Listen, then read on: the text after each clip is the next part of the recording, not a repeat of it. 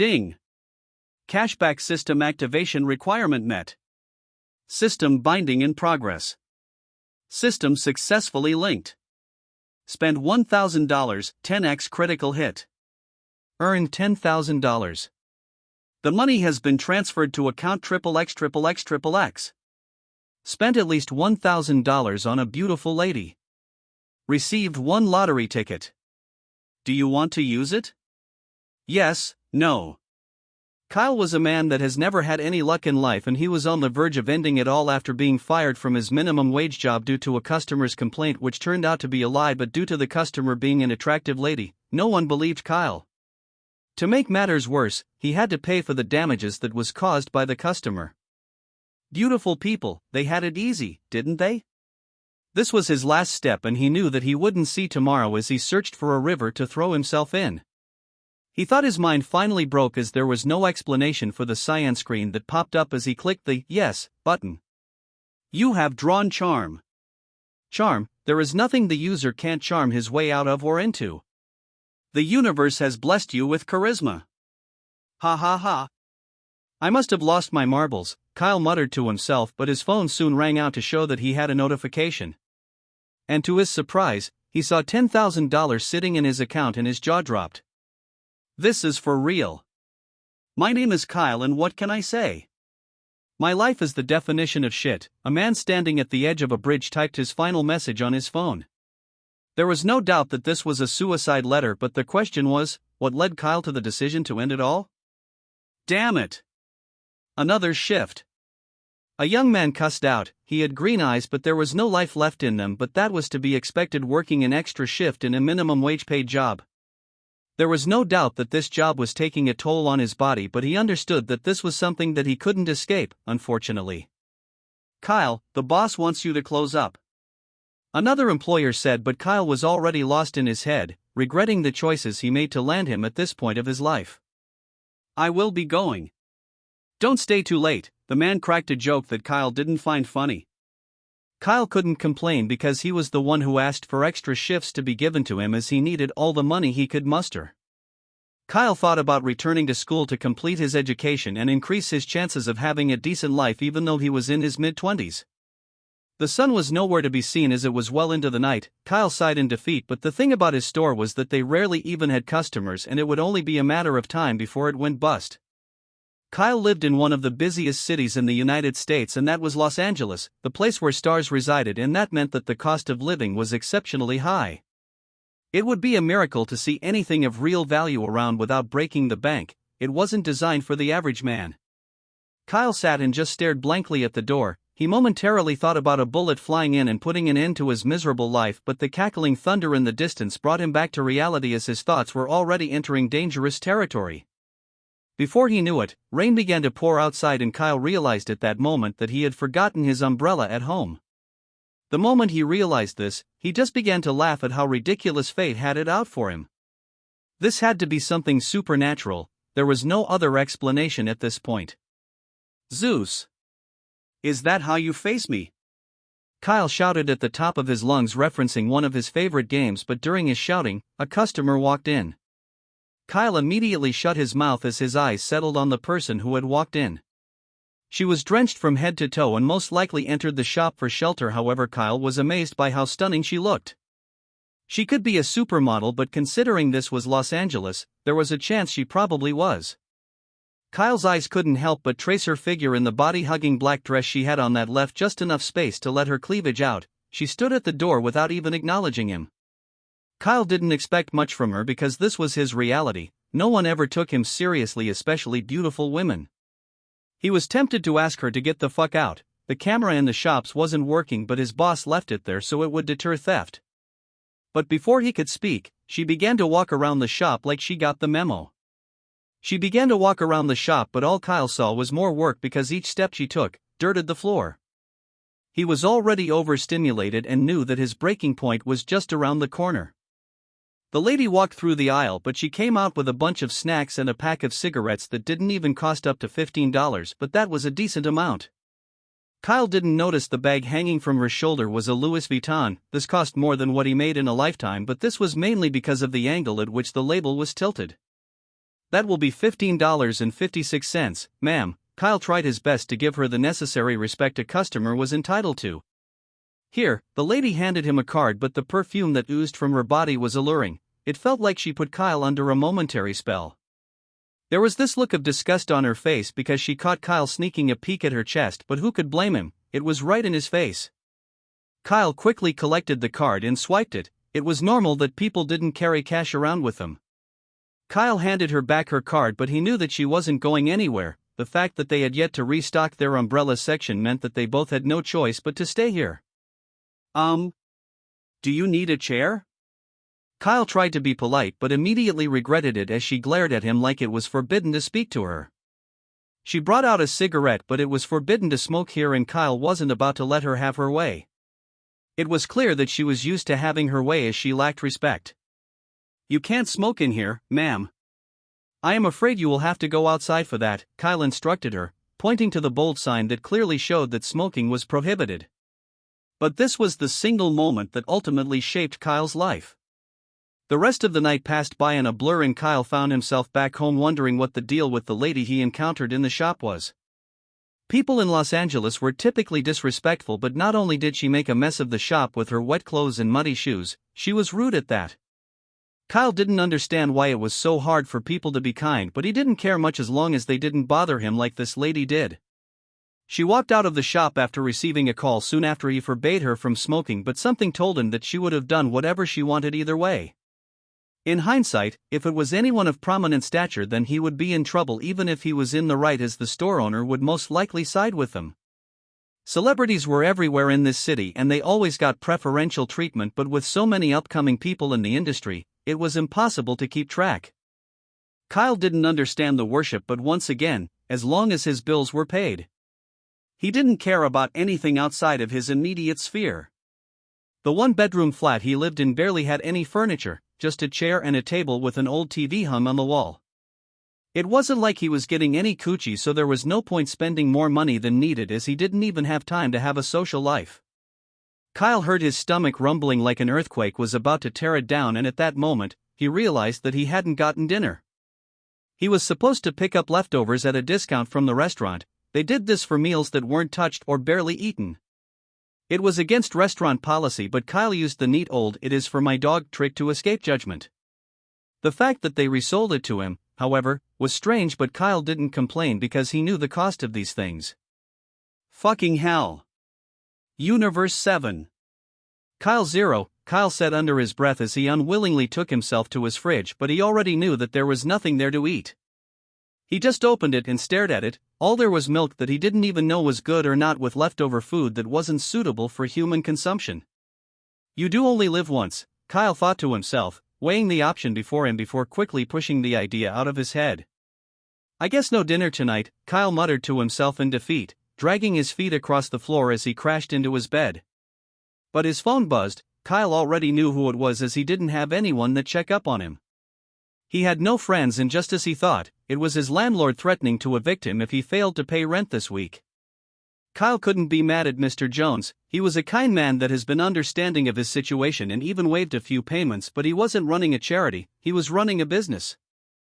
Kyle was living paycheck to paycheck. If he missed a month's paycheck, he had no idea what he would do if he lost his job, but the good thing about the life he lived was that nobody would miss him or even notice if he suddenly disappeared. Kyle slept on an empty stomach because he knew that he would rectify this dilemma tomorrow. The night passed by in a blur and Kyle was ready on time. He wasn't looking forward to this, but he needed all the shifts he could get. Each day he lived, it felt like something inside of him died. He lost the ability to feel shame. He would do everything in his power to make money, even if it meant walking down the street butt naked. Kyle walked to work, but this time, he made sure to carry his umbrella to avoid another mishap. His place of work was a few minutes from where he lived. The bustling street of Los Angeles never slept. "Hi Kyle, you're in early today," one of his co-workers greeted him. He was a young college student with everything to live for, but even with that, he was getting paid more than Kyle due to his looks. His presence alone brought certain customers because he was attractive and was good with his words, so women kept returning to have a go at him with his wavy blonde hair dangling just above his shoulder, with his ocean blue eyes making a certain place rather wet. It was no wonder he was an eye candy. Sex appeal was something that has always sold, be it in commercials or movies. Attractive people had advantages that average-looking people couldn't even dream of having. Kyle didn't particularly care about him because he was a part-timer, but he always had one question: why did he choose to work here? The day progressed as it normally did, with Nate ending his shift by noon and heading out, but with the lack of customers the store generally had, the man had to cut corners in terms of labor, meaning that it was Kyle who was going to be in the shop for the rest of the day. But his day was about to take an unexpected turn. A man opened the door for a lady to walk in, and Kyle instantly recognized her as the lady from the night before, but the man that held the door was huge. It looked like he was some sort of bodyguard, and Kyle immediately tightened up. "Hello, can I help you with some dash?" Kyle was shut down when the lady screamed at the top of her lungs, "I want to see the manager." She screamed, and this startled Kyle. He had to take a step back because he found this situation threatening. The man that held the door soon joined her, but before things could escalate, the manager came from his office. And Kyle instantly knew that he might be in trouble. He was right. Callista Wave. Mr. Ryder was a bit too excited, but Kyle understood that this woman was someone famous, but for what? Being a bitch? Mr. Ryder was a divorced man in his late 40s that almost got wrecked by his last marriage, but he was standing at 4 feet 11 inches as opposed to Kyle, who was standing at 6 feet 0 inches. Callista rolled her eyes at the attention she got. In reality, Callista was a small-town actress who gained a little popularity due to a nude scene in a low-budget film that didn't even make it to the cinema. One could liken it to softcore porn, but it said a lot about Mr. Ryder that he knew who she was, but who could blame him? He was a divorced man in his late 40s, he didn't exactly have many options in the dating market. "Your man-boy here ruined my bag and I request a full refund." The lady barked at Ryder, and only then did Kyle see that this bag had a Louis Vuitton logo embedded on it, but he was sure that it wasn't the same bag she had brought here the day before. However, he knew that no one would believe him, so he wanted to see how his boss would react to this news. "That bag. It probably can feed me for a month or two," Kyle thought to himself, realizing that there was no way in hell he could afford that bag and would go into debt if he tried. I am so sorry. I will make sure he pays you every penny this bag's worth," Ryder said, and the disgust Kyle felt building inside of him was unlike anything he had felt. This was his life. People thought they could take advantage of him whenever they pleased, but who could blame them? He had no way to fight back, and the man with her, Kyle noticed he had a badge on him, so this was a policeman. "Do you have any evidence?" Kyle asked. He was soft-spoken to the point that people mistook him as timid. "What?" Callista questioned, her tongue ready to lash at him at any given moment. "I asked if you had evidence?" Kyle repeated himself, and that was when the police officer brought a device and showed Kyle a video that he couldn't even recall happening. The video showed Kyle being aggressive towards her by basically ripping her bag strap. "What the fuck is this?" Kyle thought, but little did he know that this was how far AI had come. This was a struggling actress, and she couldn't exactly sponsor the life she lived, so she had to find other means for that lifestyle to be maintained. Kyle didn't even know how to defend himself, and wasn't to. No one would believe him. "That is fine. How much is it to sew back the handle?" Kyle said, but this was the biggest mistake he could have made at that moment. If he denied it, then they would have to have a proper investigation, but the fact that he accepted it acted as a confession. "Luckily for you, Miss Callista is not interested in pressing charges as long as you get her a new bag," the officer said, and Kyle simply chuckled. Did he say something funny? Callista barked. Of all the people to scam, she chose him, but Kyle knew that this was payback for stopping her from smoking in his shop. "Alright, let me just get out the $6,000 I have lying around gotten from my luxurious job," Kyle mocked her, but this only made his situation worse. Long story short, the police officer allowed Kyle to transfer everything he had in his account to her, which was barely up to $1,000, but that wasn't the worst of it. Kyle also lost his job. And that was how he found himself at the edge of a bridge, ready to end it until an event that changed his life transpired came to pass. Ding! Cashback system activation requirement met. System binding in progress. System successfully linked. Spend $1,000, 10x critical hit. Earn $10,000. The money has been transferred to account XXX.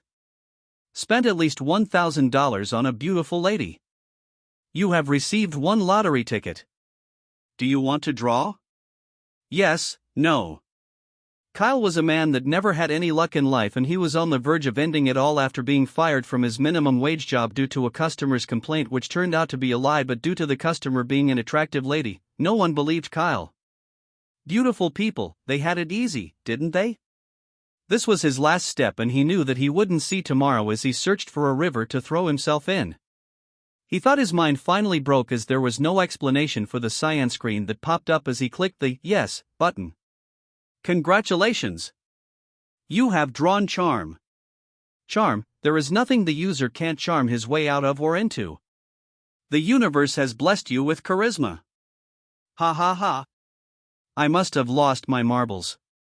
Kyle muttered to himself as he readied himself for the impact below, but his phone soon rang out to show that he had a notification. And to his surprise, he saw $10,000 sitting in his account and his jaw dropped. This is for real. Kyle screamed at the top of his lungs, but this nearly sent him tumbling over the edge. Kyle immediately moved away from the edge. Fuck that. I want to live. Kyle barked as he stared at his phone for a full minute. He couldn't believe what his eyes were seeing. This was a lot more than what was in his account previously. Holy fucking shit. Kyle screamed at the top of his lungs and quickly recalled that he was out in public and had to compose himself. There was one thing he took note of: the requirement for such a thing to come to pass in the first place was spending money on beautiful women. That was way too easy, but Kyle noticed that it was already in the middle of the night and crime was high in this area. Kyle didn't waste time and headed back home in a heartbeat. His room was a mess, but this was the least of his problems. He jumped on his bed and instantly scrolled through his phone to see which girls he had saved there, but the reality of this alone dawned on him. Damn. I really do get no girls, Kyle muttered to himself, but there was no use feeling sorry for himself. He had to take care of business first, and that was paying his rent, or he would be homeless in no time. After that, what he needed to do next was to find the next beautiful girl to spend money on the next day. Kyle went from almost ending his life to having renewed hope for a potential future. The night came to an end and Kyle was unemployed, but who needed a job when life had given him a second lease? Kyle didn't hesitate. He transferred $6,000 to his landlord because he had backed up rent, so why not clear everything at once to get a clean slate? It wasn't even up to a minute he sent the money, but someone was banging on his door. Kyle! Kyle! The voice called out. This was no doubt the voice of his landlord. Kyle hurried to the door to see what prompted such a reaction, and the moment the door opened, the landlord was out of breath. It was clear he ran up here the moment he received the "Have you sold your soul to the devil?" Mr. Jones questioned, shaking Kyle to see if he was still in there because there was no way he could cough up that amount from thin air. Ha ha ha. I did sell my soul to the devil, but there is a catch, Kyle said, pausing dramatically. Anyone that touches the money will forfeit their soul as well, Kyle said, expecting Mr. Jones to panic. Mr. Jones just stared at Kyle before letting out a faint chuckle and turning around. See you in hell then, buddy, Mr. Jones said before leaving the house. He knew this was an obvious joke, but this only showed the relationship between both men, as Mr. Jones had a family to feed. Kyle didn't know what to do for the rest of the day as he was now unemployed, but he could recall the name of the lady that had fucked him over. Callista, he muttered under his breath, realizing he might have the power to tame her in one way or another. He quickly flipped through the internet, searching for her, but to no avail. She must have been anything but famous, hence why she resorted to such a trick in the first place. Kyle sighed, but just as he was about to give up, he stumbled on a page with a lady that looked exactly like her, with the bio clearly pointing out that she was an actress/model in need of a gig. Kyle smiled to himself. There had to be a way he could use this to his advantage, but he needed to get his money up first. He put on the nicest clothes he had, but there was nothing fancy about his clothes, seeing as he got them from the thrift store, with his sense of fashion being anything but impressive. Kyle noticed there was no money coming back to him upon paying for his rent, so this thing only registered when he spent money on women, or at least that was the information he managed to get from it. Kyle stepped out, but there was a spring in his steps as he had something to look forward to. This was California, Los Angeles, crawling with some of the most beautiful women in the world. Maybe, just maybe, he would bag himself an A-list celebrity, but there was one thing he was sure about. He could only go up from her. Kyle knew he had to be careful with the money in his possession because the condition for multiplying was spending it on beautiful women. He looked around, desperately trying to find a pretty woman, but the busy streets of Los Angeles only gave him seconds to approach them, with everyone always in a hurry to get somewhere. Kyle knew his best bet would be to visit a store and offer to pay for any pretty lady's goods. But the store couldn't be too expensive. How embarrassing would it be if he offered to pay for something only to find out he couldn't afford it? Kyle looked over his shoulder, and luckily, there was an Apple store around the corner, and what better place to blow money than Apple devices? The moment Kyle took a step into the store, he was hit with the fresh air that reminded him the earth wasn't made up of heat. But a lady slowly approached him with a wild smile on her face. Kyle could recognize that smile anywhere. It was the smile marketers wore right before advertising a product. "Welcome, sir, how may I help you?" a lady with blue eyes said. Kyle found her mildly attractive, as she was a bespectacled lady with somewhat of a slender build. "I would like to buy a phone and I want to pay it in full," Kyle pointed out, and this was surprising as most people paid in installments, but this made her suspicious. What is up with this guy? She thought to herself. This lady was in her early 20s, she was exactly 20 years old, but this information didn't matter to Kyle. All that mattered to him at that moment was getting his money up, as his eyes glanced around the store to see if there was anyone worthy of spending his money on. However, his eyes met an almost empty store with employees all wearing an artificial smile. Kyle sighed as he looked at the girl's name tag before him. "You're Jane. So Jane, how would you like an iPhone?" Kyle asked right away, prompting Jane to raise a suspicious brow. Sir, are you sure about that?" Jane was taken back by this. She had an old Apple device that was in need of replacing, but it was still in optimal condition, so she never got around to getting a new one. It wasn't like a phone was her top priority. "I am absolutely certain. Let's get you the iPhone 15 Pro Max and a Mac Pro with a little phone insurance to sweeten the deal," Kyle said in an upbeat tone. "Are you one of those YouTubers?" Jane questioned, looking around frantically for a camera, but her eyes saw nothing. The moment it settled on the man, he was already paying for the items. Jane was speechless, but she wasn't going to turn down this act of kindness. Ding! Spent $5,000, 10x critical hit. Earned $50,000. The money has been transferred to account XXXXXX. Spent at least $5,000 on a beautiful lady. Congratulations! System upgrade requirement met. New system function unlocked. Congratulations! You have unlocked the harem function. You have received 3 lottery tickets. You have received 1 extreme lottery ticket. Do you want to draw? Yes, no. Kyle had no idea what was going on, but the first thing he did was to check his phone to make sure the money had been reflected in his bank account, and the smile that crept up on his face made the cashier take a step back. Fuck yeah! Kyle thought to himself that he had over $50,000 in his bank account, which was more than he had ever had in his life. Kyle didn't even realize that the system had added a new feature. It sunk in a second after checking his balance. Wait, what? Harem function? Kyle thought to himself. He didn't need to verbalize his thoughts, as the system took it upon itself to explain what it was. The harem function allows the user to recruit women into his harem by gaining their affection. A special cashback bonus is given in addition to the cashback granted by the system tier with each amount spent on the women within the user's harem. Kyle was perplexed by this. He thought this was all about money, but he just found out there's a way to earn even more. Holy shit! Kyle thought to himself. To everyone else, he was staring at the cashier and making funny faces. Are you okay, sir? The cashier finally questioned, snapping Kyle back to reality. Kyle realized he was in public and quickly composed himself. His items were packaged for him and he handed them to Jane. Kyle looked at his cyan screen and pressed the yes button so the draw could begin. He noticed that he had something called Extreme Lottery and hoped it was something decent, otherwise it would be a waste. Congratulations! You have drawn Extreme Memory Recall. Extreme Memory Recall. This user has the ability to recall every information or events experienced right down to the most insignificant details. Congratulations! You have drawn Vehicular Mastery. Vehicular Mastery. The user is an innate master of operating vehicles. Be it cars, bikes, or even planes. Congratulations! You have drawn a Jaguar XF. The Jaguar XF, the user owns an exotic car. It can be found in the driveway.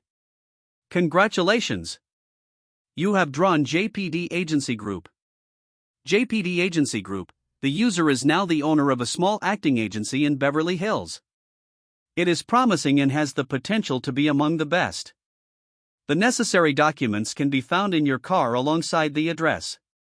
Kyle had the biggest smile on his face. His life was turning around in the blink of an eye and he wasn't about to question it. Kyle walked out of the building in the only car that looked out of place, hence easy to locate. The car key spawned within his pocket. Kyle ran to the car but not before someone tugged at his shirt. Kyle looked back and realized that it was Jane. She gave him her number on a piece of paper but she couldn't even hold his gaze. Kyle noticed her colleagues giggling at the back as he realized that they were probably the ones who urged her to give him her number. Harem members, 1/2. Name, Jane. Age, 23. Affection, 5%. Kyle stopped in his tracks and spared her another glance only to see her stealing a glance at him before averting her gaze once again. The system not only told him women that are interested in him so he didn't need to guess, but it also granted him items that spawned in real time. This felt surreal. If this was black magic, Kyle hoped the caster wouldn't stop because he wasn't even half done. Kyle wanted to check out the property that he had acquired, opening the door to his car and the new car smell hit his nostrils. Now that's a new car.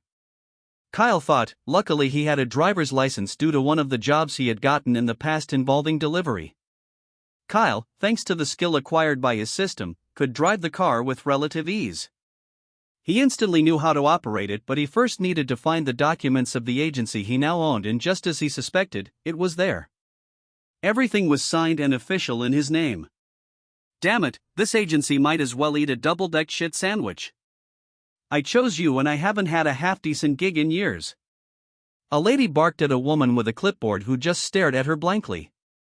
The lack of jobs isn't because of our inability to find jobs. I think it is time for you to consider actual acting classes, the woman responded, her face unmoved as she looked unimpressed by what she had seen.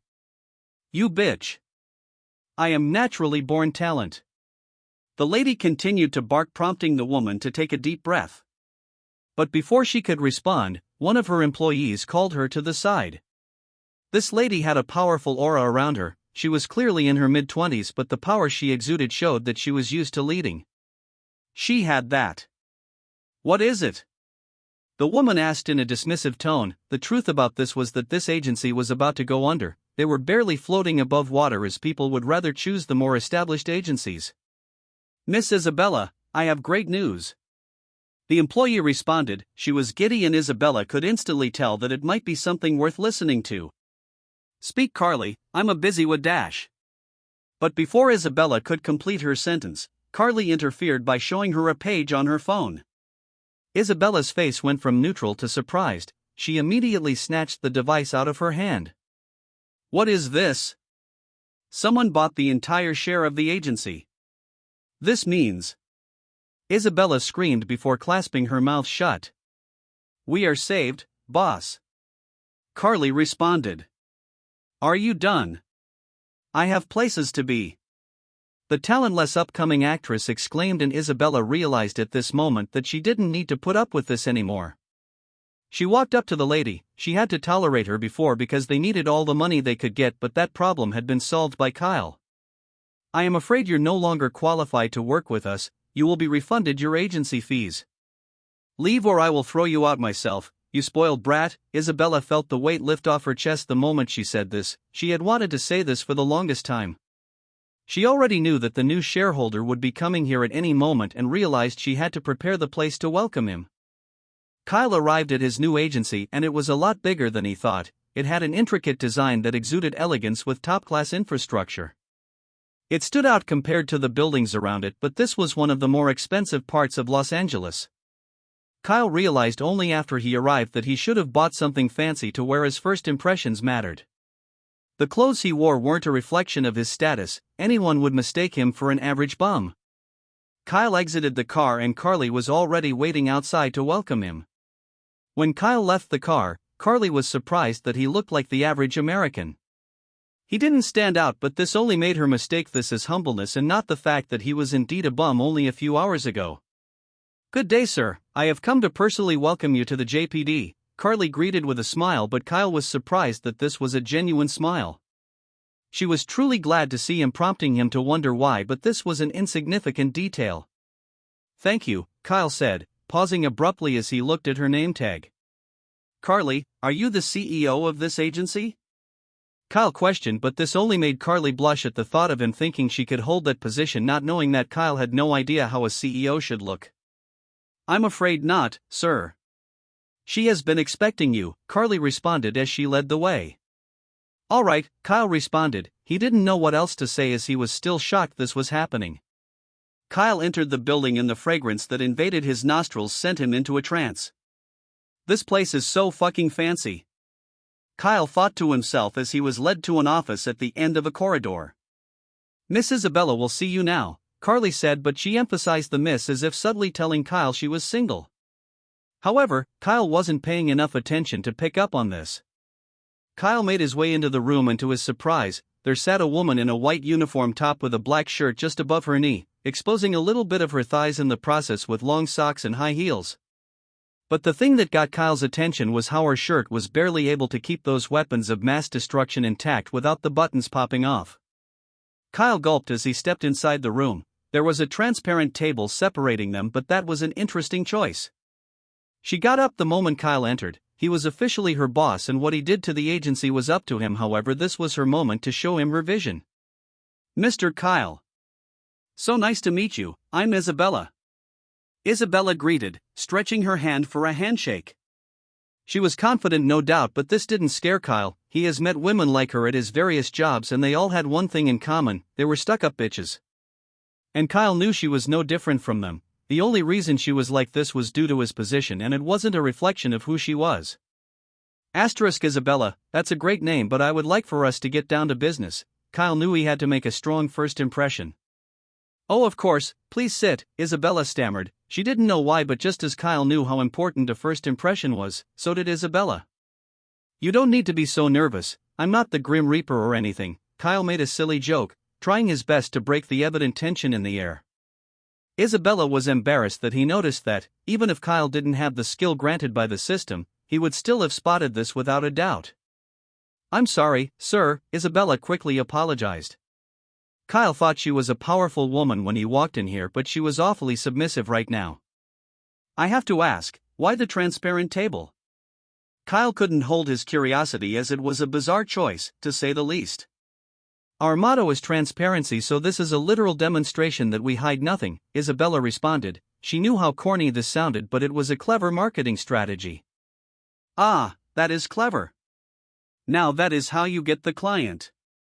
Kyle was a little more excited than he should have been, and Isabella blushed as she didn't expect this reaction from him. If anything, she expected him to point out how corny it was, but upon closer examination, this man was around her age, if not younger.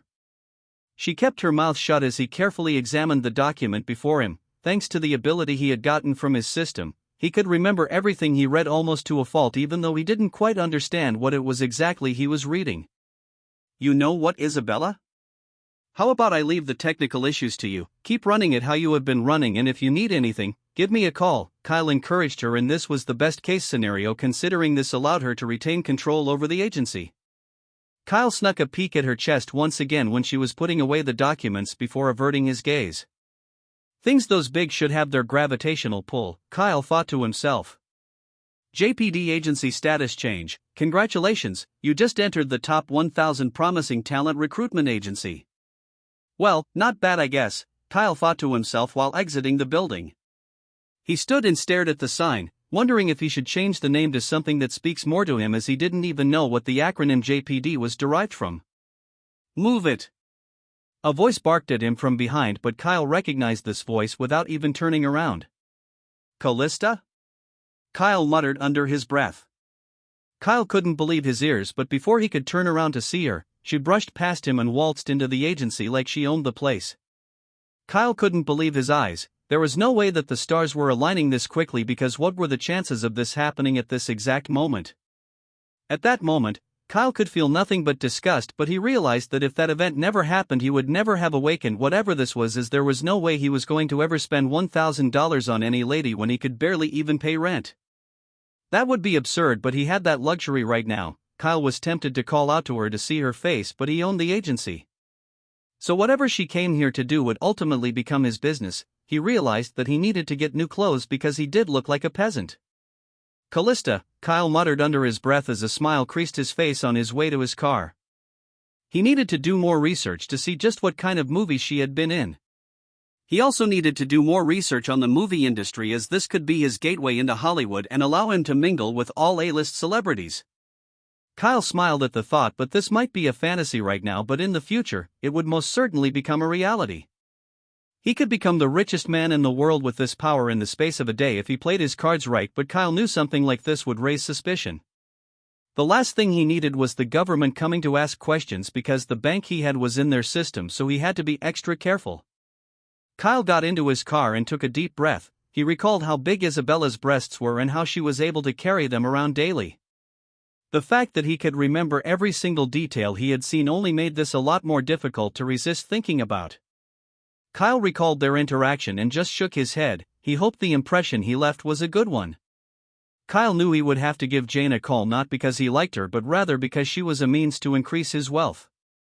That was all he cared about, and the system was set up in a way that he couldn't spend on himself and earn, so he was forced to interact with women even if he didn't want to.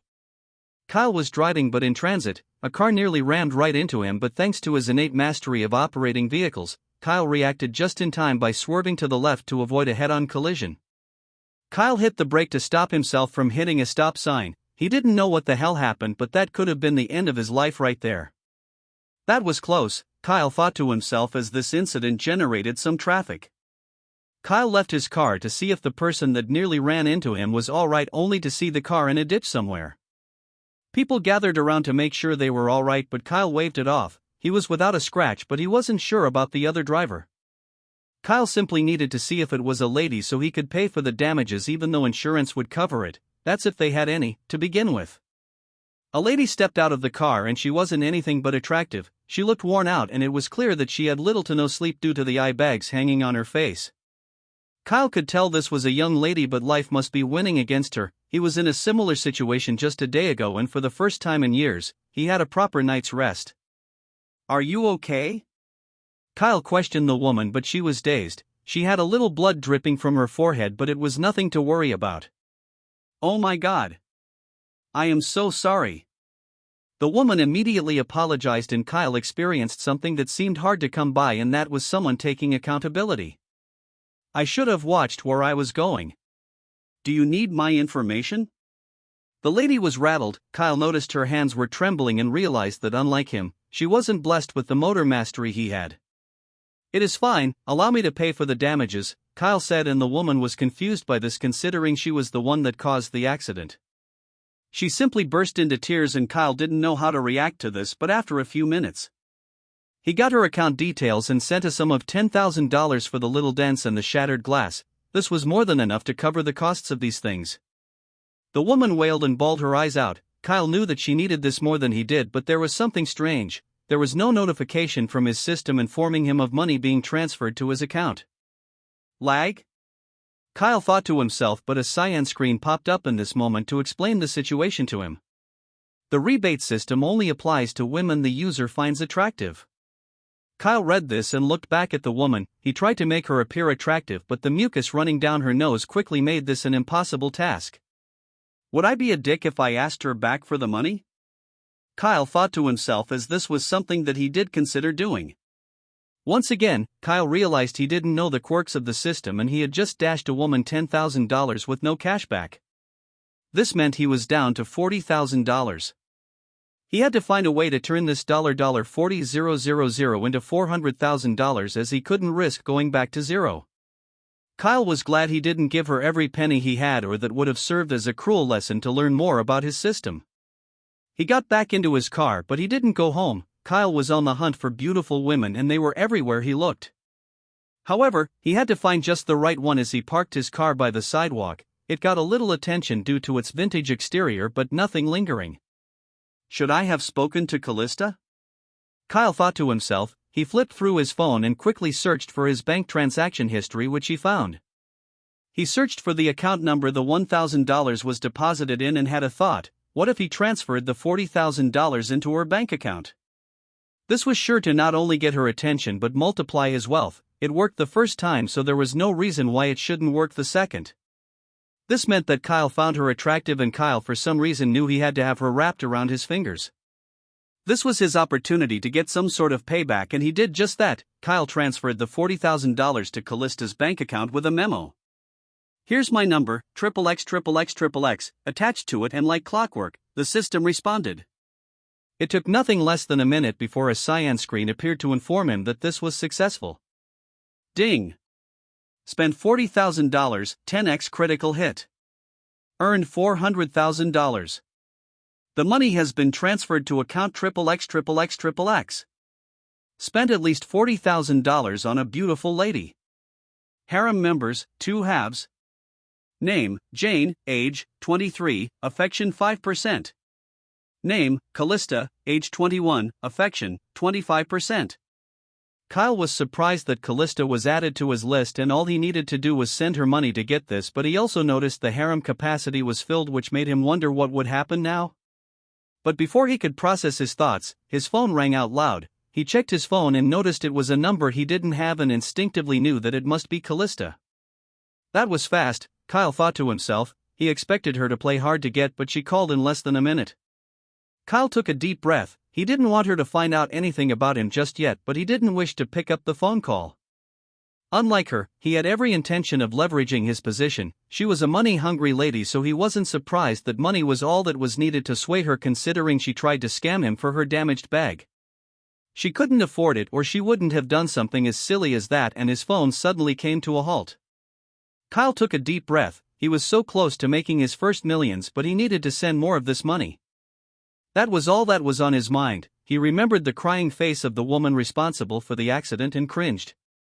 Damn, that lady was fugly, Kyle muttered under his breath as his car came to a halt at the front of his apartment. Mr. Jones was sitting outside of the complex with his 5-year-old daughter running around. He caught a glimpse of the car parking in his driveway. Mr. Jones saw a potential customer and sprung to his feet, but he froze in place the moment he saw Kyle walking out of the car. Maybe he really did sell his soul to the devil? Mr. Jones muttered under his breath. Kyle's life had changed, and there was a certain spring to his steps. The mediocre life that had crippled his happiness was no more. The sky was his limit. Kyle caught a glimpse of Mr. Jones, and the older man started to back away from him. Why is he backing up? Kyle thought to himself with a raised brow, but he realized what this must look like and remembered what he had told him before. Kyle chuckled at the thought. He was glad that this man was his landlord, or he would have been homeless long before this fortune came into fruition. Kyle waved at him before entering his apartment, leaving Jones to stare at his brand new car in a daze. Kyle entered his apartment, and suddenly, everything around him disgusted him. THX furniture, right down to the peeling paint on the wall. Kyle knew this room needed a renovation because, from the look of things, he would soon start having ladies come over. However, he knew that he would need a bigger house to accommodate them, but he couldn't abandon Mr. Jones due to all that he had done for him. Kyle would feel guilty, but he had the wealth to maintain his apartment even if he wasn't going to be staying there. It could act as a sort of second home, but he didn't want to touch the money currently sitting in his bank account. Kyle was paranoid. He had tasted poverty, and every penny mattered to him right now until he crossed that millionaire status. That's right, I get a bonus for the money spent on the ladies in my harem, isn't that right? But how much bonus are we talking about? Kyle wondered, and once again, a cyan screen appeared to explain the situation to him. The bonus is based on a percentage system. The percentage of affection is divided into sections. Affection bonus 1 to 20%, x2. 21 to 40%, x4. 41 to 60%, x6. 61 to 80%, x8. 81 to 100%, x10. This made sense, and Kyle instantly knew he had to make a move. Jane would be a lot easier to woo because she worked at an Apple store. What fancy places could she have been to? As opposed to Callista, she had an expensive bag, go figure, yet he also knew she was driven by money, but weren't most women? Kyle was left with a choice that the average man wouldn't even consider a problem, and that was which of the girls was he going to take on a date? Jane, are you okay? You have been in an awfully good mood since returning from work.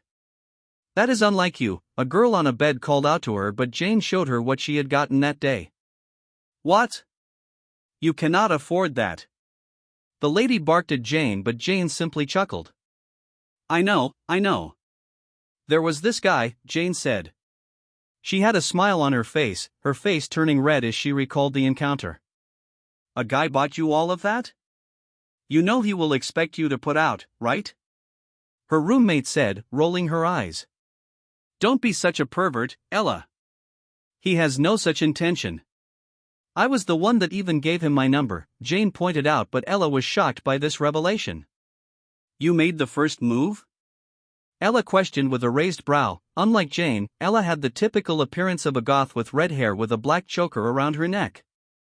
Ella had gray eyes and was by every means a beautiful lady with quite the bust that almost ripped her singlet apart. It was unusual for Jane to make the first move as she was a shy person, so this took her by surprise. I know. I feel so awkward thinking about it. I don't even think he will call me, Jane said, but the excitement in her voice faded as she concluded this sentence. If he got you all of that, he will definitely call, but I am curious to see what kind of man can make little Jane make the first move, Ella teased, trying to cheer up her friend. Ella was not only taller than Jane but older by a year. She was the one covering the majority of the rent, with Jane helping around with other bills that she could handle. Ella didn't mind this because she knew that Jane's contribution wasn't steeped by her financial prowess but her presence. Jane was a pleasant person to be around, and this was a great addition to Ella's life. You cannot meet him. You will hypnotize him with that chest of yours. Jane barked, prompting Ella to giggle. You know, not every man likes them this big. Yours are just fine, Ella responded, but she couldn't help but worry that this man would break her friend's heart. There was no reason for him to buy her all of this, but then again, he didn't attempt to even get her number, which certainly was interesting. Ella was the lead singer for an upcoming rock band called Splinters, and she had a gig later that night. Ella was a woman who truly believed she had what it took to be among the greats, even though her numbers said otherwise. Oh my God! Jane screamed, dropping her phone, but thanks to Ella's position, she was able to snatch it out of the air before it hit the ground. She was yet to make the transition to her new phone, but Ella noticed that the number wasn't saved. Without hesitation, she picked up the phone on behalf of Jane. Hello? A voice said behind the phone, but before Ella could respond, Jane snatched the phone out of her hand before running to a different compartment of the house. Such a drama queen, Ella said with a smile as she watched her friend close the door behind her. Jane managed to get away from her roommate, but she had no idea what to say as she went blank. Is everything all right? Kyle asked her, and Jane could feel her heart pound like it was about to rip out of her chest. I am fine. I didn't know you would call so soon, Jane said, her voice almost hushed. It was hard not to. What can I say?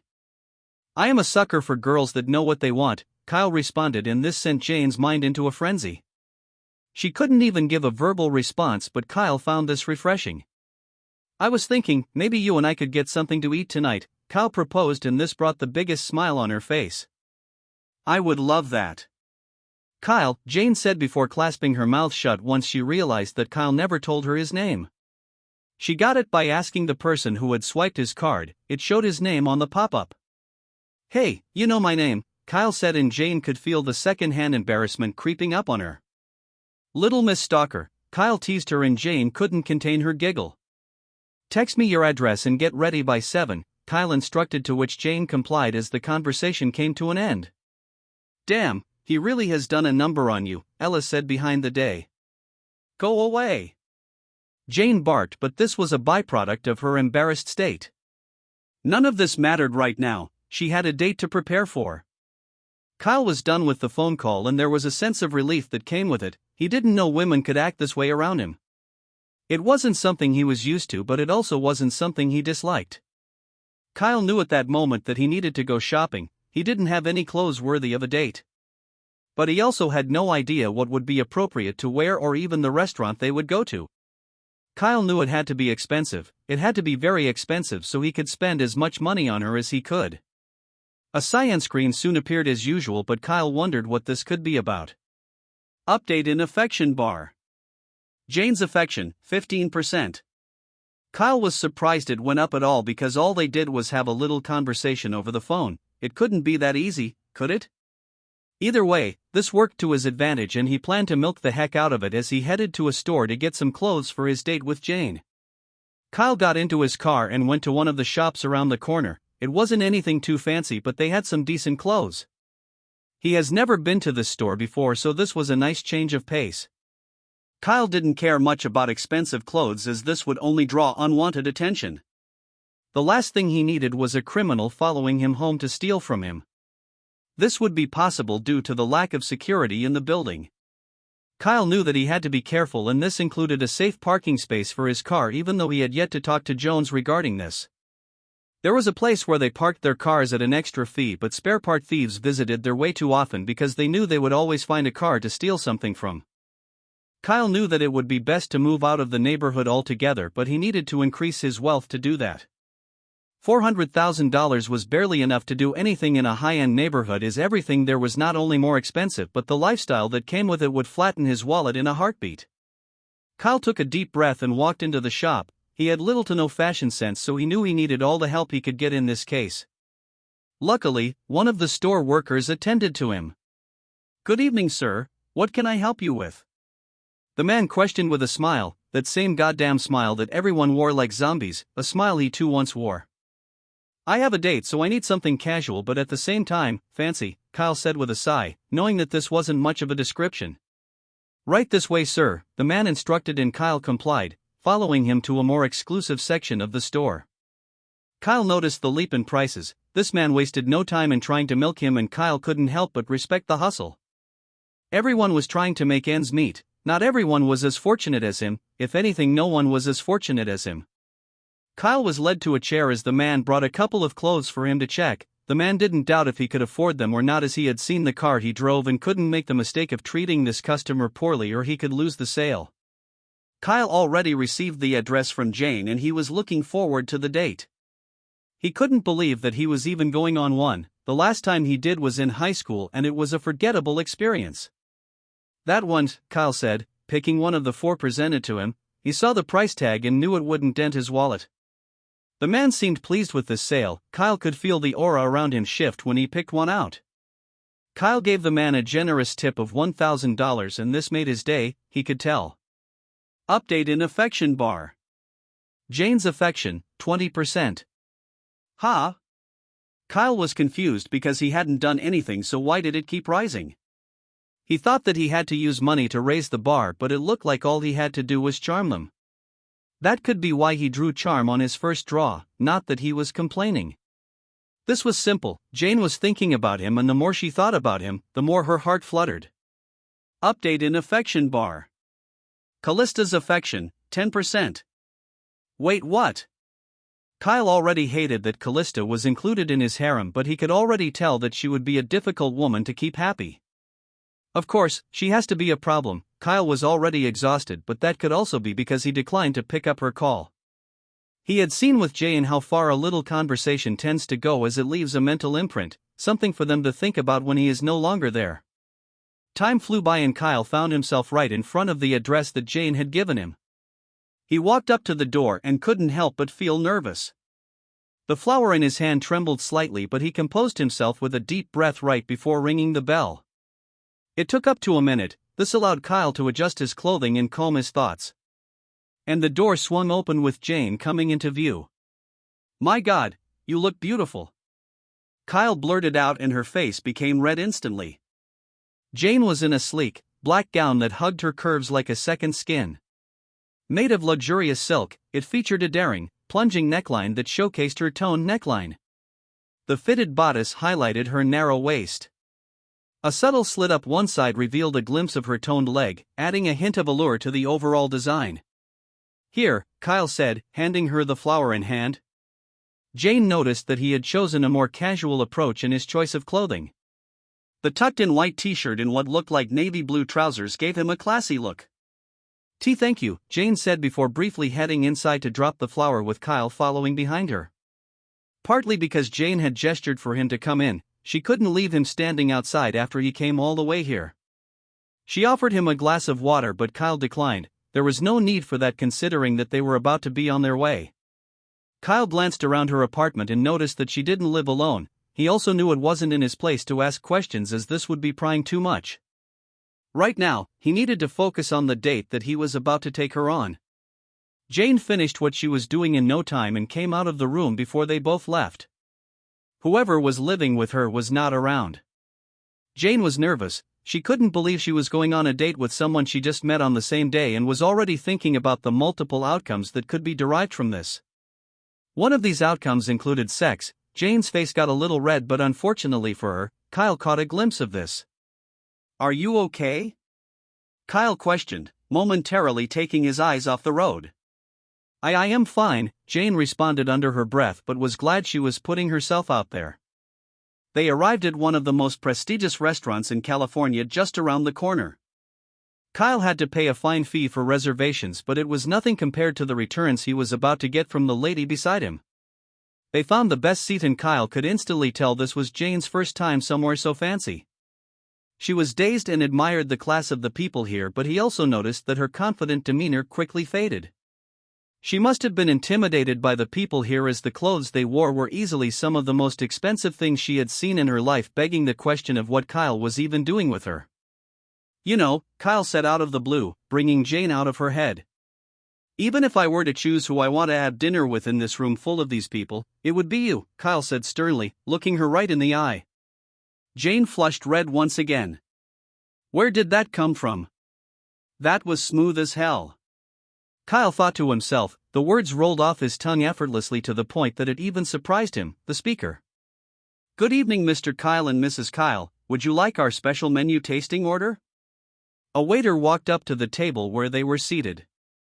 This man was handsome. Kyle has never been an insecure person, as these things didn't matter to him. Things are trivial as looks didn't matter to someone in survival mode, but he was no longer in that mode. That gave him a different outlook. He noticed that Jane had frozen in place. Is she attracted to him? Kyle thought to himself, but if she was, wouldn't it be indicated by the decrease in affection? He received no such notification. "That will be nice, thank you," Kyle responded to the waiter. He had no idea what a tasting menu was, but as long as it was food, he was down for it. He was also impressed that the waiter knew his name. This showed that they took customer service a lot more seriously than other restaurants in these parts. No wonder they were so successful, but he noticed that Jane was stiff, like a Sims character whose action was cancelled midway through. "Are you okay?" Kyle asked, reaching his hand over the table to place on hers. He thinks we're married," Jane said in a whisper, clearly flustered by the thought. So fucking cute, Kyle thought to himself. She was the polar opposite of Callista. The evening went as planned. Jane experienced every range of emotions at that tasting, and her taste buds were violated to the point it gave her a mouthgasm. And with each serving, she came closer to her true personality as she began making small jokes. Kyle enjoyed the night because he was never a person who took relationships of any kind seriously, but being with Jane right here and now was something he could see himself doing more often. Update in affection bar. Jane's affection, 40%. This update couldn't have come at a better time because Kyle was just about to pay the bill. They tasted every meal on the menu and bought the sum at a staggering price of $20,000. The familiar cyan screen appeared to inform him where he stood a few moments after the bills were paid. Ding! Spent $20,000, 10x critical hit. Earned $200,000. 4x bonus critical hit. Earned $800,000. The money has been transferred to account XXX. Spent at least $20,000 on a beautiful lady. You have received one lottery ticket. Do you want to draw? Yes, no. Kyle's jaw dropped, and he couldn't believe his eyes because this was something that would make becoming a millionaire a lot easier. He was technically one because he had approximately $359,000 sitting in his bank account alongside this recent addition. He was a millionaire. That would explain why he got a lottery ticket. It was to celebrate the milestone he had reached, but if he was going to take over Hollywood and become the richest man in the world, he was nowhere near his goal, and he initiated the draw, hoping to get something decent. Congratulations! You have drawn a bank account upgrade. Bank account upgrade. the user has received an upgrade to their bank account. Your account has been upgraded to the highest tier and has become untraceable. Kyle realized at this moment that he was about to escape taxes. If his account was untraceable, that meant that the government would have no way to track his transactions. Hey, are you okay? Jane asked. Kyle was staring right at her, but in reality, he was attending to the cyan screen only he could see. They were out of the restaurant with Jane facing him with her back pressed against the car as they were engaged in small talk. Kyle's body was running on adrenaline. He just became a millionaire, and it was all thanks to this woman in front of him. If I kissed you right now, what would you do? Kyle asked, and Jane couldn't even regurgitate a response, simply watching him. Kyle leaned in, and all Jane did was close her eyes. She was expecting a kiss, but nothing ever made contact with her lips. Instead, Kyle chose to kiss her forehead. He knew that the build-up was the best way to get the most out of her. The anticipation, the craving, as he knew what she responded to, but if he was to have his way with her, the build-up until then would only be in vain. Update in affection bar. Jane's affection, 45%. Kyle smirked as he opened the door for her to get in. She was flushed red, her heart thumping, but Kyle was beginning to enjoy this. If it was Callista, he knew gestures like this wouldn't have a positive change in her affection bar, considering the kind of lady she was. The date night was over and Kyle had officially become a millionaire. Kyle drove her back home. The ride back was peaceful as they spoke and listened to some gentle music playing in his car as they occasionally hummed alone. Kyle made sure to get some more food for her to go home with. He knew that she wasn't living alone, and this was the best way to make a good impression on whoever it was that was staying with her. It would allow them to share in the experience. Kyle knew that he had to win them over, as he knew that the people in her ear would play a big part in getting her affection bar maxed out. Say, do you live alone? Kyle asked her, but this could easily have been interpreted as alarming if Kyle didn't just take her out on an elaborate date. No, I'm staying with a roommate, but she won't be back tonight, Jane blurted out, but the moment she did, she realized she had revealed this information without thinking. That created a cascade of following thoughts, as this could be interpreted as an invitation for sex, or at least this was what Jane thought. Kyle did find it strange that her roommate would be out all night, but it wasn't in his place to snoop. He knew that the food could be refrigerated for her roommate, so he wasn't worried about it going to waste, as he knew there was no way Jane would want to deprive her roommate of the experience. They got close to her home and Kyle walked her to the door. Jane didn't want the night to end, but Kyle knew that getting too much of something too fast wasn't necessarily a good thing. Here we are, Jane said, facing Kyle, looking him right in the eyes. Kyle could tell that she wanted him to come in, but she couldn't bring herself to say it. Here we are, Kyle repeated after her. It was no secret that he was attracted to the woman in front of him despite her plain appearance. Jane wanted his lips on hers, but she wasn't bold enough to make the first move. Kyle knew he had to give her something to keep her from forgetting the experience so soon. You know, I enjoyed your company tonight. If I knew a girl like you was in that store, I would have found you a lot sooner, Kyle complimented her, and once again, Jane flushed, averting her gaze. Hey, Kyle whispered, and she soon felt a finger gently shift her gaze towards himself. Don't look away, I want to see those eyes, Kyle whispered. He couldn't understand why, but this thing was coming to him naturally despite having no experience. Kyle wrapped his hands around her waist and drew her in, placing his lips right on hers. Jane wasn't expecting this. Her eyes were still open in shock until she decided to give in. Jane closed her eyes, throwing her arms around his neck as they kissed for a full minute. I would definitely like to see you again, Jane, Kyle said as they broke away from the kiss to catch their breath. I would like that, Jane said, and that was the end of the night. Kyle watched her turn around and head inside.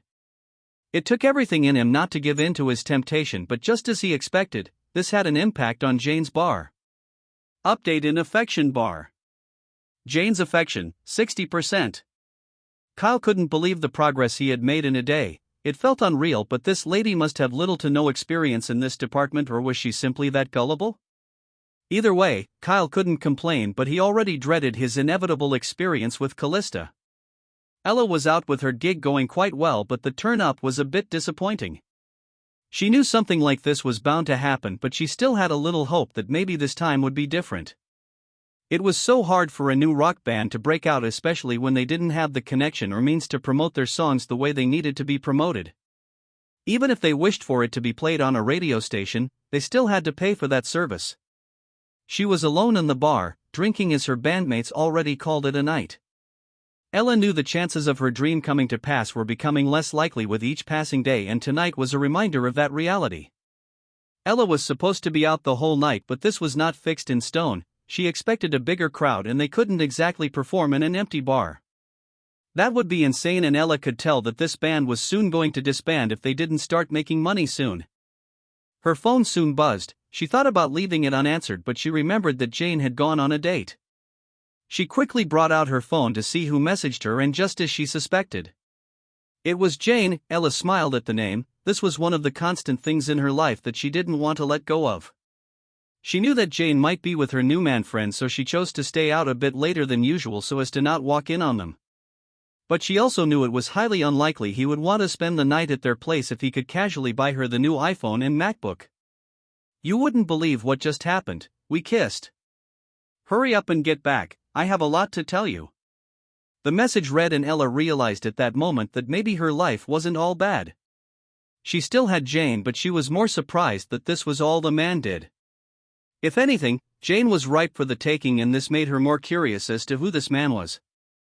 The night came to a satisfactory end, and Kyle knew that he needed to attend to business the next morning. He didn't know anything about his agency, but he realized he needed some information regarding it. Thankfully, the invention of the internet would prove invaluable as he got everything he needed to know online. Kyle realized that this agency was on the verge of bankruptcy and wondered why he wasn't given a top agency. This thing could spawn cars, so there was no way this would be an impossible feat for it. Kyle couldn't complain. His life was perfect as a knock on his door brought him back to reality. It was morning already and there were no calls from Callista. It looked like she wasn't as desperate as he thought, but with this agency, there was another means for Kyle to get her attention. She knew him as a cashier at a rundown store. It was no surprise that she was losing interest so fast. The only thing that caught her attention then was the money, nothing else. Kyle has searched up and watched the kind of movie she has acted in. The fact that it was basically softcore porn and still didn't have any decent viewership was enough to inform him how bad it was, and watching it confirmed this. Kyle attended to the door and a few men walked in. He had called people to help him renovate his apartment, and he had enough money to cover whatever it cost. He didn't just call anyone either. He called the best of the best, and Mr. Jones was surprised that Kyle had this much money at his disposal. He went from not being able to pay rent to having a car, paying his rent, and now renovating his room. Kyle left them in his apartment as he stepped out, spotting a surprised Mr. Jones who was staring at him. "Good morning, Mr. Jones. What can I say, blood money, am I right?" Kyle joked, but Mr. Jones was beginning to consider this possibility, even though he knew that it was unlikely. This would be the only explanation as to how he suddenly came in possession of such wealth to begin with. But Kyle was walking towards Jones, putting the older man on alert. "Are you okay? You look like you have seen a ghost," Kyle said with a smile. "You're renovating your room?" Jones questioned, not even trying to hide his surprise. "That is right, and you don't need to worry about removing it from my rent either," Kyle reassured him. This was his way of thanking him for all he had done for him, and also because money was no longer a problem for him. "Good morning, Mr. Kyle," a voice greeted, but Kyle couldn't see the person because of Jones standing in their path. However, he recognized the voice. "Clarissa, is that you?" Kyle asked as Clarissa peeked from between her father's legs. This was part of the reason Jones was so understanding when it came to Kyle. It was because of his relationship with his family. Clarissa looked at Kyle with a big smile on her face. She was no more than 7 years old and was one of 2 kids that Mr. Jones had. "Boo!" Clarissa exclaimed the moment she popped out between her father's legs. Kyle had seen her but pretended to be startled nonetheless, just for the sake of it. "You scared me half to death," Kyle exclaimed before glancing over at Jones, who glared at him. "I mean, you scared me real good." Kyle corrected himself just as fast. Jones didn't tolerate certain language around his kids as they were still at an impressionable age. "It looks like you're on your way to school," Kyle said, noticing her backpack, to which Clarissa nodded. "The bus is taking forever. I might have to drop her myself," Jones pointed out. "Or I could help you drop her off?" "I'm already on my way out," Kyle responded. "Are you sure?" "I wouldn't want you to trouble you." Jones wanted to be sure he wasn't an inconvenience, but Kyle didn't mind this. "Sure thing." Clarissa, do you want me to take you to school or your grumpy old dad? Kyle asked with a smile on his face. Jones noticed that he was a lot happier, his smile actually felt genuine for a change. I want to go with you. Clarissa barked at the top of her lungs. Not so loud, dear, a feminine voice said behind them, and it was no other than Mrs. Jones. Mrs. Jones was a dark-skinned woman. She was the definition of thick, as she had the rare combination of these features without the stomach. This was proof that she got this body through hard work, and that would go in hand with her occupation as a gym instructor. Good morning, Mrs. Jones, Kyle greeted. Mrs. Jones had dead eyes, also known as fuck me eyes, so Kyle has always been uncomfortable looking at her right in the eyes. Mrs. Jones was dressed up in a black crop top that kept the weapons on her chest concealed, along with black leggings that did anything but leave little to the imagination. She had a gym bag over her shoulder, telling Kyle that she was about to head out. My darling wife, you see, Kyle here has offered to drop our daughter in school, Mr. Jones said, promoting Kyle to laugh awkwardly. Is that so? Does this superhero have room for one more? Mrs. Jones questioned in a suggestive voice. Kyle didn't want to be rude, so he gestured for them to lead the way downstairs. I owe you one, Jones whispered. He just wanted some time to himself, such was the life of a married man. Maybe slash my rent? Kyle responded. Yeah, no. That's not happening, Jones responded, even though he knew Kyle was kidding around.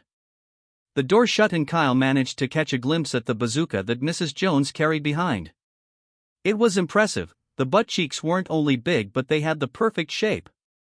Keep it together, Kyle, he thought to himself as they headed to his car. Kyle drove Clarissa to school, but he couldn't help notice the perfume that Mrs. Jones had on. Mrs. Jones didn't bother engaging in conversation with him, keeping her eyes focused on the road as she hummed the song playing on the radio. Kyle liked the silence because this was the first time he was with Mrs. Jones in such a setting. He noticed her initial surprise that the car belonged to him, but she didn't say anything more than that. It was clear that he had come up in a conversation with her husband, but she didn't pry. Clarissa arrived at school and Kyle made sure she got in safely by escorting her to the door. He returned to the car and saw Mrs. Jones' eyes fixed on him. Is something wrong? Kyle questioned, feeling a bit uneasy. Nothing, I never knew you were this good with kids, Mrs. Jones said, finally showing interest in a conversation. Ah, haven't you been told not to judge a book by its cover? Kyle said, revving up the engine. Not when the book is a chapter long, Mrs. Jones responded. Did you just say I'm a chapter long? That's not very nice, Kyle retorted, but all this solicited from her was a giggle. I didn't mean it like that. You are always so bloomy, I didn't know you could have such a side to you, she said while laughing. You do know you're making this worse, right? Kyle shook his head to exaggerate his disbelief, and this only made her giggle evolve into full-on laughter. The ice had been broken, and this allowed him to ask the important question. Do you want to tell me where we're going? Kyle asked, and that was when she realized that he had no information regarding where she worked. I'm so sorry, it is the tea center, she revealed. Tea center? Isn't that where athletes work out? Kyle knew that this was a prestigious center even if he wasn't one to work out himself. That is right, I'm an instructor there, and that's why we have been able to keep our head afloat when a certain someone didn't pay their rent on time, she said, clearly aiming a jab at Kyle. Ha ha ha. That's my bad. Kyle conceded. Luckily, the center wasn't far from the school, so it took only a few minutes for them to arrive there. Kyle kept the conversation appropriate. He didn't try to uncover any information that didn't concern him. He stopped at the center and Mrs. Jones stepped out before turning back at him, but unfortunately for Kyle, she caught him looking at her buttocks. She didn't think anything of this, he was a man after all, there was no way he would be able to keep his eyes off them without even stealing a glance. Kyle noticed this and quickly adjusted his gaze to look at her, but those eyes made him uneasy. Is there a problem? Kyle asked. What? Aren't you going to walk me too? Mrs. Jones said, but this was what confused Kyle. He didn't know if she was flirting or just messing with him. Considering this was their first real interaction, he had no way to gauge this, and this gave her the benefit of the doubt. She had to be playing, right? You're a big girl, I'm sure you will be fine. Tell your husband I brought you here safely or he will kick my ass, Kyle teased before driving off. He didn't want to be too casual with her, and this was why he explicitly mentioned her husband in this conversation to remind her that she was married. Kyle shook off the entire interaction despite her perfume still lingering in his car. It did have a nice scent, but his next destination was the agency. Isabella arrived early as usual. She was usually the first to arrive even though she didn't need to.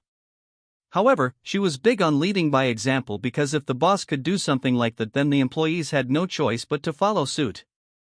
Isabella opened up the agency as she had laid off a few of her staff. She realized that most of the work they were doing was redundant. She also needed to show Kyle that she could manage his finances and needed to show returns as soon as possible or he might change his mind in terms of management. Kyle gave her freedom and she was eager to show she was the right person for the job. She knew that Kyle would expect results soon and there was no way she would take this second change for granted. She already had a few talents willing to sign with the agency, but this had something to do with their place in the rankings. It had bumped up considerably and upcoming talents used this opportunity to enlist with them while their fees were still low. It was only a matter of time before it would increase to show their new ranking. But there was one employee who always came on time, and that was her assistant, Carly. Good morning, Carly sang. Once upon a time, she thought her days here were numbers, but there was something freeing that came with knowing you weren't about to lose your job. Carly came in barely 10 minutes after Isabella, and Isabella was already hard at work. Get in here, Carly. Isabella shouted from her office, forcing the young girl to rush to the office. Are you okay? Carly asked the moment she saw her, but Isabella simply gestured for her to come closer, which Carly did. What's going on, ma'am? Carl questioned, but her question was answered the moment her eyes came in contact with the computer. What is this? Carly questioned. She couldn't believe her eyes. The applications they received easily entered into the hundreds. It was unbelievable that this happened in just a day. This was something that they had never experienced before. I bet you regret laying off those people now, don't you? Carly said, but Isabella was too excited by these numbers to give a damn about that. She could easily hire more people because, with these numbers, the top was her only destination. Kyle arrived at the agency, but he noticed that there were fewer cars outside than the day before. He didn't care about this irrelevant detail, even though this was a reminder of his skill to remember everything he encountered. He was greeted at the entrance by Carly, who looked surprised to see him. He wasn't supposed to be here as there was no prior notice, but then again, he was the owner of the damn place. He could come here whenever he wanted to. Good to see you again, sir, Carly said, showing her respect despite him only being a couple of years older. He had on simple clothing once again. It didn't show his wealth whatsoever, as one would think he was an average person. Even the watch he wore was of inferior quality. He should be able to afford the best of the best if he could buy this agency and drive a car that expensive. Is Isabella in? Kyle asked. He knew he had to keep it professional around here or he risked losing the respect that came with his title. Kyle hated his former boss. He didn't respect him as he was a mediocre man. Nothing was fascinating about him except for his skills for exploitation. Kyle worked overtime so many times, the pay didn't always tally up. Excuses set in, but Kyle couldn't complain. He was desperate, and his former boss knew that. He didn't plan to be that kind of boss. Kyle was led to Isabella's office and she was surprised he came, considering he could easily have given her a call. Oh, Mr. Kyle. I wasn't expecting you. Is there something I could do for you? Isabella questioned. Kyle noticed she was dressed in something that didn't feel like constricting the melons on her chest. It was a light brown loose turtleneck sweater with black jeans to complement her look. I'm sorry for not giving you any prior notice, but I have always preferred my conversation in person, Kyle responded with a stern look. Isabella had no complaints because this was the perfect chance to tell him about the upturn in applicants. Mr. Keel dash. She was interrupted by Kyle as the man raised a finger. You know what, just call me Kyle, Kyle told her. He still found it strange that someone his age was calling him Mr. instead of his name when he wasn't even married. By removing this title, it allowed for a more comfortable conversation with the lady before him. Pardon me, Kyle. I have something to show you that will most definitely please you, Isabella assured him as this inevitably drew Kyle in. Isabella began to type away on her laptop before turning it around. Kyle saw what was plastered on the screen. "What's this?" Kyle questioned with a raised brow. "It is the number of applicants we have received in 24 hours. Isabella couldn't contain her excitement. Kyle could see approximately 60 applicants already looking to be taken up by this agency. "This is impressive," Kyle exclaimed.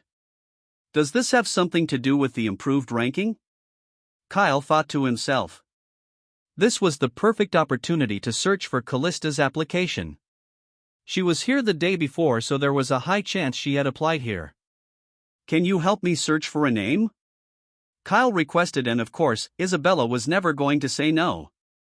"Absolutely, what name would that be?" Isabella asked as she readjusted the laptop to face her. "Callista," Kyle muttered, and Isabella proceeded to type away at the keyboard.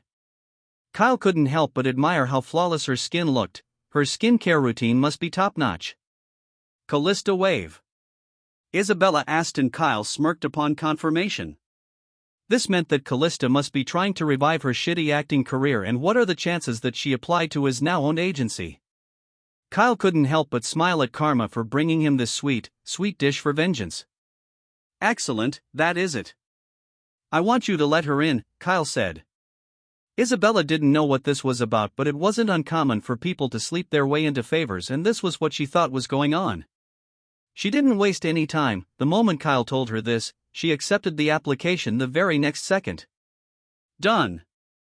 Isabella exclaimed. "Is there anything you would like me to do for you, Kyle?" Isabella asked. "I wonder if she would flash me if I asked her to," Kyle thought to himself, but quickly pushed this silly thought out of his mind. "That will be all. You have been very helpful, Isabella," Kyle said, and with that, the meeting came to an end. He really could have just called, Isabella thought to herself.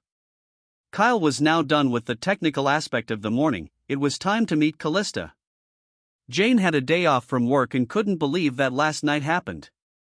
She rolled around the bed like a schoolgirl each time she thought about it, but Ella soon barged into her room. Who is that?"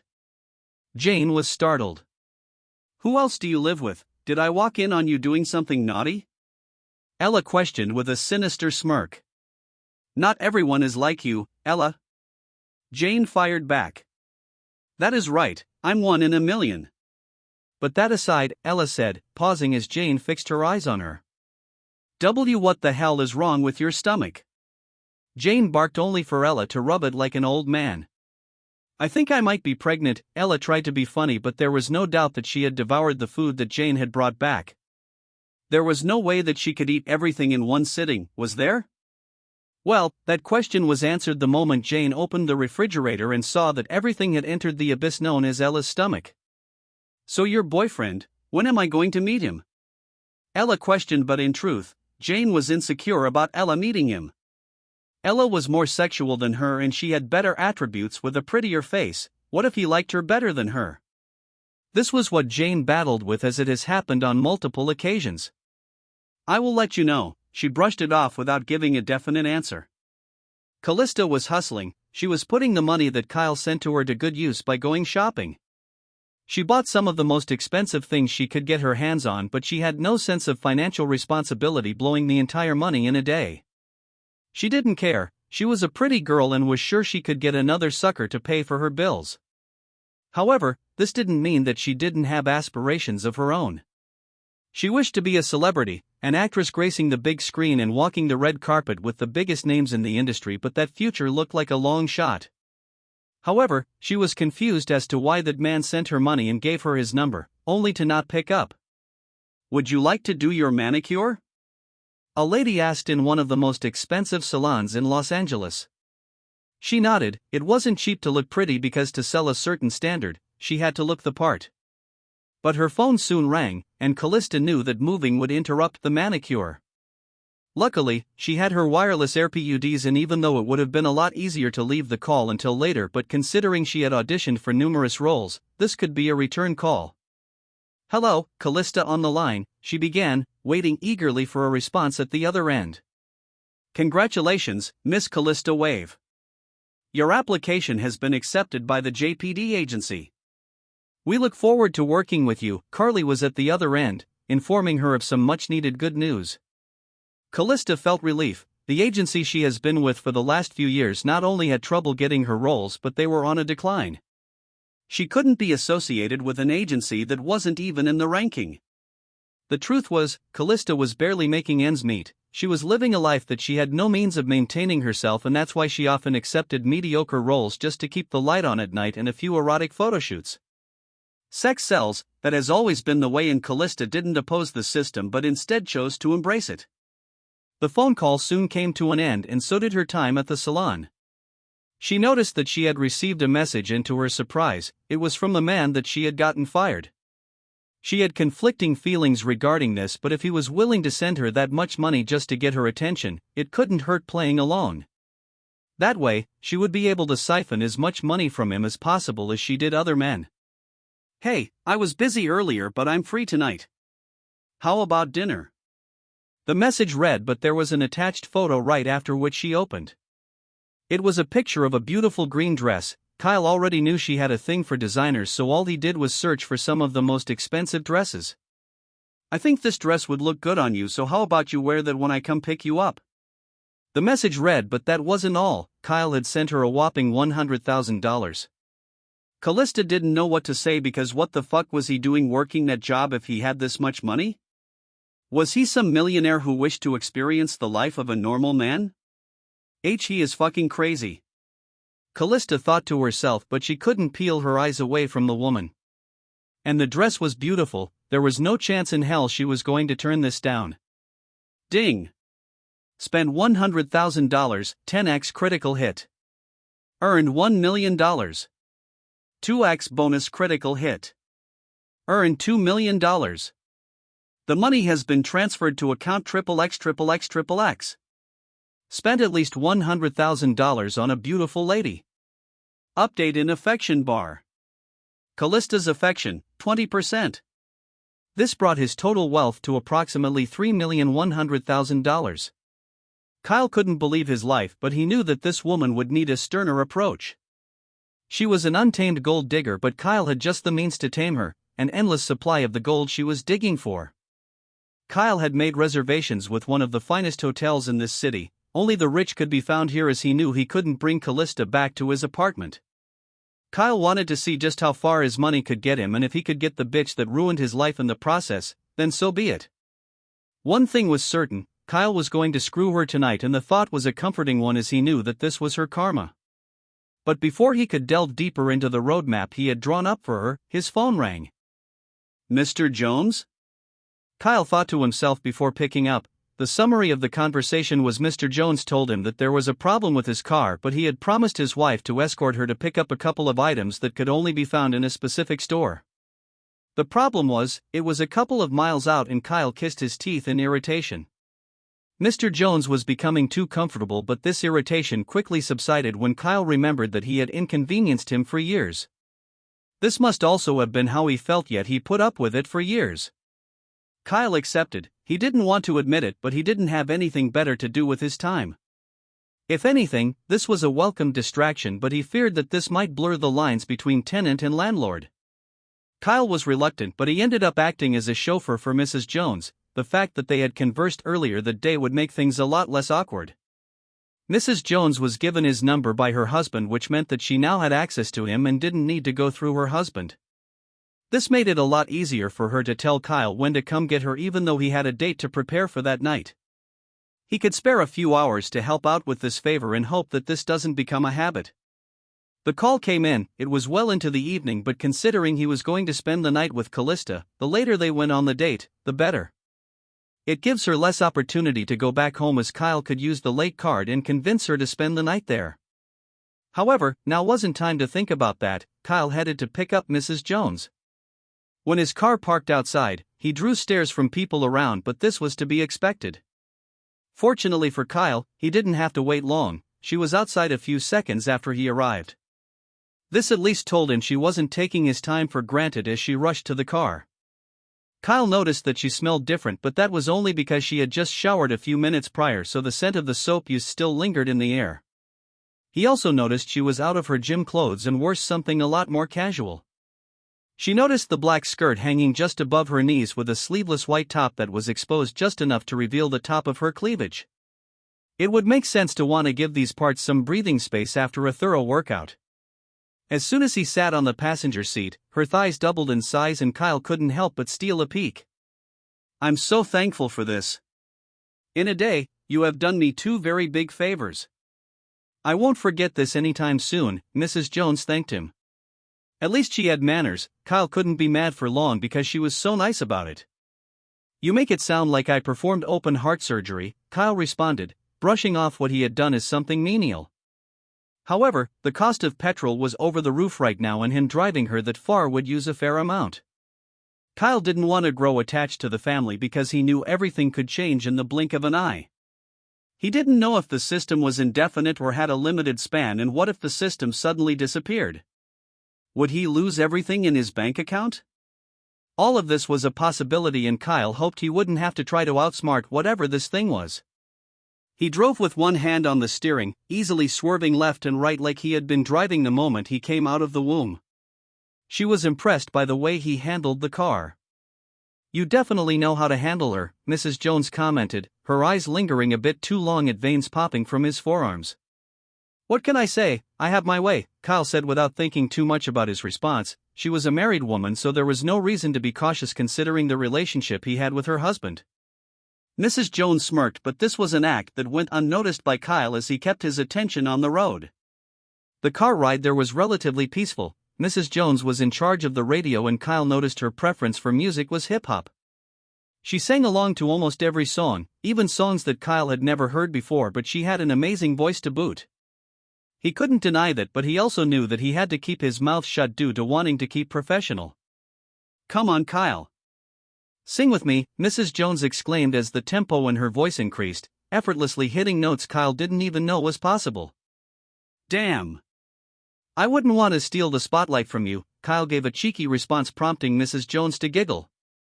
I'd like to see you try, Mrs. Jones edged him on and Kyle took a deep breath. If anyone knew better, they would think he was about to give a Grammy-level performance. The moment Kyle opened his mouth, Mrs. Jones wished she lost her ability to hear because his voice was not only horrendous but the notes he was hitting shouldn't even exist. It sounded like a night terror scream that would awake even the dead from the grave. Kyle didn't know what came over him. He wouldn't have done any of this before, and he would even ridicule the idea of doing such an absurd thing. But with money, all his problems were gone, so he became a lot more carefree, but Mrs. Jones couldn't contain her laughter. She laughed her ass out, but Kyle noticed something about her. She laughed almost as good as her voice. She laughed until her eyes were all teary. See? I told you I will steal your thunder, Mrs. Jones, Kyle joked, but Mrs. Jones couldn't even verbalize a response as she continued to laugh even though it was de-escalated. Why, you sure did. And please call me Aisha. She finally introduced herself and wished to be addressed by her name, further confirming that this was leaving the formal territory. Something that Kyle had tried to avoid but not well enough. Even though there was nothing wrong with this in hindsight, Kyle knew how easily boundaries could be crossed. We are here, Aisha said, and Kyle heaved a sigh of relief. The place was a lot further than he thought as it had eaten up a few hours of his day. I will be waiting here, Kyle said, but Aisha just stared at him. Get out the car and escort me. Be a gentleman. This was all she said, but her eyes looked right at him as a little smirk creased her thick, perky lips. Kyle couldn't say no. Fine. Kyle followed behind her and his eyes naturally darted towards her ass. Even with a skirt he could still see that arc in her lumbar spine. Kyle couldn't believe that a woman with this body could be tamed by a single man. Mr. Jones was a nice man, but compared to the man out here, he wasn't impressive. Kyle realized that this was a store for custom-made candles. He didn't even understand why this was so important that it couldn't wait a day. Or better yet, why it couldn't be delivered to her doorstep. Kyle couldn't complain because he had a choice in this and he chose to accompany her. Kyle began to walk around the small shop as Aisha spoke to the lady responsible for these candles. He noticed that this store had suggestive drawings all over the walls, and then it hit him: this was an erotic store. Mr. Jones, you nasty freak, Kyle thought to himself. Hey Kyle, get over here, Aisha called out to him. He was wandering a bit too far and she wanted to hear his opinion regarding this. Kyle walked up beside her, but he had no experience with candles, hence why he was confused as to why she wanted his opinion. Kyle, which do you think will capture the mood of a romantic night? Aisha asked him. Kyle scratched his head. The candles looked the same, just different colors. The mood of the night isn't determined by the setting but by the person in which you decide to spend it with. I could pick any of these candles and the night could go to hell, Kyle said. Your friend here might be a lit dash. The lady responsible for the candle was told to keep quiet with a raised finger from Aisha. She wanted to hear what Kyle had to say. What I'm saying is, it is the person that makes the night romantic, Kyle concluded. And Aisha was surprised that these words came out of his mouth. She wouldn't have guessed that Kyle was this deep, not in a million years. That's actually. I didn't think about it like that, Aisha responded. Kyle could feel the eyes of the lady glaring at him as he might have lost her as a potential customer. Or you could just use both candles? Kyle suggested as he established eye contact with the woman, flashing a smile. That is an excellent suggestion. You should listen to your friend, the lady responded. They came this far already, there was no reason for the trip to be in vain and Kyle needed to get back as soon as possible. The lady packed the candles and Kyle could tell that Aisha was hesitant. She didn't want both candles, or it was more accurate to say she couldn't afford both. They didn't have the luxury that Kyle now had and had to plan their spending carefully as they had 2 kids to take care of. How much is it? Kyle questioned, surprising Aisha. That will be $350, the lady said with a sinister smile on her face. Aisha already dug into her bag to get the money. Kyle was perplexed that candles could be this expensive to begin with, but he wasn't one to judge. Do you accept cards? Kyle questioned, to which the lady nodded. Do you want anything else? Pick anything you want, I got it covered, Kyle reassured her. But he remembered that these were custom-made and she was always going to buy both candles. He also entertained the thought that the question was which of the candles would fit a specific situation. $350, Kyle muttered under his breath, rubbing his chin. You know what, how about I give you a down payment of $35,000 so she can get whatever candle she wants? Kyle asked, and the silence that followed was so loud that one would think it was on loudspeakers. What? Both women exclaimed in unison. It is fine, it is fine. Kyle brushed it off. It wasn't like he was doing her a favor considering that this was the requirement to double his wealth. The lady was so fast to accept the offer. She didn't know anyone this crazy to spend such an amount, but she wasn't going to dissuade him, quite the opposite. This was more than she made in a couple of years, and someone was willing to pay that amount at the drop of hat. Aisha wanted to intervene, but Kyle already handed her the card and she wasted no time in swiping. Are you crazy? Aisha exclaimed, stunned by what just happened, but she quickly closed her mouth upon realizing the words that had come out of it as an embarrassed smile soon creased her face. Ding! Spent $35,000, 10x critical hit. Earned $350,000. The money has been transferred to account XXX. Spent at least $35,000 on a beautiful lady. Aisha couldn't believe he had this much money to spend on a whim. Wasn't this the man that could barely pay his rent a couple of days back? She didn't care about the details, but she couldn't bring herself to say a word on their way back to the car either. It was only after they were halfway through their journey back that she mustered the courage to say something. I appreciate what you did for me today, and I'm sorry for cursing you out too. I just can't believe you spent that much, Aisha said, but there was something off about her. The look in her eyes had changed. Kyle dropped Aisha back home and was glad that was over because he could focus on Callista now. Kyle got home. He was given a few candles of his own as the lady's way of thanking him, even though he had no idea what to do with them. Kyle wasn't one to complain either way as he stashed them away in one of the drawers in his renovated apartment. These were new drawers as the old ones had been thrown out. Kyle noticed that the renovation had gone smoothly, but the smell of paint was still evident in the air. There was no way he could spend the night here even if he wanted to. The house looked completely different, with a brand new flat-screen TV hung on the wall, and the old furniture was thrown out and replaced with new ones. This wasn't just any renovation crew, but Kyle had specifically selected a design he wished for them to replicate in his apartment. They calculated the cost and sent him a bill, which he paid that very same day. Then they came to his home and recreated that very design. which was very expensive due to the price tag attached. Kyle didn't have to worry much. It was better than cutting corners for a cheaper service only to be disappointed. The money wasn't coming back to him, but it was money well spent. He got cleaned up and sprayed some perfume even though the product wasn't the most exotic. Kyle got his phone but saw a message waiting for him only to realize it wasn't from Callista, it was from Aisha. It was to thank him for today, but Kyle didn't give a response. He had no business conversing with her at this moment. He scrolled through and gave Callista a call, but she didn't pick up on the first try. He tried once again, but it was the same thing and Kyle simply just chuckled. This bitch, these were the words that left his lips, but this only made him want to punish her all the more. I wonder what the requirements are for the next upgrade. Kyle found himself thinking out loud, but he got a response. The system will meet the requirement once the affection bar for both harem members is maxed out. It informed Kyle, and Kyle facepalmed himself in frustration, but he knew that it would come with a bunch of lottery tickets just like the last upgrade, so he was looking forward to it.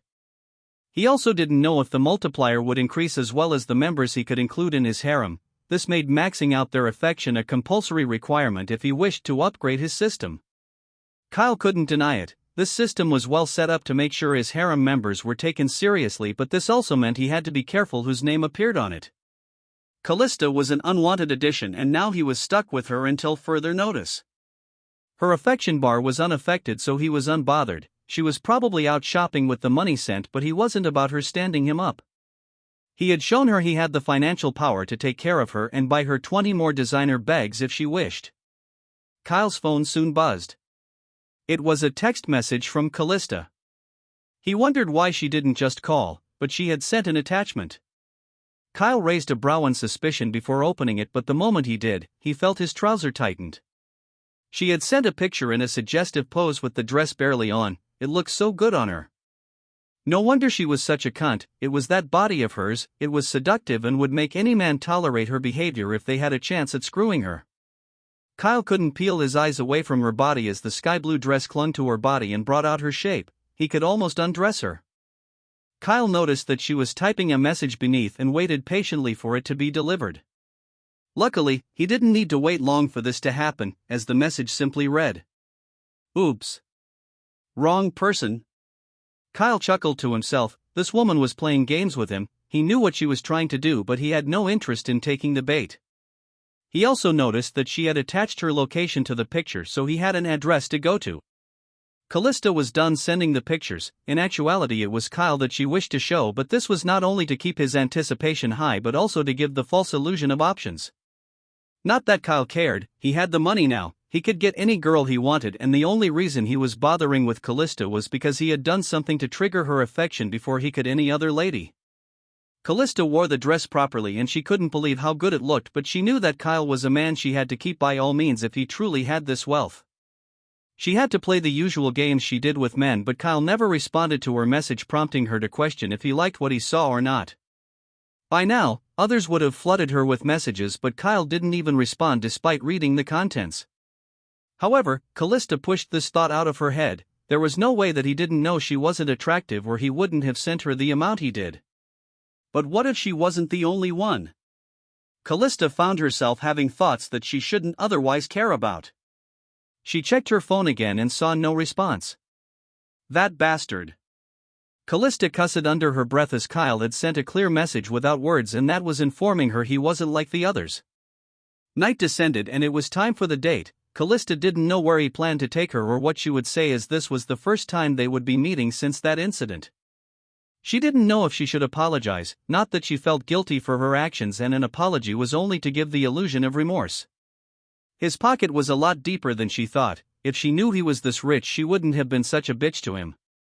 Callista sprayed her most expensive perfumes and wore accessories that were gotten for her by some of the men she had played with in the past as she waited for that doorbell to ring. She didn't have to wait long because it rang approximately 10 minutes later. Callista took a deep breath as she readied herself. She had to put on one hell of an act if she was going to finesse him.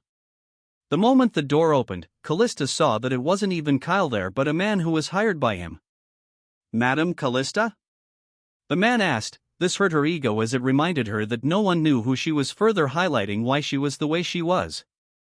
"What do you want?" Callista barked. she shouldn't care about this, but this did hurt her ego. The reason she sent him that picture was to ensure that he came here himself. "We have been ordered by Mr. Kyle to bring you to him," the man said. Callista had the option to refuse, but the money Kyle had waved around already blinded her. She wanted more and she needed it fast. Whatever, Callista rolled her eyes as she closed the door behind her and followed the man. However, the vehicle she saw parked was a Lamborghini Aventador limousine. She was amazed he could afford to rent this car for the night and wondered if he was inside. Callista knew she had to carry herself well to keep his interest. She couldn't lose it because this was one of the biggest fishes she had caught in a very long time. She entered the limousine and was disappointed as Kyle was nowhere to be seen. Kyle was ready. He had already booked a room in a 5-star hotel in which he was already in. He needed to make sure everything was alright and even managed to bring a few scented candles with him as they might become useful in this setting. "Well, her affection bar hasn't gone down, so that's a positive," Kyle muttered to himself. He had already spent quite a lot on all of this just for tonight and hoped it would be enough to increase her affection bar. The hotel he picked had one of the finest restaurants that granted exclusive access only to their customers regardless of status. This way, they kept the demand high, but this was why Kyle chose this exact location. He dressed in his finest clothes, tracking where she was on his phone as a map was displayed. She was going to arrive in a few minutes, but Kyle wasn't nervous. He has spoken to customers all his life, so interacting with the opposite gender has never been a problem to him. They arrived to find Kyle standing outside already. The car was parked and Kyle personally opened the door for Callista before offering his hand. The hell, Callista thought to herself, surprised by the etiquette he had shown. She took his hand as he led her out of the car. She couldn't be angry that he didn't come himself to pick her up, as this served the same goal, which was to get her here. "I hope you didn't find your journey here too stressful, and forgive me for not being present. I was taught to enjoy my dessert after the main course meal." Kyle was brimming with confidence. Callista was surprised that he had this smooth a mouth and wondered if perhaps this could be his twin. The change was too drastic. She has been around actors and actresses, and there was no way that Kyle could act that well. "Don't you know a little too much sugar ruins the appetite? Don't take a bite unless you're certain you can handle it," Callista said as she walked side by side to him. The dress she wore swayed, revealing her smooth hairless legs. She loved the attention because it made her feel like the main character, a role she had failed to even get in the movies she has done so far. "Don't worry about that. I have always had a sweet tooth for certain kind of snacks," Kyle responded suggestively, shooting her chest a glance as a smirk creased his face. Callista was impressed by how well he countered her lines. He was matching her energy to the T, but she had a goal here, and that was to secure the bag. They were led to their chair. Kyle paid for the VVIP treatment, and that was the service they got. The moment they stepped into the compartment where others who had paid for similar services were, Callista realized why Kyle sent her money to get that dress. This room smelled of wealth, and since she was in the industry, she recognized a few of the people here even though they had no idea she existed until now, and it was thanks to the very dress that Kyle had told her to get. He knew. He was thinking about me in the end, even after what I did. Callista thought to herself, even feeling a tinge of guilt. Kyle noticed she was distracted and awestruck. This was enough to tell him that she wasn't used to this kind of environment, just as he suspected. If she was, she would be more mindful of her reputation, but Kyle simply saw another weakness to exploit as a cyan screen appeared. Update in affection bar. Callista's affection, 28%. Kyle didn't like that he had to play games with her, unlike his date with Jane. Jane was genuinely happy to be there, but he could tell that Callista had an ulterior motive, which was his money.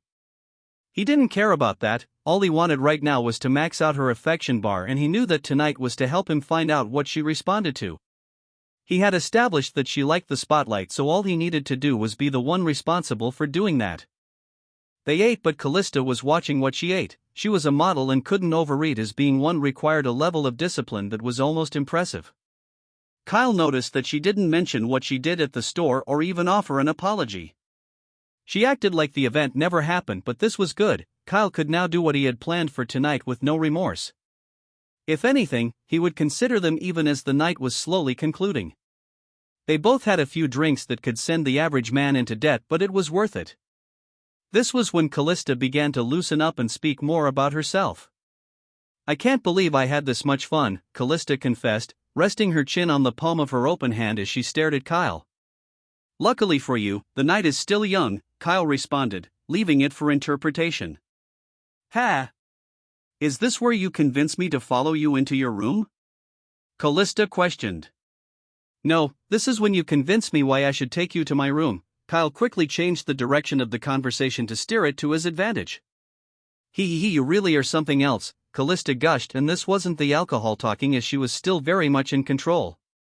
Give me your hand, Kyle requested. This was out of the blue, but she thought nothing of it and stretched out her hand for Kyle, who was seated on the opposite side of the table. Here, what do you want to do, read my poem? Callista said with a chuckle. You could say that and I'm getting a reading, Kyle said dramatically. Callista indulged him as there wasn't anything that could go wrong. And what does it say? Callista asked with a smirk. You will get everything you want in life.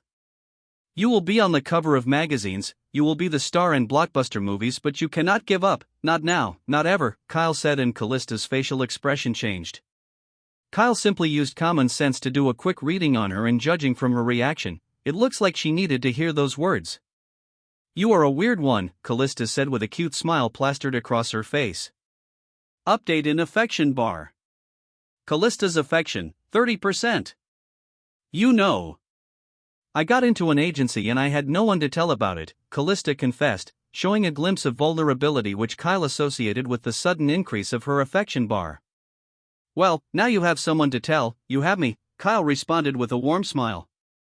Callista might be a rude little shit, but in the end, she was just a girl that craved what every other girl did, a knight in shining armor.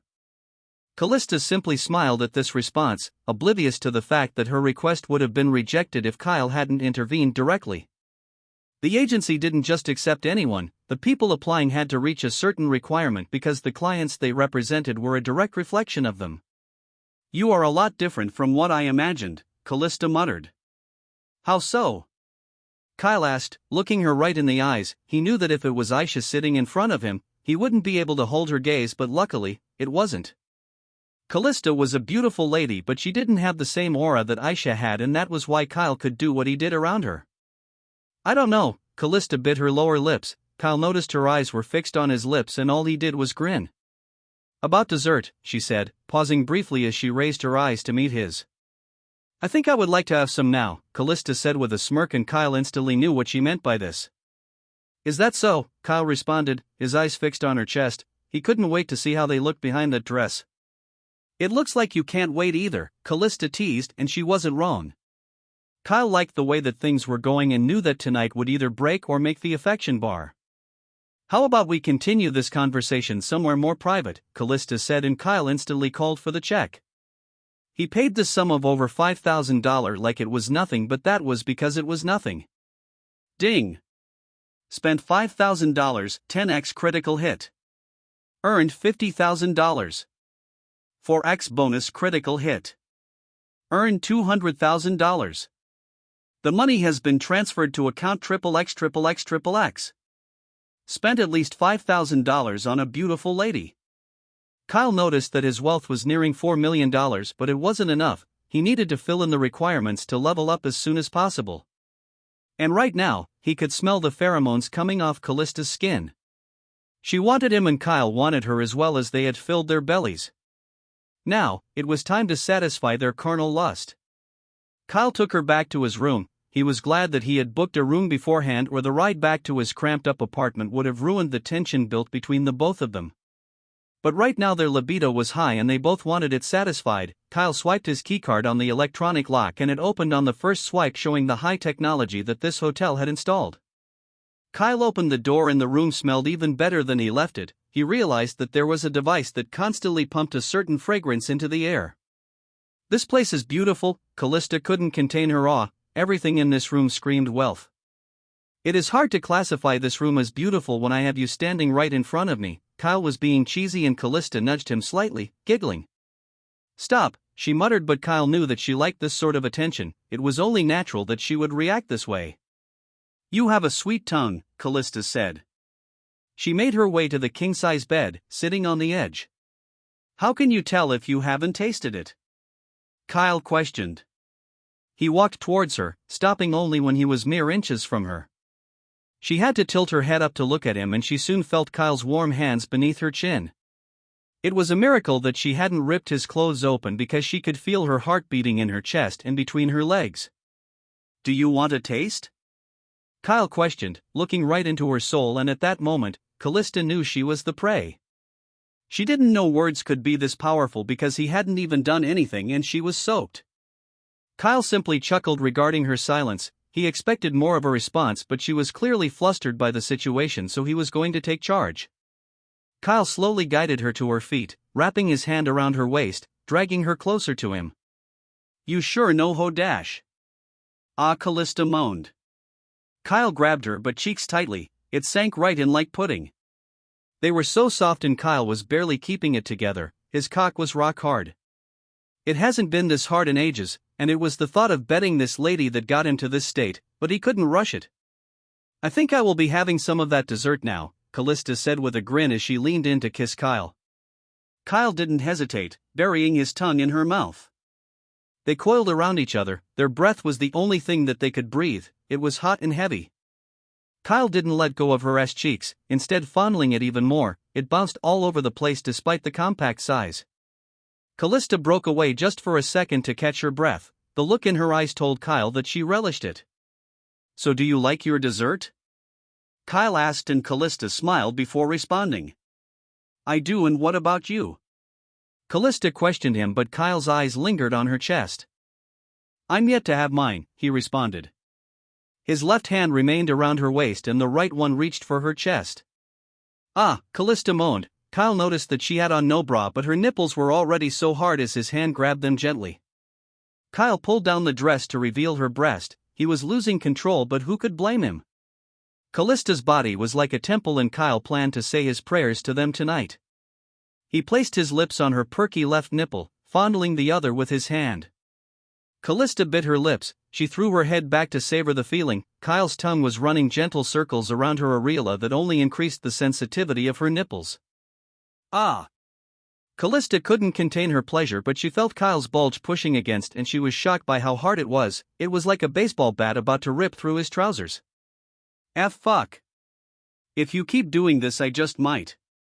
Callista knew she was on the verge of losing her common sense because the way Kyle sucked her nipples showed that this was not an inexperienced man.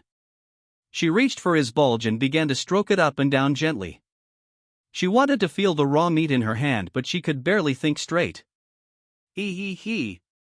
Someone's eager, Kyle teased her, but Callista didn't even care at this moment, all she wanted was his cock. She pulled down his zipper and took out the meat she wanted so badly in her, but the moment she unzipped his trousers, his elongated cock popped out and slapped her right in the face. I think it likes you, Kyle teased once again. Callista placed her lips on his while she stroked his cock, feeling each vein in the palm of her hand with each stroke. Kyle had to break away from the kiss, but before he could say a word, Callista was already on her knees. She began to use two hands on it. She had small hands, and this wasn't surprising considering that Kyle packed an 8.5-inch monster between his legs. She opened her mouth like a python about to devour its prey, and Kyle looked on, slowly slipped his entire shaft down her throat. Update in affection bar. Callista's affection, 40%. But at that moment, all Kyle was thinking about was the lady on her knees, sucking his cock. Kyle couldn't believe that she had such techniques. Her tongue coiled around his cock, he plunged her head forward to swallow it all up. How are you so good? Kyle couldn't help these words slipping through his parted lips, but he was met with silence. Kyle didn't know how to feel about it, but it felt like he was about to enter a state that only those that had ties with the gods could enter. She came back up to catch her breath, but her tongue was still wrapped around it. Kyle looked down and saw a spit web attached to the tip of his cock. Do you like the way it stretches out my throat? Callista asked while biting her lower lips. Callista looked up at him and simply smiled before shoving it down her throat once more, and Kyle realized at that moment that he wouldn't last long at this rate. The last thing he would want in this situation is to tap out first, because that would show her that he wasn't enough to handle her. Kyle knew he had to wrestle control of the situation, he had to find a way to, and that was when he realized that he was allowed to be a little rough with her. This was the woman that fucked up his life, and when that thought popped up in his head, Kyle didn't know when he grabbed the back of her head and held it in place. Callista tried her best to keep sucking his cock in this state, but she needed to come up for air. She was choking, but Kyle didn't let her until she began to actively, only then did Kyle allow her to come up for air. It looks like you can't keep your food in your mouth, Kyle teased with Callista still trying to catch her breath. Maybe not with this mouth, Callista gave a cheeky response right before pushing him on the bed. Kyle fell on it and before he could even sit up, Callista was on him. But something tells me it would be different with this mouth, Callista responded with a cocky smile on her face while she mounted him. Kyle could feel how wet she was. She didn't put his cock in but instead, began to grind against it. It was right below her pussy slit and her juices leaked all over his shaft. Ah. And no. Callista bit her lower lips as Kyle grabbed her slutty waist to control the rhythm. He was so close to finishing and it wasn't even inside yet. Get it together, Kyle. He thought to himself, trying his best to gain control of the situation. But before he could comprehend what was going on, his cock slipped inside her and the sensation that shot through his body was enough to rob him of his common sense. What is this feeling? Kyle questioned. The sensation he felt was unlike anything he had felt before. Callista wasn't only tight but she was soaked. It felt like he just stuck his cock into a warm swamp, her inner walls welcoming his veiny cock by trapping it. Fuck. This feels good. Kyle couldn't hold it in any longer. He was ready to shoot his entire load into her the moment it made it slithered inside her. Callista wasn't done as she placed her hands on his chest to balance herself right before riding him. She rode him like a someone about to be thrown off a bull. She raised her ass to the point that just the tip was all that was left in before bringing it back down like a meteorite. Do you like it? Fuck. Your dick is so fucking big. I could ride it all day. Callista was beginning to lose her mind, giving in to the pleasure. The pace gradually increased with Kyle gripping the sheets. He didn't know what was going on but he had never had sex feel this good. Callista's moans were exotic but it wasn't just her voice that responded to it but her pussy as well. She leaked like a fountain but Kyle didn't give a shit at that moment. He no longer cared about control or any of that irrelevant stuff. Logic went out the window as he grabbed her breasts and began to fondle them. He teased her nipples, running his fingers around her beautiful areolas before gently tugging at her hardened nipples. Ah! Don't be so rough. Callista pleaded but her words fell on deaf ears. All Kyle saw right now was a piece of flesh that he was going to use to empty his balls but that would be after the first load. Kyle removed her hands from her breasts and held her waist in place. Callista felt his cock throbbing and realized that he was about to shoot his load in her. Wait. She tried to break from his control but Kyle began to pound away at her from beneath to which Callista responded by balancing herself. She abandoned the thought of breaking free as the pleasure overwhelmed her and her body began to move on its own. I am close, Callista screamed. She couldn't keep her voice under control but Kyle didn't care. A few seconds after this, he dug his fingers into her waist. He unloaded his semen into her. It was backed up and every single drop shot right into her. Callista had a massive orgasm at the same time, her legs almost buckling from the sheer sensation. She was surprised by how good this felt. She expected this sexual experience to end without her having an orgasm but this had to be one of, if not, the most intense orgasms she had. She fell on the bed, her stomach hitting the soft mattress. She was out of breath. However, she felt something make its way inside her once again. It was Kyle. Wait. Ah. I am still sensitive. Kyle didn't care as his cock reached the deeper part of her while he began to pound away at her. He pushed her head against the bed, his cock explored territories inside her that it hadn't, his cock gentle kissing her womb with each thrust. Callista might have reached her limit but not Kyle. This was the beginning of a long night. The night ended and Callista was passed out beside Kyle. Kyle knew that money ruled the world but he didn't know it was this powerful. He met her and screwed her all in a day. She didn't try to play hard to get because he had numerous options with his wealth. Kyle looked at her, sleeping peacefully, oblivious that he was only here because she aided him in some way or another. Kyle had something interesting planned out for her in the future. Maybe future upgrades would allow him to remove members from his harem and replace them with girls he wanted. However, he saw Callista's use and that was her role as a sex toy. She was good at that even though she was a shitty person overall. As long as she could make him come, she served a purpose.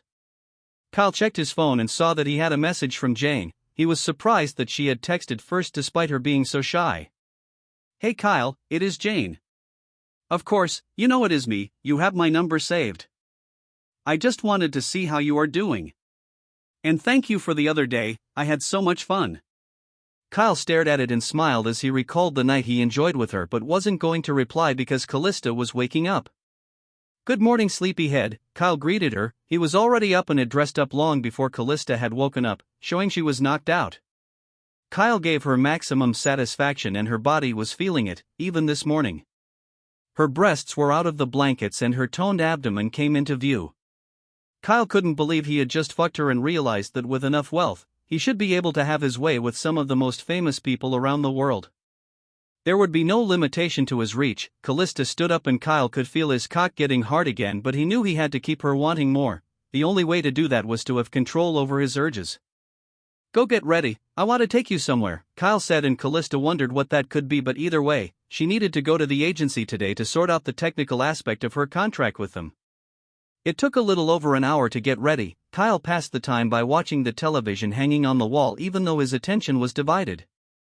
He switched to the music station so he could hear some jams. Kyle was a big fan of rock music but wasn't as popular as it could be.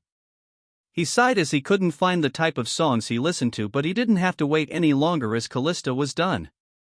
She wore the dress she came in and it looked just as stunning as when Kyle first saw it. Are you done staring? I have somewhere to be, so what is it? Callista questioned, but Kyle was in no hurry to answer her. He knew that her affection was in the 40% range, so that means whatever he buys her should get a X4 interest, and he had just the perfect idea to try and once again increase Callista's affection for him. This was the perfect time because they had just shared an intimate night, so the high from that experience should still be fresh in her memories and Kyle needed to capitalize on it. Kyle took her to his car, but he made sure she was blindfolded throughout the ride to an unknown destination. If it was anyone else, this would have easily been a red flag and Callista wouldn't even indulge in it, but Kyle had something trusting about him that she couldn't wrap her fingers around. When the answer was a lot simpler, it was because of his money. He had everything he needed from the looks of it, so there was nothing that she could do that he couldn't or didn't already have. Are we there yet? Callista questioned. She didn't have much time to waste even though her application had been accepted already. She wanted to start looking for jobs through them as soon as possible. Are you always this impatient? Kyle asked as the car came to a halt a second later. What if I brought you here to kill? Kyle suggested. Callista froze the moment he said this because of the change in his voice. Stop playing. Callista tried to conceal her fear as she reached to pull the blindfold down, and the moment she did, she saw that they were in a car dealership. What are we doing here? Callista asked, confused, but Kyle poked her forehead. We are getting you a car, silly, Kyle responded with a broad smile. This was moving too fast, there had to be a limit to his wealth, or so she thought. The cars here were no less than $1 million, these were luxury cars that only the rich drove.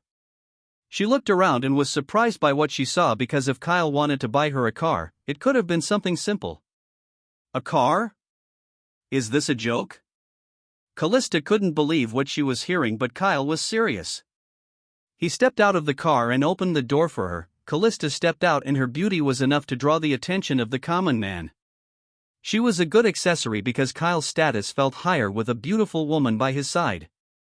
Before they could even take another step, a man appeared right in front of them with one of the creepiest smiles on his face. He was a salesman that wanted to use this sale to meet his monthly quota, but Kyle didn't pay him any attention. Now look around and tell me which car you want. Nothing is too much, Kyle said. The man's jaw dropped the moment he heard this. But you better not pick anything over $400,000, Kyle thought to himself as he couldn't say this out loud without losing credibility. Callista began to look around with the man trailing behind her, but Kyle walked right beside him. He noticed the man steal glances at her body, but this didn't bother him. He knew how Callista was with people that had no money. She was a literal cunt and he had no emotional attachment to her either. Callista was walking towards one of the most expensive sections and Kyle instantly knew that he might have made a mistake. But she soon stopped and pointed to a car, and Callista picked this car because she wanted to call his bluff. The salesman immediately walked in front of them and began his pitch. This is the Lamborghini Sian. It cost a whopping $3,700,000, but this is a steal as the insurance is inclusive only if you utilize the single payment option. It boasts a 6.5-liter dash. The man was cut short as Kyle raised a finger and turned his attention to Callista. Is that what you want? Kyle asked Callista, and she nodded. Now punk out. You can't have that much money just sitting around. Callista thought to herself. We will take it, where do I pay? Kyle said, and even the salesman was shocked. They hadn't made a sale in a while, but this man was ready to do so in a heartbeat. All right, this way, sir, and at this moment, Callista knew that the man before him was the real deal. Kyle was about to pay for the car but looked at Callista with a smile. He wanted to see if he could boost her affection before he paid, and it worked. Update in affection bar. Callista's affection, 62%. Kyle couldn't believe his plan worked. The fact that it shot this high meant that he was closer to maxing her affection bar in less than 24 hours. This was the perfect moment to pay, and he instantly instructed the man to swipe his card. Everyone but Kyle thought it would decline, but to their surprise, it didn't. Ding! Spent $3,700,000, 10x critical hit. Earned $37 million. 6x bonus critical hit. Earned $222 million. The money has been transferred to account XXXXXX. Spent at least $3,700,000 on a beautiful lady. You have received one lottery ticket. Do you want to draw? Yes, no. Kyle realized at that moment that the system granted him a lottery each time he crossed a milestone. He was beginning to understand how his system worked. However, the amount of money in his account made him feel like a demigod. He had found an effective way to get the best out of his cashback system. Kyle proceeded with the draw by clicking the yes icon, and the draw began. This happened all in the blink of an eye. Congratulations! You have drawn instant comprehension. Mansion. The user has received the ability to instantly grasp complex concepts, ideas, and information with no prior knowledge of the information. Kyle was expecting something more fancy, but this skill would aid his ability to understand things instantly, and that was important if he was going to climb the food chain. He used his perfect memory to recall the contract that he had signed, and just like that, he understood every single detail of said contract like he was the one that wrote it.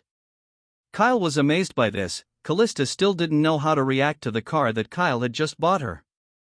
They were given the car keys, but Kyle bought it in her name, so she had full ownership even if something should happen between them. I don't know how to thank you, Callista said as she stood in front of the car, her hands trembling in excitement. The thing about women was that they would never step down. Kyle had just done for her what only the top 1% of men were capable of, effectively distorting her personal view of her perceived value and her standards. There is a reason why women tolerate bullshit from their rich partner. It is because the chances they can find another is close to zero, but this didn't hold for the man. He will find someone just like them, and even better. Kyle knew that this would secure Callista's loyalty to him, and the fact that she wanted to be an actress and was in his agency further cemented his influence in her life.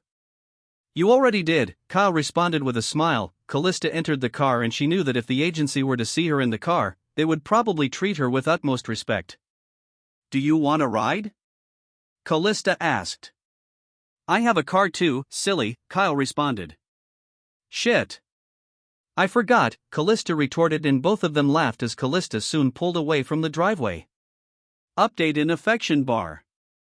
Callista's affection, 75%. Kyle sighed. He knew all it took right now was another big spending in the hundreds of millions to become a billionaire, but to max out Callista's affection bar. Kyle couldn't believe how fast things were moving and sat in his car for a minute to not only reply to Jane but to take it all in. The harem system made sure he went out of his way to pay attention to the women in his harem. It made it a requirement as well, but he had no control over who got into his harem. Kyle pulled out of the driveway and the salesman was speechless. It has been a long time since someone had made such a purchase, and there was no way he would have guessed someone dressed like that had that kind of money. Kyle went to his apartment to get some proper rest. This was the only place he could let his guard down and sleep to his satisfaction. He parked his car outside and noticed that Mr. Jones' car wasn't around. That must mean he had fixed it. Kyle heaved a sigh of relief, as this meant he wouldn't be doing them any more favors. The moment his tired body hit the bed, Kyle passed out into another realm, falling into a deep slumber.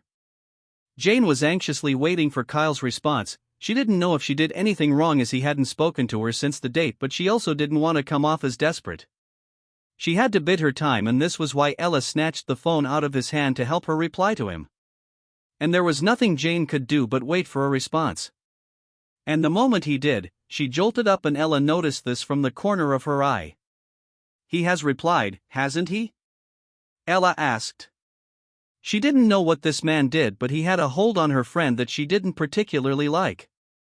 If this man had this much power over her, it would be easy to ruin her just as easily, and Jane was a lady that fell too hard too quickly. "Hey you, I have been rather busy, but I had a blast with you as well and would love to do it all again. Have you been a good girl?" The message read. It was short and straight to the point, but Jane had no idea what to respond with. She was so engrossed in her phone that she didn't even notice Ella, who had snuck up behind her. "Ah," Ella whispered behind her, and Jane quickly tried to hide her phone, but Ella was quicker as she managed to snatch the phone out of her hand. "I think it is time I meet this mystery man," Ella said, holding off the smaller Jane with one hand as she typed away on the second. "All done," she said before handing Jane the phone. Jane could have easily taken it from her if she wanted to, yet she didn't show that she might have wanted Ella to reply to it for her. "Why, you invited him over?" Jane screamed at the top of her lungs.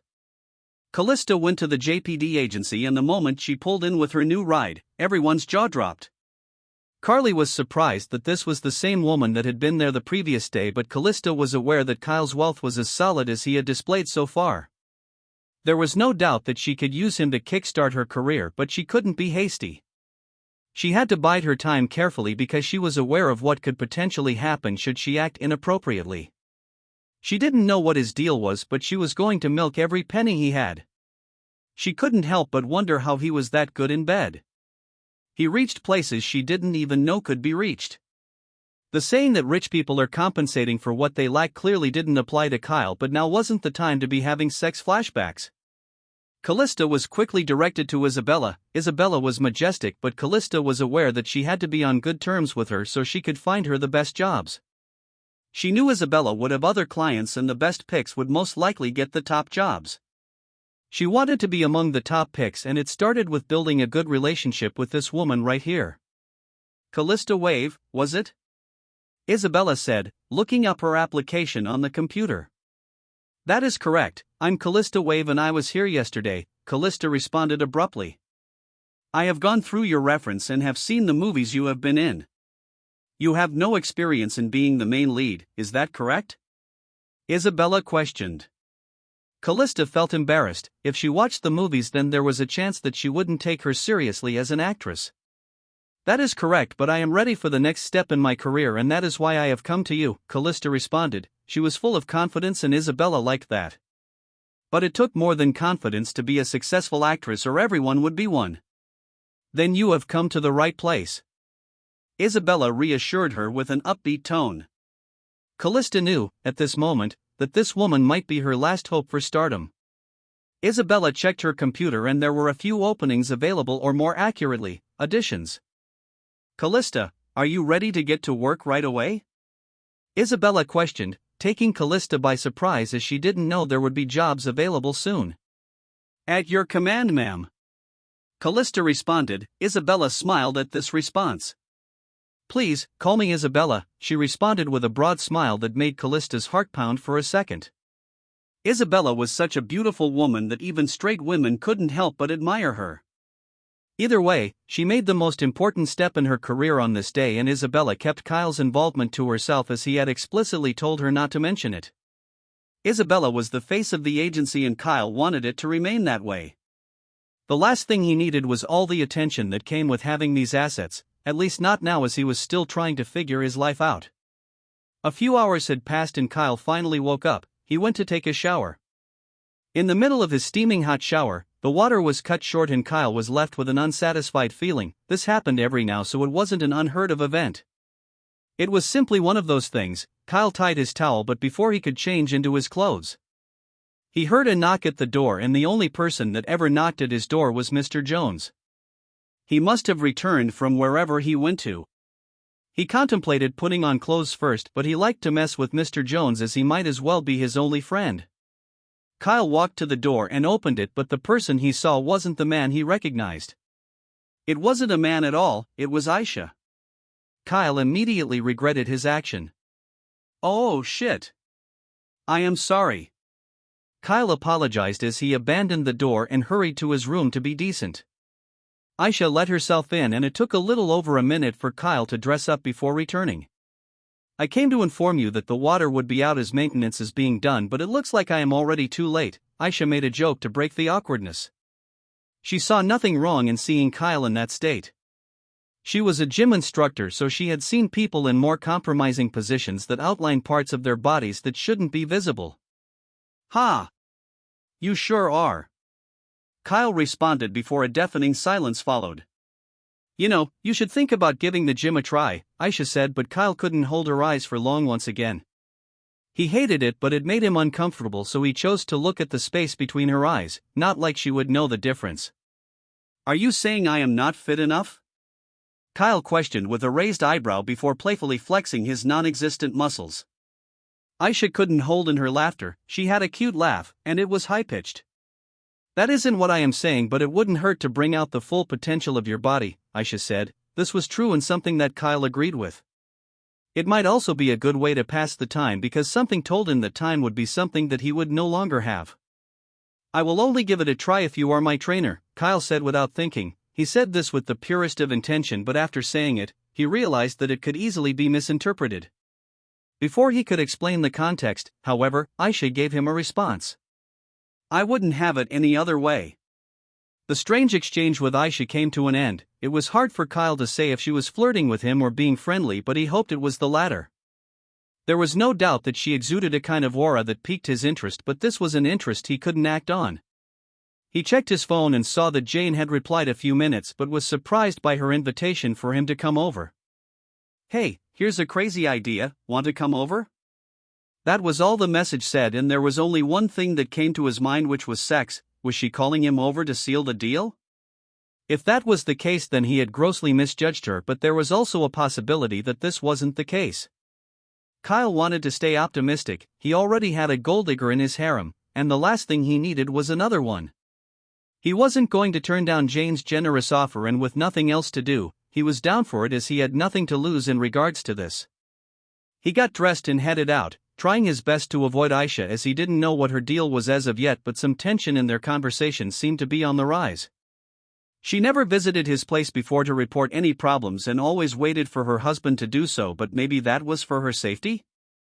Maybe it was because she thought Kyle was some dangerous bum, but after interacting with him, her view changed. Kyle got into his car and drove to Jane's place. He didn't know what she wanted, but he was going to accept her offer, sending a text message to confirm his acceptance of said invitation. It took a few minutes as Kyle was driving at the speed limit. His driving skills made him feel invincible. It was almost like he was immune to accidents at this point. Kyle knew she had a roommate, but he didn't know the gender of the said roommate. It would be weird if she stayed with a man who wasn't her relative and his brief visit didn't detect any masculine presence. If a man were living there, he would have left some kind of imprint in the apartment. Kyle parked in the driveway. He knew that Jane would be waiting for him and probably knew right when Kyle pulled up. He was right. Jane peeped through the window and shut the blinds when she saw Kyle's car. "He's here!" Jane exclaimed. Ella shot her friend an exhausted look.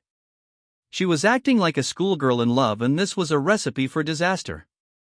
This man must be a love bomber of some sort, and when he inevitably left her friend broken, she would be the one to pick up the pieces, and that was work. "Relax, Jane," Ella said before clasping the book in her hand shut. "Go freshen up. I will attend to him," Ella said, choosing her words carefully. Jane didn't even think twice and ran into the other room. Ella was aware of men making passes at her despite showing interest in Jane due to her bustier appearance, and she was certain that this man was no different. The doorbell soon rang and she took a deep breath, adjusting her clothes to reveal the top of her cleavage ever so slightly as she opened the door. She saw a tall man standing in front of her, forcing her to look up to meet his gaze. "He's taller than I thought he would be," she thought as Kyle flashed her a smile. "You must be Jane's roommate." "Hi, I'm Kyle." Kyle introduced himself even though he knew this lady already knew who he was. And that was what roommates did. They told each other everything, and this interaction would most definitely be discussed as well, so Kyle knew he had to be on his best behavior. This was why his eyes were focused on her face, not the huge melons. Kyle noticed that she had a goth-like appearance which was appealing in its way, but he wasn't going to fall for whatever this was. Hello Kyle, I have heard quite a lot about you. I'm Ella, Ella introduced herself. That's funny because I have heard nothing about you, Kyle responded. This was meant as a joke and luckily, it was received well by Ella. Ah, I see. You are a funny one. I can see why she likes you, Ella responded as she stepped aside to allow Kyle in. Kyle walked past her and heaved a silent sigh of relief. He had to remain focused because the goal was to max out her bar. The last thing he needed was conflict with her roommate. Kyle needed the roommate on his side to influence Jane in his absence, and that was why he had the leather bag in his hand. Why did she invite me over if her roommate was going to be here? Kyle thought to himself. Ella had on a black singlet, her tits could barely be contained within as the side of her breasts were visible, but due to the color of the singlet, it was difficult to see her perky nipples. This was probably for the best because, in the end, Kyle was a man. Kyle sat down on the couch there with Ella sitting right across him. Kyle could see her smooth thighs crossed over each other. This lady had on bum shorts and had utmost confidence in her body for her to not think to change despite a man coming through, only solidifying Kyle's belief that this was a test of some sort. Jane! Your boyfriend's here! Ella screamed at the top of her lungs, and the very second, Jane rushed out of the room almost as if she was trying to go back in time to stop Ella from saying those words, but all she saw was Kyle sitting in the room. Jane had worn a fitting crop top that hugged her body with a cute skirt that hung just above her knee. Hey beautiful, Kyle said with a smile, not minding the presence of Ella, and all Jane could do at that moment was stand there like a log of wood with her face flushed red. Kyle waited for her to return and Ella was beginning to feel second-hand embarrassment. Maybe this wasn't such a good idea. So Kyle, what do you do for a living? Ella questioned him. This must be concerning the accessories he bought for her friend, which consisted of an iPhone and MacBook. Kyle wasn't sure if he should answer the question or laugh it off because it was none of her business, but there was no harm in answering it. I'm an entrepreneur and looking to make my way into the movie and music industry, Kyle responded, looking her right in the eyes. If she was trying to intimidate him, she was doing a horrible job at it. Music and movie industry, you say? Ella repeated, her interest in the conversation doubling. That is right. I own an agency that scouts for talents. Kyle knew that he had no job and he couldn't exactly tell her there was some system that gave him money when he spent money on women he found attractive. That would be bizarre and he would be classified as crazy if nothing else, but the agency gave him a valid source of income for anyone that asked. But at this moment, Kyle realized he needed more shares and places to collaborate his wealth should anyone ask. You know, I am something of a musician myself. Ella was already pitching herself, and who could blame her? This world only came to people who reached out and grabbed it by the balls.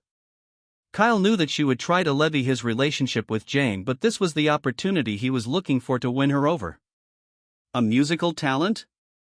Do you do it for fun or wish to build a career around it? Kyle questioned despite already knowing the answer to this question. A career? I wish. I can't even sell out a bar and it is for free. Ella laughed. It sounds like someone doesn't believe in herself, so here's what we are going to do, Kyle said, but before the conversation could progress, Jane finally came out of the room, prompting Kyle to not only abandon the conversation he was having with Ella but to give Jane his undivided attention. Jane couldn't believe that Ella had called him her boyfriend because Kyle could have easily gotten the wrong impression and this could have gone sideways in so many ways. Are you done running away? Kyle asked, and Jane just stood there awkwardly. Kyle got up and walked towards her before gently grabbing her hand.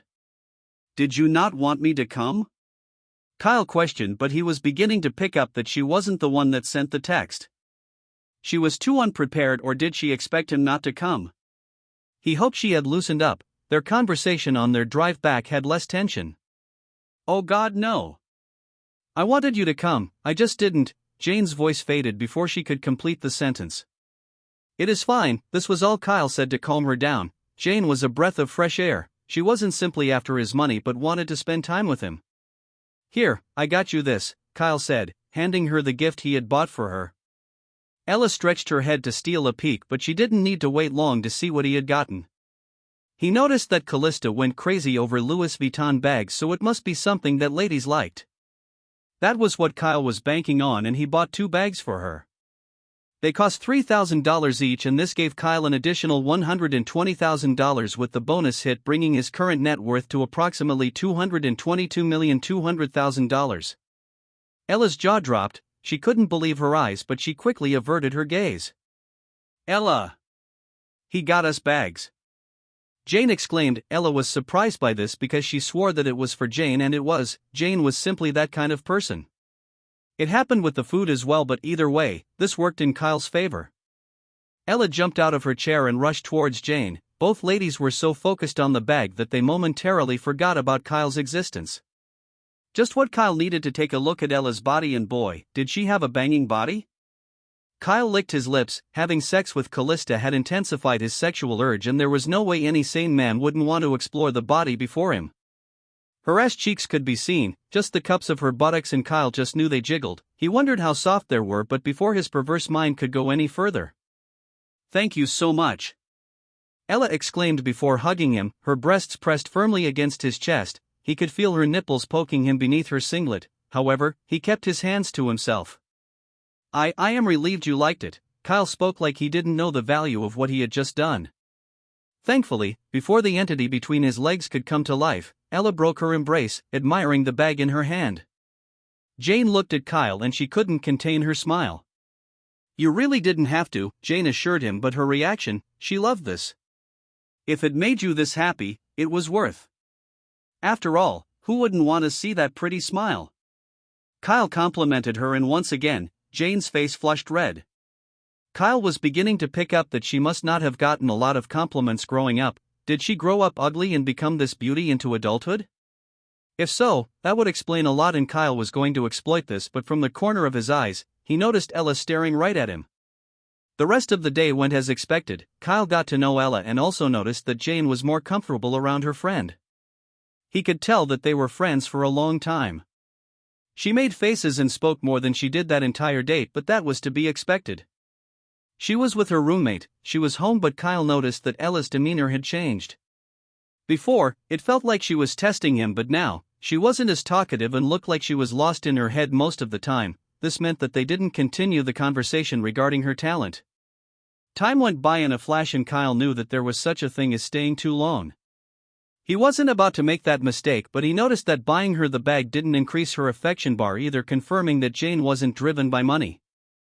It was just as he thought. Money wasn't the factor for her affection, even though it was what probably set it in motion. This lady liked him genuinely. That was a nice thought that warmed Kyle's heart. Okay ladies, I think it is time for me to leave. The moment Kyle said, Ella snapped out of her daydream. That was quick, Ella involuntarily blurted out. Kyle had been here for approximately 2 hours, and that was long enough for a visit, even though he had hoped for something else during this visitation. That is right, it is time for me to leave. Kyle reaffirmed his stance as he got to his feet. Jane looked disappointed, but that was to be expected.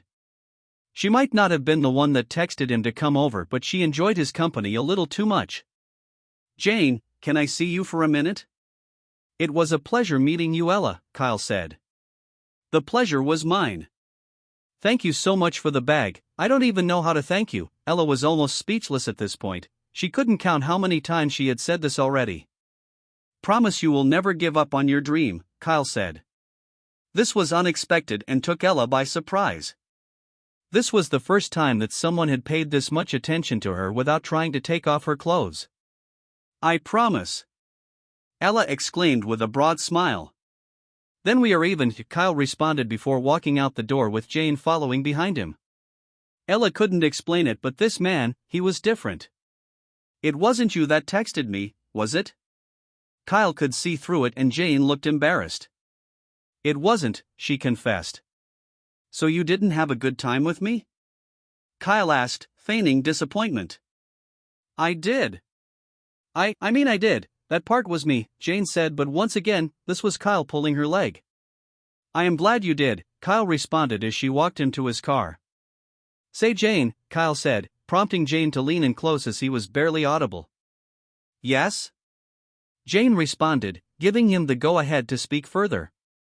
If I were to kiss you right now, what would you do? Kyle asked, and Jane froze. She didn't expect him to say something this bold, but Kyle needed to know what she responded to. He couldn't leave without figuring it out, but Jane's awkward silence told him that she had no idea what to say. He didn't mind that. No, that was what he was hoping for. Because I really want to kiss you right now, Kyle said as he leaned in slowly. Jane's heart was about to fly out of her chest because this was the last thing she expected, but Kyle stopped mere inches from her lips. Do you want to kiss me? Kyle asked. Jane licked her lips before nodding slowly to give him the go-ahead. Her breathing was labored. Then it happened. Kyle's lips touched hers. The kiss was gentle as he wrapped a hand around her waist to draw her in, his tongue slithering into her mouth as their tongues danced. Kyle could feel her inexperience. She wasn't that great a kisser, but this was not a bad thing. Kyle wouldn't be surprised if she was a virgin. The all-too-familiar cyan screen appeared once again. Update in affection bar. Jane's affection, 80%. 80%. Holy fucking shit. That is a lot. Kyle couldn't help his thoughts. Kyle knew that the reason it rose this much was that this was the accumulation of feelings finally being released. Jane was unsure about him or his intention, but this kiss gave her the answer she sought, a cure to her overthinking. Kyle knew he had to be gentle with her, and this was why he kept his hand on her waist instead of grabbing the flesh beneath. You are worth me coming here, Kyle said with a smile before entering his car but waiting for Jane to get back into her house before he left the area. Jane couldn't believe he had just kissed her. She needed to process what just happened. One thing was for sure, Kyle had left an impression on both women, but did he potentially set up an event that could ruin their friendship? That was yet to be seen. Kyle was close, he was getting close, and he knew he could level up his system with one more interaction with both women, but he couldn't rush it either. He couldn't be perceived as desperate, or that might undo all the work he did. He did enough with Callista to keep her indebted to him, or rather, his money, because no sane woman would fumble the bag that bad. And Jane, this kiss would give her something to fantasize about. She sought love and romance, a fantasy Kyle knew he had to play into. He drove down the road, but he was going somewhere familiar, a place that set this chain of events, which was his former place of employment. Kyle exited his car and walked into the store. The part-timer who worked there was stunned that Kyle was driving such a sweet ride. Hey, Kyle. The younger man greeted Kyle. Kyle had no qualms with him as he was a good person who treated him nicely. You still work here? Kyle asked, surprised because with him gone, the boss would want him to fill in for longer hours. Kyle knew he wouldn't find anyone else willing to work for the pay he had accepted. This was why the workload would be on this part-timer. Ha ha ha. What can I say? I could use the cash. He responded. Fair enough, Kyle responded. He wasn't about to hand him over some money just because he complained about being broke. Can I help you with something? The man questioned. I worked here, remember? Kyle responded, shaking his head in disbelief. He could tell the man wanted to ask whose car he was in, but he knew how to mind his business.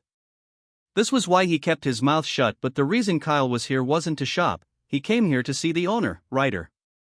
Is Ryder here? Kyle asked, disregarding the honorifics that were once attached to his name. I think so. I could check for you if you would like, the younger man informed him. Kyle forgot for a second that not everyone in this place was an asshole.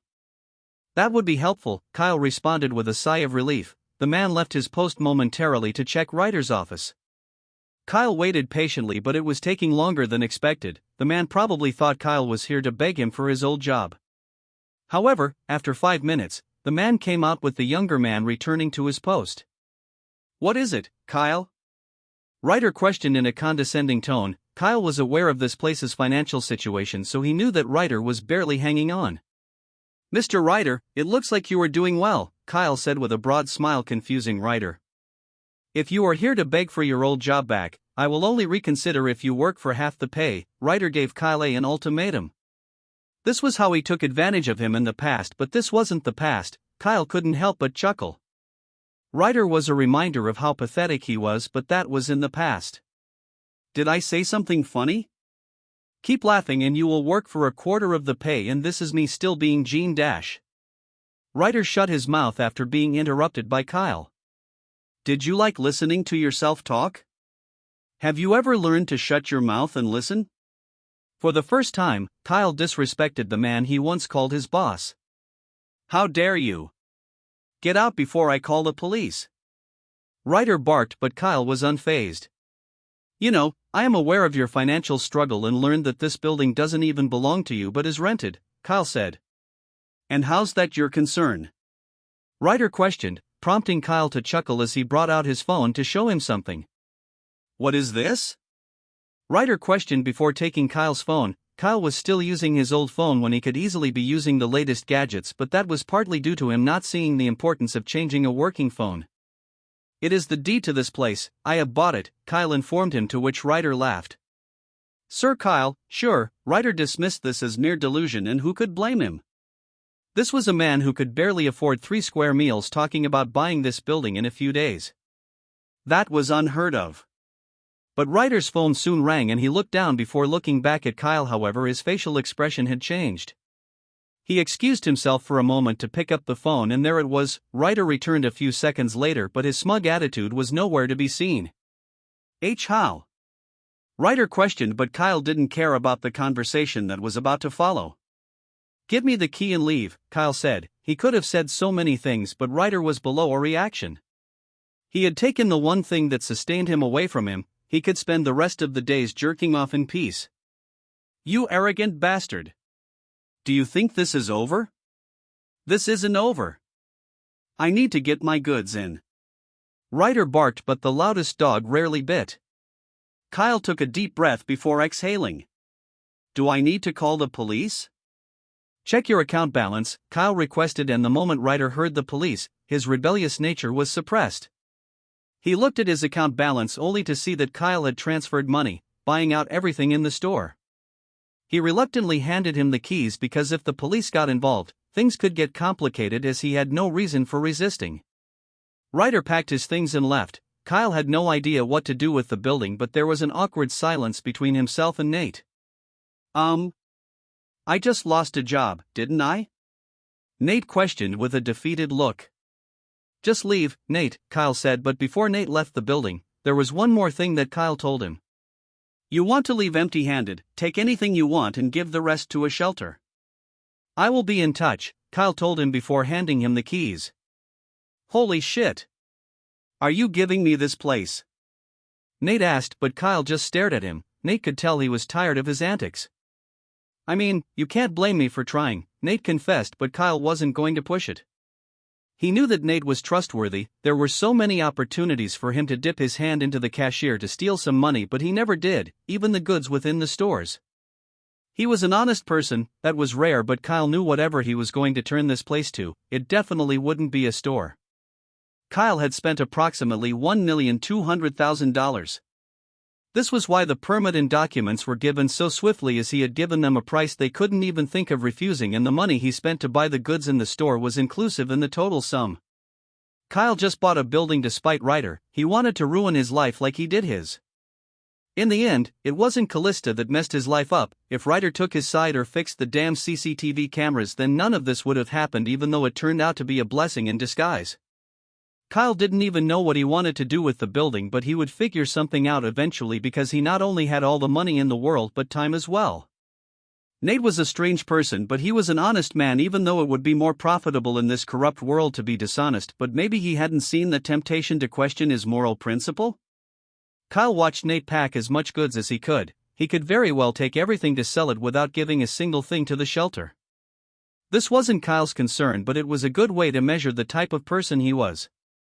Kyle walked out of the building after Nate gave him one of the many keys attached to the key holder. This was worth the money. The defeated look on Ryder's face brought a smile to his face as he drove away from the scene.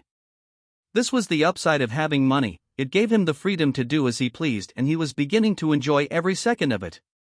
He chuckled at the thought of Ryder losing himself. That was what he got for fucking with him.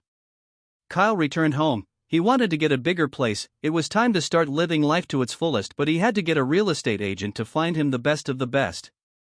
But Kyle also knew it was too early to spend his money on himself because it wouldn't multiply. He was so close to being a billionaire. If he could accomplish that, then the sky would be his limit. He would truly be among the top 1%, but Kyle knew he needed to meet people of similar status. This was the only way to expand his influence and network, but that could wait. As the car stopped at the driveway, he noticed that Mr. Jones wasn't back yet either, but he hoped that he wouldn't run into Aisha either. Aisha was a woman he didn't quite understand, but Kyle hoped that he was the one misinterpreting it. Kyle entered the building and walked down the hall, but it was like the universe was trying to set him up at this point as he saw Aisha in the hallway. For fuck's sake, Kyle thought to himself, he wanted nothing to do with her because he knew there was a thin line between appropriate and inappropriate. This was another man's wife, but he noticed that she was trying to push something into her apartment. "Thank goodness, Kyle, I need your help," Aisha said, gesturing for him to come over. Kyle knew he couldn't just leave her to her devices because, in the end, she was still Mr. Jones' wife, so he extended his kindness to her as he would to her husband. Kyle got a clearer view of the item she was trying to get into her house. It was a small couch, but why didn't the movers take it into the house? Kyle also noticed what she had on. She had on a loose baggy shirt that almost showed her entire breasts when she bent down to life. What the? Kyle thought to himself. He tried to look away, but he couldn't stop himself. "We lift on the count of 3, Aisha said, bringing Kyle's attention back to the couch. He didn't know if this was a good idea, but as long as he had self-control, what could go wrong? 1, 2, 3. Aisha said before attempting to lift it, and Kyle supported the weight. Kyle was surprised that she had the physical strength to lift it off the ground at all, as he barely managed to do so. The couch was heavy, but he began to notice a pattern. They could have had the candles delivered to their home, but they didn't, and now a couch was dropped right in front of their door. They are broke, Kyle thought to himself. They did everything in their power to cut out extra costs. He knew because this was him a few days ago until his life changed for the better. Kyle knew that asking her why they didn't pay for the movers to take the couch into the apartment would hurt her ego, so he kept his mouth shut. This was the first time he had been in Mr. Jones' house. He quickly noticed that the furniture and items were barely standing, but it was sparkling clean regardless, showing that they, at least, took their hygiene seriously. Kyle noticed that there was a yoga mat in the living room, but that wasn't his business. He needed to get out of there. "Thank you so much. You are a lifesaver. Do you need anything to drink?" Aisha asked. Kyle noticed her chocolate skin drenched in sweat to the point that her shirt was sticking to her chest. He could see the outline of her breasts, and Kyle took this as another test. "No thank you, I need to go," Kyle informed her, but she wasn't going to take no for an answer. "I insist, you helped me out and I don't feel like owing you another favor," Aisha pushed. Kyle took a deep breath. He conceded and accepted her offer, as there was no telling how this would affect his relationship with her should he reject this harmless gesture. He needed to get out of his head. Mrs. Jones was married. There was no way she wouldn't be faithful when her husband was such an amazing man. Kyle sat on the couch and waited for her to fetch something to drink. She brought him an energy drink before sitting on her yoga mat. "You are quite strong. I was surprised you could lift the couch." Kyle tried to initiate a conversation as it beat awkward silence. Aisha chuckled upon hearing this as she sat in a meditative pose, legs crossed almost like she was showing off her flexibility. "I could say the same for you. Maybe you could show me how you got so strong," Aisha said in a suggestive tone, and once again, she made a statement that could be deemed as a tease, but this time, Kyle was certain. Aisha was flirting with him, and this was when he knew he needed to get out of here. Kyle found himself in a compromising position. He took a sip from the energy drink in hand because his day had not only been slow but rather tiring. He gave her the benefit of the doubt. This woman must have just been playful by nature, but this time, Kyle couldn't take his eyes off her body. "You don't mind if I do my yoga, do you?" Aisha requested. Kyle was but a guest in her home, so it would be ridiculous if he thought he had a say in what she did in her home. "Sure," Kyle said, sitting back because he knew he was about to enjoy the show that was about to begin.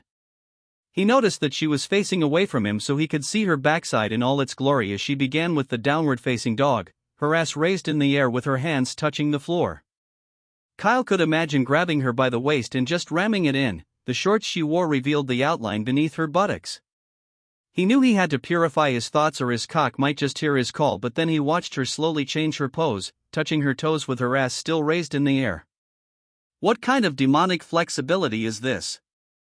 Kyle thought to himself. She was a thick woman, so this kind of flexibility surprised him. That hit the spot. Aisha's voice was strained. It almost sounded like a moan as she returned to her default position.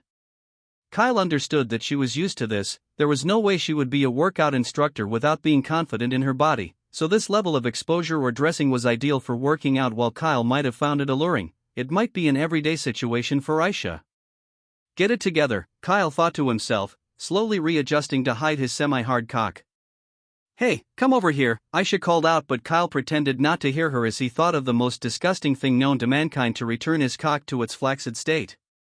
Kyle managed to do this and walked towards her. He didn't know what she wanted, but he knew she wouldn't try to do anything that would put either of them in a compromising position. Come closer, I won't bite, Aisha gestured for him to stand in front of her as she held his feet. Kyle didn't know what she planned to do, but it should be harmless, right?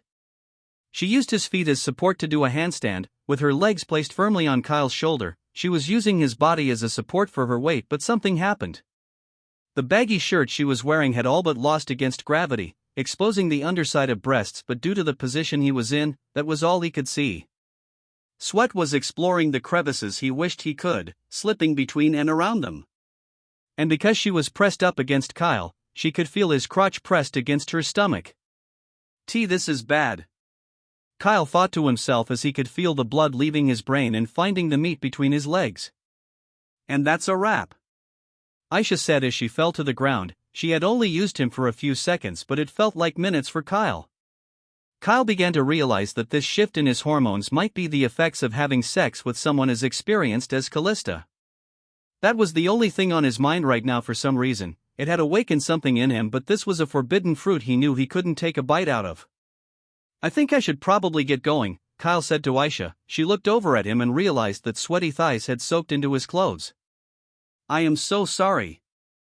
I didn't mean to make your life harder, Aisha said, but there was an awkward silence that followed as her eyes slowly looked at his crotch only to see that Kyle was erect. Oh, that was all she said. It is fine, it happens all the time with my client. There is nothing to feel embarrassed about, Aisha tried to reassure him. She understood he was a man in the end, and this was something that even the men she trained frequently experienced, or even women. It was normal to get aroused during a workout, it wasn't necessarily sexual. Embarrassed? It is just an erection. Kyle knew he had to maintain face. This would only be a big deal if he made it a big deal. All he had to do was downplay the situation, but Aisha's eyes kept darting between his face and crotch like she wasn't sure which to pay attention to. Geez, my eyes are up here, Kyle said playfully, mimicking the voice of a woman, prompting Aisha to chuckle. This situation could have been a lot worse, but Kyle handled it with his humor, and that contained what could otherwise be a disastrous situation. I am sorry for messing up your clothes, bring it over later and I will fix it, Aisha said. If she wanted to make a move on Kyle, now would have been the perfect time to make Kyle wonder if this was how she was with everyone. It is fine, I need to do the laundry either way, Kyle said as he began to walk towards the door. The possibility that she had invited him to the gym because she saw he was doing well for himself and simply chose to market her service might have no other meaning. This little showing of hers might be her way of showing him the results of her training and how effective it was. This was the story that Kyle was sticking with. He had to, otherwise it would affect the way he interacted with her. Kyle returned to his renovated apartment. The old television was replaced with a 52-inch flat screen hanging on the wall, but the raging boner she had given him was all that he could think about right now, and there was only one person who came to mind when it came to relieving the pent-up blood. That was Callista. Callista already had an audition to prepare for. This agency had done in hours what her previous one couldn't do in months, showing the sheer difference in quality between them both. She drove in her new car and everyone looked on in awe as they all assumed she was a high-profile person who would help her chance at getting featured, but in reality, Callista knew that she might not have the talent to secure the role, so she had to sell the illusion of power. But she had nothing to lose by trying. She was attended to first, or rather, she was one of the few people that had taken time to look her best, so naturally she was treated differently from those that didn't, especially with the car she drove in with. This movie wasn't the one that would put her on the red carpet, as it was a low-budget movie that wouldn't even make its way to cinemas, but Callista knew it would look good on her resume. She needed to build a portfolio that made people take her seriously. She hadn't told Kyle about her audition or any of her plans regarding the future. But she found herself feeling anxious. Her heart was pounding as she knew that this was the first step in building her career. Miss Wave. A man with a clipboard walked into the room. She didn't even wait up to 5 minutes compared to the hours that others made. Because of Isabella's influence, her clients were treated as top priority. Callista walked into the room and there was a camera and 3 people seated behind a table. Two women and one man, but she instantly recognized the man as one of the more famous producers in the industry, even though he has been involved in a few controversies. She was given a script as she sat in front of a camera and they watched her through a monitor. Callista wondered why they did this when they could watch her in person, but this was because they wanted to see how she looked behind the camera. And action. The man said as she was given a script to read from. Callista had to deliver the lines while conveying varying emotions. She had the looks, no doubt, but her talent was lacking for the role. The two women weren't impressed, but the man gazed upon her lustfully. This person was Lucas Rossini, and he was one of the major powers in making this movie, so his say and decision outweighed that of the two women beside him. "That will be all, Miss Callista, we will get back to you," the brunette lady seated to his left said, but Rossini couldn't help it. Callista dressed well for the part, and this included subtly showing off her assets like she wanted to weaponize her sexual appeal, and it worked. She left the room, and while the women were deliberating, Rossini said firmly, "I have found my Rachel," Rossini said bluntly, taking both women by surprise as they still had a week to figure out the casts. This was hasty, but they knew what kind of man Rossini was, so they had little to nothing to say. They had other roles to fill, but also knew that Rossini would most likely change his mind should another beauty step in, but there was something about Callista that made her stand out. Callista stepped out of the room and the weight off her shoulder lifted, her heart felt calm and the adrenaline rush boosted her mood. She wanted to tell someone about this news, and the only person she had on her phone who she could tell such a piece of news was Kyle. But she didn't know how to approach this, as she wanted to separate these two things. She knew she couldn't make Kyle a part of her life or it would blur the line she was trying to create. "Fuck it," Callista muttered to herself as she picked up her phone to call Kyle, but to her surprise, her phone rang at that exact moment. The caller ID was Kyle, and she immediately composed herself as she couldn't sound too desperate or excited. "Hi Kyle, are you alright?" Callista began the phone call, and after a little small talk, she spilled the beans. "I have good news. I don't know if you know this, but I went for an audition today and think I might have gotten the part," Callista involuntarily exclaimed. She couldn't hold back anymore and didn't even know when the words left her mouth. "Oh shit. Congratulations. This calls for a celebration." Kyle responded, but this was just an excuse to get Callista in a room to satisfy his carnal urges. He didn't care about a thing she told him, as Kyle was the reason her application even got accepted in the first place. Callista was getting flashbacks of that night and looked forward to recreating that moment once again. "You know what? How about I come to your place?" Callista suggested. She wanted to take that step because if she knew where Kyle lived, it would be harder for him to disappear from her. Even though in reality, Kyle could simply just relocate. "You know what? Come over," Kyle gave her the go-ahead, surprising her. She expected him to say no, but him saying yes took her off guard. Before long, the conversation came to an end as Kyle texted her the address. Callista hopped in her car and immediately drove to Kyle with only one thing on her mind. Kyle ended the call and was relieved that she was coming. That was all he cared about. She wasn't that great an actress, Kyle could tell by the movie she had acted in. "There's no way she's getting that role," Kyle muttered to himself with a mocking smile. He didn't care about Callista, but Jane was a different case. Kyle liked her innocence because she was his to corrupt. Kyle did a quick cleanup of his room. He knew what inviting her over here would do, but that wasn't a concern because he could easily buy a place. Heck, he could relocate to another country entirely. However, he didn't think he would need to do something that drastic. Kyle knew that he needed a piece of ass, and Callista served that purpose, and she did it well. Kyle sat back and waited for her, downing 2 cups of water to hydrate himself for the exercise that was about to take place, even though he knew he had to pretend to give a shit about her acting. He couldn't dismiss it or he risked destroying the affection he had built up. He couldn't risk it, so what was pretending for a couple of minutes? His phone rang and he thought this was Callista, as she was the only one he was expecting, but to his surprise, he saw it was an unknown number. Kyle was hesitant to pick up the phone, but he did regardless. However, he didn't speak first. "Hello?" The voice said at the other end. Kyle recognized this voice as he had heard it a couple of minutes ago. "Hello? Who is this?" Kyle feigned ignorance as he wanted her to introduce herself. "It is Ella," I'm surprised you didn't recognize my voice considering we spoke for a couple of hours, Ella said from the other end, but Kyle knew he couldn't stay on the phone as long as he was expecting Callista. Ha!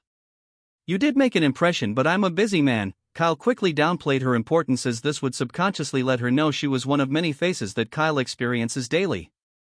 I can see that, Ella said as an awkward pause followed, like she was mustering the courage to deliver her next train of thought. Kyle waited patiently. We didn't get a chance to finish our conversation, Anne. Ella was cut off mid-sentence. Does Jane know you're calling me? This was all Kyle asked, and the silence that followed gave him his answer. What did you call me for? Kyle asked. I wanted us to continue our discussion. You see, I'm in a band and I could use all the help I can get, Ella confessed. She was shameless when it came to her musical career because she knew at this rate, she would crash before she could even begin. I don't think that's a conversation to have over the phone, so how about we schedule this for another time? Kyle informed her. He had to keep it professional because he didn't know how Jane would feel and couldn't do anything to mess up the affection meter. That would be great. What time would work for you? Ella asked, but this was when Kyle realized he needed a place to receive clients. He was the owner of an agency, so there was no doubt he would be having meetings, but it would be inappropriate to bring them into his home or places other than an office, as it might show a lack of professionalism. Kyle realized what the building he had bought could be transformed into. I will let you know, this was all he said right before ending the phone call shortly after. He knew he would have to pick up Callista from outside the building as she wouldn't know how to get to his place due to the multiple apartments in this same building. And then it came. The phone call he was waiting for came in and Kyle picked up after letting it ring once or twice. Callista was downstairs. She came right away telling Kyle that she wanted to see him just as much, but her affection bar was still where it was. Kyle walked out of his room, walking past Aisha's apartment, but the car she drove in drew everyone's attention. Kyle knew this kind of thing would happen, but he wasn't worried because if the car was stolen, he would just buy another one. Kyle waved the moment their eyes met and Callista's face quickly creased into a smile. Kyle! She exclaimed, running into his outstretched arms. Kyle lifted her off the ground and skinned her around before her feet touched the ground once again. I missed you, Kyle said with a smile.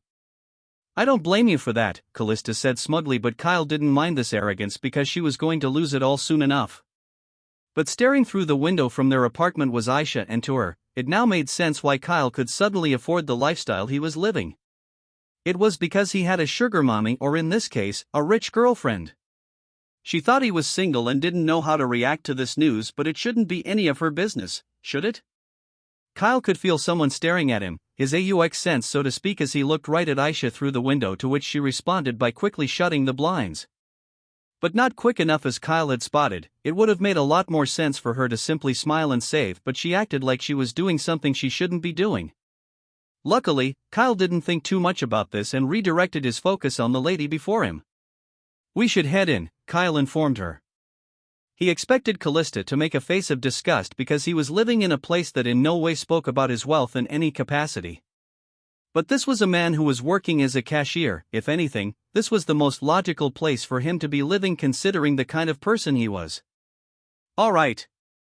Callista responded, holding onto his arm firmly like a girl smitten by her man did in the movies. Did something happen? Kyle thought to himself. There was something different about her, but he was probably overthinking it. Yeah, that was probably it. Kyle took her to his apartment, and his credit, the place didn't look like she had expected. The team that had worked here did a marvelous job in giving it not only a new look but an apartment fit for a bachelor. Kyle was glad he took the steps to make this place more comfortable. He had the money, so there was no reason for him to live like he was struggling.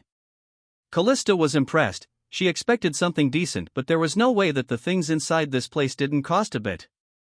If anything, it was far more elegant than the apartment she lived in, so she had quite low standards for things like this. She was confused about Kyle and why he chose to live such a life, to begin with. Why did he pick her when he could clearly have any girl he wants to have, especially in a city where gorgeous women are looking for the next man to suck dry? Not to mention that she got him fired from his job and had no qualms about taking his last penny. Callista sat on the couch, wondering if he was some masochist. Only a masochist would do what he was doing. Are you okay? Kyle questioned upon noticing her space out momentarily. He sat right in front of her so he could look at her. "I'm fine, I just can't believe someone as rich as you is living in such a place." Callista was honest about her thoughts regarding his living conditions. "What can I say, I'm a man of simple taste," Kyle responded, his eyes darting to her exposed thighs. "Simple, huh?" Callista repeated with a smirk. "I do sometimes have a more expensive taste," Kyle teased, already applying pressure to get the desired outcome he wished for. "Is that so? Tell me more about it." Callista indulged him, but this was when Kyle knew he had to show her he was different. He had a role to play and he couldn't let his libido mess it up. "Absolutely, but only after you tell me about this audition," Kyle responded, and could tell that Callista was genuinely surprised as he intended the situation to play out. "I don't want to bore you with the details," Callista tried her best to downplay it. "As long as it comes out from those pretty lips of yours, I don't think you could ever bore me." Kyle was clever in the way he mixed sweet words to let them lower their guard without invalidating the importance of the conversation. Kyle knew that as long as he kept the conversation focused on her, he wouldn't have to speak about himself. Women loved talking about themselves, and not just women, but people in general. "I went to an audition earlier today and you wouldn't guess who was there. It was Lucas Rossini," she exclaimed excitedly. She couldn't help but smile like a variant of Joker who just escaped the asylum. "Lucas Rossini. Wow, that is amazing," Kyle responded, trying his best to match her energy, but a brief silence ensued. "Yeah, I have no idea who that is," Kyle responded as he comically shook his head. Callista had to cover her mouth to stop herself from laughing out loud. "I auditioned and I knew that the other two ladies didn't like my performance, but Rossini looked impressed. I think I might have a shot at this." Callista was giddy, but Kyle instantly knew what was going on. He might not know who Rossini was, but he knew he was a man, and if she went there dressed the way she currently was, there was no way a man wouldn't have lustful thoughts. Kyle knew at that moment that the only reason the man looked impressed was because he was picturing her naked. She had on a short skirt that revealed most of her thighs with high socks. She must have gone home to change from the dress she had on during their date, because this wasn't what he remembered her wearing earlier that day. The top she had on was unbuttoned a couple of steps down to reveal her bust, but Kyle wasn't going to be the one to give her a reality check. "I am certain you will get the role. You are nowhere where you could be, and I know as long as you stay dedicated, you will reach those heights," Kyle said, only for Callista to giggle. "What's funny?" Kyle questioned. "You sound like an old man," Callista muttered before the giggle escalated into full-on laughter. "That's what I get for trying," Kyle said, playfully shaking his head in disbelief. "Come on. Don't be like that." Callista tried to bring herself to stop laughing, but Kyle's reaction only further proved her statement. "You're still laughing, for fuck's sake."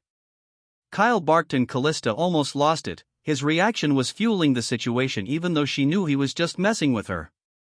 But this was the perfect way for Kyle to create a trusting aura. She was slowly beginning to see him as more than an ATM but as a potential friend, even partner. This showed that whatever Kyle was doing was working, but it was time to get down to the main event. "How about you show me how good an actress you are?" Kyle said suggestively, leaning back in his chair. "Give me a role and find out," Callista said, her voice matching his, and Kyle knew that the back and forth was a good introduction to the main event. If he had gone right to it, it wouldn't have been exciting even if Callista would have been down for it. He didn't just need her body, he already had that. He needed her heart, as that was the only way to max out her affection. "How about you get on your knees and crawl to me while I decide?" Kyle demanded as a perverted smile creased her face. "Whatever you say, Poppy." Kyle watched her get on her knees and crawl to him. He was the director and he was about to make his little actress act out an R-rated scene. Kyle sat up and gestured for her to keep coming. He had a grin on his face. She only stopped when she reached between his legs. Kyle spread them before sitting up, placing his finger beneath her chin to lift her head upwards, looking right at him.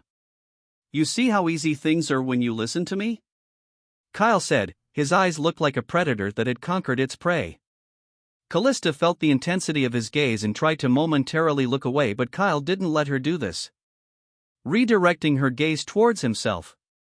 "Do not look away from me," Kyle commanded. His tone was authoritative. I am sorry," Callista apologized. Kyle could still remember how arrogant she was when they first met. That scene never left his mind, and he was going to make Callista addicted to him in ways she never thought possible. "How about you get up and strip?"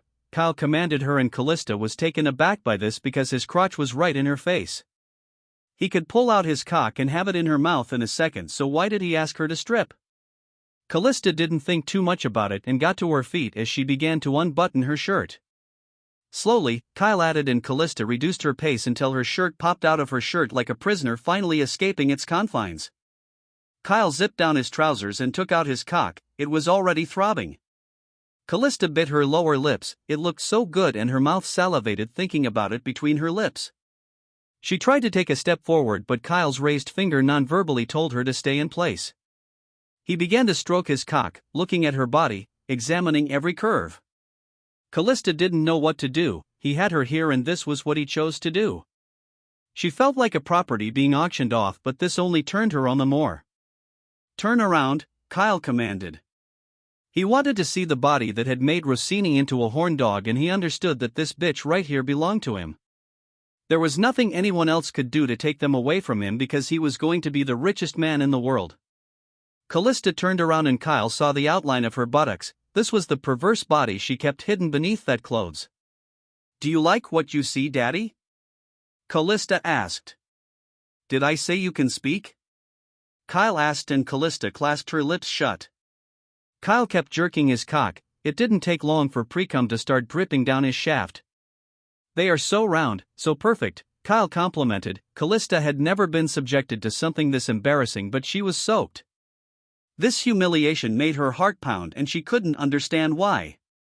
To appreciate art, one must view it as a spectator. "You're my work of art, Callista." "Stand still, let me take you in," Kyle commanded, and Callista was happy to do so. Her juices were already dripping down her inner thighs. She had no idea she could be this aroused, but Kyle triggered it effortlessly. He hadn't even touched her. That was the insane part. She could hear footsteps approaching her from behind and had no idea what Kyle had in mind. "A good meal isn't rushed," Kyle said as his voice was mere inches from her as his cock pressed against her back. If they told her it was made of steel at that moment, she would have believed. Follow new episodes on the N0vel1ist.c0m. "Close your eyes," Kyle whispered in her ear, gently biting her earlobe as he withdrew. Callista gulped, doing as she was told. She was used to people losing their shit the moment they saw her naked body, but Kyle was taking his time. She felt his hands wrap around her waist, slowly making their way to her breasts. "Ah," a voice escaped her lips. Kyle was teasing her, and she felt like she was about to lose her mind. His touch sent a jolt of lightning coursing through her entire body. Kyle grabbed both of her breasts, running his hand from below, cupping them in his hands as he scooped them up only to release them to bounce all over the place. "MHHHM." Callista couldn't keep her mouth shut as Kyle kept playing with her breasts, running his fingers in a circular motion around her erect nipples. You keep teasing me." "I will." Kyle knew what he was doing. He understood that her breasts were her weakness from their last encounter.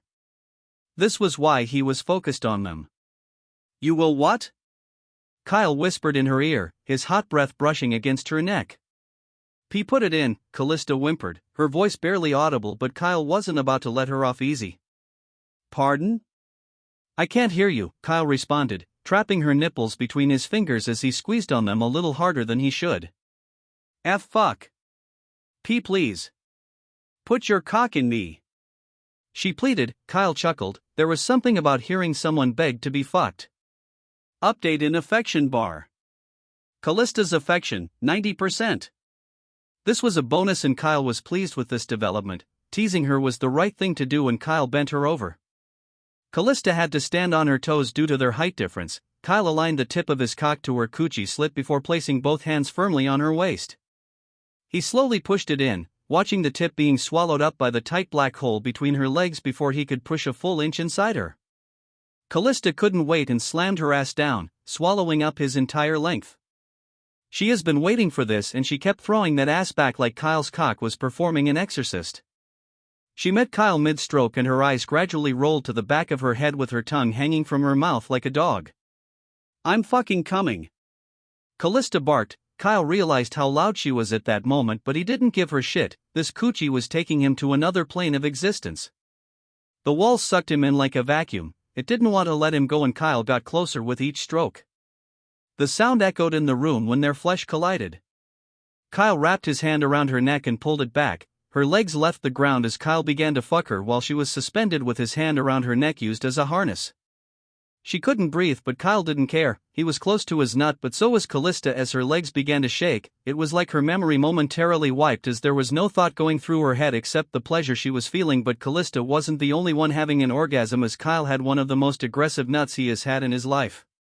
Kyle would have called himself a madman if he thought something extraordinary would happen to him only a week back. It hadn't even been a week and he had accomplished things he didn't even conceive was possible. He kept Callista in the dark about the influence he had in her life, right down to her acting career. Kyle realized that with the snap of his finger, he could potentially bring it crashing all down. That thought was relaxing. Callista was passed out in the bed in his room, with Kyle opting to take a shower. His carnal lust was satisfied, so there was no more reason for Callista's presence, as he realized that money and sex were the keys to her affection bar. Kyle took in the cold shower. He needed to wash off the sweat and cool off from such an intense session. Kyle's life was a mystery. No one knew anything about him except that he was a man in his mid-20s who could barely afford his bills. But the thing about this country was that it was possible to live off minimum wage. Even if it was to scrape through life, they would at least have shelter. That couldn't be said for third world countries, but that didn't mean they weren't still bottom feeders just because they had it a little easier. Ha! Kyle thought to himself as the water that was pelting his skin slowly came to a halt.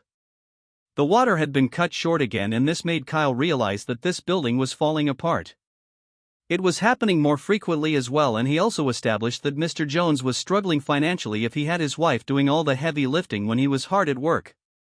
Kyle couldn't make a big deal out of it and simply wiped off and wrapped his towel around his waist, but a déjà vu was feeling about this. Aisha flashed through his mind briefly. Kyle knew it was wrong to think about another man's wife that way, but he couldn't help it. He recalled how flexible she was, and before he could keep his thoughts tame, the creature between his legs had woken up. Kyle sighed. He tried to suppress it, but it only became worse, recalling every detail of her body thanks to one of the gifts granted to him by the lottery he had drawn. He recalled everything like he was seeing it for the first time, making it near impossible to dull the event. Kyle was glad when he got this skill, but he was beginning to think that it might be a curse in the form of a blessing. Kyle saw Callista sprawled awkwardly on the bed, her belly pressed against the soft mattress with her ass facing Kyle. Kyle dropped his towel to the ground as he approached the sleeping Callista. Callista felt the movement on the bed, but she didn't bother waking up, only to feel something gradually making its way between her legs. The familiar feeling of Kyle's veiny cock making its way into pussy, and she tried to move, but Kyle pushed her into the pillow as he pounded away at her. But he wasn't thinking about her. Kyle was thinking about Aisha. He swore to himself that this would be a one-time thing. He just needed to get it out of his system, and just as he expected, Callista was already soaking wet. The moans soon drowned out the room, each stroke feeling better than the last. Kyle wasn't focusing on her pleasure, he was focusing on his, and right now, this was what he wished to do with Aisha. Ella didn't like the route she took to communicate with Kyle, but she knew that Jane would only overthink it if she asked her for his number. They told each other everything, so she had no plans to keep this from her, but she hoped that Kyle wouldn't reveal this information to her before she could. Follow new episodes on the N0vel1st.c0m. Kyle had plausible deniability, as he never got an answer to his question, so he could always just say he thought that Jane had given her. Ella knew she needed help in her failing career as an artist, and if Kyle was dating Jane, the chances of him asking her to sleep with him were exponentially low. He could not only host her. This was why she latched on, because her band members were on the verge of disbanding as it was. In the end, music is a hobby as long as it doesn't pay the bills. The truth was that Ella was barely keeping up with the bills and used her savings to keep Jane from worrying. She didn't want her to worry and kept the illusion that her band was still going strong, but that was far from the truth. Ella found herself backed into a corner, and Kyle was her lifeline, but how far was she willing to go? She had dreams just like any other person in the world. She wanted to be one of the greatest rock stars in the world, but as of late, that was becoming more of a fantasy. It was slipping away, but that was why Kyle's words impacted her the way they did. She didn't realize how much she needed to hear it until he said them. Ella stayed home as Jane went into work. Jane didn't slack off on her job just because her special friend was wealthy.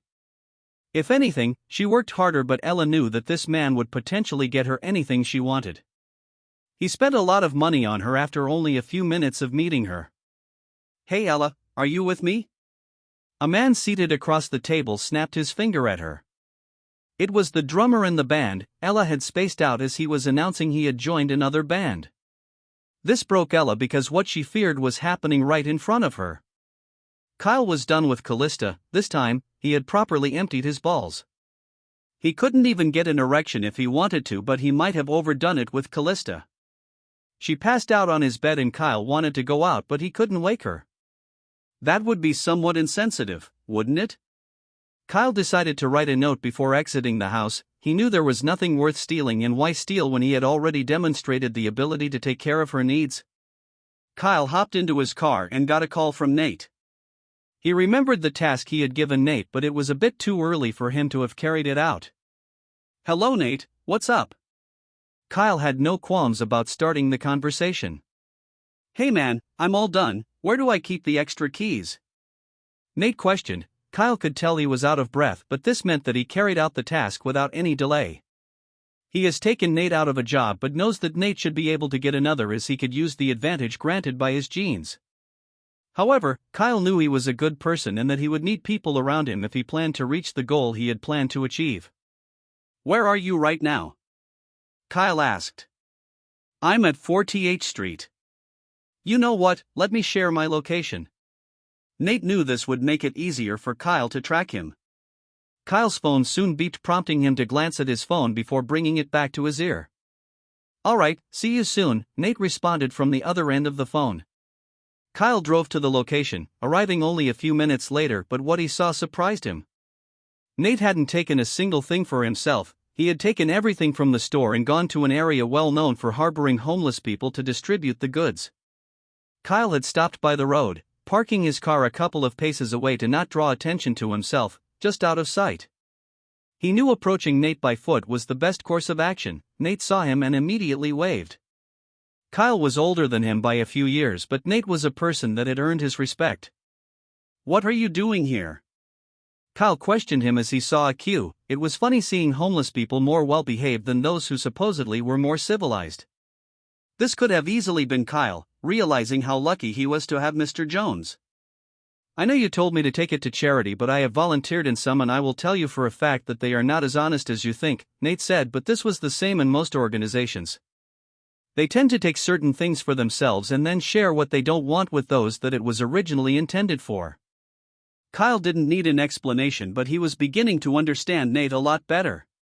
"So you decided to take it upon yourself to do the extra work?" Kyle questioned. "Ha ha. It is just a few hours of my time to make their year. I think the trade-off is fair," Nate responded, and this brought a warm smile to Kyle's face. Kyle stood beside him. This took Nate off guard, as he expected Kyle to postpone their discussion until he was done with this. Kyle instead chose to join him in distributing the items. He had nothing else to do, and this was a great way to pass the time. It took a few hours to attend to everyone. He made sure they all got something. Follow new episodes on the N0vel1st.c0m. They thanked them with tears in their eyes, and Kyle got a grim reminder of what reality was for those without money. They went to a nearby restaurant to eat and rehydrate themselves. It wasn't on the expensive side, but they were known for their burgers. It was one of a kind. "Hey man, I want to thank you for helping me out back there," Nate said, taking a gigantic bite from the burger right in front of him. "I should be the one thanking you. You didn't need to go out of your way to do that," Kyle said, but Nate quickly downplayed his praise. "I don't know man, but ever since I was a kid, I always promised myself to leave my mark on this world, even if it is just a small act of kindness. Play it forward so the universe, because we don't know if we will find ourselves in that position tomorrow," Nate said while chewing. Kyle was curious how someone like this grew to possess such a mindset. His age mates were usually taken by parties, drugs, or girls, but he was here giving a Jaden Smith-type speech. Kyle had no interest in this conversation because this was how the world worked, but he was certain at that moment that Nate was the right person to keep around him. He didn't have any friends, and having a person with a good moral compass should help keep him grounded. Money changes people, or so they say, and Kyle was about to test out that theory with himself because this was just the tip of the iceberg. They rounded up their dinner and Kyle handled the bills, much to Nate's delight. "Thank you so much for today, Kyle. I might be out of a job, but I have gained a friend." Nate was grateful. He didn't hesitate to show that gratitude. Such a cliché line, Kyle thought to himself, but he knew he had to give a verbal response. It is fine, and you might not be out of a job just yet," Kyle informed him. "Ha?" Nate thought to himself, but Kyle realized what he wanted to do with the building he had just bought. Kyle had made a decision. One would think that seeing the homeless people would awaken some benevolent spirit within him, but that was far from the case. Kyle did feel bad for them but wasn't about to go broke to help them. He couldn't help everyone in the world because to live was to suffer. He needed a disguise for his source of income, and he has seen a few movies to know that a nightclub was the perfect venue to do that. However, he had to find a way to bypass the zoning laws that restricted him from tearing down the building and making this come true. With the permits and all of that, Kyle knew that this place had potential, and the lack of clubs in its immediate vicinity made this a goldmine. This might work, Kyle thought to himself. He knew he needed to do a bit more research, and thanks to his skills, he understood everything he read within minutes. This included the type of zoning, and luckily for Kyle, this place fell under the mixed zoning category, meaning that he could carry on with his planned reconstruction but only after obtaining a permit. However, with the money in his hands, he could easily fast-track the process, but the first step was to go to the Department of Buildings. Kyle hopped in his car and drove to the nearest office. He had to do something so mundane, and luckily, he had the deed of ownership in his car along with every other documentation. He arrived there in half an hour. He could have easily asked Nate to help him out with this favor, but Nate was already exhausted and he didn't wish to overstep his boundary. Kyle took a step out of his car but got little to no attention. This was a place that entertained these sorts of high-profile individuals. For some reason, Kyle found it refreshing because he almost forgot what it was like to be normal. Kyle made his way into the building and there were a few people inside. He could tell they had been there for a while, but he was approached by a man with a creepy smile plastered on his face. "Good day, sir. Are you here for your permit?" The man asked. Kyle thought twice about answering because he looked shady but wouldn't harm him in a building full of people, could he? "Good day to you too. I'm indeed here for my permit," Kyle responded with some bravado, matching the man's demeanor. "Ha! You have humor. I like it," the man exclaimed, and Kyle could tell that the lady behind the task knew him, rolling her eyes like she had seen this scene too many times. "I am James," the man said, stretching his hand for a handshake. James had a worn-out suit on. It had coffee stains that looked like they were hurriedly wiped off. Kyle wanted him to go away, but he also felt sorry for him because he looked like he hadn't had a wink of sleep in months. "I'm Kyle. What can I do for you, James?" Kyle asked with an expectation, and that was to ask for money. "No, my fine sir, it is what I can do for you," James said in an upbeat manner. He was easily in his mid-30s, but he looked like he was in his 50s. "What you can do for me?" Kyle repeated with a raised brow. "That is correct, sir. Did you know some agencies can handle these tedious tasks in your stead for just a small fee?" James began his marketing. Kyle sighed the moment he began. This was better than directly asking him for money, but the way he looked, all Kyle could see was a scammer. "Is that so?" Kyle asked, but James could sense his skepticism. However, he couldn't convince Kyle as he was quickly thrown out by security. What he was doing wasn't allowed, at least not within their facility, but Kyle hated that he couldn't leave him be. He knew James could have easily been him if he didn't have the cashback system, so what was a few $100s? It was nothing for him, and if he was legit, then this might be another person that Kyle could make use of in the future. He could have opted for a big cooperation, but this looked simple enough. There was no need for their services. Kyle took a deep breath before walking out the door to approach James. James looked ecstatic. After a few seconds, Kyle walked to his car while filing a form that James had handed him. James wanted to reassure him he wasn't a scam and assured Kyle that he would only pay when he was done. Follow new episodes on the N0vel1st.c0m. An arrangement that Kyle didn't disagree with, and this approach alleviated the concern that this man might be a fraud. They exchanged contact information, but Kyle was partly happy that he didn't have to deal with any of that. This was an important part of the future he wished to craft open for himself. Callista woke up, but Kyle was nowhere to be seen. She didn't mind this because she knew that he was a busy man, so this was to be expected. She saw the note he left beside her and a smile creased her face. She didn't want to become too comfortable knowing that this could end at any moment. However, each day she spent with Kyle made that a lot more difficult. Hey sleepyhead, I have to go somewhere and I didn't want to wake you. I left something in the fridge for you to eat, all you need to do is heat it and voila. This was all the note said. It was such a simple gesture, yet the effect it had was unbelievable. Callista tried to repress this thought, but it was beginning to look like she was in a relationship with Kyle even though she knew nothing about him. However, she was also scared that all of this was an elaborate plan to get back at her, but who buys a Lamborghini for vengeance? She couldn't place her finger around it, but there was something strange about him. Jane was hard at work, she attended to customers and everyone noticed she was happier these days. The smile on her face was genuine and her body language was more confident. But there was a co-worker who had previously confessed to Jane, but she politely turned him down as she didn't like the idea of workplace relationships and also because she wasn't attracted to him. However, the man couldn't be mad because of how Jane did it, and her attitude towards him didn't change either, so their friendship wasn't lost. He had taken a break to go see his family back in Chicago and only just returned. What's gotten into her? He asked one of his co-workers. You haven't heard, Mike? Jane has a boyfriend. The lady revealed like she was dying to reveal this piece of information. Boyfriend? Mike muttered to himself. It hadn't been long since he confessed to her, so this news took him by surprise even though there was nothing he could do about it. He didn't ask any more questions as he knew he would only be hurting his feelings, but he also didn't believe that Jane was in a relationship. I wasn't ready for one. Mike remembered her words like they were said to him yesterday despite it already being months. But Jane was different from the last time he saw her, so maybe this was the truth.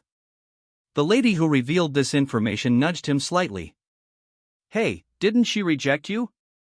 She mocked him, but all Mike did was take a deep breath to stop himself from crashing out.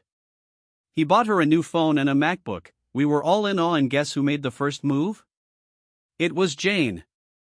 The lady pressed on, determined to get under Mike's skin. This lady was called Rose. Now I know you're messing around. There's no way she would do that. Mike dismissed this as the relief on his face was proof that he truly believed the words that came out of his mouth. Rose simply smiled, looking right at him, but wouldn't say another word. She wanted him to witness it for himself. She wanted to see how he would react. Rose backed off, watching Mike approach Jane. Jane was all smiles. Rose didn't know if Jane was naive or oblivious to the fact that Mike was attracted to her, and you couldn't be friends with someone you have rejected. Mike then tried to get with Ella, but she didn't even pay him any attention, resulting in the famous double L. Ella, of course, never told Jane because guys hit on her all of the time and there was no way that she would act as some sort of rebound. Mike watched Jane from the corner of his eye, entertaining the idea that what Rose told him could be true the moment he caught Jane giggling at her phone. How long have I been gone? Mike thought to himself. Callista got cleaned up, but a feeling of dread overcame her the moment she opened his refrigerator. It was leftovers and nothing that looked healthy, just what one would expect from a bachelor. She wanted to take her time to cook him a meal that would surely surprise him, but she got a call soon enough. Callista picked up without checking who it was, and to her utmost surprise, it was the man she had seen earlier that day. Lucas Rossini. Callista thought to herself. Hello Miss Wave, I hope I caught you at a good time. Follow new episodes on the N0vel1st.c0m. Lucas began the conversation, but Callista was still shocked that this was even happening. Hello Mr. Rossini, this is a good time, Callista responded. Her heart was beating because she knew this was about the role she had applied for earlier that day. There was no way that he would call her just to inform her that she didn't get the role, so this had to be good news. Excellent, I want to be the first to congratulate you on getting the role of Rachel. Lucas informed Callista. She almost let out a scream but quickly composed herself. She couldn't believe this was happening. Thank you so much. Callista showed her gratitude, the excitement evident in her voice. But I would like to see you personally in my office so we can discuss further on what I expect from my character, Rachel. Lucas informed her that Callista saw nothing wrong with this, nor did she give it too much thought because of the adrenaline pumping through her. I will be right on my way, Mr. Rossini. Callista exclaimed, ready to go meet him straight away before he changed his mind. Please, call me Lucas. Rossini is my father. Lucas said, but this created a crack in professionalism and subtly hinted at him wanting to become a lot more familiar with Callista. Sorry, I will be right there, Lucas, Callista responded before the phone call dropped. Aha! I got the part. She screamed at the top of her lungs but quickly clasped her lips shut because she knew that this might cause some trouble for Kyle. She proceeded to exit the apartment, but while walking down the hallway, she ran into Aisha. Callista didn't even acknowledge the lady and walked past her with a wild smile on her face. Aisha just stood there, watching her like she had discovered a new specimen while trying to get into her apartment. I wish someone told him the walls are thin, Aisha muttered to herself, implying that she had heard the fuck session that had just transpired between both of them. But how good must Kyle be to not only get a woman as young and beautiful as that to be his sugar mommy but moan like a wild animal? So that's his girlfriend, Aisha thought to herself. She was impressed that he could land someone as gorgeous as that, but she wasn't surprised she fell for him. Kyle had his way with words. Kyle waited patiently for an update, but during his wait, he decided to shoot Jane a text. It was a simple hi, but it had her blushing like a high school girl. This was what Mike had seen her smiling at. Kyle took a deep breath. He knew his journey was just beginning and he could have easily spent his money on random women online or of models, but where he planned to climb in the world, he couldn't have receipts of such things hanging around him, because it is only when a person is famous that people remember their interaction with them. What kind of look would he have if someone dug up receipts of him paying in of model when he was on top of the world? That would tarnish his reputation as just another degenerate, because there would be proof of this interaction as opposed to interacting with women in person. It would be a miracle if they remembered him accurately, but Kyle wasn't worried about all of that. All that was on his mind right now was multiplying his wealth and upgrading his system so he could get more than X10 the rewards. He knew that this wasn't important as he could make do with the system's current level and live a comfortable life, but he didn't want a comfortable life. He wanted more. He could have the world in the palm of his hand with this power, and that was exactly what he planned on doing. Kyle got a text from James, informing him that his application had been submitted and that it usually takes a while to acquire the permit. He could fast-track it, but Kyle would reimburse the fees in which he used to do this. Kyle accepted the condition even though he knew the fees he would reimburse would be inflated. This was how they made their commission, and money was no longer a problem for Kyle either. Why did you choose me? Kyle asked the all-important question. Was he special? Was he from some special bloodline? Was he the first person ever to awaken such an ability? How was this even possible to begin with? Kyle had so many questions, but he knew he wouldn't get any answer, at least not now. Excuse me, sir? A feminine voice called out, gently knocking on his window. Kyle looked to his left to see who it was, because there were some crazy people in this city. But the woman he saw was an attractive blonde woman, but she had a child in a stroller with her. This didn't mean that Kyle would let down his guard around her simply because she was a woman, and the child could very well be bait to ensure he helped her. Can I help you? Kyle asked from behind the window. He didn't even attempt to lower the window, something that most people did to be polite. But not Kyle. Kyle looked through his rearview mirror and noticed there was a car parked there, but the hood was emitting smoke. It had overheated. He returned his attention to the woman. It was scorching hot this particular day. The weather was bipolar, and he knew that it wasn't healthy for a child to be in this heat. Kyle sighed as he reluctantly lowered his window, letting the fresh air created by his conditioner out, blazing her on the face. I am sorry to bother you, sir, but can you help me with a phone? The lady requested, but Kyle raised a brow at this request, and the lady must have noticed his hesitation because she added, My phone is dead and I have no way of reaching home, she pleaded. Kyle's eye settled on the kid before he conceded. There was no way he was going to leave a woman and her child stranded. Why don't I just call an Uber? Kyle questioned, to which the woman looked to the ground, embarrassed. Follow new episodes on the N0vel1st.c0m. The lady was somewhat chubby with round cheeks, but Kyle didn't understand why most of the women he had met had huge titties, not that minded. I forgot my card and I can't use my phone either because it has turned off, she informed Kyle. Il could pick up an accent in her voice. She sounded French, and upon close observation, she was quite the beauty. Kyle tried to check her finger for a ring but couldn't see anything due to how she was positioned. Kyle didn't care much as he called Uber, using the application on his phone, and realized he had been stockpiling a few coupons to get a discount. All done, it should be here in about 3 minutes, Kyle informed her. She heaved a loud sigh of relief. You're a lifesaver, she exclaimed. Kyle could see her body relax, but her milkers jiggled with any slight movement.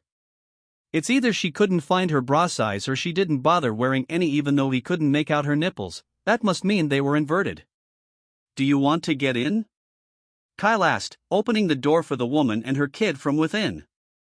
She was hesitant at first because she didn't know this person, but also knew it would be rude to decline his offer of kindness after going out of his way to assist her. The moment she entered, the AC hit her skin and unbuttoned the first few buttons of her shirt. Kyle knew she did it for fresh air. Any longer it there and she might have had a heatstroke, but there was no doubt that those things had some milk inside. Kyle averted his gaze from the rearview mirror. They both didn't mind talking and enjoyed the silence. You're a kind man, she said out of the blue, realizing that Kyle might have potentially saved her life. You know what they call me, I'm Justice. Kyle tried to mimic the voice of Batman, and this forced a giggle from the woman. Stop. She tried to stop herself from laughing. You know, you should consider having a backup phone so something like this doesn't happen again, Kyle informed her. I do have, but it broke yesterday, if you would believe, she informed him. Karma probably using you as a case study at this point, Kyle said, and she giggled once again. I'm Kyle, by the way. Kyle took the first step. He didn't need to have fun with just the women in his harem but outside as well. I'm Cassandra, but my friends call me Casey, Cassandra said.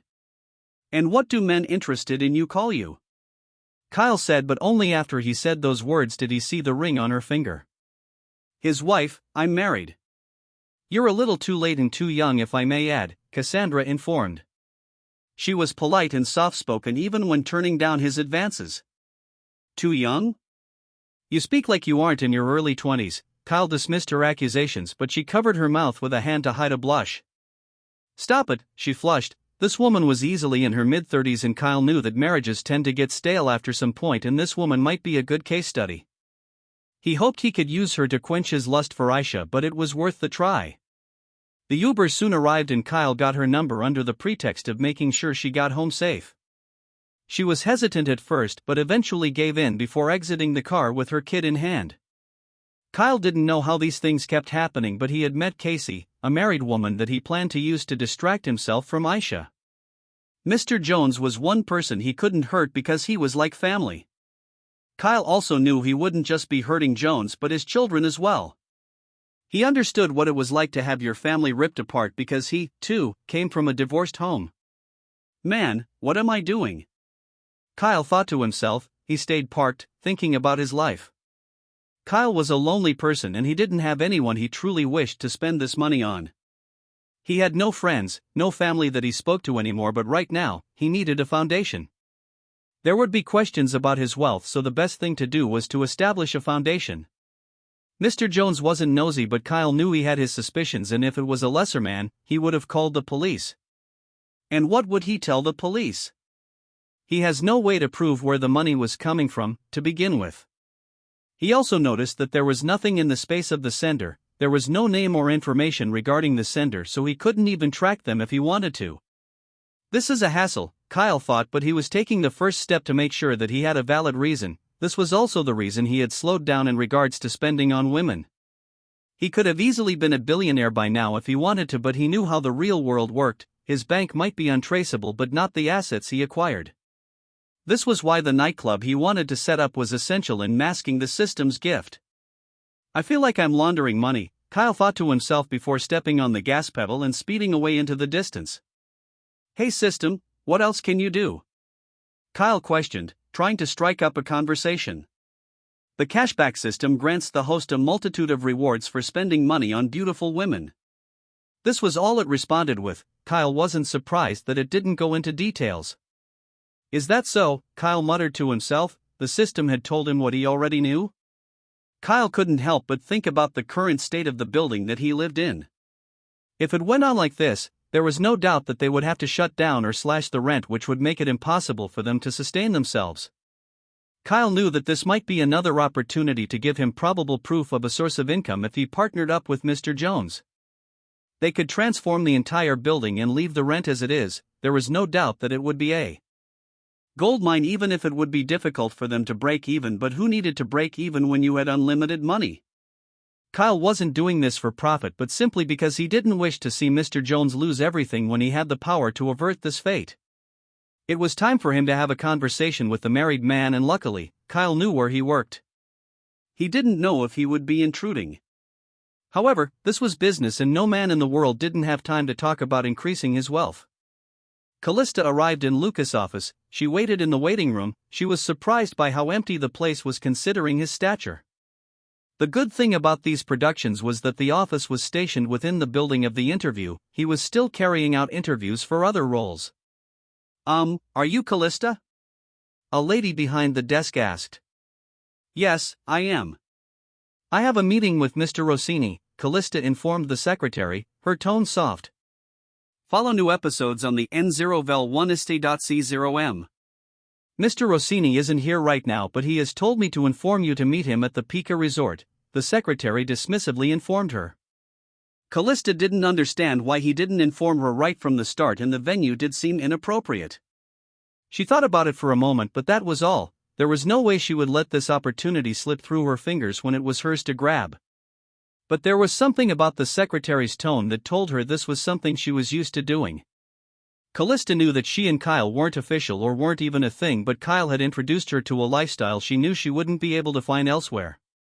He was not only a millionaire, he knew what he was doing in the bedroom. Those two combos, she wasn't going to trade it for anything, but this was worth the try. She went to the resort. It was one of the most expensive resorts in Los Angeles. Callista knew this was his attempt to sweep her off her feet. He didn't see the car she owned, so he assumed she was just another wannabe actress that would fuck her way to the top. Callista gave her car the valet to park for her, and to her surprise, she saw a woman at the door. Miss Wave? She asked. Callista nodded to confirm her identity. Right this way please, the lady said. Callista followed her from behind. But there was something off. She wasn't taking her to the open area. No, she was taking him right to a room. Callista had the option to turn back. No one was forcing her to do this. And she wasn't a child either. She knew what awaited her behind that door. This was showbiz. You had to give something to get something, and Callista proceeded with her planned meeting with Lucas, entering the room he had invited her to. This was the moment that would decide the kind of person that Callista was. Kyle arrived at Jones' workplace. It wasn't anything fancy, his job that is, but it put food on his table. He was a manager at a fast food restaurant, which was his primary source of income as well. The pay was barely enough to sustain a family, and he knew his daughter's chances at not being a screw-up was a good education. This was why he went out of his way to make sure his two children attended decent schools, even if it set him back a few years. It was worth the trade-off. Kyle arrived and parked his car. Everyone was in awe because this joint was for the common man, but Kyle wasn't here to eat. He was aware that they would attend to him quickly. He didn't care much about this either way. The moment his foot stepped into the building, a lady approached him, which wasn't customary, but this was a good chance to render their service to him. If they could retain him as a customer, it would be a good look for their chain.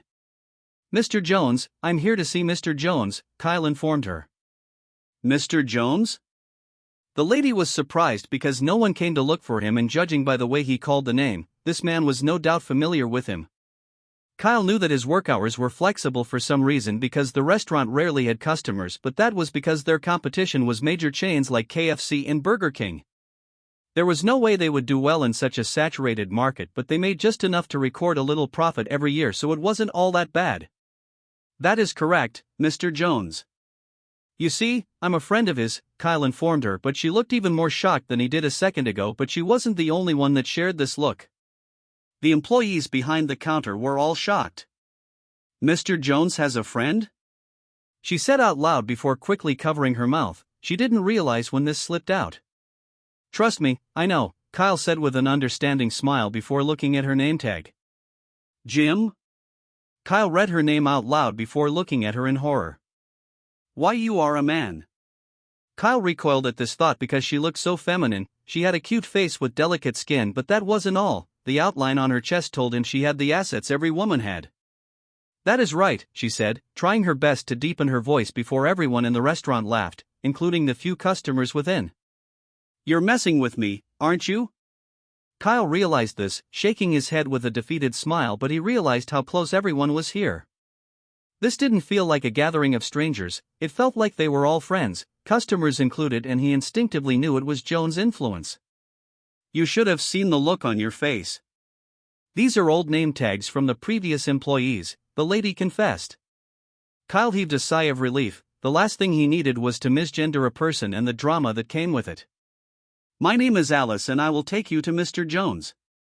I'm sure he will be surprised by your visitation, Alice said, guiding him through the restaurant and into the back room.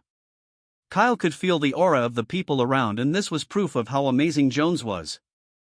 He was used to seeing fake smiles and employees looking half dead, but this place was different, everything was genuine. 2 distinctive knocks could be heard on the door. Alice did that before saying, Mr. Jones, you have a visitor. Alice informed him, and a clatter could be heard from behind the door before hastened footsteps gradually got louder. Jones had jumped out of his chair and rushed to the door in a heartbeat, but then there was silence. He was composing himself. The door swung open soon, and Jones' surprise upon seeing Kyle couldn't be masked. Follow new episodes on the N0vel1st.c0m. Kyle, what are you doing here? Jones questioned before looking at Alice and giving her a nod to excuse them. She did just that, with Kyle making his way into his office after he was given the go-ahead by Jones. This was Kyle's first time visiting his place of work, so one couldn't blame Jones for his surprise. I have come to discuss something with you, Kyle said. His tone was serious, so this forced Jones to wear his serious face as well. They both sat and Jones gave him his undivided attention, looking right at him. What is the matter, Kyle? I have never seen you so serious before, Jones asked, a hint of concern in his voice. I know that you're struggling financially, Kyle began. Who isn't in this economy, am I right? Jones responded. Kyle thought he would be self-conscious or embarrassed about him bringing up his financial struggle, but he got none of that. This allowed him to proceed with the conversation without restraint.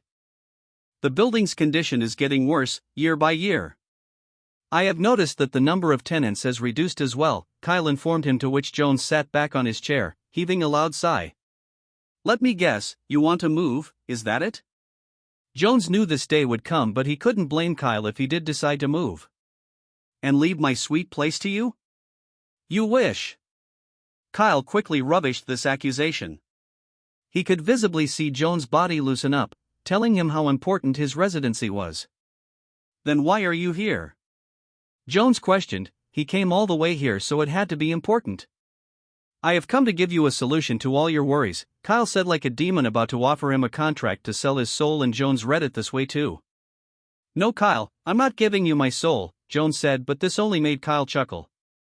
Come on, I'm trying to be serious here, Kyle responded, composing himself before continuing. I want us to partner up. I want to renovate the entire building and fix up every apartment, but we will keep the pricing the same for the first year of rent before charging a 40% increase on the second year, Kyle said bluntly. Wait, what? Jones' jaw dropped the moment he heard this offer.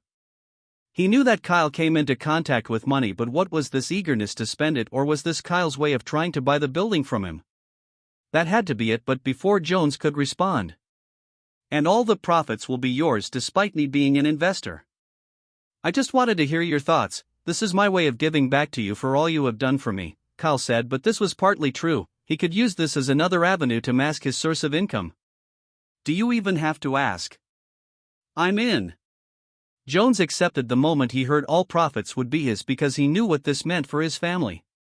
Kyle had concluded with Jones that Jones was eager because he knew what this meant for him and his family. This was the reaction Kyle expected. Jones trusted him enough not to ask any further questions, but lawyers would no doubt be involved to draw up the contract that binds their word. Kyle kicked it for a while with Jones. He knew that this job could make him miserable, but he had found happiness in all of it. No complaints, nothing. He made the best out of a bad situation because it would be a lot easier to moan and groan about how hard he had it. Kyle, have you ever thought about getting married? Jones asked. Kyle respected that he never asked how he came into money suddenly, not only minding his business but not asking him for a handout despite struggling. Marriage? I don't think I have. There is no advantage to it, Kyle responded sternly. Ha ha ha. There is an advantage. Jones quickly debunked his stance. How so? Kyle asked. You have a witness to your life, someone to witness both the good and bad. How you grew or fell and chose to stick around to witness it all, Jones said with a fond smile plastered across his face. That is a stretch. There is a reason divorce rates are so high, and I would rather live for myself than live for someone who doesn't wish to do the same for me, Kyle responded. So you don't plan to get married? Jones asked, almost disappointed. I just haven't given it much thought. You're married, are you happy? Kyle asked, watching Jones' expression closely. Yeah, we are. We face challenges like every couple, but we have the same goal, and that is giving our children a shot at this world, Jones responded. So it is your mutual love for your children keeping you together and not the love for yourselves? Kyle asked, and a deafening silence soon followed. Ha ha. I didn't mean to make you uncomfortable, Kyle quickly said, pausing before continuing. Think of it as two friends creating a book together but falling out. They would put their differences aside to nurture that book's growth because it is something they both created, something they both love, Kyle said, for the first time, letting Jones get a glimpse at how he thought. He always found it strange that Kyle had no social life and never brought anyone back to his apartment. Some services helped lonely men and even broke men who lived in this building, but Kyle just lived day to day with no interest for anything other than surviving. You're an interesting guy, Jones said with a broad smile. Kyle was glad that the conversation didn't turn him sour. He had a unique view on the world that some people would consider controversial. Do you want anything to eat or drink? Jones asked when he realized he hadn't even asked him if he was hungry to begin with. Kyle checked his watch and saw the time. An hour had already passed to his surprise. Time does fly when you're with good company. I'm glad I could accomplish what I came here to do. How about we continue this conversation at work? Kyle suggested. He had to go. Jones understood and gave him a nod. He was glad with the progress they had made and knew they still needed to iron out a few more details. Callista made her way into the room of Lucas. She was hesitant, which was unlike her. She would have taken this opportunity with both hands regardless of the consequences, but despite not being committed to Kyle, she had second thoughts. A glass of wine in front of her with a half-emptied bottle seated on the table.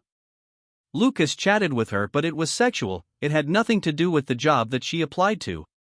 She slowly realized that she was never chosen because of her talent. She was chosen because of her looks. This made her sad as the reality hit her rapidly. Follow new episodes on the N0vel1st.c0m. Lucas was about to make his move, placing his hand on her thigh. It was warm. You know, Callista, I could make you into a star. The biggest name in Hollywood, Callista Wave, the face of every brand. Lucas sold her a dream, but Callista knew he might be able to get her into the room with stars, but he didn't have the sort of influence he currently boasted. His hand slowly moved up her thigh and Callista couldn't help this disgusted feeling. He was like a rabid dog ready to pounce on her, and Callista finally realized that even if she was to lay with him right now, word would go around and every other man would want to do the same before giving her a role. She held his hand in place, not allowing it to go any further. What are you doing? Lucas questioned her, but Callista felt insulted that he thought this trick would work on her. The place that Kyle took her that night was far more luxurious than the one this man brought her to. If this is what I need to do to get the role, then I'm afraid I have to decline, Callista said in the most polite tone that she could muster. She knew that this might very well be the end. Callista felt her heart drop. She didn't know how to process what was going to happen from here on out, but the man didn't say a single word. He removed his hand from her thigh and Callista walked out the door. For a brief second, she thought he would force himself on her, because if he did that, there was nothing she could do. She did choose to meet him in a hotel at his request. There was only one possible reason for that, and no one would believe her nonetheless. But Callista was left feeling a sense of dread because she didn't know if she just committed career suicide. Kyle had gotten quite a lot done today and made considerable progress with his plans to establish the foundations of his cover story. He knew he had to pay attention to Jane and decided to give her a surprise visit at her place of work. There was no doubt that she would be ecstatic. I wonder how she would react. Kyle thought while a smile creased his face. Unlike Callista, Kyle liked the sort of person that Jane was. He parked at her place of work but made sure it was out of sight. No one there knew he was coming because he parked just before the curve. He walked around the block, making sure he took his time to do so too. Kyle wondered if he should get her anything, but he was aware that Jane wasn't the type of girl you love bomb and overwhelm with grand gestures. When Kyle walked through the door, Jane's back was turned to him as she was conversing with a coworker. The others saw Kyle and wanted to inform her, but Kyle gestured for them not to. They had taken a liking to Kyle simply because he brought Jane out of her shell. Kyle tiptoed, but this was when Mike came into this compartment of the building from the back room, his eyes fixed on Kyle, trying to sneak up on Jane. "What are you doing, sir?" Mike barked, startling everyone in the shop and ruining Kyle's surprise. Kyle stopped in his tracks, irritation visible on his face, with everyone facepalming themselves in tandem. Rose looked on in fascination. "It is about to go down," she muttered to herself. Jane turned around and her heart skipped a beat the moment she saw Kyle. She wasn't prepared or expecting him. "K. Kyle?" Jane stuttered, and this was when Mike saw a side to her he had never seen. "Hey, you," Kyle said with a smile, stretching his arms apart, but Jane stood still. "What the hell is going on?" Mike thought to himself, looking over at Rose, but she was already looking at him with a satisfied grin on her face. "Are you going to leave me hanging?" Kyle asked. He didn't care about the eyes on him. If anything, Jane was the type of girl that liked PDA, or at least that was what he came to conclude from her personality. She slowly walked towards him and wrapped her hands around his lower waist. "You see, I don't bite," Kyle said, but he realized that this was the first time they were hugging. She didn't want to let go, and Kyle saw nothing wrong with this, stroking her hair. Jane was lost in the moment but quickly realized where she was, breaking away from his embrace. Her eyes darted around the room like she was ashamed. "I don't think anyone saw that," Kyle said before looking around to ask. "Did anyone see that?" Kyle asked them and they all said no in unison, but it was funny because they were going along with his gimmicks.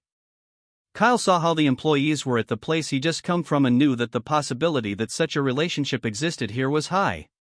There was no other way Jane would have survived this place with her timid personality. "You see?" "No one saw that," Kyle reassured her. What are you doing here?" Jane stuttered, trying her best to regain her composure, but her face was already turning red.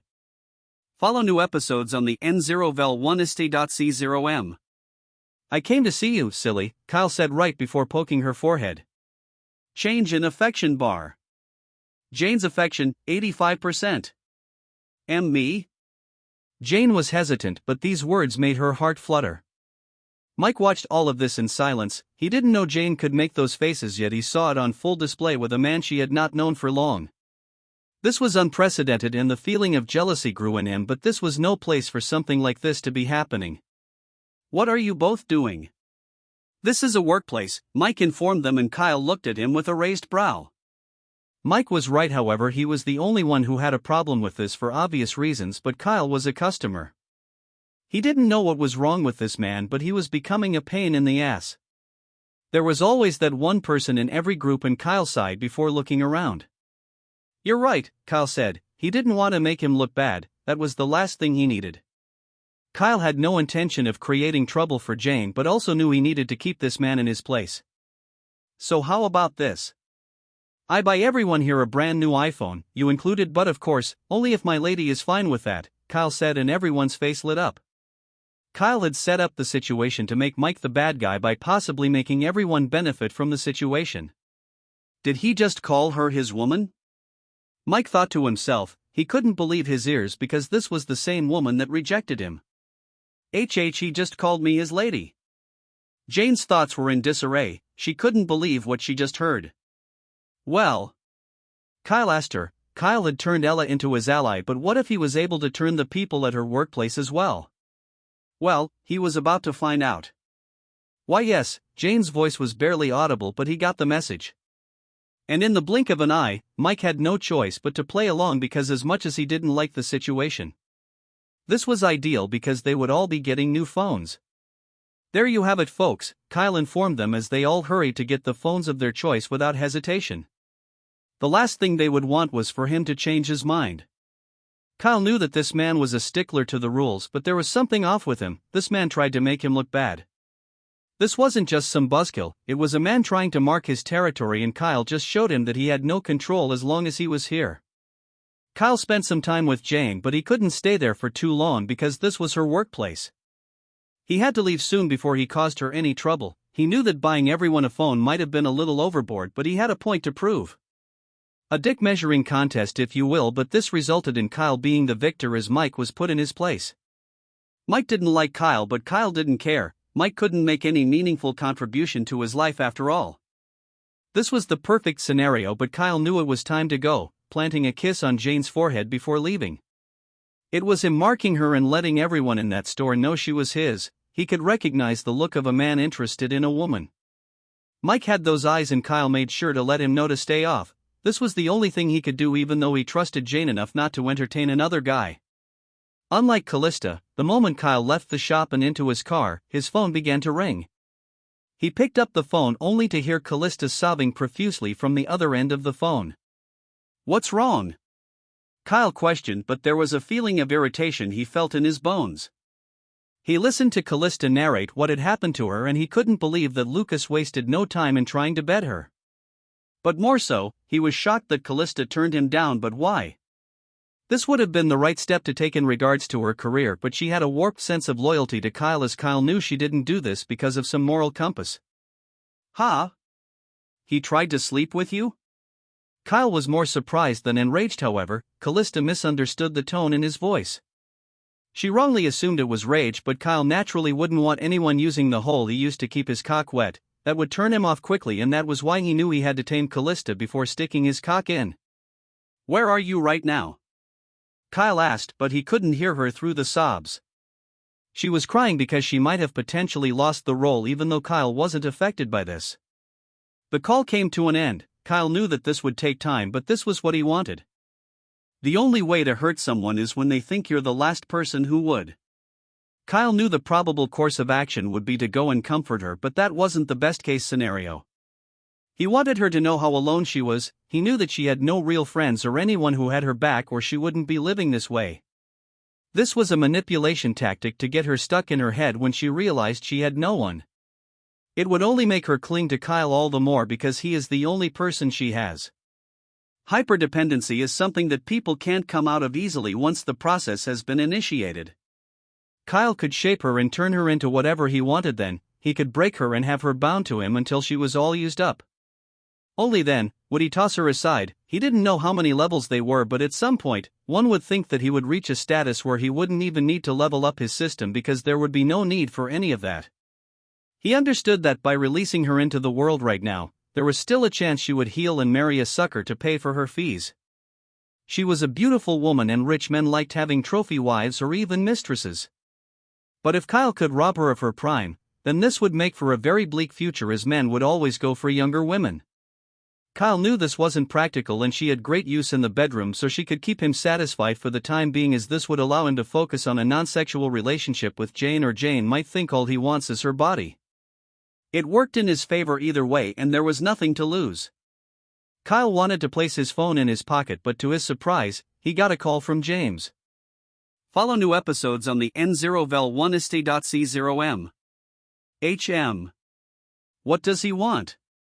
Kyle thought to himself, the permits take some time to process.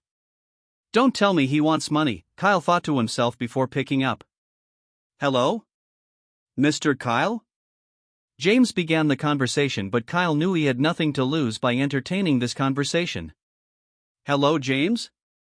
How's it going? Kyle asked him, but he wished he would get right to the point. I have great news. I have acquired the permit. James informed Kyle, but Kyle immediately assumed he was some sort of scam that had conjured up fake permits. Is that so? Kyle asked, rolling his eyes. He couldn't believe that he trusted James. He could have just done it himself and gotten it over with. Kyle felt irritated, but he was going to play alone. That is correct, I have the documents with me. When you have been in this business as long as I have, you get some connections. James exclaimed, but first impressions mattered. If James had on better clothes, Kyle was more inclined to believe his legitimacy, but the way he dressed and presented himself would give anyone trust issues. Send me where you are, I will come to you, Kyle informed him. he had come this far so he might as well see it through. Kyle realized that he had done more today than he did the past couple of days. One would think he had a social life, but that wasn't the case. Kyle was smarter and more perceptive than he was a few days back, thanks to the skills given to him. The conversation came to an end soon after, and Kyle found himself about to move once again. Damn, maybe life was better with me being broke, Kyle thought to himself, but Kyle quickly recoiled at this thought. Nah. As if. Kyle chuckled to himself as he sped off into the distance. It took little over 10 minutes for Kyle to arrive at his destination, and he saw James outside, waiting for him in the same suit he had seen him in earlier that day, but somehow, it looked worse. Kyle sighed. He wanted to get this over with so he could return home and cool off with some movies, so he popped open his door to allow him inside his car. He didn't even bother going anywhere, but the stench from James' body almost made him barf. He couldn't believe that he stunk that bad. Deodorants were a thing, yet he willingly chose to step out of the house like that. Kyle sighed as he realized that he made a mistake letting him into his car, because he would smell him long after he exited. "I'm glad you could make it so fast," James began the conversation with a smile. Kyle spotted the documents in his hands. That was all he cared about right now, nothing else. Because then he would be able to commence construction as soon as possible. "Is that the permit?" "Let me have it." Kyle got right to the point, because he knew the longer he stayed, the worse the stench would linger. "Here you go." James was ecstatic, almost proud of himself. Kyle instantly read it, and to his surprise, it had all the seals and signs to confirm it was an original document. Huh? This is legit? Kyle thought to himself. You see? All done and approved. James said, and suddenly, the smell no longer bothered Kyle. You did it, James. How did you get it fast-tracked? Kyle asked, curious as to how far this supposed connection extended to. A man never reveals his sources, James said with a playful wink. Now, about my payment, James got to the point. He knew that this would either make or break the deal. But money was the last problem that Kyle had right now. How much do you need? Kyle questioned. James thought about it because he had seen the car that Kyle drove, and if he was going to do any sort of reconstruction, then he must be loaded. You know what, how about I give you a discount? James said, but Kyle knew this tactic. They would say a discount was available because the customer was more likely to pay the fees with haggling once they were told it was discounted. Even the goods in stores that had a 20% discount were simply selling at their original prices, but customers were fooled into thinking they were getting a bargain. Kyle could tell this was an original document in his hand thanks to his skill. He scrutinized every piece of information in the blink of an eye and confirmed this was the real deal. A discount? Give me your fees, Kyle informed him right away. He wasn't interested in a discount because that was something that people who tried to save funds did. And my fees? I charge $600 BU-. James was cut short by Kyle because, in all honesty, $600 for that was a ridiculous amount for what he did.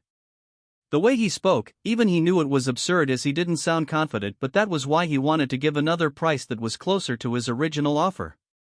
You do transfer, right? Kyle asked, and the man nodded like he was in a rock concert.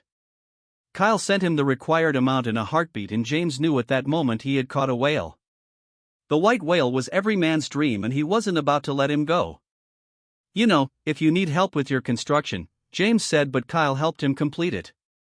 Let me guess, you know someone, Kyle said. Follow new episodes on the N0vel1ist.c0m. That is right. He is a really good lad too. You will like him. James referred to his friend. This was a good look on him, something that respected because it told him he was the sort of person to carry others along with him. He had done such a good job already, so there was no reason not to give his friend a try. However, he was going to get a proper supervisor to inspect the construction and foundations after they had been laid to avoid a collapse. That would be a nightmare should it happen, and Kyle could get arrested as well depending on how severe it was. You know what, I'm feeling risky today, give me the number. Kyle got the number. This was their final exchange as James hopped out of his car, thanking Kyle for doing business. The stench that he left was enough to traumatize anyone, but Kyle didn't care much about this. He had taken the first step of achieving his goal, and that was to conquer Los Angeles. Callista sobbed her heart out. She cried until she wasn't able to, but usually, when they reject or retract a given role from an individual.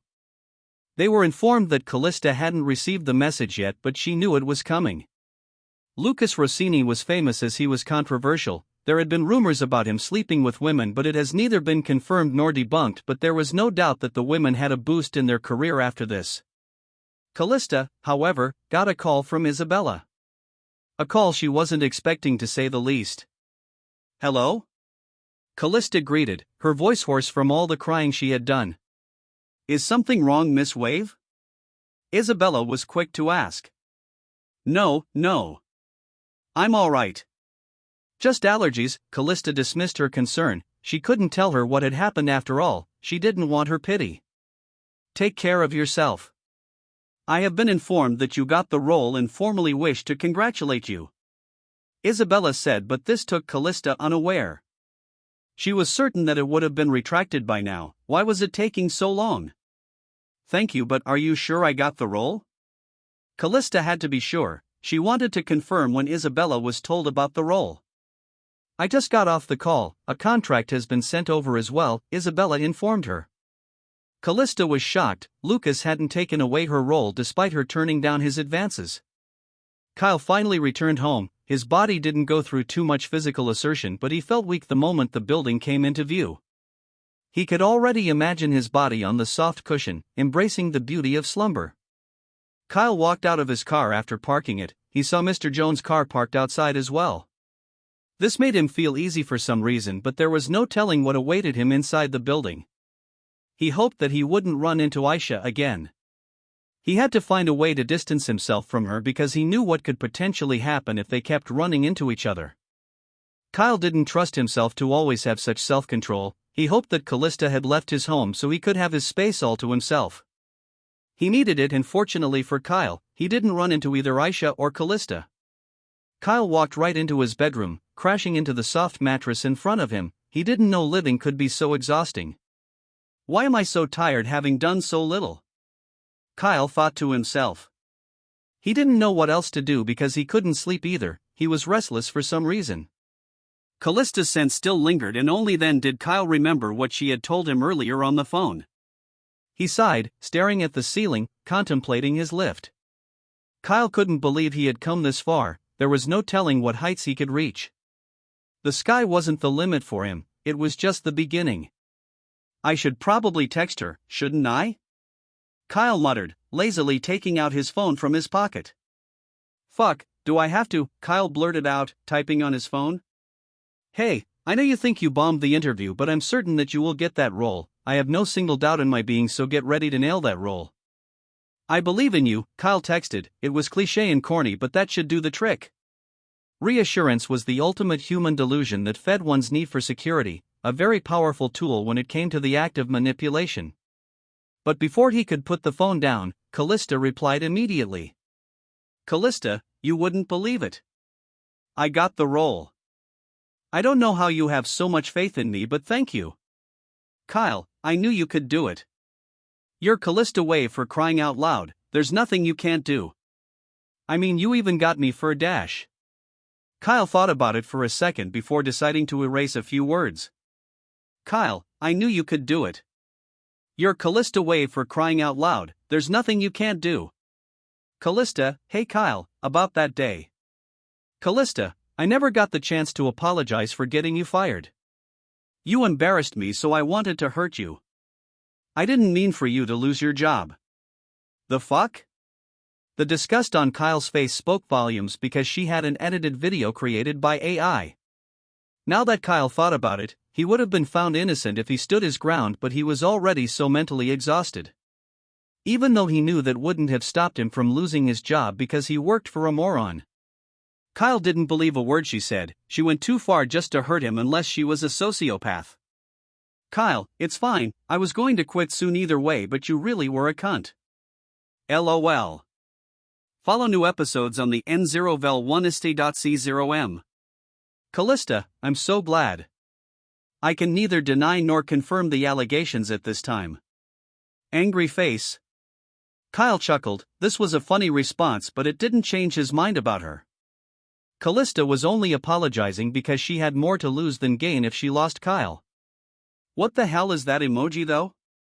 Kyle questioned, confused as to what it represented. This was his lack of social skills sipping through. Callista, I enjoy spending time with you, Kyle. Callista double texted after Kyle hadn't replied immediately due to trying to figure out what that emoji meant. More like you like the money, but okay, Kyle thought to himself. Kyle, what a coincidence. Because I enjoy spending time with you too, another thing with have in common. Callista, another? What's the first? Kyle smiled because she took the bait, he was about to deliver the punchline. Kyle, where's the fun in that? Kyle knew this would get her in her head trying to figure out what it was. Sometimes a cliffhanger is much more effective than a conclusive story. It keeps the readers guessing to the point of sheer madness, but what if Kyle could condition her to associate her dopamine to him? That was the end of the text. Callista responded, but Kyle didn't bother checking it because his eyes had shut. Aisha welcomed her husband. He was happy and ecstatic right from the first step into his home. Darling, are you okay? Aisha asked her husband with a smile, eager to share in his excitement. I am. I think the solution to all our problems just arrived, honey.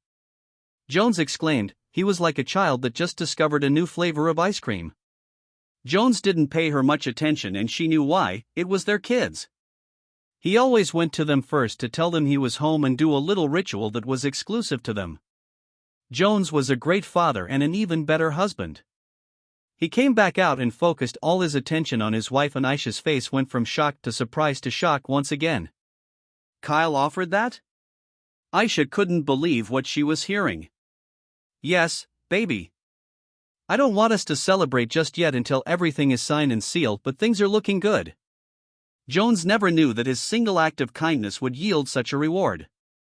In the end, maybe kindness does pay.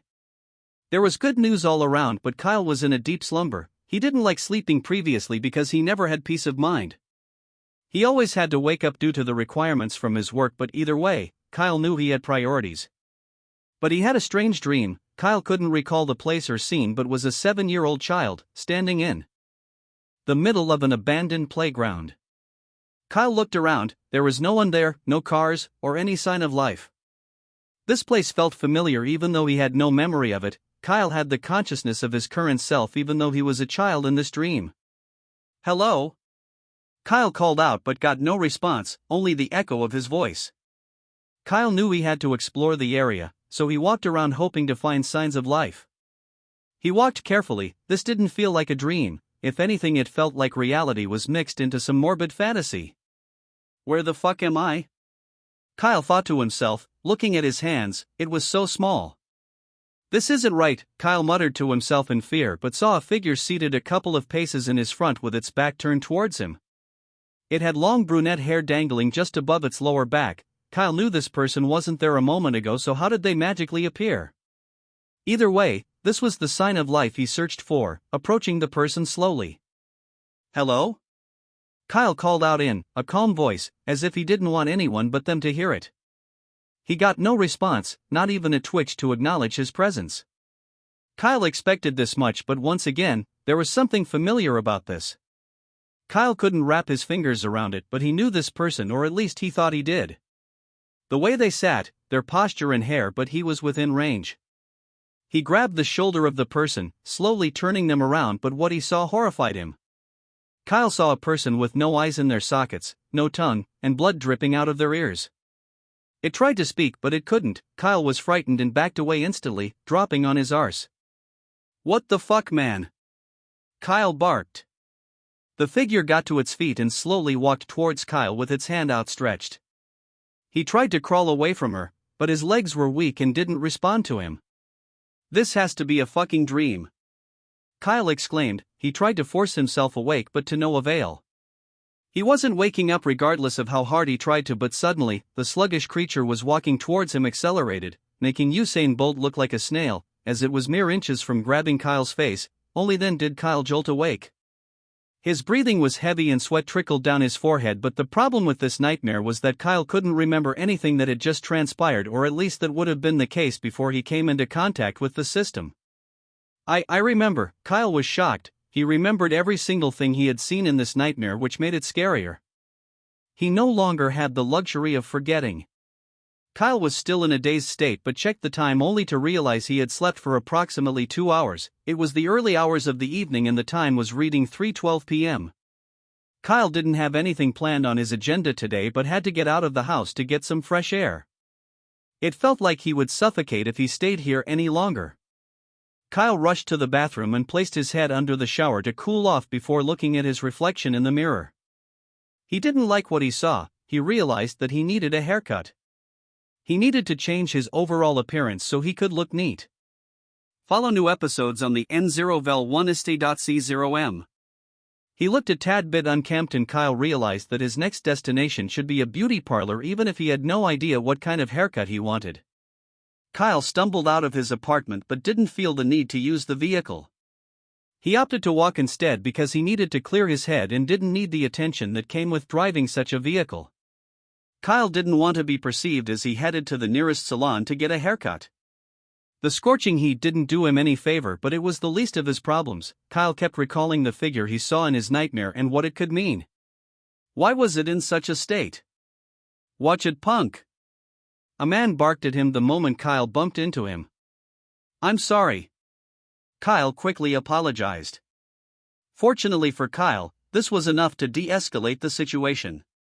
The man hissed in frustration and walked away, but Kyle knew he had to get it together. He realized that this skill to remember everything might be a curse rather than a blessing. Kyle didn't need to walk for long because he was fortunate to see a salon around the corner. He had to take care of himself, he had to look how he wished to be addressed. People couldn't keep paying attention to him just because he drove a fancy car, he had to groom himself to garner that respect. Kyle entered the salon and the breeze that brushed against his skin dried up the sweat just as fast. It made him feel nasty, but one of the barbers was rounding up with a customer. He gestured for Kyle to come over and have a seat. Kyle did just that. The man was covered in tattoos from head to toe. He looked like the cliché thug you would see in a movie. He belonged in a biker gang, not a salon. "What hairstyle do you want, buddy?" he asked, but Kyle had nothing in mind. "You know what?" Surprised me, but if Kyle would come to regret this decision was to be seen. Kyle was all done with his hairstyle. He prayed to God that this man wouldn't butcher his hair like an executioner. "How are you going to be a barber when you are bald? You do not have any hair to style, so how do you style others?" Kyle wondered, but the result of his hairstyle changed his mind the moment he caught a glimpse of it in the mirror. "And all done," the bald barber said, and Kyle couldn't believe what he was looking at. He looked handsome as fuck, his lifeless face hidden by the strands of hair that often dangled were nowhere to be seen, bringing his full face into view. It was an undercut, the sides of his hair were shaven, giving him a clean look as it amplified his green eyes. "God damn! I look gorgeous!" Kyle exclaimed. His reaction brought a smile to the barber's face. An appreciation for his craft was something that he would always appreciate. "What's your name, big fella?" Kyle asked. He no longer was intimidated by his appearance, and as this man had just created something divine on his head. "My name? I'm called Big Bob." Bob introduced himself but paused momentarily because he didn't know why Kyle wanted his name. "And just so you know, I don't swing that way," Bob informed Kyle as politely as he could. "Oh. Ha ha ha." Kyle laughed out loud upon realizing how he must have come off for Bob to have this impression. "It is a pity. I'm sure you would have been a catch, but I'm not interested in men either," Kyle pointed out to clear up any misunderstanding. "Are you interested in being my barber?" "I'm not a fan of having the service of multiple people when it comes to things like this," Kyle requested. There was no way that Bob would say no to an opportunity to make more money. "Sure thing, man," Bob said, handing Kyle his contact information. Bob was a lot friendlier than he had anticipated. Kyle left the salon and felt like a new man. He could feel every fiber of his being bustling with energy. He was never an ugly individual. If anything, he was on the attractive side, but his unkempt look was the deterring factor. But he got all the right attention now. People were looking at him in awe as they found him attractive. Kyle smiled inwardly. His life was beginning to take shape slowly, and the nightmare he had slowly faded from his immediate train of thought. Jane was closing from work. She had carried out her shift and it was time to head back home. Kyle made her the star of the day. everyone was grateful to her because she was the reason they all got new phones, but this was a clever way to make everyone like Jane if they didn't already. This would put her on good them but also make them supportive of her relationship with him. The whispers were powerful, and what better whispers to fill her ears than people telling her how lucky she was to have him. Jane still couldn't believe he had come to see her. "Hey," a voice called out behind her. Jane turned to see Mike standing behind the door she just exited. "Hey Mike, are you headed out too?" Jane asked. That couldn't be the case as Mike worked longer hours. "No, I just wanted to help you hail down a cab," Mike said. Just like old times, he made sure to add, Mike was the kind of guy who acted like a parasite, hanging around and hoping that a rejection would turn to acceptance after a series of heartbreaks from the lady he fancied. She would see all men are bad and come running to him. The long game, that was what Mike was playing. "I don't think there is any need for that, thank you, Mike," Jane declined with a smile, but this was the first time she was doing this. Follow new episodes on the N0vel1st.c0m. Mike gritted his teeth. He knew it was because of that man. That had to be the reason for this sudden change in character, but he wasn't going to back down. "Come on, I insist," Mike said, proceeding to exit the building and stand by the side of the road.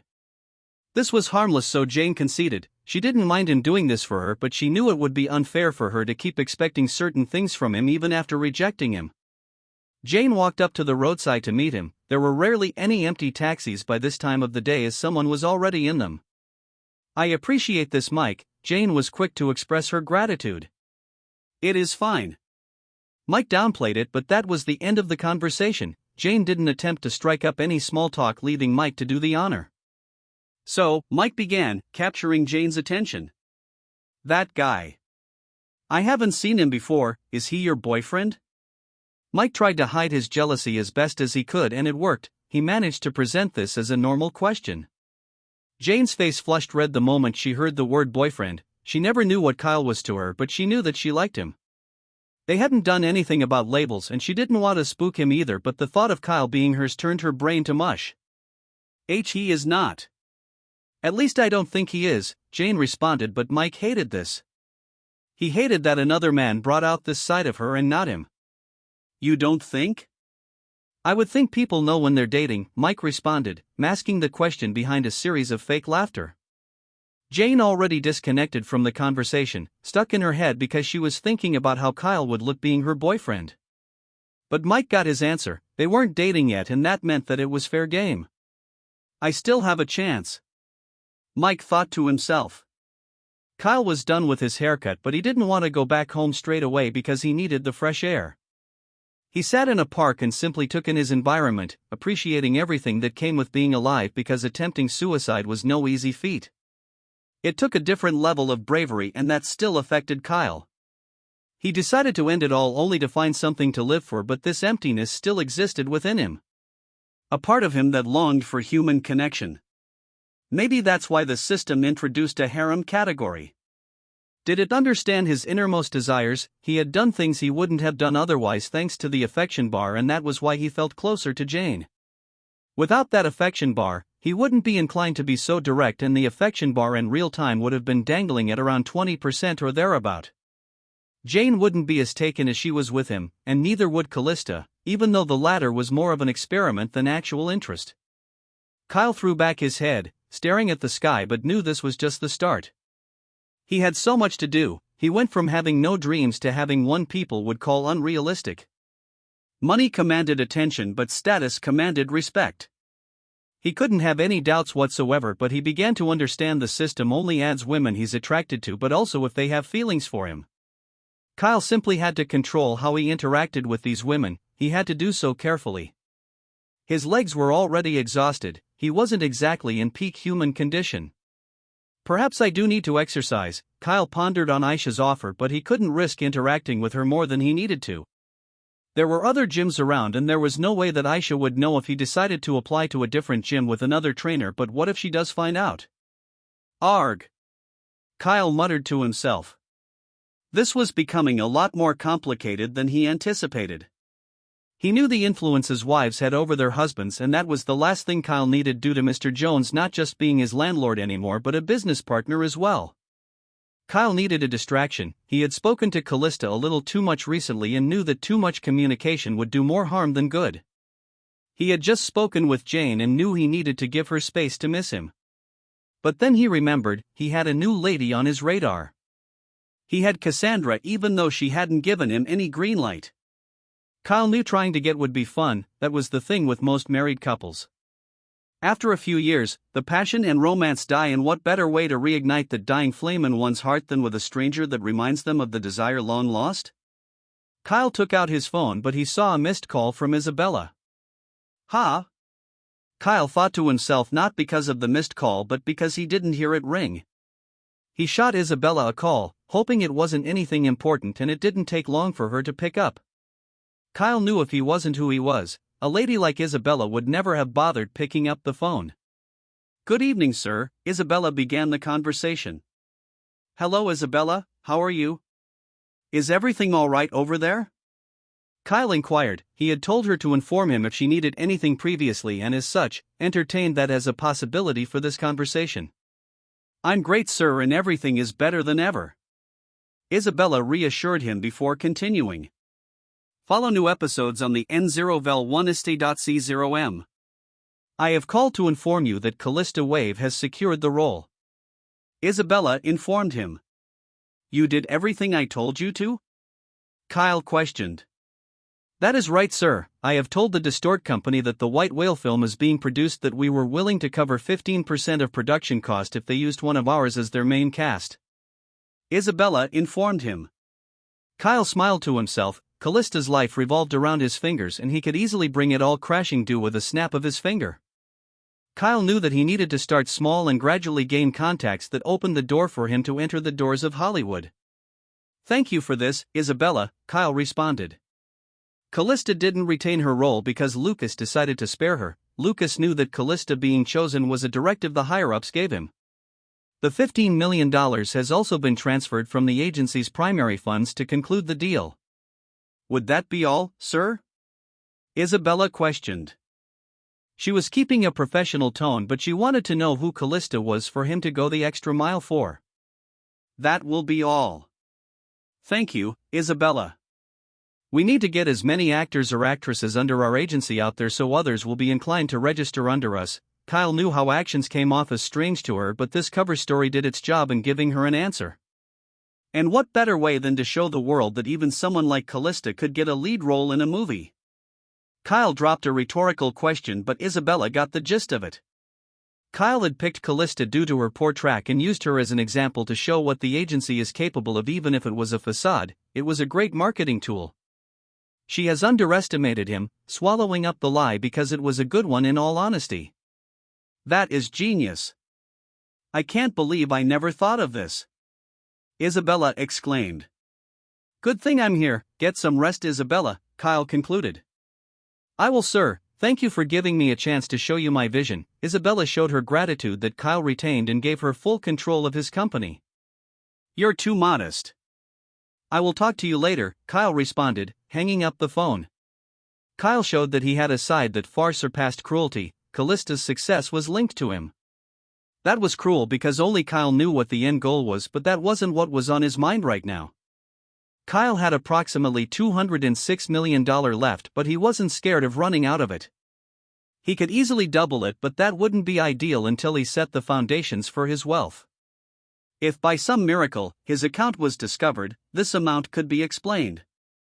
Kyle was aware that everything had a loophole and he wasn't going to trust that his system didn't have one either, even though it might very well be. He took out his phone and searched for Cassandra. He remembered his conversation with Jones about marriage. Kyle knew that he could make Cassandra betray her vows. It wouldn't be an impossible task. He knew that calling her without any prior notice might be a nuisance, so he decided to shoot her a text. If she was a housewife, she wouldn't have anything better to do with her free time. "Hello, Cassie, it is I, your superhero. I'm doing a routine checkup to see if you're safe. Respond with a thumbs up if you are." This was the text message that Kyle sent. It was simple yet playful, so there wouldn't be any misinterpretation. He didn't need to wait long for a response, just as he suspected, because she truly had nothing else to do. "Cassandra, oh. Kyle knew this was an avenue to continue the conversation or she wouldn't have replied at all. He understood her giving him her number just to be polite, but engaging in a conversation was entirely up to her at the moment. Kyle already expressed interest in her during their earlier conversation, even though she informed him that she was married, which wasn't the benchmark of a faithful woman. Kyle, wow, you look even more beautiful, digitalist. Kyle chuckled the moment he sent this. How did he come up with these things? Cassandra, what? Ring operator, ring operator, ring operator, degree? Kyle thought about it for a moment, but before he could respond, an attachment was sent. A picture? Kyle thought, no one sends their picture to someone they didn't wish to entertain in one way or another. Kyle was aware that she could be using him to pass the time, but that didn't matter as it gave him a loophole to exploit. He quickly opened it and he saw a picture of her lying down, but it was only her face visible. Kyle wished to see something a lot more naughty, but this was her inviting him to shoot his shot. The picture had a caption asking, "Are you sure about that?" Kyle was still in the park. This was a strange place to be, considering he could do this in a more comfortable environment, which was his home. Kyle, how about I see if you measure up in person? My brain can't seem to remember what you look like anymore. Kyle went straight to the point, but he didn't get a response right away. Did I overdo it? Kyle thought to himself, but just as he was about to put the phone away, he got a notification. She replied. Cassandra, you do know I'm married, right? I don't know what it is you're looking for, but this is inappropriate. Cassandra shut him down. Follow new episodes on the N0vel1ist.c0m. Kyle chuckled at this absurdity. If she knew it was inappropriate, why was she even responding? He should be blocked. That means all he needed to do was to convince her that this wasn't a sin. Kyle, someone has a naughty mind. All I suggested was that we meet up, but it looks like you have already begun to undress me. If anything, I should be the one uncomfortable. This is sexual harassment. Kyle was clever with his response. He maintained a playful tone to take away the seriousness of the conversation. Cassandra, you play too much. Fine, I got ahead of myself, but I'm just making it clear so there's no miscommunication. Kyle, I get it. Something tells me you need to get out of the house, so how about it? Kyle requested. Kyle knew all he needed to do was to get her to see him. It was a lot easier to hide over the phone than it was in person. Not to mention his new haircut, it made him into a different man. Once again, he didn't get an immediate reply, and this was because Cassandra was thinking about it. Kyle knew the worst she could say was no, and if that should happen, he would simply find someone else to quench this taboo hunger. Cassandra, I guess lunch couldn't hurt. How about tomorrow? A smirk creased Kyle's face. She had taken the bait. Kyle, that works for me. I wouldn't mind seeing you in a crop top too. I don't know why, but I know you will look stunning in one. Kyle knew by the way she dressed that she must have some sort of body dysmorphia. She was all covered up despite the scorching hot sun. There was something about women when it came to their insecurity. You had to compliment that particular insecurity before they told you it was an insecurity. This would tell them subconsciously that you liked what they hated about themselves, which meant they were more inclined to do as they were told regarding that specific thing. Validation, Kyle muttered under his breath. Cassandra, oh my God. I don't look like a supermodel if that's what you're thinking. Cassandra gushed, but Kyle knew this was her way of seeking reassurance. Kyle, if anything, you set the standard for them. I will pick you up by noon. This was the end of the conversation. Kyle gave her something to think about because now, she would be looking to impress him more than ever. Kyle wanted to see her today, but it was a pity he couldn't. That gave him a chance to make one more call to the construction company that James had given him. It was time to draw up a budget for what he wished to create. Kyle gave the man a call, and usually, they would set a time for an appointment, but they agreed to see Kyle immediately as it was an extension of their desperation. Kyle met them up at a site, but he knew there was a chance that this was a setup and they were waiting around the corner to rob him. But that was highly unlikely. Kyle used an Uber to get to his destination because he had left his car back home and had no regrets. Kyle didn't mind this and arrived in less than 20 minutes.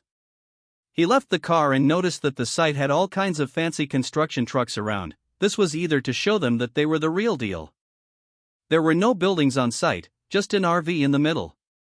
Kyle waited outside for a second. Even the Uber he came with questioned if he would be alright and lingered around for a bit longer to confirm if he would be safe. This was an act of kindness, but Kyle assured him he would be fine because whoever was in that RV was expecting him, so it didn't take long for them to exit the vehicle.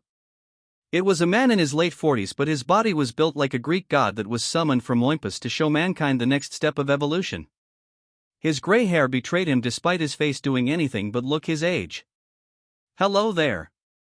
You're Kyle? The one I spoke with on the phone?" the man inquired. Kyle was expecting someone his age and was surprised to see a man this advanced in years standing before him, but this made his choice of workplace even more questionable. There had to be a reason his body was like this, and that was all the heavy lifting that came with construction. Kyle immediately knew he was the real deal. "That is correct. And you're Collins, right?" Kyle responded, approaching the older man. Collins nodded to confirm this, gesturing for Kyle to enter his RV. Kyle wasn't sure if this was his workplace or where he lived, but he was hesitant to enter. What if he never came out, or worse, was taken hostage? Because if he screamed at the top of his lungs, no one would hear him this far out, but there was no way he would leave a witness if he planned to do something. Kyle shook his head at the absurd thought. He didn't know how it even made its way into his mind. He entered the RV, and to his utmost surprise, the RV was decorated and set up like a proper office. It wasn't anything cheap either, which further confirmed his legitimacy, even though his choice of workplace was strange, no doubt. "I see James wasn't kidding," Collins said sternly, gesturing for Kyle to sit, which he did while he sat opposite him with a table separating them. "Good, if James has briefed you, then you know exactly why I am here," Kyle said, glad he could skip all the formalities and get straight to the point. "That is right. We can begin construction whenever you're ready. Most clients take a month to prep a dash." Kyle cut Collins short. "How about tomorrow?" Kyle responded, breaking Collins's concentration, staring at Kyle in confusion. "Tomorrow? Do you have the blueprint down? And this isn't going to be cheap either, so maybe we can work out an installment plan?" Collins responded, trying to make Kyle understand that this wasn't something done in the heat of the moment. "A blueprint?" Kyle thought to himself. In truth, he didn't care how it looked because it was simply a disguise to mask his actual source of income. "I have something I would like for you to imitate," Kyle quickly responded, taking out his phone to search the web for some of the most luxurious nightclubs, but acted like it had it elected already when he was just making the selection. Kyle picked one quickly, but he had to think of a few changes to make his unique, and that was including a restaurant and strip club section within that very same building but separated. It was a smart idea, as it would mean that this place wouldn't only be operational at night but during the day. People can come to dance or get their rocks off, but it would appeal to every desire a person could and would have. He showed Collins. Collins took his phone and couldn't help but notice that this phone was in the mid-range area, which was weird considering he had enough money to reconstruct a building. Follow new episodes on the N0vel1st.c0m. Then again, it might not be him doing too directly, but rather a bigger project that involved multiple people. "This will be very expensive, are you sure about this?" Collins questioned, but Kyle shook his head to reassure him. Collins couldn't draw up a budget at the moment, however, he could give an estimated budget. "This will cost anything between $800,000 to $500,000, Collins said, half expecting Kyle to back out once he heard the cost. Kyle gestured for his phone. "That's right, I thought so too," Collins thought while handing him his phone, taking this as a sign that Kyle was backing out. Collins knew that a project this big would set him up for the coming years, but it was too good to be true. "So, do you want cash or would a transfer do?" A voice snapped him back to reality. "What?" Collins asked. He wanted to confirm he heard what he did. "I asked how I should send you the money, $2,500,000 was it?" Kyle repeated, and the man nodded viciously. He wrote down his account number, and it took a little over a minute for him to receive the alert of $2.5 million. Kyle had done everything to begin his life. He was aware that this club could also provide him an escape. He couldn't stay in his house 24/7, he had to act like a hard-working man so no one could ever question how his money was made. Kyle was glad that was sorted and had paid the sum of $2,500,000 to get things underway. He didn't care about the amount he needed to spend because he could make it all back in the blink of an eye, but he was beginning to realize that he wasn't making use of the rebate system. He didn't need to spend only on the girls in his harem to get a cashback return, and this was why he was certain that Cassandra would fall for him. Kyle was essentially the perfect man, a millionaire with wits and a sense of humor. A woman's security isn't only guaranteed with him, but he also has the power to make their heart flutter.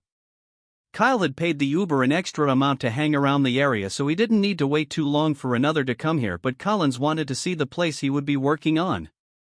Kyle dismissed the Uber, paying the man his due fees accumulated for waiting with a little extra on top, so everyone was happy. He hopped in Collins' truck. The destination was the bought-out shop. Kyle knew that Nate could watch over the process, or at least keep an eye out to make sure nothing fishy was going on in his absence, even though something told him that Nate wouldn't be able to handle the task. He needed a professional to inspect the building after it had reached a certain stage. It didn't take long for them to arrive. The truck felt like a monster that would swallow everything in its path, but Kyle could feel a sense of relief wash over his shoulder. Jane was uncomfortable with the way Mike had approached her to inquire about her relationship with Kyle. Only after she left the vicinity did she realize that Mike wasn't asking out of concern but envy. It was clear by his reaction when he saw her hugging Kyle, but the moment she remembered the scene, she couldn't help but turn red. She arrived at her apartment, eager to offload the details of her day to her friend, Ella. However, Ella was fast asleep, but who could blame her, considering she worked at night? She needed to get in as many hours as she could during the day. Jane walked to the kitchen and noticed that Ella had prepared a meal for her. At times like this, she realized how lucky she was to have Ella by her side. Life was difficult enough, and she couldn't imagine doing it all alone without losing her sanity. But there was something on her mind. Jane wanted to spend every waking moment with Kyle, but she couldn't tell him that otherwise she would be perceived as clingy. No one likes a clingy, right? Kyle was a busy man, and there was no way he would have that much time on his hands, which made his visit all the more special. She giggled at the thought like a sociopath, but did well to resist the urge to text him. But Ella wasn't asleep. She had taken something to numb the emotions coursing through her veins. She had to stay still and pretend to be asleep, otherwise Jane would know that Ella had relapsed.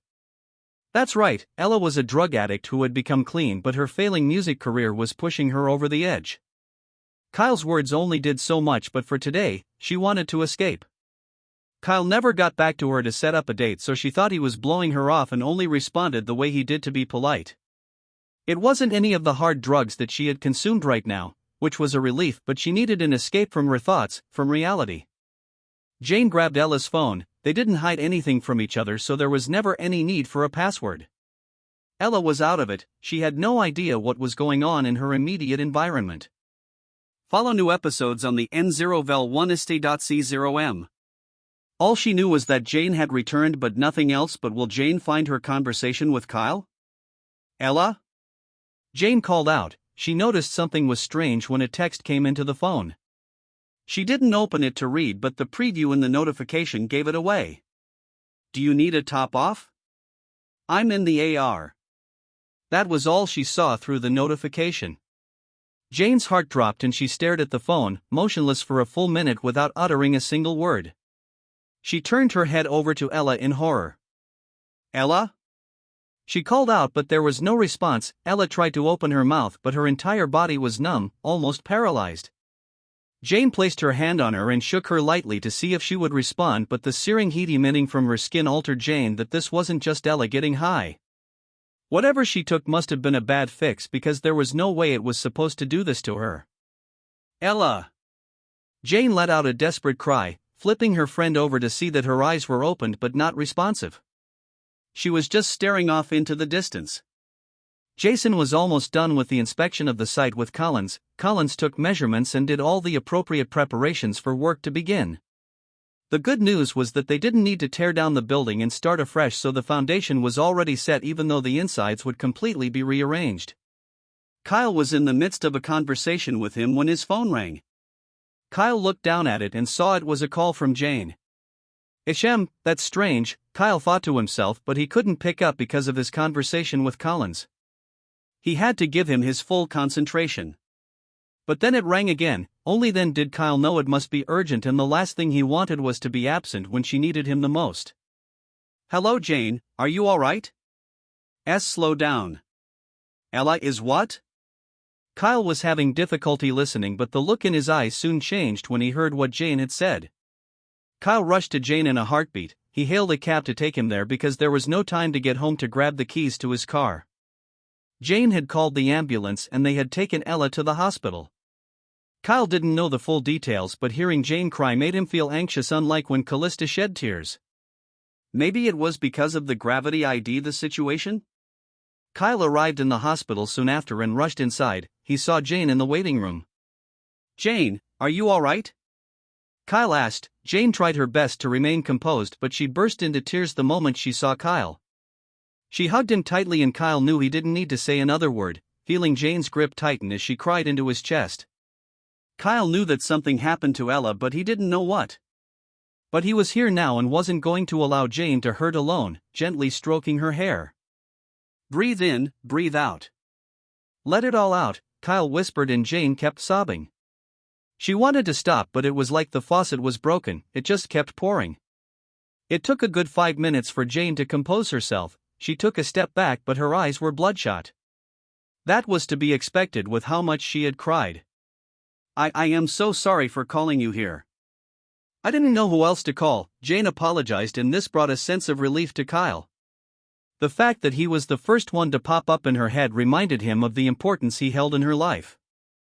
I would have been mad if you didn't. I will always be here for you, Jane, Kyle reassured her. Update in affection bar. Jane's affection, 100%.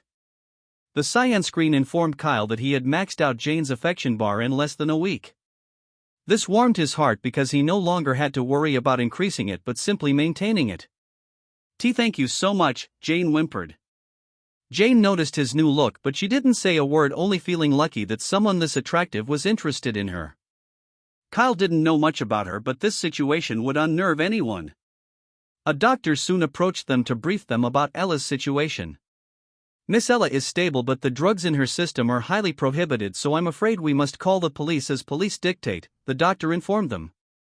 Kyle had no idea what was going on, but judging from Jane's tense body language, he could tell that this wasn't something she wanted. Doctor, a minute please, Kyle said. This wasn't something that Jane was expecting.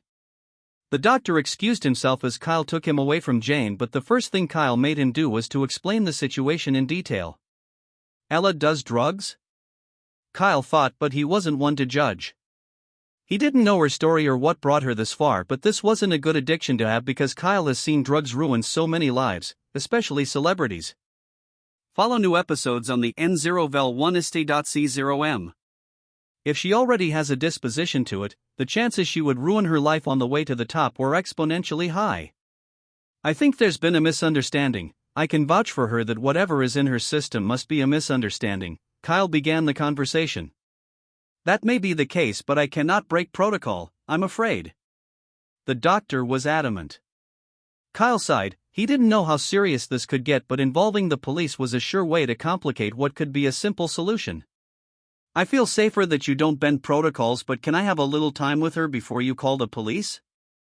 I don't want her to be rattled when they come and create a scene. I'm sure that won't be a good look on either of us, Kyle suggested. The doctor took a moment to ponder on this offer before conceding. Very well then, you have 5 minutes, the doctor told him. 10, Kyle countered, the tone in his voice telling the doctor he wasn't going to back down. This worked in the doctor's favor either way, so he had no reason to object. Very well then, the doctor gave Kyle his permission before going about his business. Jane was looking at Kyle throughout his conversation with the doctor. Kyle returned and held her hand. Jane didn't look surprised when told her friend had some substance in her, telling Kyle that this wasn't new to Jane either. This made his job easier. Follow me, Kyle's voice was soft and reassuring. Kyle knew he needed to act fast or Ella might either end up arrested or thrown to rehab.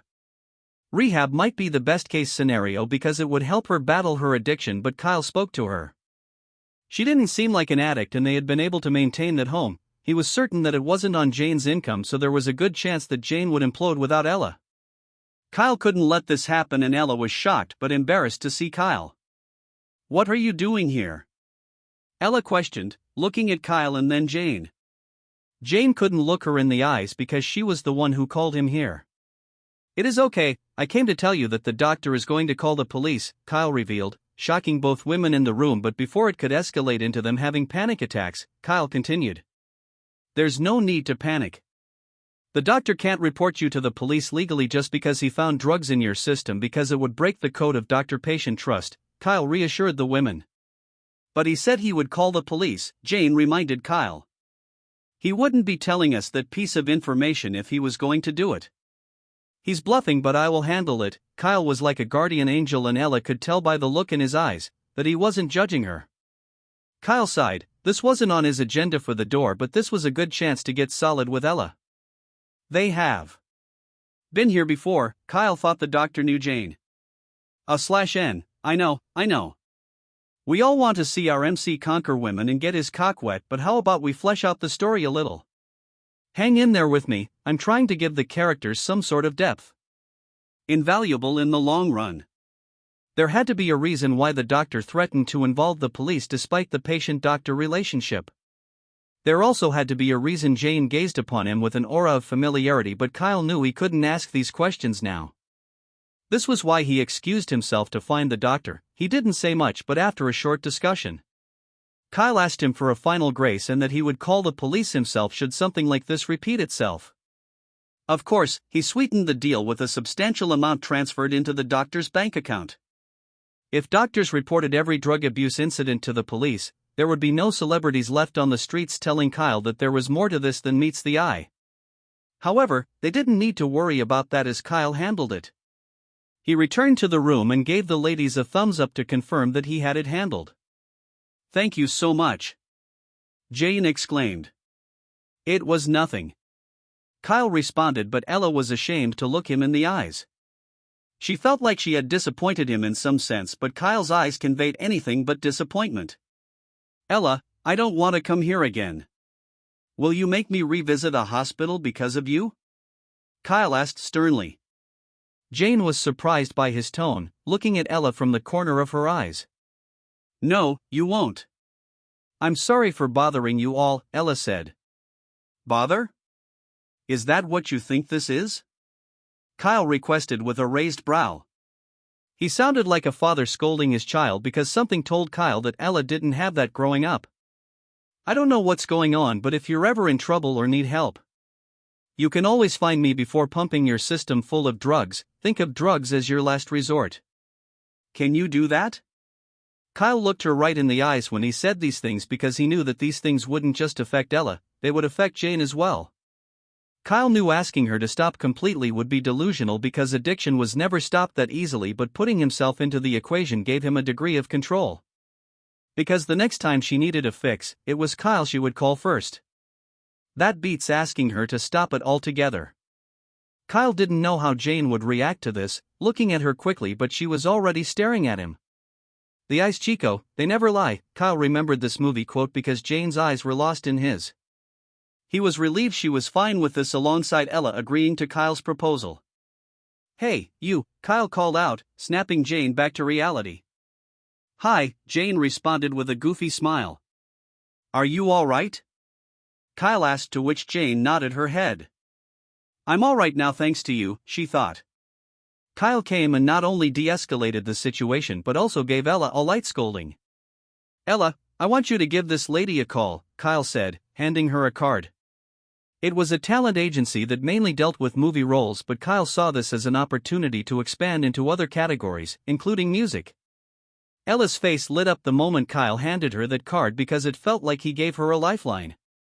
"I will be on my way, ladies," Kyle said. Before leaving, he kissed Jane right on her forehead. Follow new episodes on the N0vel1st.c0m. Jane didn't know what she felt could be this deep. She had had crushes before and liked others as well, but this felt different. Of course, it felt different. Jane had fallen in love with Kyle. Kyle left the hospital and heaved a sigh of relief. He didn't know it could be this stressful, but who would have guessed that Ella had a drug problem? Kyle didn't know why he told her to call him first, because that would simply place more responsibility on his shoulders. Responsibility he might not have time for, but either way, it should be sufficient as a temporary fix. Kyle regretted not taking his car because he had to order an Uber or take another cab. He had done enough for today and knew it was time to wrap it up. Kyle's bank balance kept reducing, but Kyle was in no hurry.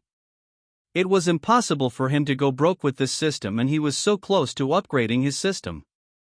He also had a date with a married woman, but he wasn't sure she was going to go through with it. Kyle noticed a pattern. This was the same thing he felt with Aisha. When a younger guy finds an older woman attractive, it not only boosts the ego of those women but reminds them of a time long in the past. Who wouldn't want to be young again? Even though Aisha was a different case, age only made her sexier, so she never stopped receiving attention. If anything, she only received more. Cassandra, on the other hand, was different. And Kyle was going to test how different she was. He opened his Uber app and one arrived within a minute, as the hospital was a hotspot. Kyle finally called it a day as he returned home. Callista celebrated her victory. She was so happy, but little did she know that this role wasn't given to her because of her talent but because of Kyle's growing influence. Ignorance is bliss, and that was true in this situation, but it was unlikely that the truth would make any difference to Callista. But Callista wondered what the dynamic between her and Lucas would be like now. Would he pretend like nothing happened, or would he try again? He couldn't try again if she didn't put herself in the position to do that. Callista had no intentions of doing that because the official shooting starts next week, but she was given a script to rehearse for her role as Rachel. That was all for the day. It came to an end and Kyle slept all through the night. He slept like a baby despite the nightmare he had earlier that day. Kyle had no memories of such a figure, but for some reason, she was a recurring figure in his nightmare. He had a lot to do that day, so he got up early as 5 a.m. to do some stretches.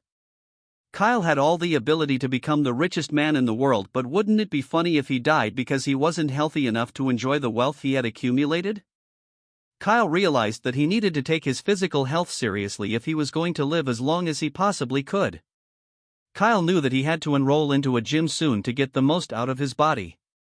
He recalled everything that occurred the day before and knew that construction would begin on the store. He initially planned to get a construction supervisor, but they weren't starting from scratch, so there was no need for that.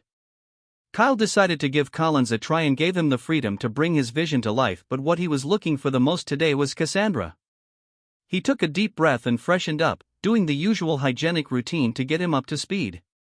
Kyle realized how good he looked in the mirror in front of him. He had a Homelander moment for a brief second, but before his narcissism could manifest, he peeled his eyes away from his reflection.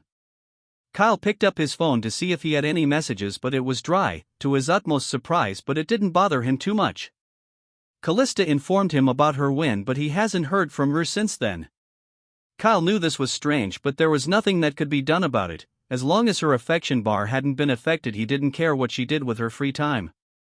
Lucas Rossini, Kyle remembered that name. He didn't know why, but curiosity set in. He wanted to know what kind of man he was and if he needed to worry about him. If he made a move on Callista, then there was no doubt that this was a habit that has developed over the years. And he had many more victims, but he didn't force himself on her, so it could also be assumed that the woman he had slept with was consensual. But there was no telling if he tried to get Callista replaced or if the Distort company had told him about Callista being a priority hire. It was tricky to judge his moral compass from this alone, but Kyle looked into him with a quick Google search. He wasn't as famous as Callista made him out to be because there was barely anything about him on the web. Just a few articles that dated back a few years back. Kyle expected this, otherwise there was no way he wouldn't have heard about him. One thing news outlets liked was drama, but there was a picture of him. Lucas was an attractive man, but Kyle wasn't bothered by his looks because there were a billion attractive men out there, but only a few were millionaires. I see, so this is him, Kyle muttered under his breath before jumping into a fresh pair of clothes consisting of a black V-neck shirt and cargo trousers. He stepped out of the house and ran into Mr. Jones in the hallway. Jones wasn't aware of his other projects, but that was because it was none of his business. "Hello, Mr. Jones," Kyle greeted him. "If it isn't my business partner, Kyle." Jones was glad to see Kyle. "Come on." "Don't be weird about it," Kyle responded with an embarrassed smile. "All right, before I forget, can you send me a quote on how much you think you would need to fix this place up?" "Don't hold back," Kyle quickly added. Jones took a stance and saluted Kyle like a soldier who had just been given his final orders. Follow new episodes on the N0vel1ist.c0m. Yes, sir. Jones responded. Kyle chuckled. Jones has always been like this. Kyle didn't know how he managed to be so happy with so little. It was perplexing, to say the least, but he couldn't question it. It was one of those things that couldn't be helped. They both walked to their respective cars. Kyle noticed Aisha staring at them from the window. He noticed that she was at home a lot more, but he didn't pay much attention to her before that drive to her workplace.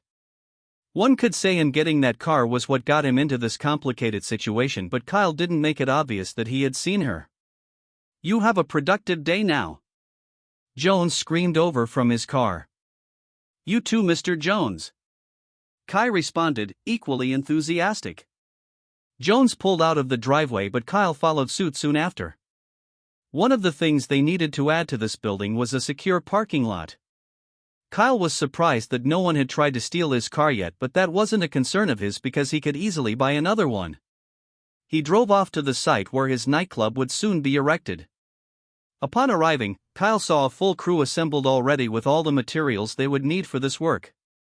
Kyle was impressed because it looked like work had already begun, which must mean that they came here around 5 a.m. or so, showing him that Collins was a man who didn't take his job lightly.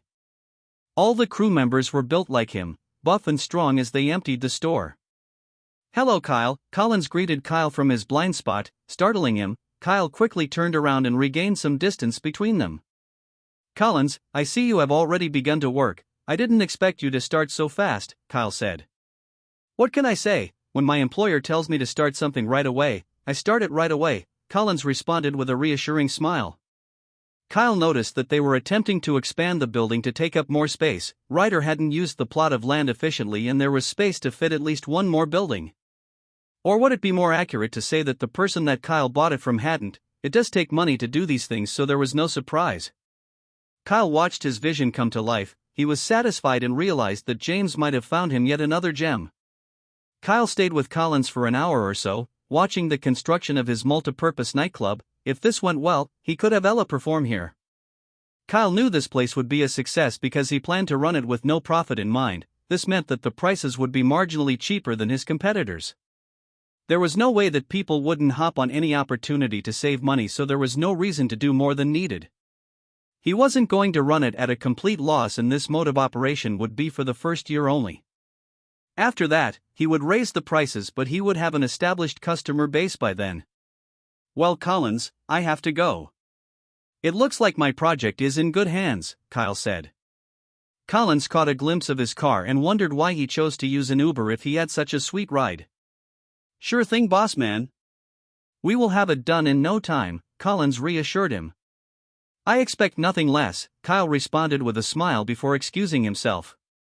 He walked to his car, but before leaving, he knew he had to confirm with Cassandra if they were still on with their plans for the day. Kyle wanted to text her but decided to instead give her a call. She had a baby, but there was no reason why she couldn't hire a babysitter to look after her kid.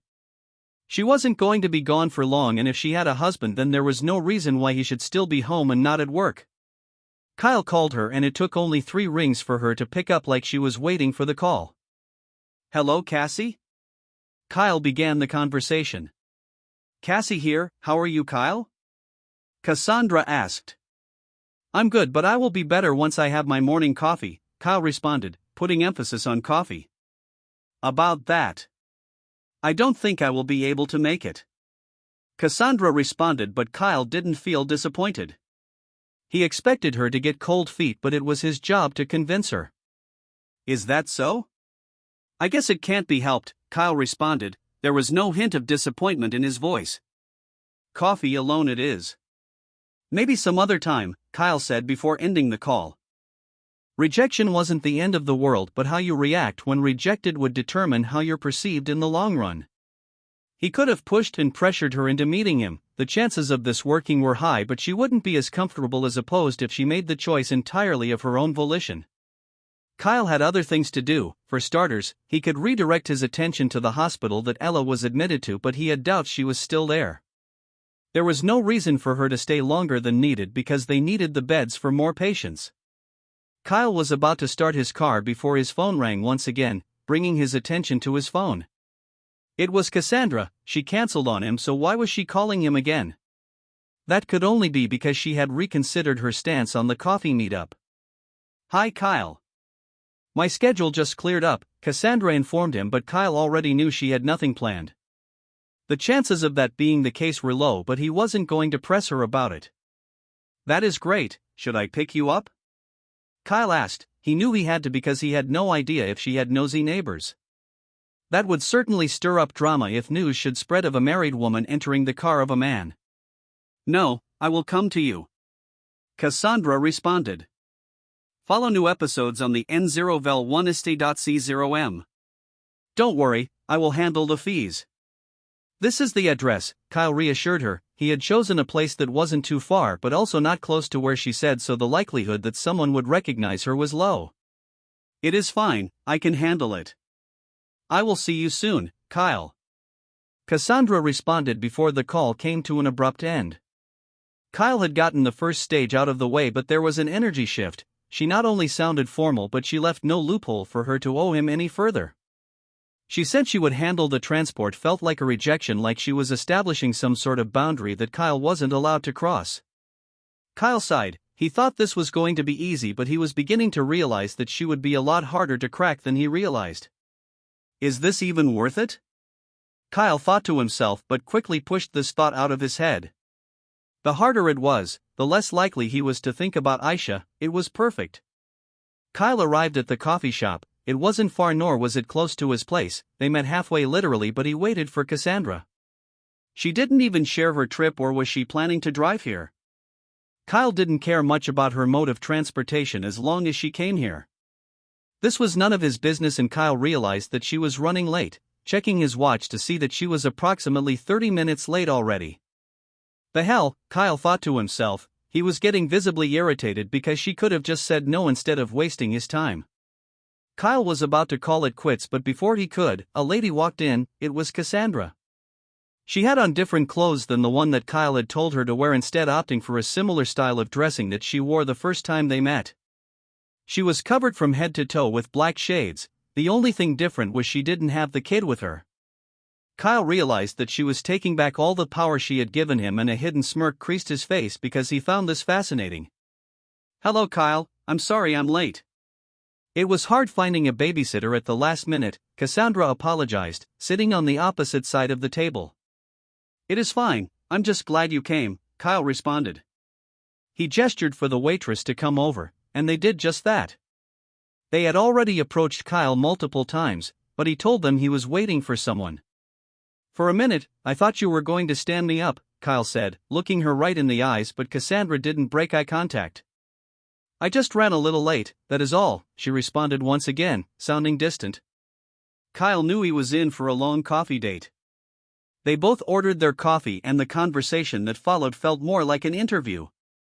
Kyle realized that she wasn't giving him any room to woo her, but this only made him want to try harder.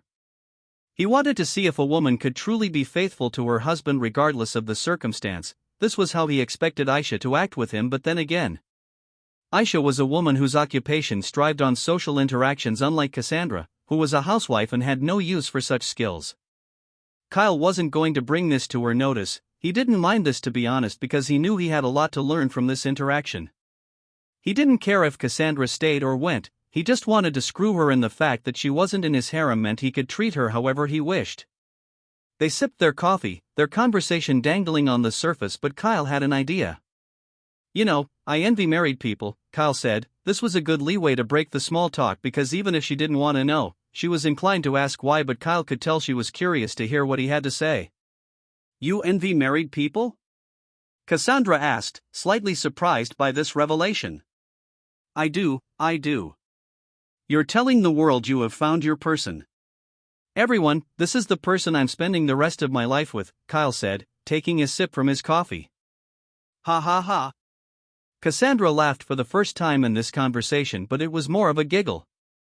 You will find your person, and trust me, it will be the most beautiful thing in the world. Cassandra tried to reassure her, but the distant tone she had exhibited moments ago was no more. That is what everyone says, but not everyone finds their soulmate, Kyle responded, pausing briefly. I wonder if mine might already be taken. People don't think about that enough, Kyle responded. This was subtle and could be interpreted in so many ways. Taken?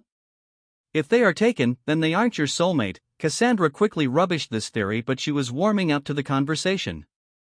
Is that so? Do you believe everyone marries their soulmate? Kyle questioned, taking a sip from her cup of coffee. Kyle noticed she didn't answer right away. She was giving this some serious thought. We learn to love who we marry, not marry who we love.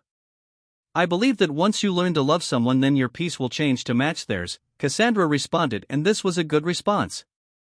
One that took Kyle off guard because it was now him thinking of a response. That is a fascinating response. I never thought about it that way, but not all pieces fit or different pieces wouldn't exist, Kyle responded, countering her logic with his. You do have a point, I give you that, Cassandra confessed. Do you think you found the right piece? Kyle questioned. Yes, I did, Cassandra responded, but she hesitated for just a second. That's your first lie, Kyle thought to himself. After this conversation, the others that followed were a lot less stiff and Cassandra was speaking with a lot more freedom. He realized that she was an older woman and she had outgrown certain topics. Follow new episodes on the N0vel1ist.c0m. That was why she was so distant. She had a rough idea of what younger guys wanted. All they thought about was sex because she was young once, but Kyle had managed to engage her in ways even men her age had failed to. She had a good time and Kyle displayed his maturity. The coffee date soon came to an end. Kyle walked out the door, holding the door for her. Cassandra walked out after him, laughing while they continued to talk. Kyle waited for her to enter her car. She drove there, but she didn't enter the car without hugging Kyle. He felt her soft breasts pressed against his chest. They were the softest pair he had felt in his entire life because it sank right in. Kyle's hands lingered on her lower back, but this was where something interesting happened. They hugged for a minute too long, like with Kyle pulling her a little too close. She could feel his crotch pressed against her thigh, but she managed to break away before things could escalate, clearing her throat. We should do this again, Kyle said, smiling right at her. I agree, I did have fun, Cassandra responded, turning around to get into her car. Kyle's eyes naturally glanced at her buttocks. Nothing beat the body of a well-developed woman. The fact that she was chubby meant her ass cheeks had some of that weight. She seemed to struggle with her car keys, struggling to twist them within the keyhole. But she felt something push up against her from behind, her ass pressed against something not only long but thick. Is that? Cassandra's thoughts ran wild, but the reason for this was because Kyle decided to help her try to open her car. She could have moved away the moment she felt it pressed against her, but she stayed still. There you go, Kyle whispered in her ear the moment he helped her unlock her car. This wasn't cheating, was it? Cassandra knew at that moment that she could no longer see this man. He was dangerous. Kyle smiled as she pulled off the driveway. He knew that those final moments would ultimately shape her thoughts for the day. She would recall this very moment to the point of obsession, but there was a chance that she wouldn't after Kyle heard her views about love. Well, Cassie, do you have your missing piece? Kyle muttered under his breath. She also paid for her own coffee, so one could argue that this wasn't a date. Otherwise, she would have allowed Kyle to cover the bills but instead opted to spend her own money. Kyle respected that. She wished to show him that she could take care of herself, a statement. Kyle entered his car and drove off. Even though he didn't have to go, his destination was the hospital. He knew that this would ensure that he had a good relationship with Ella, but on his way there, a call came through his phone. Kyle picked up. It wasn't advised to pick up the phone while driving, but Kyle wasn't just any driver. It wouldn't be an exaggeration to say he is the best driver in the world right now. It was Callista and she wanted to meet up. He was aware that her adrenaline was still high from the movie role she had gotten and wished to celebrate with him. Kyle didn't know if he should ignore her and proceed with his initial plan, but the truth was, this was a good chance to max out her affection bar and level up his system. It could be today, Kyle heaved a sigh, but it wasn't one of exhaustion but irritation. He didn't particularly like Callista, but he had no choice in this matter. Maybe he should reveal that he was the one who orchestrated everything and she wasn't here because of her talent? A reminder that she would be nothing without him, Kyle reluctantly changed his destination and headed to Callista's place. A place he had never been to before, but seeing as she had been to his, this was only fitting. He tore through the street like he was eager to crash his car, but this was him enjoying himself. His life was going well, but there was one thing that he couldn't shake. It was the nightmare he had that day. Maybe if he couldn't recall everything, then he would have forgotten about the dream. He arrived at his destination soon after. He was surprised to see it in person because there wasn't anything particularly fancy about this area. Even though it was a neighborhood that was economically more valuable than his, it didn't look all that impressive, but Kyle didn't mind. He walked up to her door, and before he could even ring the doorbell, the door swung open and Callista threw her hands around him. Unlike Jane, she wasn't scared to make the first move, but before Kyle could say anything, she buried her tongue in his mouth like she was looking for treasure before breaking away. Only then did Kyle see her properly. She had on sexy lingerie, and he could almost make out her breasts from the transparent fabric even though he had to squint his eyes to do so. Kyle knew this was pointless considering he was going to remove it himself. "Someone missed me," Kyle said, but Callista had a smug look on her face while glancing at the bulge in his trousers. "It looks like the feeling is mutual," Callista responded, turning around for Kyle to see her butt cheeks hanging out of the short nightgown she had on. Fucking hell. How do they look so enticing? Kyle thought to himself. He wanted to take a bite of that cake, but he had to keep his cool and find out why she invited him here, even though he had an idea as to why. Kyle entered and shut the door behind him. He got a clear view of her apartment. It was littered with mid-range furniture and equipment, but it did have a woman's touch. Kyle noticed the smell of candles. It had a scent familiar to them, and that was because they were gotten from the same store that Aisha had gotten hers from. He could remember the scent of it, but Kyle didn't speak. He didn't know candles were a popular thing among women. "Well, Kyle, what do you think?" Callista questioned. Kyle didn't know what to say. He knew he had to make a conscious effort to appreciate the effort she put into this, even though he understood why he was here. Follow new episodes on the N0vel1st.c0m. "I think I want to ask how you still manage to be the most appealing thing in the room," Kyle responded with a smirk. Callista giggled. It was a cheesy response, but it worked. Kyle noticed there was a bottle of wine in the corner, but Callista quickly brought a piece of paper and placed it right in front of him. "I am ready to take this step with you, Kyle." "I need to know if you are too," Callista asked, but Kyle was confused. She certainly couldn't be proposing a relationship, so what was this about?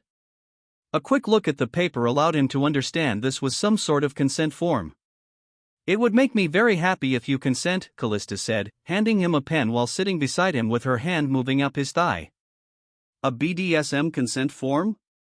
That explains how she's so good, Kyle thought, but he had no qualms with this. What was the worst that could happen, even though he didn't have any experience with the act itself?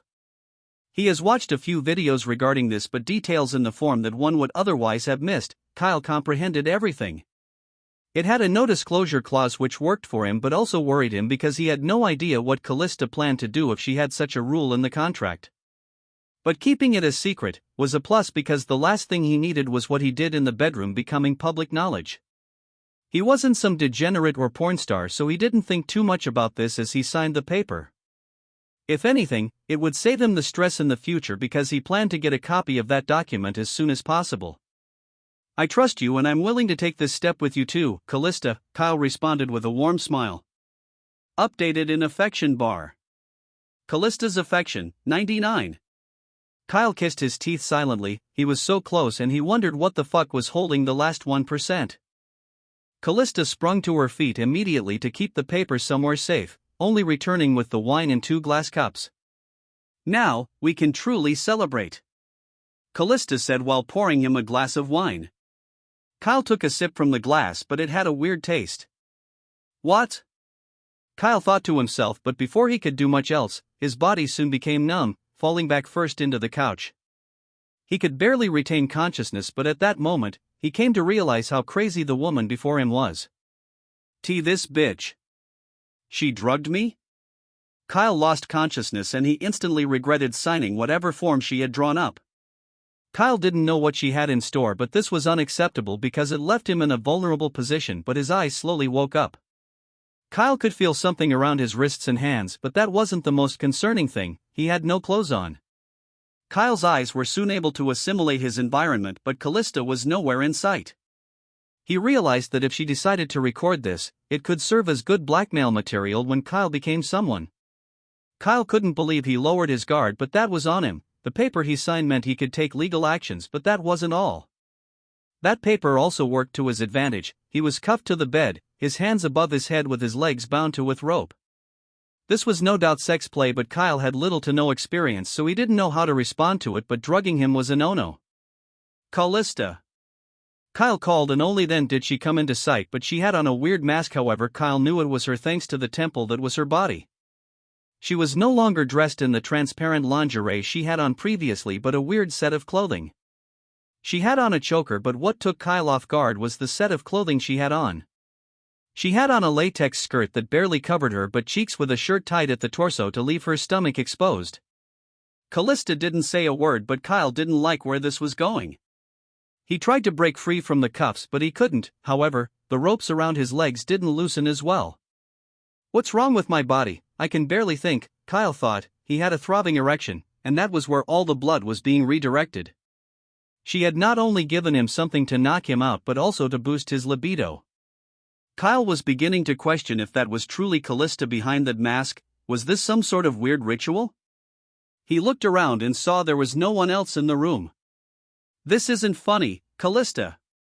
Kyle barked, but once again, his words fell on deaf ears.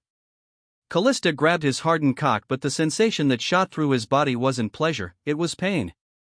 Blood had accumulated there for a bit too long, so it was tender. It felt like the veins around his cock would implode. Realizing this wasn't a session for pleasure but torture, he noticed that some sort of cock ring had been used to keep the blood trapped. Kyle yanked his head back in pain, but there was nothing he could do at this point. Callista began to stroke it gently to make sure it was at its maximum hardness, stopping after she had confirmed it. This bitch. What the fuck is she doing? Kyle thought to himself, if this was what it took to get the 1%, then it wasn't worth it. There was nothing pleasure about this experience, and he was beginning to realize that Callista might be a certified sadist. That would explain everything, including why she went through that length to ruin his life. She enjoyed it, that was the simple reason for it.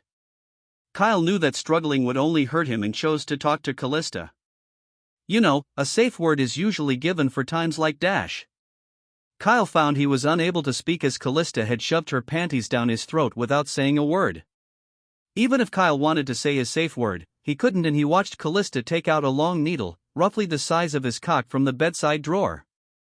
This bitch is nuts, Kyle concluded. He began to thrash around, and at that moment, he realized that he made a mistake getting her this comfortable. Follow new episodes on the N0vel1st.c0m. No wonder she was single, but what Kyle saw next wasn't what he expected. Expected her to stick the needle in his body, or worse, his cock, but she mounted him and used it to make a small slice on her chest. The blood dripped down her ample bosom, down her nipple, and ultimately onto Kyle's lips. She slowly placed her finger over her mouth to gesture for him to be quiet before removing the gag. As she wants me to drink her blood? Kyle was confused. This was beginning to look like some satanic ritual, and he wanted no part in it. She made another cut, but it was on her areola this time, slowly lowering her chest for Kyle to suck on it. Kyle stuck out his tongue and placed it around her nipple. MMHHMM. That was the only confirmation he needed to know this was Callista, that familiar moan he had heard so many times. She began to touch herself with her nipple in Kyle's mouth, running her fingers along her clit. The taste of iron lingered on his tongue, but it was almost like this awakened something primal in him. Kyle couldn't explain it, but he wanted more blood. One would think he was Dracula Teeps because he sunk his teeth into her nipple. And not so hard. Callista had done well not to talk until now, had broken character. Kyle's tongue danced around her nipple before he sucked it like a vacuum. She reached for his balls and began to massage them. Kyle felt her juices dripping down his torso. Whatever she gave him, she either took it herself or this was doing something to her. I knew you were the one. I knew I was She couldn't complete her sentence because the pleasure that shot up her spine made her mind go blank. Kyle was sucking her tit like he wanted to rip it off her chest, and it must have been the adrenaline, but he managed to break free from the cuffs. These weren't actual cuffs but sex cuffs, so it wasn't as secure as regular cuffs. You fucking bitch. Kyle cussed out, grabbing her by the neck and throwing her off him. He quickly used his free hand to loosen the other cuff that bound his other hand. Callista was confused by his reaction and quickly tried to gain some distance between them, but Kyle grabbed her by the ankle to trip her. Where do you think you're going? We're just getting started. Kyle warned with a sinister grin. Chapter 61, Damn Tease, 18 plus. Kyle flipped the table and Callista was now on the receiving end. Kyle knew that this woman had other plans for him even if he didn't consent to them, but then again, he didn't complain about it. Kyle was so close to maxing out her affection bar, so he thought it was something that he could endure, but if blood was built up like that in his cock for too long, he risked losing it altogether. He noticed he couldn't remove it, it had some combination code attached. Kyle couldn't believe it, but the smirk on Callista's face could be seen beneath her mask. I see what you did, Kyle muttered. She considered this scenario because this restricted what Kyle could do even while free. He could go to the hospital, but that would make for awkward stares and questions. More importantly, it would teach Callista that she could get away with such things. He couldn't have that. What is the code? Kyle questioned, trapping Callista beneath his body weight.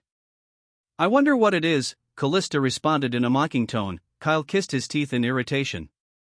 He didn't know what was going on with her, but knife play wasn't something you ambush someone with, that was on the extreme side and he wasn't comfortable with it. This isn't the time, Callista, Kyle responded, his hands tightening around her wrists, the pressure threatening to crush the bones in them. Callista, however, showed Kyle that was skilled in some self-defense because before Kyle knew it, he was the one on the ground.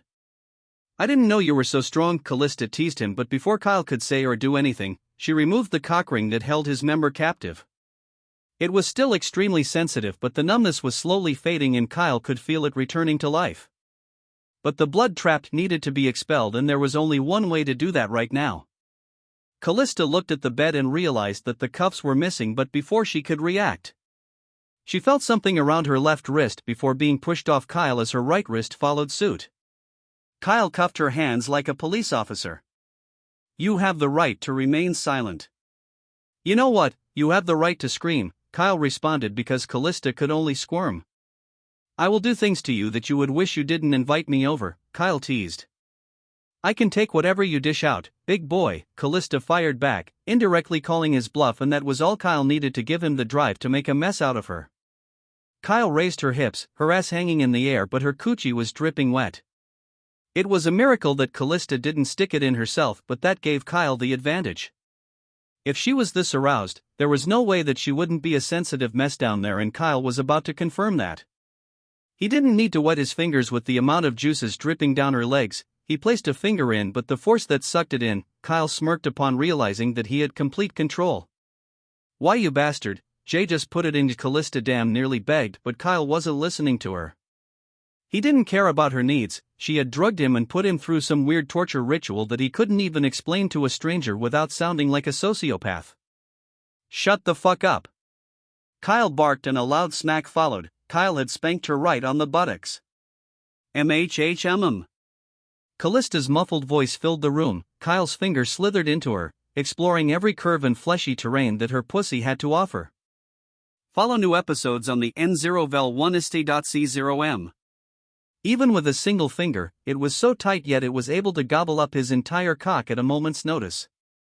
Kyle was impressed by this, sliding his finger in and out of her, arching his finger towards her stomach from within her, making her toes curled. Fuck, another loud smack originated from her behind, her buttocks serving as a musical instrument that Kyle played each time she tried to speak. I said, keep your ducking mouth shut. Kyle warned her, but he always wondered how she tasted, removing his finger drenched in her juices. He wasn't going to taste her from his finger when the source of this nectar was right in front of him. Kyle dug his tongue right inside her, thrashing every inch within, and this was when Callista bit her lips with her eyes rolling to the back of her head simultaneously. Callista's legs began to twitch. She was about to have a powerful orgasm, and Kyle had only just stuck his tongue in, but he was reaching places he shouldn't be reaching. The fact that his tongue could twist and bend made it all the better. Kyle noticed her trying to reach for his head to push him in deeper, but in that position, it was impossible. He could feel the sensation return to his cock, but it wasn't time to stick it in her, not yet. But she tasted so good, her fluids lingered at the tip of his tongue as he twirled it in a circular motion while inside her. Why, you're so deep, Callista moaned. Her buttocks were already red from the previous spanking, but Kyle already established she was a sadist. This was why she kept on disobeying him, all so she would be spanked, but Kyle was getting a kick out of it as well, so he didn't care about it. But once again, Callista was about to melt, and just as she was about to let loose, Kyle removed his tongue, leaving the hole vacant and throbbing. Begging for something to fill it, but he knew this was just the beginning. The consent form had allowed him to push past his boundaries, and the fact that Callista hadn't used her safe word meant that he was still operating within the confines of her boundaries. How bad do you want it? Kyle asked, running his finger up and down her clit, her body squirming with each stroke. I want dash. Callista was interrupted by a loud smack on her buttocks, biting her lower lips as it came out as muffled cries. How bad do you want it? Kyle asked once again. He was expecting his question to be answered directly. Your dick. Please give it to me. Callista begged like a mindless sex toy, and Kyle chuckled. His balls were heavy. Kyle knew if he was to come right now, it would be able to fill up a bucket, an obvious exaggeration, but he was going to make Callista pay. Chapter 62, System Level Up. 18 plus. Kyle held his cock in his hand and slapped it at the slit, but Callista quickly readjusted her hips before plunging it down on Kyle's cock. He wanted to tease her a bit more, but the way her inner walls coiled around it, it was like it never wanted to let it go. Kyle tried to pull out, but the vacuum force that opposed him was great, and he couldn't fight the pleasure. The fact that his cock had been overstimulated for hours meant that he was about to nut at any moment, even the slightest thrust. Kyle tried to back away, but the way she threw her ass back made this an impossible task, so all he could do was meet her mid-stroke. It was time to see who would tap out first. Kyle pulled her back, hitting all the angles within her. And no. And not so rough or I will. Callista's eyes rolled to the back of her head, drooling like a wild animal. A loud smack once again kept her mouth shut, but this time, the sound was heard more frequently. Kyle kept spanking her as he simultaneously fucked her, one hand on her ass, the other pulling her hair. God, your pussy feels so fucking good. Kyle complimented her, and she tightened up the moment she heard this. It is all yours. Callista's mind was blank, all she could think about was dick, and Kyle was giving her everything she wanted.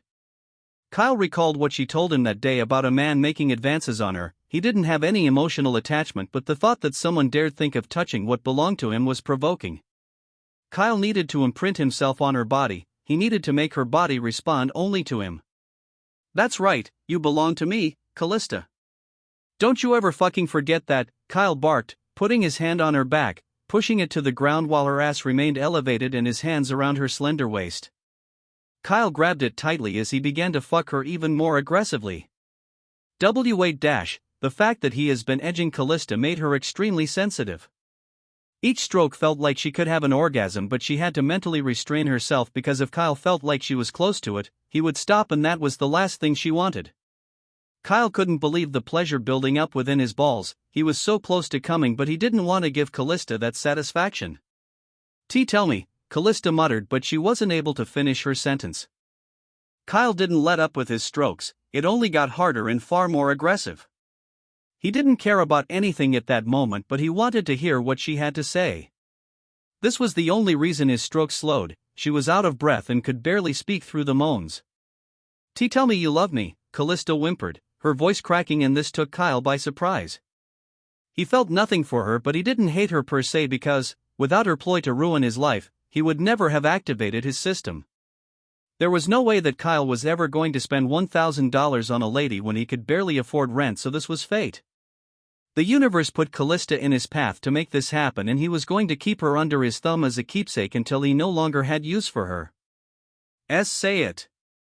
Please, Callista pleaded, her voice sounding sorrowful, and Kyle realized that she needed to hear it more than she was letting on. I love you, Callista wave, Kyle muttered, picking up the pace of his strokes. Say it again, Callista screamed, her tone startling Kyle. She sounded like a possessed woman, and Kyle knew these were ultimately just words. Follow new episodes on the N0vel1st.c0m. He had no problem feeding into her delusion, and the words left his lips as sleek as her wet pussy welcomed his cock effortlessly. I love you, Kyle said, and that was when the nut came. Kyle let loose all his cum in her, filling her up to the brim, but this triggered her orgasm. Ding! Congratulations! System upgrade requirement met. Congratulations! The cashback system has been upgraded from X10 to X50. Congratulations! You have been granted 3 additional slots to your harem. You have received 2 lottery tickets. You have received 1 extreme lottery ticket. Do you want to draw? Yes, no. Fuck. I'm coming. Kyle informed her, but she didn't hear a thing because her entire body quivered, thrashing around like she was having a seizure. She no longer had to hold back, and it was so intense that she damn near lost consciousness, but Kyle was tapped out too. She wasn't the one that was edged. Kyle laid back. He didn't know his heart could beat this intensely. But there was something that brought him comfort, and that was the fact that he was done with this phase, as the cyan screen before him informed him of his task. The jump in cashback rewards wasn't something he was expecting, but he wasn't one to complain. This only gave him room to spend his money a bit more recklessly. But Kyle wondered what would happen if he didn't draw the lottery. He could pull it later, couldn't he?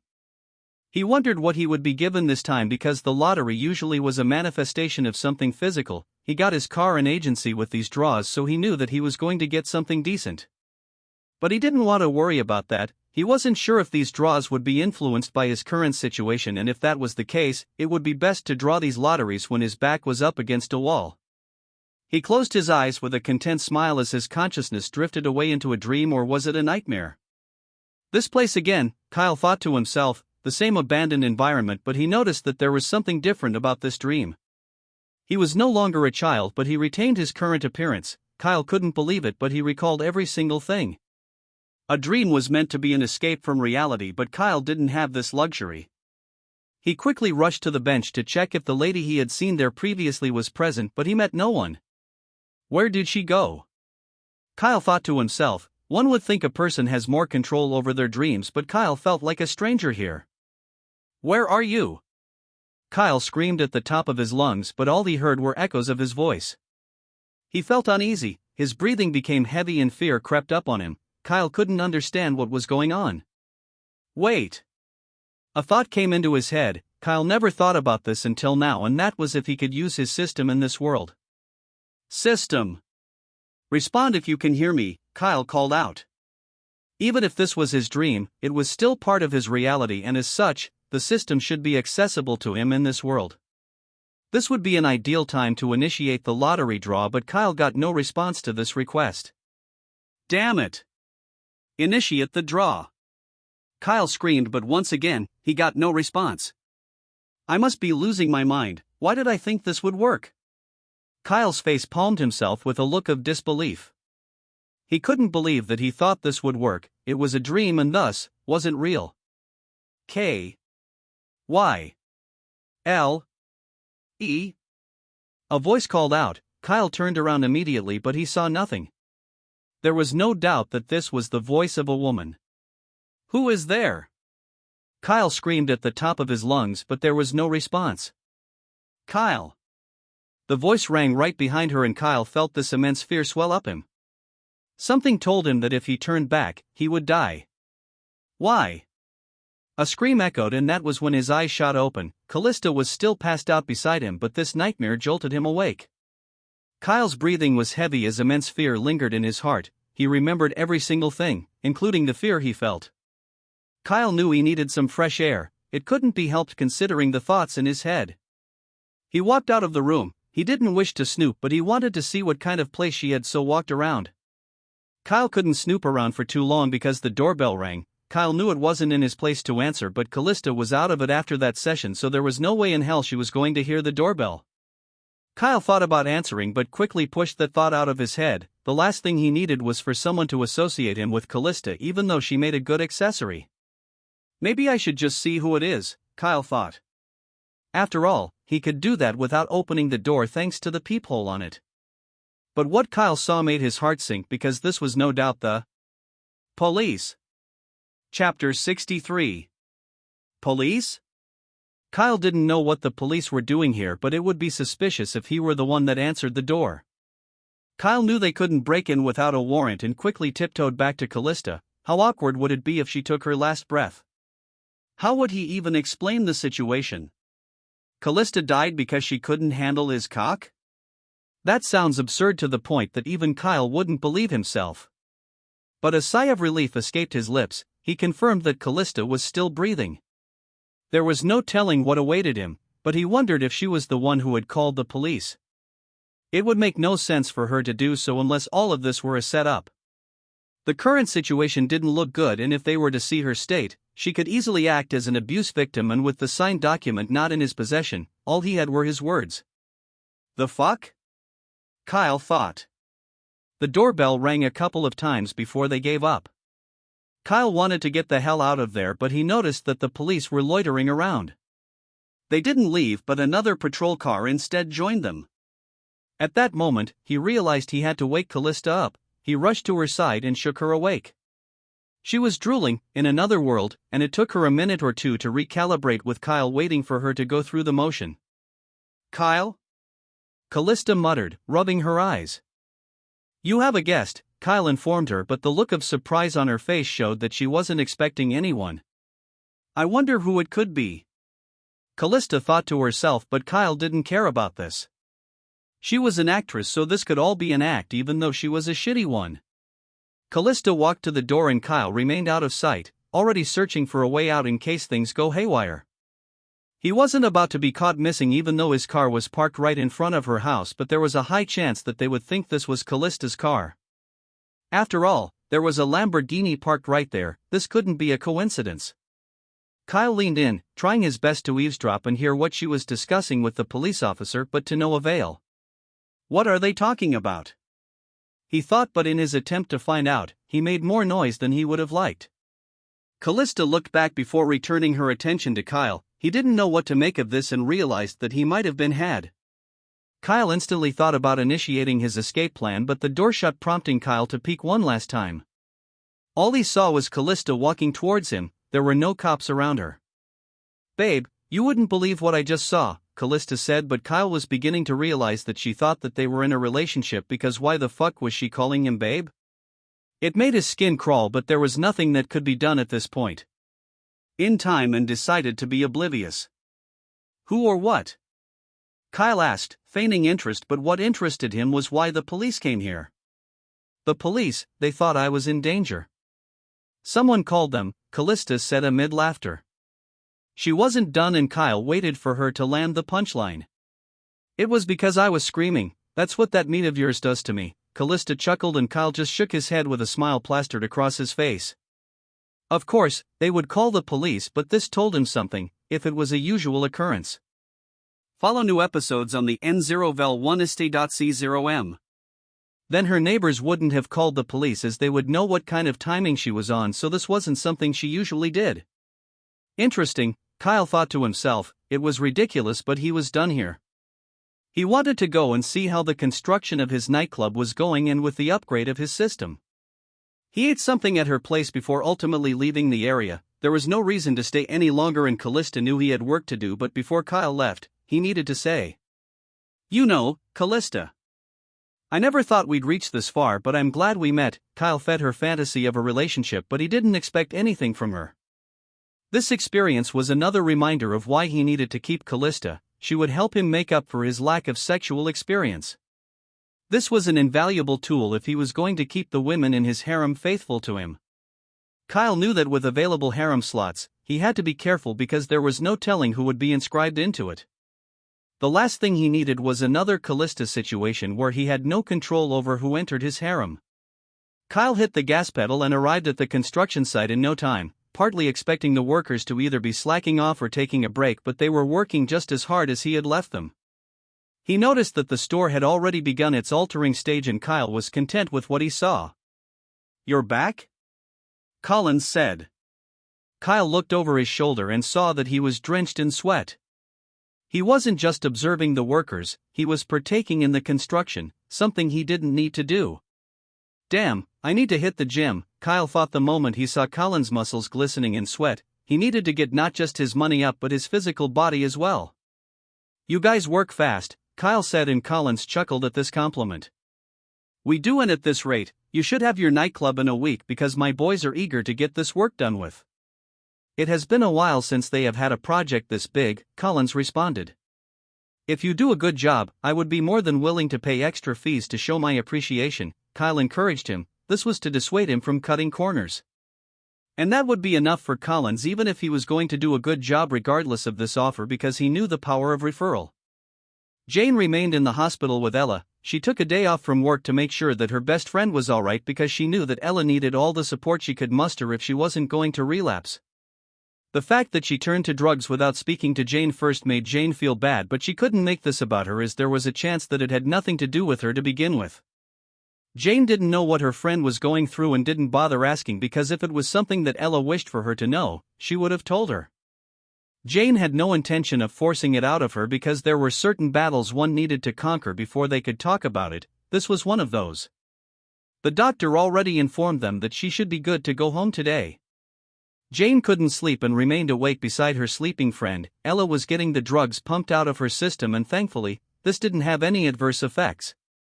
"Hey," Jane greeted a just waking Ella. Ella was getting a lot of sleep in. She couldn't share what was bothering her with Jane or it would ruin Jane's absolute trust in her, or at least that's what she thought, but maybe she didn't have to. The fact that she went behind her back to talk to Kyle was proof of how desperate she was. "Girl, you look like shit," Ella informed Jane, and Jane couldn't help but chuckle. "You're one to talk," Jane responded, but silence followed soon after. "Look, Jane. I'm so dash." Ella was cut off by her friend before she could complete those words. "It is fine." "No, maybe it isn't, and that's fine." "You don't have to pretend to be alright, you never have to pretend," Jane said, pausing briefly as she held Ella's hand. "Good or bad, I will always be there for you, but don't deny me the honor of that, that's all I ask. I will sit in the mud with you, but we do it together even if you cannot tell me what it is," Jane said, but the usually put together Ella couldn't stay strong anymore. She broke down in tears, but it wasn't just her as Jane followed suit. "Damn it! When did you become so good with words?" Ella sobbed, but Jane couldn't verbalize a response. She didn't need to. At this moment Ella knew she had taken the wrong approach. She still viewed Jane as someone she needed to take care of, but Jane was no longer an incapable lady that couldn't handle herself. "That was emotional," a voice said at the door. Jane immediately shot her head back because she recognized this voice. "Mike?" Jane questioned. She didn't know why he was there considering she hadn't called him. She looked at Ella, but Ella was equally confused. She didn't call him either. He had a flower in hand with a box of chocolate. Mike came the moment he heard that Jane was taking a day off because Jane was in the hospital.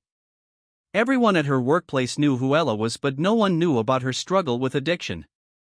"I came as soon as I heard. How are you both holding up?" Mike asked. Jane couldn't be mad at this gesture. It simply showed that he was supportive, and quite frankly, she could use all the support she could get. "I can't believe you came," Jane muttered with a look of disbelief. "Of course I will, I have always been there for you," Mike responded, but this made Ella arch a brow in suspicion. She could tell that Mike was interested in Jane, and there was no way in hell she was going to allow him to ruin Jane's relationship with Kyle. That was the best man in the world as far as she was concerned, because she was certain that by some miracle, Mike was to get Jane. He would only ruin her because he wasn't the type to stay committed to a single lady. Ella disliked him to the bone. He came with flowers and handed them to her. Ella had to pretend because even if she disliked him and he had an ulterior motive, he did come all the way here. Follow new episodes on the N0vel1st.c0m. How are you holding up? What did the doctor say was the problem? Mike questioned her. She looked all right from his point of view, but that was to be expected considering her problem wasn't physical. "I'm good, Mike, and it was just a little stomach ache," Ella responded, giving no room for him to further the conversation. "You look as fit as a fiddle," Mike commented, but Ella rolled her eyes in irritation. Mike handed her the flowers and she immediately placed them on the side of the table as she watched him redirect his focus on Jane. "You see what he's doing, right, Jane?" Ella thought to herself. Mike was about to prey on her vulnerability. It might look harmless now, but there was no telling what effect this would have in the long run. But before things could go any further, the most unexpected thing happened. Well. What do we have here?" a lady said. Ella's eyes widened in horror as she subconsciously sat up from her bed. Mike's attention completely shifted from Jane, focusing on the new specimen that just walked in. She had on black lipsticks. If you thought Ella looked attractive, this woman was an upgraded version of her. S sister. Ella coughed out and Mike couldn't believe how many beautiful women were in her room. Jane grabbed Mike by the arm, startling the much bigger man as she guided him out of the room. "Good to see you, Jane," the majestic lady greeted, but judging from Jane's facial terrified expression, the feeling wasn't mutual. Same here, Cleopatra," Jane spoke like something was stuck in her throat, but nonetheless. This begged the question, who was Cleopatra and why was she here? Asterisk. Asterisk. Asterisk. /n, new character picture will be added by the end of the day. Ella was in the room with Cleopatra and Jane kept mine out. Cleopatra and Ella didn't have a good relationship, which was why everyone was surprised that she was here. "Who was that?" Mike questioned. She had pale skin, like a corpse walking around, unlike Ella's skin. This made it hard for anyone not to notice her, and Mike was a victim of that, but then again, Mike was a man that had wandering eyes. "That's Cleopatra." Ella's older sister, Jane responded, not thinking too much about his question as she didn't care if he was interested in her or not. Cleopatra was far from a kind woman, and it is believed she had a hand in her sister's drug addiction. This was bad. The last thing they needed was her presence because Ella wasn't in the right frame of mind.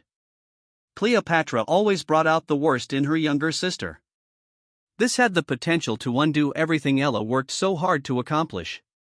"I'm just glad you're okay, Jane," Mike chimed in, prompting Jane to flash him a smile. "I'm thankful that you came, that was considerate of you." "You're a good friend, Mike," Jane was quick to remind him of what he was to her.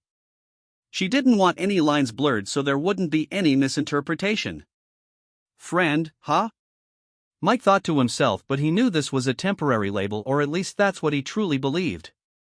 He moved in to hug Jane, but from his peripheral vision, he caught a glimpse of someone staring right at them. There was something familiar about this figure. Mike turned his head to look in that direction only to see Kyle standing there with a mocking smirk on his face, like he knew exactly what Mike was thinking. When the hell did he get here? He had no idea, but he saw this as an opportunity to cause a rift in his relationship with Jane as he continued with his hug. Kyle didn't attempt to do anything and simply watched. He wasn't one to get jealous of such trivial things, but Jane didn't reciprocate his hug. She awkwardly backed away, confused as to why he was trying to hug her in the first place. What are you doing?" Jane questioned with an uneasy smile on her face. "I just wanted to comfort you," Mike responded, but at that moment, Jane saw Kyle and her face immediately brightened up. "Kyle!" Jane exclaimed. "I wanted to surprise you, but it looks like you had company, so I didn't want to impose," Kyle responded before spreading his arms apart. Kyle didn't need to stay long at the construction site because Collins had everything under control. "Miss me?" Kyle asked, and without saying a word, Jane ran into his arms. Kyle knew that Mike wanted her. He couldn't blame him because Jane was like a blank canvas that was yet to be imprinted. There was no relationship trauma, so he didn't need to worry about what an ex did or didn't do.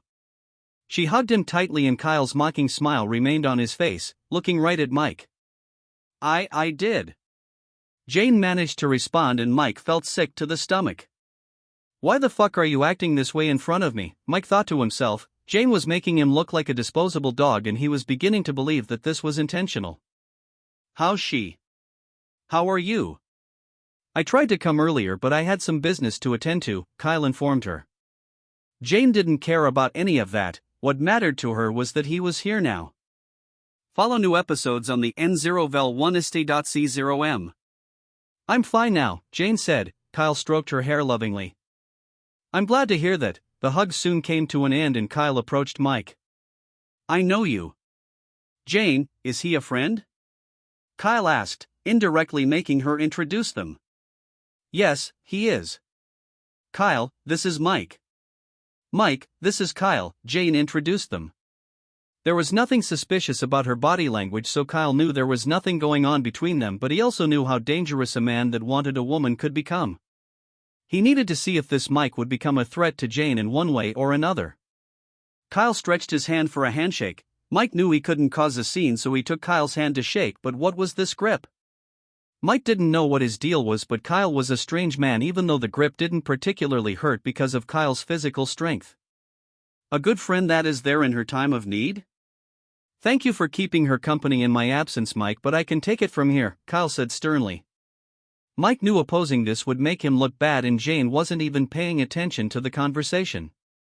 Her eyes were focused on Kyle. He looked a lot different with that haircut, and she literally couldn't take her eyes off him.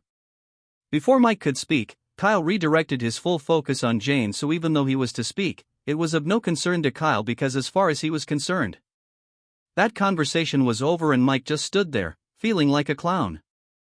Kyle dragged Jane and comforted her in his embrace. I guess I will be on my way. Mike felt humiliated the moment these words left his lips. But Jane quickly thanked him. She was so sweet, and that was why Kyle knew he had to protect her from this predatory man before him. She walked him to the door and they said their goodbyes before she returned to Kyle. Kyle wanted to tell her about Mike's intention, but he knew now wasn't the time. How's Ella? Kyle asked. He noticed that Jane didn't answer him with Mike around and decided not to push it because there had to be a reason for that. She's better, but I'm worried about her now that her sister is here, Jane pointed out. Kyle didn't know the significance of this encounter, as one would think that having family around would be a good thing. Her sister? Shouldn't that be a good thing? Kyle asked, but the look on Jane's face gave him his answer. I guess not, Kyle answered himself. Family was not always the solution. Family oftentimes were poisoned appendages you needed to sever to survive. Maybe that was the case with Ella. But Ella wasn't his responsibility, Jane was. Have you eaten? Kyle asked her, but Jane shook her head to deny this. You should also take care of yourself, or she would only end up worrying about you. How about it? Let's go get something to eat, Kyle suggested. Ella was with her sister. He didn't know of their relationship, but Jane needed to also look after herself. Jane was hesitant, glancing multiple times in the direction where Ella's room was stationed. It is fine if you don't want to go, I could always get you something, Kyle suggested, but Jane shook her head. He was right, she needed to get something to eat, and she could use this opportunity to get something for Ella to eat as well. Kyle extended his arm and she grabbed it, her face flushed red. Kyle found it cute that he still had this effect on her even after they had kissed. Mike was enraged. He couldn't believe that Kyle made him look so stupid. How was Jane attracted to him? He was so arrogant. He would have said it was because of his money, but he knew that Jane wasn't that kind of girl. If anything, the money would make the relationship more complicated. He recalled his earlier conversation with Jane when they first met. She was never one to be wooed by a display of wealth. He watched men approach her and fail, men that had money to burn, and this was part of the reason he wanted her. She was one of a kind, a lady who believed in hard work rather than being taken care of. So what was it about Kyle? There had to be something wrong with this man. No one could be this perfect, but all of this didn't matter to him. All that mattered was getting Jane. It was no longer just a thing of affection but pride. He could wait to see the look on Kyle's face when he got Jane to do what she was doing with him. Mike waited outside the hospital like a sociopath. He had taken the day off, so there was no need to worry about going to work. He didn't have to wait long because he saw Jane and Kyle exiting the hospital. Seeing that only infuriated him, but he noticed that they were walking on foot and thus made it possible for him to follow them. There was no need for Kyle to use his car considering the place they were going to was just down the street. Mike stalked them, but his eyes weren't on Jane, they were on Kyle. Chapter 66, The Past One Half. Kyle took Jane to a nearby restaurant and he allowed her to order anything she wanted, even though she was still being considerate as she didn't want to be a financial burden to him. Kyle found this cute and he noticed that Jane was a lot freer around him. She was no longer stiff. She ordered hash browns, consisting of finely julienne potatoes that have been fried until golden brown with a glass of juice at the side. Kyle ordered exactly what she was having because he wanted to try something different. Pancakes were his usual go-to, but he wanted what she was having. Jane, how are you truly holding up? Kyle began the conversation.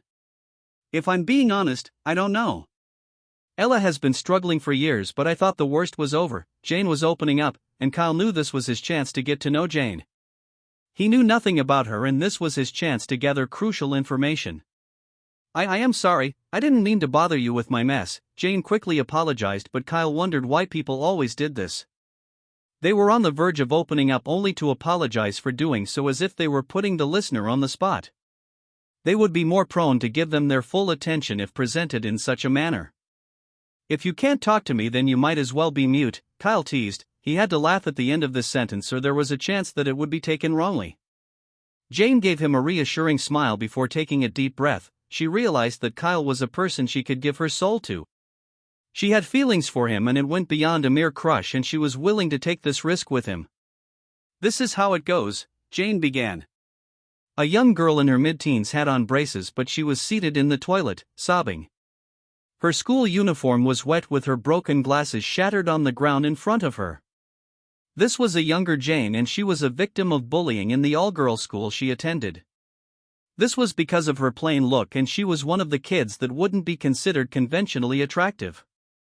"You know, you have to fight back or they will just keep coming back," a girl in one of the bathroom stalls said, but Jane couldn't see who it was because of the door and also the fact that her glasses were shattered. Who was there?"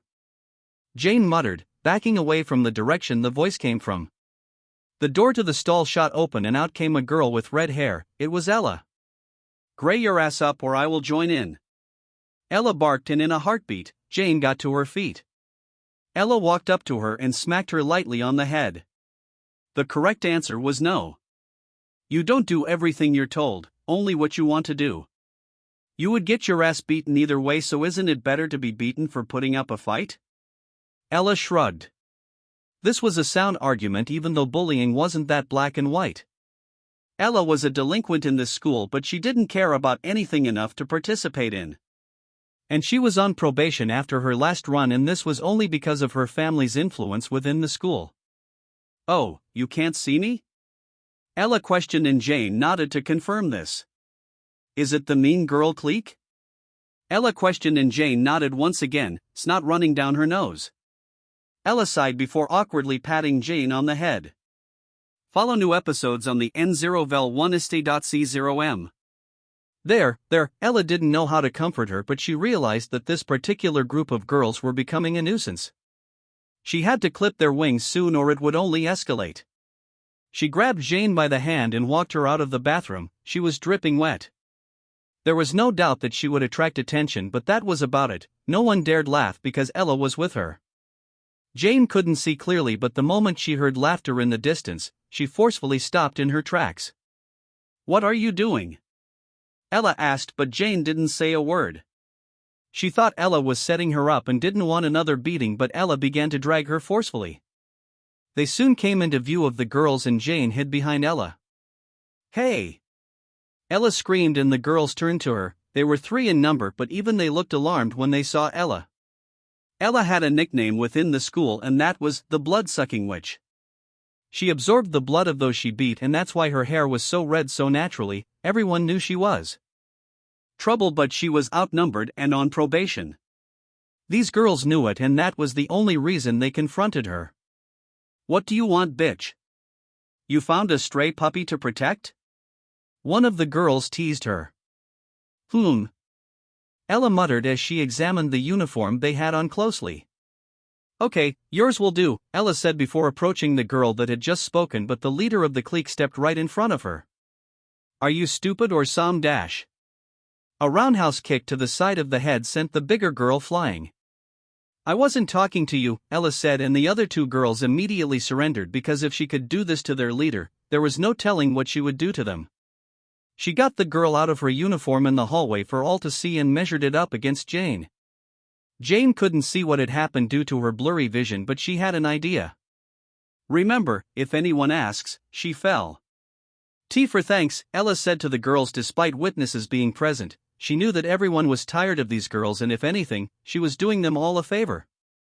Chapter 67, The Past Two Halves. This was the beginning of Ella and Jane's friendship. They became inseparable after that day, and no one dared mess with Jane as long as Ella was around. She couldn't be expelled from the school because her parents were big contributors to its development. Ella didn't come from a middle-class home.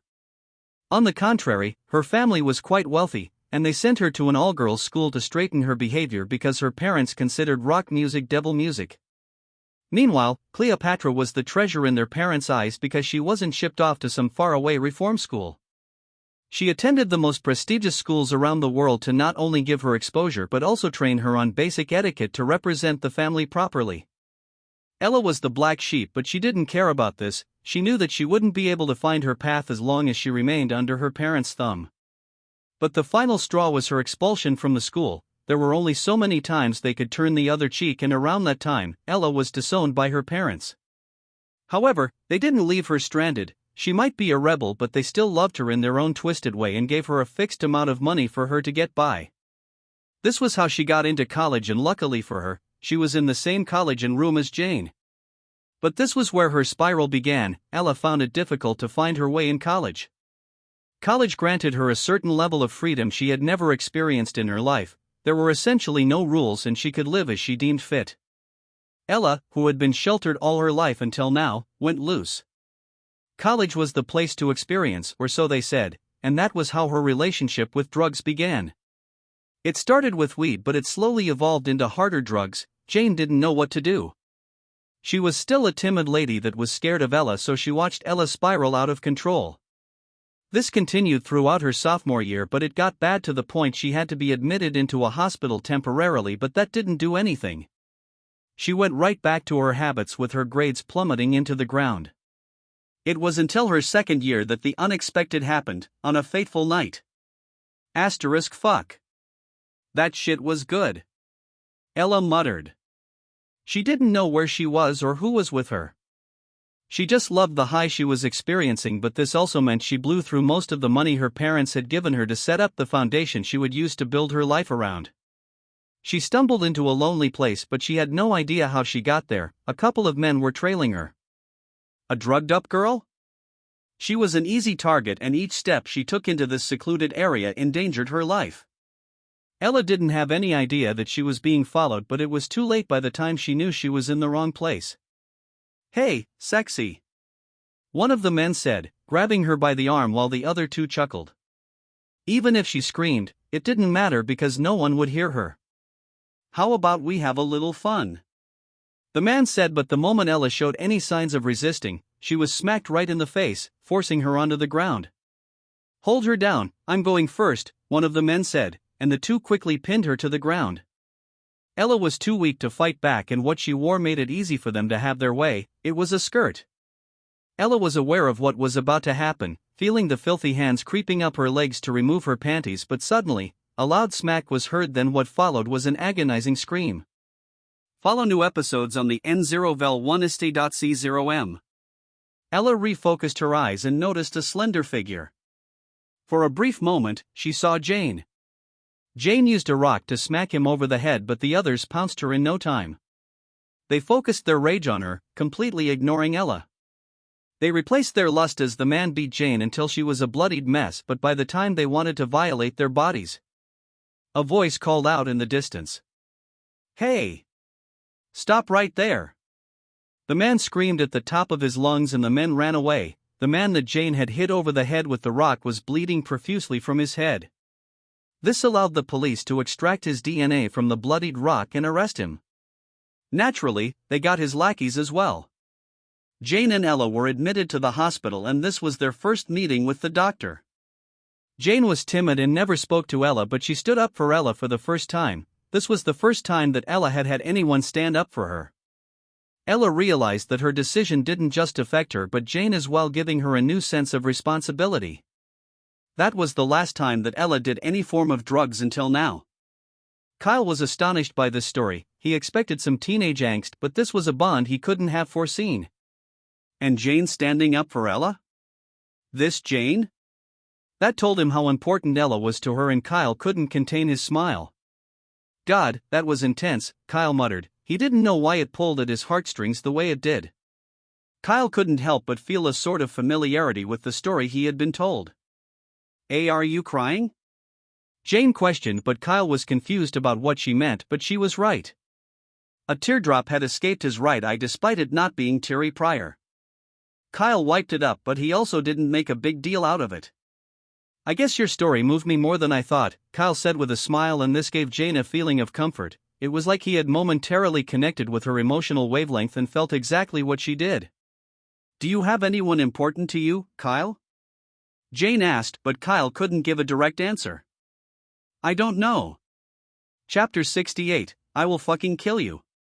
Kyle found it strange, but this conversation didn't go as planned, not by a long shot, but he couldn't complain. He didn't understand how something so insignificant affected him.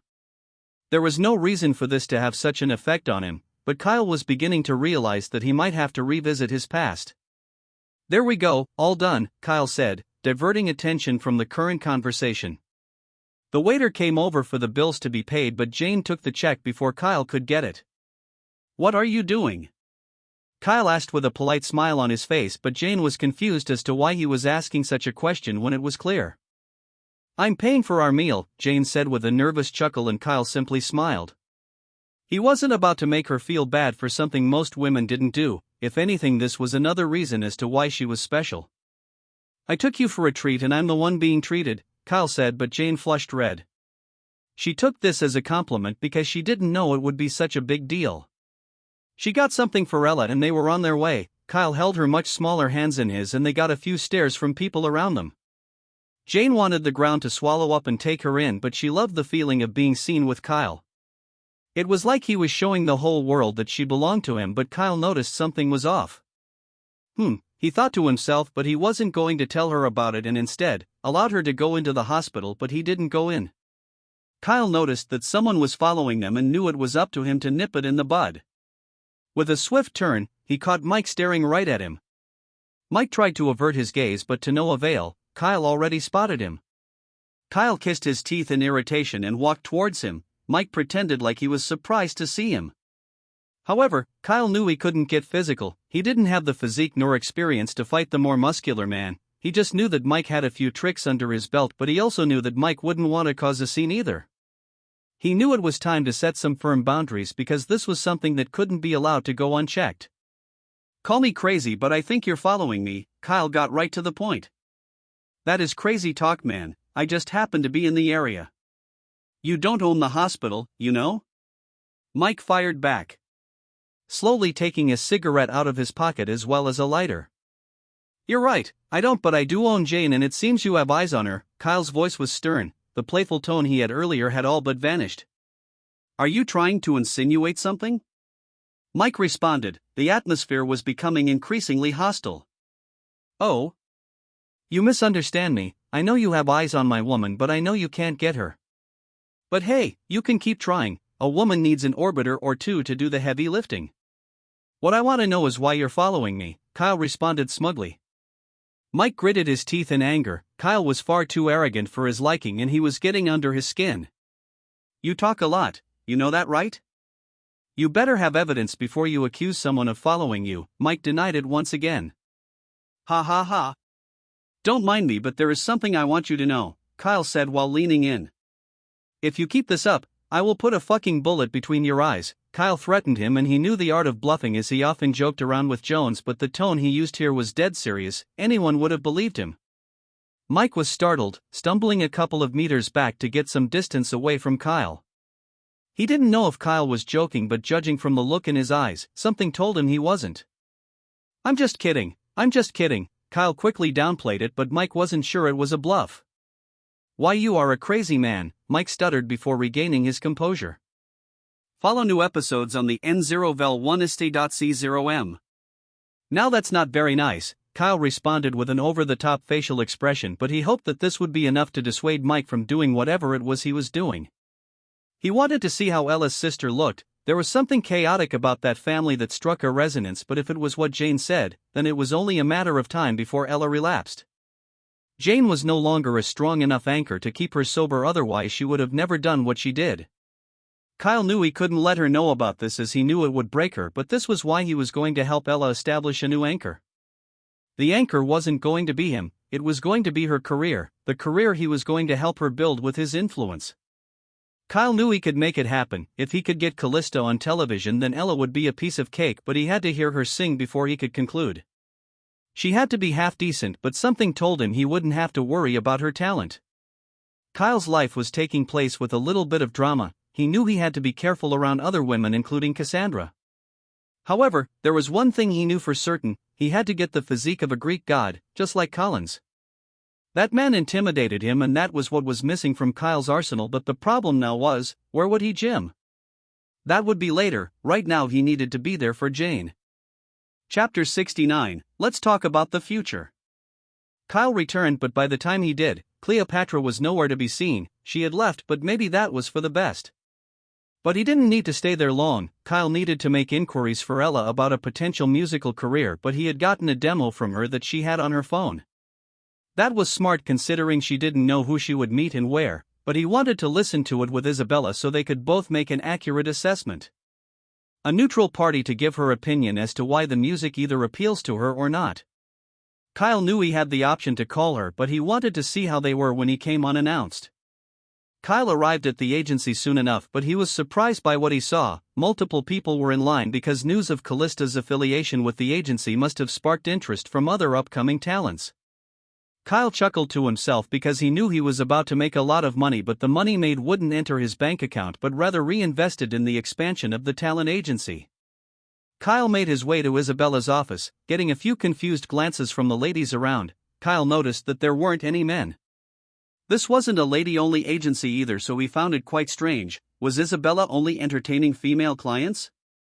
That would limit their pool. Kyle needed to cast the net as far as he could if his vision was to come to life. However, he understood at that moment that he had to be patient. It had been less than a week since he got his system and he already accomplished so much. Kyle could be content with the development, but he needed to stay under the radar in the meantime. Mike was an example of how bad things could potentially get if he attracted unwanted attention. Imagine instead of Mike, he had government officials stalking him, or worse, assassins. He couldn't step on the wrong toes. Money doesn't guarantee him a long life, but connection does. And to have that connection, he needed the right relationships, and he was already 1 foot into Distort. Kyle needed to sink his teeth into them and find out how the industry worked. Thanks to his skills, this shouldn't be too much of a hassle because he had the power to comprehend the inner workings of anything with a single glance.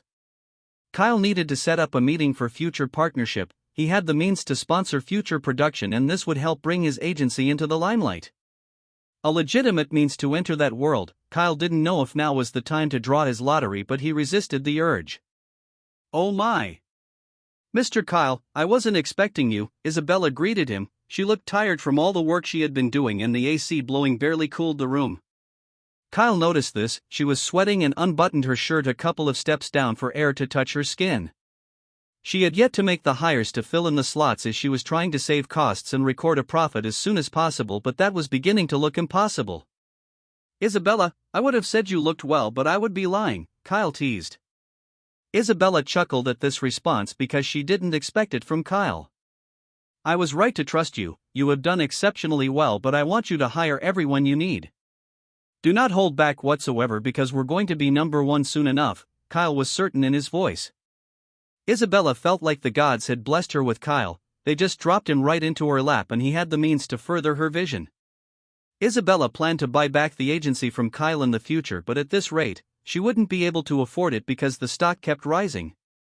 It had already risen 5% of its initial value in a few days. That was impressive, and this was just the beginning. "Everyone? Are you sure about that?" "I don't mind taking more responsibility if it would help out." Isabella meant every word that came out of her mouth, but Kyle was certain that she couldn't keep this up in the long run without crumbling. "That is fine.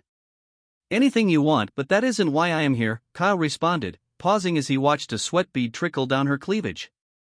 "I want to know if we deal in music. Do we have a department for musical talents?" Kyle questioned. Isabella was confused for a second. This was a tad bit random, but it was a good question regardless. "We had one, but we had to shut it down because it wasn't doing so great and we were barely staying up," Isabella responded. "I see. I want you to open it up." "We won't just with the movie but the music industry as well," Kyle responded, but Isabella was worried that they might be moving too fast. She could give her opinion, but this was worth the try. She was going to give it a month's trial to see how it did before pulling the plug. "Is that all, sir? Is there anything else?" Isabella questioned. She was smart enough to not question his authority because she knew that he was the man in charge. The last thing she would want was to get on his bad side, so she had to play to his tune. Kyle brought out his phone after a few minutes. placed it on the transparent table that separated them, and a song began to play. This was Kyle's first time listening to it, and he hoped for Ella's sake that this was good. "Listen to it, I need your opinion," Kyle instructed, and she gave him her full attention. "All right, sir," Isabella responded, and Kyle had only one thought on his mind. "Ella, do not disappoint me." Dawn of the wolf, the resurrection of the serpent, but the devil sees through it all. All-Father, Almighty, Thor, son of Odin. The gods have descended. They have fallen into the world of man, but now, we shall kill them. The gods are lost, the gods need saving. But we are not saviors. I bring down the axe, I bring down the hammer, the seal of the undead is broken. We are the damned, the broken and abandoned. Kyle couldn't believe his ears. This was beautiful. The beat and bass of Ella's voice gave him goosebumps because it all blended in so effortlessly. He didn't know her voice could reach such tunes, but it was hypnotic and drew him in. This was heavy metal and female leads paled compared to males, but this was beautiful. Kyle looked over at Isabella and could tell by a glance that this wasn't her kind of music. She winced at every scream but had to endure it despite not being a fan of the music, but this was exactly what Kyle knew. She would be the perfect person to help assess it. He needed the opinion of someone who didn't listen to this kind of music. But the fact there were points in the song where she would sing like a pop star further highlighted that she could thrive in the music industry even if it wasn't rock music. "What do you think?" Kyle asked, putting a stop to the music as they listened to enough to give an assessment. Isabella quickly cleared her throat, composing herself, but Kyle knew she might try to feed him bullshit, but this was a good way to see if she was one to kiss ass and tell him what he wanted to hear as opposed to the truth. "I don't fancy this sort of music, to be honest, but I have to say, I could feel the pain behind her voice. I can't describe it, but I have goosebumps." She has also shown a wide range of vocals. She went from screaming like she was in pain to singing like an angel in the blink of an eye with no visible strain on her throat. Isabella's assessment was spot on. That was impressive. Kyle couldn't contain his surprise but understood that this was good news for Ella. "You have excellent ears. I'm glad that you're here, but I need you to handle this talent for me. Any openings, any gig, run it through me first," Kyle told her, and Isabella had no problems listening to her boss. "Is there anything else?" Isabella questioned. "What's with the line outside and why are there only women?" Kyle questioned, he was curious. "The majority of our clients are women, we appeal to women more and that is our target audience even though we don't deny male clients an opportunity," Isabel confessed. This was a good enough reason for Kyle, he didn't need to push further. A knock at the door alerted both of them that someone was there. It had to be Carly, but Kyle knew that Isabella would have had a no disturbance policy when he was in her office. "What is it, Carly?" Isabella barked, trying her best to maintain her elegance in front of Kyle. "Mrs. Wave is here," Carly informed her, and Kyle's face immediately stiffened. "Callista." Kyle thought to himself. Jane was with Ella. She was getting discharged today, but the doctor had to make sure that Ella wouldn't relapse, and this was why he suggested that she attend an AA venue so she could talk to other addicts about her struggles. This was her choice, he wasn't going to impose it on her or force her to. "Are you okay?" Jane asked. "I'm great. I just need to sleep for like a week," Ella responded with a loud sigh. "Me too. But that's not what I meant, Jane paused, hesitant to complete her train of thought. "I'm fine, Jane." "I really am," Ella responded, trying her best to convince Jane, but Jane was never one to push these things. She was a firm believer that if someone wished to tell another about something, they would, and if they didn't, there was nothing that could be said that would make them change their mind. And this was why she chose presence, that was just as important. "Jane," Ella called out her name like she was about to reveal some deep family secret. "Yes?" Jane responded, leaning in to hear what she had to say. "He is one of the good ones, don't let him go," Ella said, and this was the first guy that Jane had shown interest in or had shown interest in that Ella approved. She didn't know the kind of conversation she had with her older sister, but there was something strange about her behavior. It was her eyes, they looked dull like she had her life force drained from her. "I know, I won't mess it up. I promise you," Jane responded. She found herself wanting to ask why Cleopatra was here. She hadn't seen her for a few years because Cleopatra was one of the most intimidating women she had seen. There was something about her aura, it commanded not only respect but all eyes were always on her thanks to her unique style. Ella tried to be like her sister, this was why her goth-like appearance wasn't as extreme as Cleopatra. One could mistake Cleopatra for a ghost with how pale her skin was. Ella, what did she say to you? Jane could no longer contain her curiosity, but Ella didn't say another word, she kept her mouth shut. But Ella felt a hand grab hers tightly. She told Jane she was alright, but Jane could see through her lies. She saw through the fake bravado, and this made Ella break down in tears. Jane reeled her in for a hug, and that was when she finally told her. My parents. They are dead. Kyle was trapped in the building with Callista. He didn't know if he was to confront her or find somewhere to stay out of sight. But that would be suspicious. He couldn't act suspiciously, so Kyle simply shook his head at Isabella. That was enough to tell her that Callista couldn't join them. I'm currently in a meeting, tell her I will be with her shortly, Isabella responded. I apologized that for Mr. Kyle, I wasn't informed of her coming here, Isabella apologized. She noticed that he was uncomfortable, but she didn't think too much about it. I think I should be taking my leave, Kyle responded, but Isabella wasn't done with the conversation. Sir, before you go, I have to inform you that the CEO of Distort Company wishes to meet you, Isabella informed Kyle. Meet me? Kyle was surprised, but this worked perfectly to his advantage because he knew how important this meeting would be. That is correct, they want to establish a closer relationship with our agency so the talents under us get a first pick in terms of audition, Isabella informed him. That is wonderful news. Kyle couldn't hide his excitement. Everything was looking up for him, but this was scary because when a series of good things happen, there was one grand bad thing waiting to undo everything. Is there a time for this meeting? Kyle questioned. It wasn't up to him to set the terms of this meeting because this CEO outranked him in terms of social standing. It was Kyle who was fortunate in this meet, and he wasn't going to blow it. 9 p.m. today, Isabella responded, but the time given was strange. Why would a meeting be set up at night with no regard to what he might have going on? But beggars couldn't be choosers, and Kyle didn't know when the next opportunity would present itself, so he was going to grab it with both hands. That works for me, Kyle responded. He needed AP. To handle these things because Isabella was swamped as it was. And he had just the perfect hire, but he could recall everything, so what was the point of an assistant? That was easy, time management. He was one man and needed help to handle certain things. I'm sorry, but Miss Isabella will see you shortly. Please, make an appointment next time to avoid delays, Carly informed Callista. What she did could be considered unprofessional, but in truth, it had slipped her mind. Callista knew that shooting for the White Whale movie would soon commerce, and she needed to get everything in order before then. It was now or never. Callista needed to talk about a few things with Isabella, but she hadn't seen Kyle's car. The influx of cars around made it hard for her to single out his car, especially when she wasn't looking for it. Kalita calmed her breathing. She knew this was the opportunity of a lifetime. Callie? A voice called out. Callista turned around because she recognized this voice. It can't be. Callista thought, her eyes darting around the room to find the person who had called her name until they settled on a scrawny-looking lady. She was 4 feet 9 inches and her features were anything but appealing, with her eyes looking lifeless. It was easy to tell that this particular lady lived quite a difficult life, and it was evident from her advanced face. She was just 19 yet looked like she was in her late 40s. Laura? Her name escaped Callista's lips.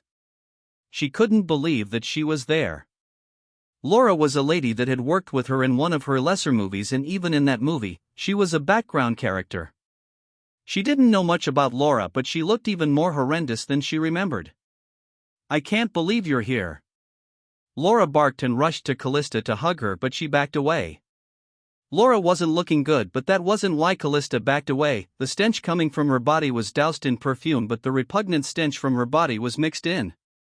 It was faint, but it was there, a clear sign of poor hygiene, and she didn't need that stench rubbed into her clothes. Laura, you're here to apply to? Callista asked. If she didn't have the means to take care of her basic hygiene, there was no way she would have the money to pay for the fees needed to even apply. And not exactly, Laura responded, but Callista saw her teeth, they looked like they were rotting. What the hell? Callista thought. This was a sad sight, and she realized at that moment that she must have fallen victim to the dark side of this life they all chased. In no time, two bulky men approached her and asked her to leave. Laura served as a grim reminder of what she would become if she wasn't successful in this endeavor. Nate was in his apartment, playing video games to pass the time. He lost a job, but he had an interview for a new one the next day. He had a decent place and enjoyed the game, cursing and swearing over the mic. One would think he was on a battlefield fighting for his life because this was not the personality he had shown to people. But games brought out the worst in him, or would it be more accurate to say he was a passionate man? He was taken out of his immersion by his ringing phone. He didn't want to pick it first, but a glance at the name snapped him back to reality. Shit! Nate shouted. He was playing online, so there was no way for him to pause the game, not that he cared at that moment. He knew that Kyle wasn't a man to call him casually, so this had to be business related. Hello? Kyle? Are you all right? Nate asked, but his face soon creased into a broad smile. He couldn't believe what he heard. He had no idea what Kyle did for a living at this point, but it was clear that he was loaded. And if he offered him a position at his PA, there was no doubt that he would be paid well. The conversation lasted a little over a minute, but Nate got all the information he needed to know in that period of time. He was going to be paid $1,000 daily, which roughly accumulated to $30,000 monthly. Nate accepted it in a heartbeat, and the moment the call ended, he let out a scream in celebration. Kyle made preparations for his meeting that night. He returned home without Callista seeing him. There was another exit in which he used to leave the building. Isabella knew it must be for the best because he was the owner and didn't know who knew this information, so this was more for his safety than anything else. It was time to get him a proper suit. Kyle went to one of the more elegant stores because he had to look expensive to command the respect he intended. It took over an hour to get this sorted, but Kyle ended up buying more than 5 suits for the future. He didn't want to come to the shop each time he needed something, so bought it in bulk along with some other corporate clothing that he might need. He had no sense of fashion, nor did he know which would be appropriate to wear in these kinds of meetings. Kyle got into his car and headed home, but he hoped not to run into Aisha. He was beginning to dread their interactions because he didn't know how long it would be before that line was crossed. That was one thing he couldn't do to Jones. It wouldn't be an exaggeration to say that Jones had saved his life, but then again, wouldn't he be doing him a favor if his wife does turn out to be unfaithful? Because if she was, then it would be safe that she did these sorts of things with her clients, or maybe this was his porn brain influencing him. Kyle arrived there, but he saw Jones' car parked in the driveway. He didn't know why, but he felt a sense of relief wash over him. Wait, Jones should have an idea, Kyle thought to himself, but he wasn't going to knock at his door because he didn't know if Aisha was home or not. The best course of action would be to do so over a phone call. He had his number after all. Kyle went back home and took a quick shower. He hoped the water wouldn't stop midway. Fortunately for him, it didn't, and this would be a good chance to finalize the quota for the building. He gave Jones the go-ahead to get the proceedings done in terms of involving a lawyer to draw up a contract. God damn. I actually do look good, Kyle muttered to himself. The eye bags were disappearing and he was no longer looking like a haggard old man. No one would be able to guess what his life was like just a few days ago because he looked like a different man. Kyle was happy with the way his life was turning out, but there was one missing component: his body wasn't to his desired effect. He wanted a little muscle, enough so he would have the physical power to not only defend himself but Jane. It would be embarrassing if he confronted Mike and Mike ended up beating the shit out of him. That was a scenario that he knew must not come to pass. Finally, he called Mr. Jones, and it didn't even ring twice before Jones picked up his phone. Jones here, Jones began the conversation. Kyle here, are you home? I could use your help, Kyle requested, getting right to the point. I'm home. Is this a sex thing? Jones asked after a brief pause. What the hell? If this was a sex thing, I would have the decency to take you out first, Kyle fired back, but the fact that he indulged Jones to this extent was proof of their growing relationship. I'm allergic to garlic. Jones responded with an awkward silence following shortly after. I am not taking you out. Kyle screamed. Excuse me for thinking I'm worth some dinner. Jones wasn't backing down, but Kyle knew he had to take a deep breath or Jones would win. Fine, I will get you some dinner, Kyle conceded. Ah. I knew this was a sex thing. Jones barked, and at the moment, Kyle was wondering why he didn't just go to his house and drag his ass out. Just get here, Kyle shouted. Once upon a time, he couldn't even think of talking to Jones like this, but this new form of communication wasn't because of his sudden increase in status, but rather, their relationship evolving to this level. Kyle didn't have to wait for long, because a second after, there was a knock on his door. He heaved a sigh of relief as he walked towards the door with a towel tied firmly around his waist. Kyle paused for a second. He knew if he opened the door wearing this, then Jones was definitely going to talk about the sex thing. He grumbled before breaking away into his room to grab a trouser. He finally returned to open the door and Jones was waiting. Kyle wanted to ask why he wasn't at work, but her knew that this conversation could be had at a later time. He had a few more hours until his meeting, and that took priority right now. Is there something wrong? Jones' demeanor changed immediately when they were face to face. No one would guess the conversation they just had moments ago. Yes, I need your help to pick out a suit. I have a very important meeting and I didn't know who else to call. Kyle got right to it. Jones could tell this was important by the way he spoke, but also felt flattered that he was Kyle's go-to person. It meant that Kyle trusted his judgment for something this important. Without saying another word, Kyle brought the clothes he had bought and returned to show Jones. Jones couldn't help but admire what he had done with the place, and this could potentially be how every room in this building looked. But he wasn't going to let his mind wander. They had to handle what was at hand right now. I need your help. Which do you think will be appropriate for a meeting? Kyle asked, rubbing his lower chin. I need to know what setting the meeting would be held in. Jones responded. He was taking this seriously, and Kyle was relieved with this reaction. He could let Jones in on his business. He trusted him funny enough. It is a potential partnership with a very big entertainment company, but it is being held at night, which is a bit weird, Kyle responded, taking a seat across him after laying the suits across the table between them. A meeting at night with a big entertainment company? You don't need to dress too serious, but you also can't dress too casual. You need to show your sense of fashion. It would help in how you're perceived, but if you wear a suit at night? I personally would think you were a person that played by the books. If it is a big corporation, you can't give them such a narrow-minded perception, so suits are a no-go. But a blazer in place of a suit would do you good.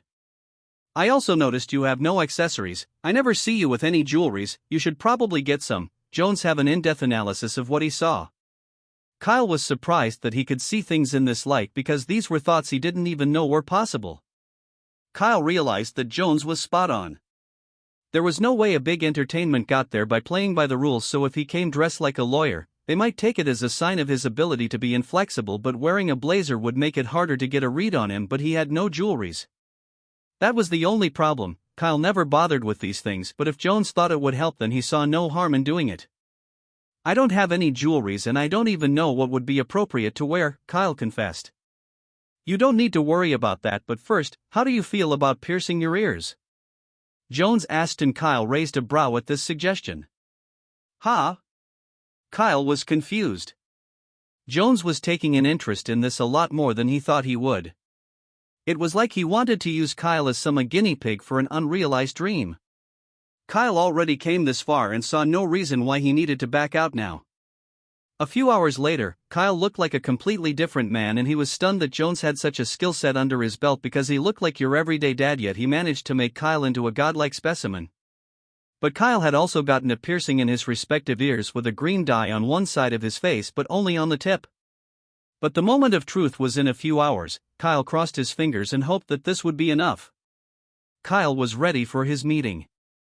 He couldn't believe what Jones had done, but he was grateful because he couldn't have done this himself. Kyle was aware of the effects this might have, whether this look worked or not, but before Jones left, he told him something. The people you're going to meet aren't attempting to host a meeting but size you out. Entertainment industry also means your fashion sense matters. Do not be intimidated, and also don't be serious. This made perfect sense, and Kyle knew that this philosophy was sound, but it was time. He had approximately $206 million in his account. It was depleting at a rapid rate, but he wasn't spending on frivolous things. Everything he spent on was an investment, it wasn't just being spent on useless things. Kyle hopped into his car. Jones had also helped with a perfume that he thought could help. This was the moment of truth. Night had fallen and Kyle tore through the streets of Los Angeles. Kyle was feeling nervous. He knew that these people had a way of seeing if someone belonged to their social class or not. It took a couple of minutes for him to arrive at his destination. He left his home 30 minutes early in case there was traffic, but luckily, the road was clear.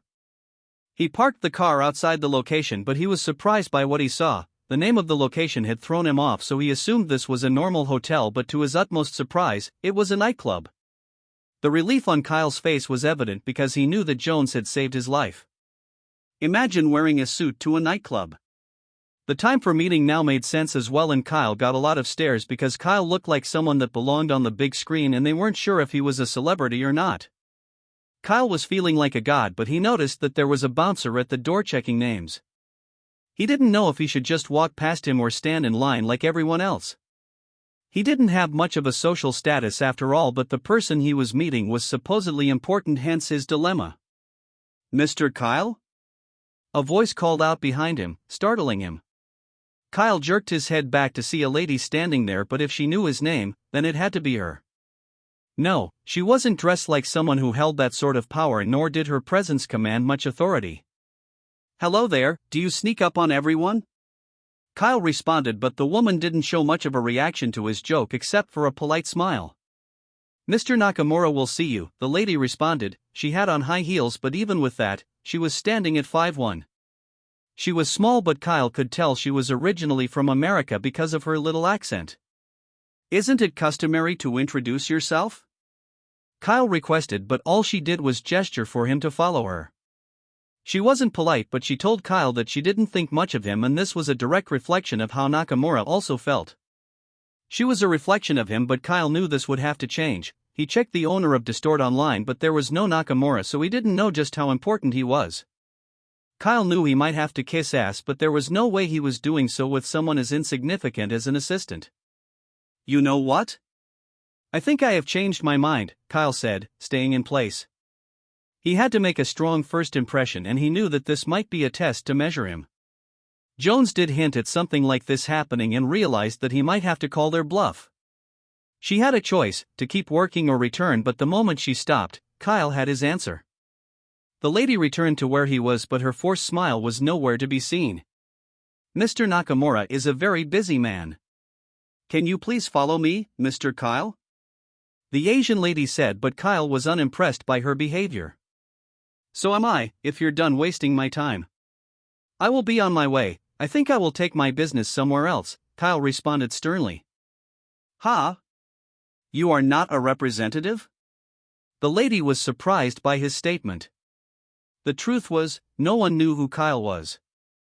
They all assumed he was just a face. Companies did that a lot to protect the identity of the one who really runs the place, just like Nakamura.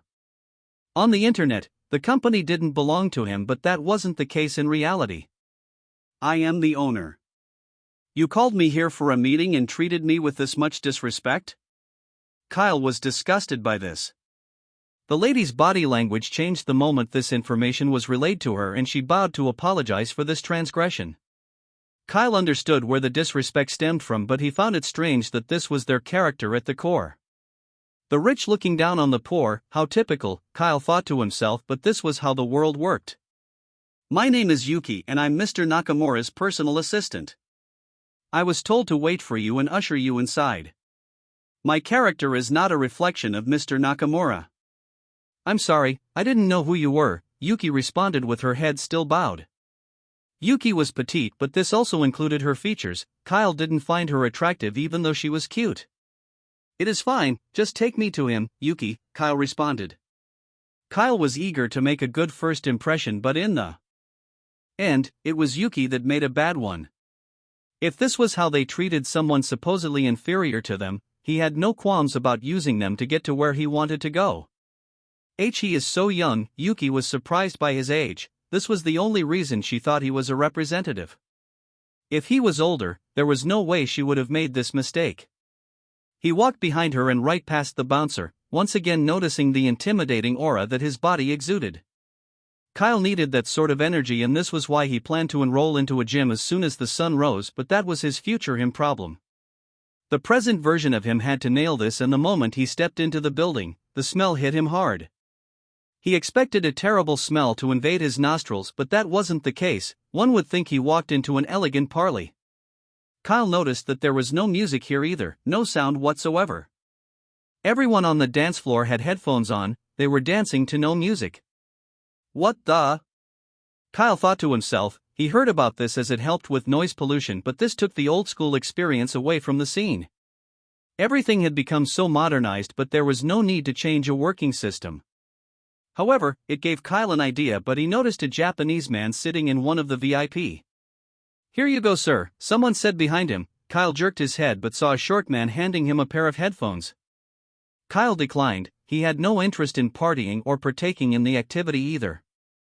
He followed Yuki, and before he knew it, he was in front of the Japanese man. Kyle could instantly tell that this was a powerful man and knew he had to watch his tone. The fact that no one else was in the VIP section was because he had bought out the entire section, which easily entered the hundreds of thousands. Unlike Kyle, who had a rebate system, this man's wealth was obtained from sweat and blood. The fact that he was a foreigner further added to his accomplishment. "Welcome, Mr. Kyle, shall we get to business?" The older man in his mid-50s said. He had white hair and his wrinkled face was a reminder that no one could escape the aging of time, but who knows, maybe there was a system out there for immortality. "Mr. Nakamura, I hope I didn't keep you waiting for too long," Kyle said, sitting right across from him. He wasn't going to treat him as a superior because he understood that he could change that by spending $100 million on any girl in his harem. "You did not, but I must say, I was surprised when I heard a bankrupt agency was willing to cover a part of our movie to feature one of their actresses. I just had to meet the person responsible for such a bold move, but it looks like I was sent." Nakamura was interrupted by his assistant before he could complete that sentence, whispering something into his ears. "What?" Nakamura shouted before giving Kyle a second look, and Kyle already knew what she told him. "Hi, I'm Kyle and I'm the sole owner of JPD Agency. I can't imagine a man as busy as you here for casual talk," Kyle said. He needed to start this conversation, but he wondered if it was because of how he dressed that they thought he was a representative. The truth was, it was his age and that alone. Nakamura didn't understand why someone would spend such an amount simply for someone to be featured in the movie, but that wasn't a problem. He was willing to turn the other cheek because this wasn't a big movie. This company was known for its grotesque genre, which included horror. They were trying to break into a new market and expand their fan base, so this was an experimental project that excited Nakamura. Callista was a pretty girl and had no problems acting the more morally depraved scenes, even though there were only a few in this movie and none were assigned to the main lead. "You're right, Mr. Kai," Nakamura was interrupted by Kyle. "Please, call me Kyle. We're friends here, are we not?" Kyle responded with a bright smile. Yes, we are. I want to enter a partnership for future movie production, but you won't be the only one to get first pick. We get the first pick for any exceptionally talented actress or actor in your agency," Nakamura said. Kyle was surprised by this proposition, but it made more sense. It balanced the equation, even though Kyle saw how this might be disadvantageous to his agency. If they had the first pick of their roster, it meant that they not only eliminated future competition, but they had the potential to monopolize certain talents in a subcontract deal. This way, they would bypass the normal route it takes to acquire talent and possibly cut down on finances. It was a smart proposal from Nakamura from a business point of view. "That is possible, but I'm afraid that these terms are not favorable for my agency, so I will allow you to get into contact with my talents first, but it would be up to you to convince them to join your project. They won't be forced to, it will be up to your marketing team." Kyle gave a counteroffer that gave his talents more freedom. This way, Distort Company would have to convince his talents as opposed to being forced to. Nakamura thought about this for only a moment before stretching forth his hand. "You have a deal," Nakamura said. They both knew that this in itself wasn't binding until papers were signed. The percentage that the JPD agency would give them was fixed at 15%, nothing more, nothing less. It was also a market that they were just getting into, so this meant that Kyle would have the potential to be at the forefront of this department should it do well. He would be Mr. Nakamura's Goddeess.I too would eliminate competition from other agencies. The meeting was concluded in less than 45 minutes. The dancing in the background was nothing short of comical for anyone who had no idea what was going on. Kyle noticed that Nakamura wasn't dressed in a suit either, he wore something casual as well. My assistant will be in contact with you to finish up the legal aspect. Is that fine by you, Kyle? Nakamura's question. I would have it no other way, and thus came an end to the meeting. Ella was discharged from the hospital and both ladies returned home from there. Cleopatra came to the hospital to break the news of her parents' passing. They had fallen out, but there was no doubt that they loved her in their way. Jane knew she had to be present. She hoped that would be enough, even though Ella was putting on a brave face. Jane knew that it was only a matter of time before she broke, and this was why she couldn't leave her side, otherwise she just might relapse. That was the last thing that could happen, because if she did, there was nothing that would be able to pull her out of the abyss. This was something that Jane knew she couldn't let happen. Night had come and she was thinking of taking a few days off work to look after Ella. Jane, come see this. Ella exclaimed while laughing ecstatically on her phone. She couldn't believe what she had seen on her mobile device. Jane reluctantly went over. The shouting got her attention, but once she heard laughter, she knew that Ella was back to being Ella, or at least pretending to be. It was a video of a cat trying to get back into the house by bumping into the transparent door because it didn't know that there was a door in its path. It kept bumping into it and Ella kept watching the video again and again, each time her laugh getting louder. Jane just stood behind her, not knowing what to do with her, but she had seen this too many times in movies. A person suddenly showing signs of happiness like there was nothing wrong, only to end it all when no one was looking. Jane wasn't going to let that fate befall Ella, not as long as she lived. Callista returned home after she met with Isabella. She was done with the legal aspect of her role. It was sealed in ink and there was going to be a severance fee should they try to replace her, which was on the high side, so it would make more sense to keep her rather than take this route. She felt untouchable and everything was finally going right in her life. It all began when she met Kyle, but why was that? Things were too good to be true, but she wasn't going to question it. She was going to ride the wave for as long as possible. Until it threw her off, she was going to ingrain this experience into her mind. This might have started on the wrong foot, but Callista knew that what she felt for Kyle wasn't something casual. She couldn't believe that she rejected a man such as Lucas Rossini. She and Kyle had no label, so why did she feel like she would be betraying him? He couldn't wrap her fingers around it, but Kyle could. She had become the prey that sought to be hunted only by him. A week passed since that day and everything was looking better than ever. Kyle carried through with his plan to get into a gym, but he didn't dare do it in the place Aisha worked. He also made sure his gym instructor was a man to avoid any complications. The last thing he needed was for his system to add someone he didn't want to be added to his harem. In that sense, Kyle did have control of who got into his harem, but the recoil of his workouts left his body feeling sore. He was in no hurry to use his lottery tickets because they didn't seem to have a time limit. The papers had been signed with Distort Company, so that meant that Kyle now had one foot into the world he wished to venture into. He kept in contact with Jane, Ella, and Callista, but he didn't meet them during that week. Absence made the heart grow fonder after all, but Ella was one of his more interesting discoveries as a meeting was arranged with Isabella. Although it was still in its early stages, Ella had renewed hope about a career because she had no idea that Kyle was the owner of such a big agency. She knew he was rich, but not that rich, and this gave her a much-needed distraction from life. Ella didn't attend her parents' funeral despite Jane trying her best to persuade. Jane wanted her to go, not for them but for herself. Ella needed closure. She needed to say those final words to them before they were laid to rest, or she might regret it for the rest of her life. But the most significant thing that happened within that week was the foundation of his nightclub reaching completion. The construction work had been concluded and Collins all but nailed this job. Kyle was left speechless. He couldn't complain, and it turned out that the man he gave a chance to put in far more effort than required to leave a position impression for future jobs. James was a blessing in disguise, and Kyle was glad that he took this gamble because it paid up. He gave Collins $10,000 as a thank you, certain that he would share it among himself and workers. Kyle established the place, and in the meantime, he used the opportunity to get all the required permits and licenses through James. The nightclub should be fully operational within the week because the drinks and everything else were already ordered. But there was an added feature: the walls were soundproof, and not a single sound escaped the walls. Instead of eliminating the atmosphere that came with clubbing, he opted to keep the experience within the building, and that was the inspiration he got from the club he had visited to see Nakamura. Kyle didn't see Aisha within that week. It was like she was avoiding him. He didn't want to think too much about this, but it was something that he didn't mind because it worked out in his favor either way. However, Jones had yet to present the quota to fix up the apartment. Kyle knew that Jones was a considerate man, and there was no way he expected Kyle to foot the entire bill because he assumed it would be too much for him to handle all alone. The sun rose on a beautiful weekend. Kyle couldn't believe his luck. It has been less than a month since he got the system, and his life had changed drastically.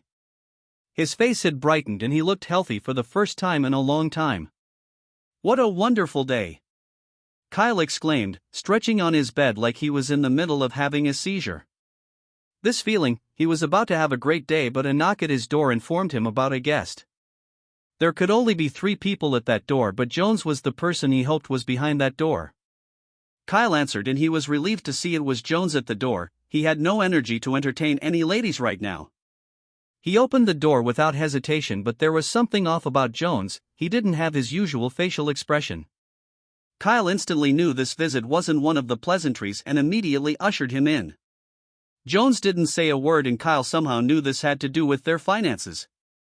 They have been cutting it short for quite some time, so it would be no surprise that they had finally reached their limit. This would bring tension to any family, but this was just an assumption. Nothing was backing this up. Jones sat on the chair without saying a single word for a full minute, but Kyle wasn't going to let this opportunity to tease him pass him by. "It looks like your misfortune just might be my fortune," Kyle said with a smile, but Jones exclaimed, clasping his mouth shut in the process. "How dare you!" Jones barked at Kyle, getting to his feet in haste before charging right at Kyle. "W.O. Take it easy, man." Kyle tried to get some distance but tripped himself up, landing on his buttocks.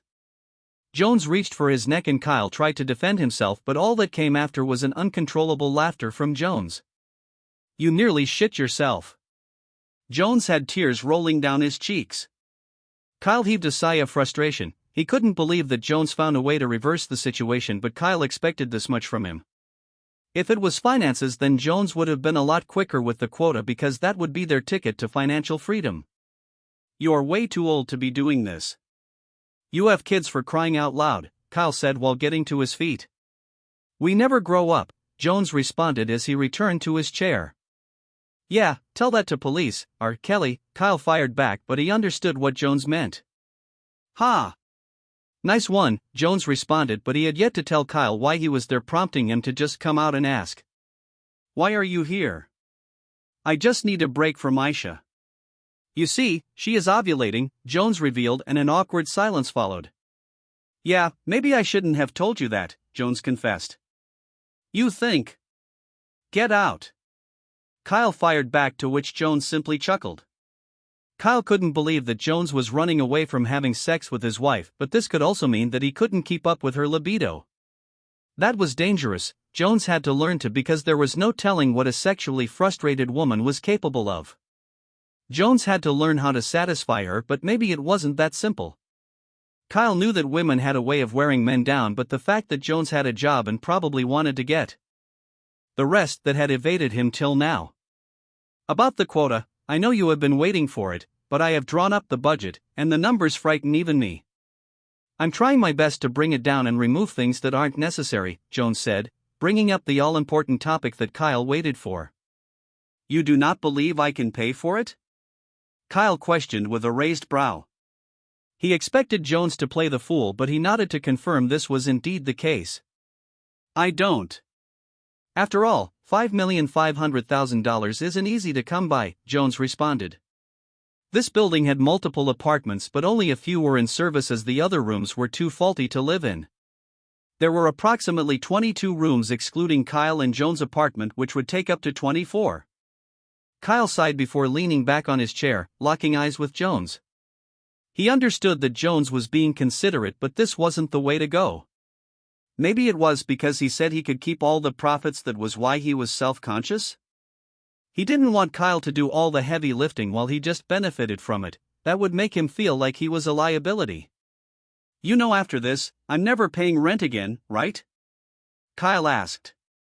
The question was an odd one, but it would allow Jones to do something for Kyle to lessen the burden on his conscience.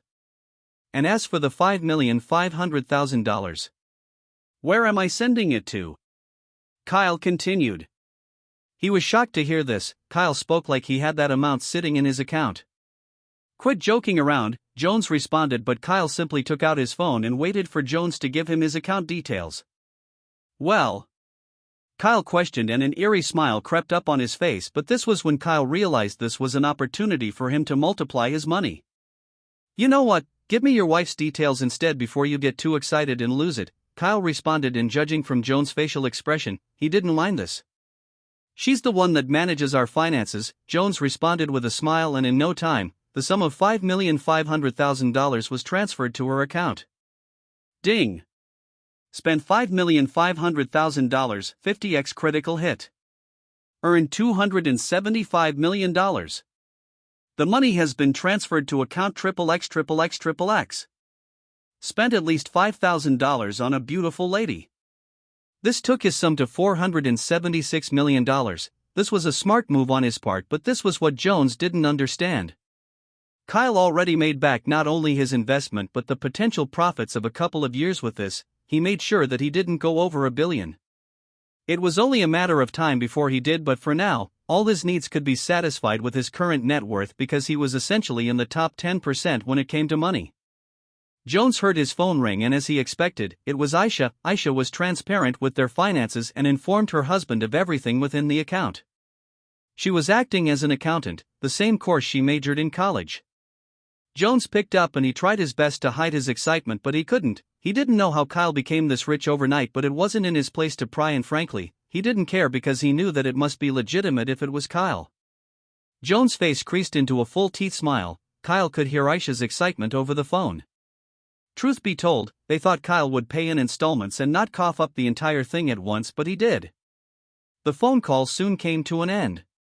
I think I might go back home now, Jones said, and Kyle knew that this must have put him in the mood. The thought made him cringe and he quickly pushed it from his mind, but this was the final piece of the puzzle before he went all out with his system. He was going to spend time with women, but noticed that his affection bar hadn't been influenced this past week despite him not being in constant contact with the women in his life. Was it locked at 100%? That would certainly make things a lot easier, but he needed to experiment a little more to be certain about this. The moment Jones left his house, Kyle couldn't help but picture the kind of faces Aisha would make with a cock inside her, but once again, these were thoughts he shouldn't be having. He spoke with Cassandra, but it was once in a while. She was a decent woman, and the more Kyle spoke to her, the more guilty he felt about what he planned to do. She had a kid, and this would no doubt ruin her marriage. Kyle was anything but heartless because this was something that he didn't want to happen. He knew he had to keep his intrusive thoughts under control and hoped that he could keep Cassandra as a friend because the last thing he needed right now was her sneaking her way into his harem. That would complicate things, but if the same requirement was to max out the affection bar, Kyle knew he would have to settle for this current level of his system. In retrospect, it was more than enough for him, so there was no need to level up, except he would most likely be forfeiting the lottery tickets that only seemed to be given when he leveled up or reached a milestone. Kyle chuckled at the thought of it all. He knew there was a ticket waiting for him when he reached billionaire status, but the fact that he could be a trillionaire in the future just hit him. There was no limit to what he could do then, but he knew he would have made some powerful enemies as well. There was no way he wouldn't gain enemies regardless of how carefully he lived his life, but he was getting ahead of himself.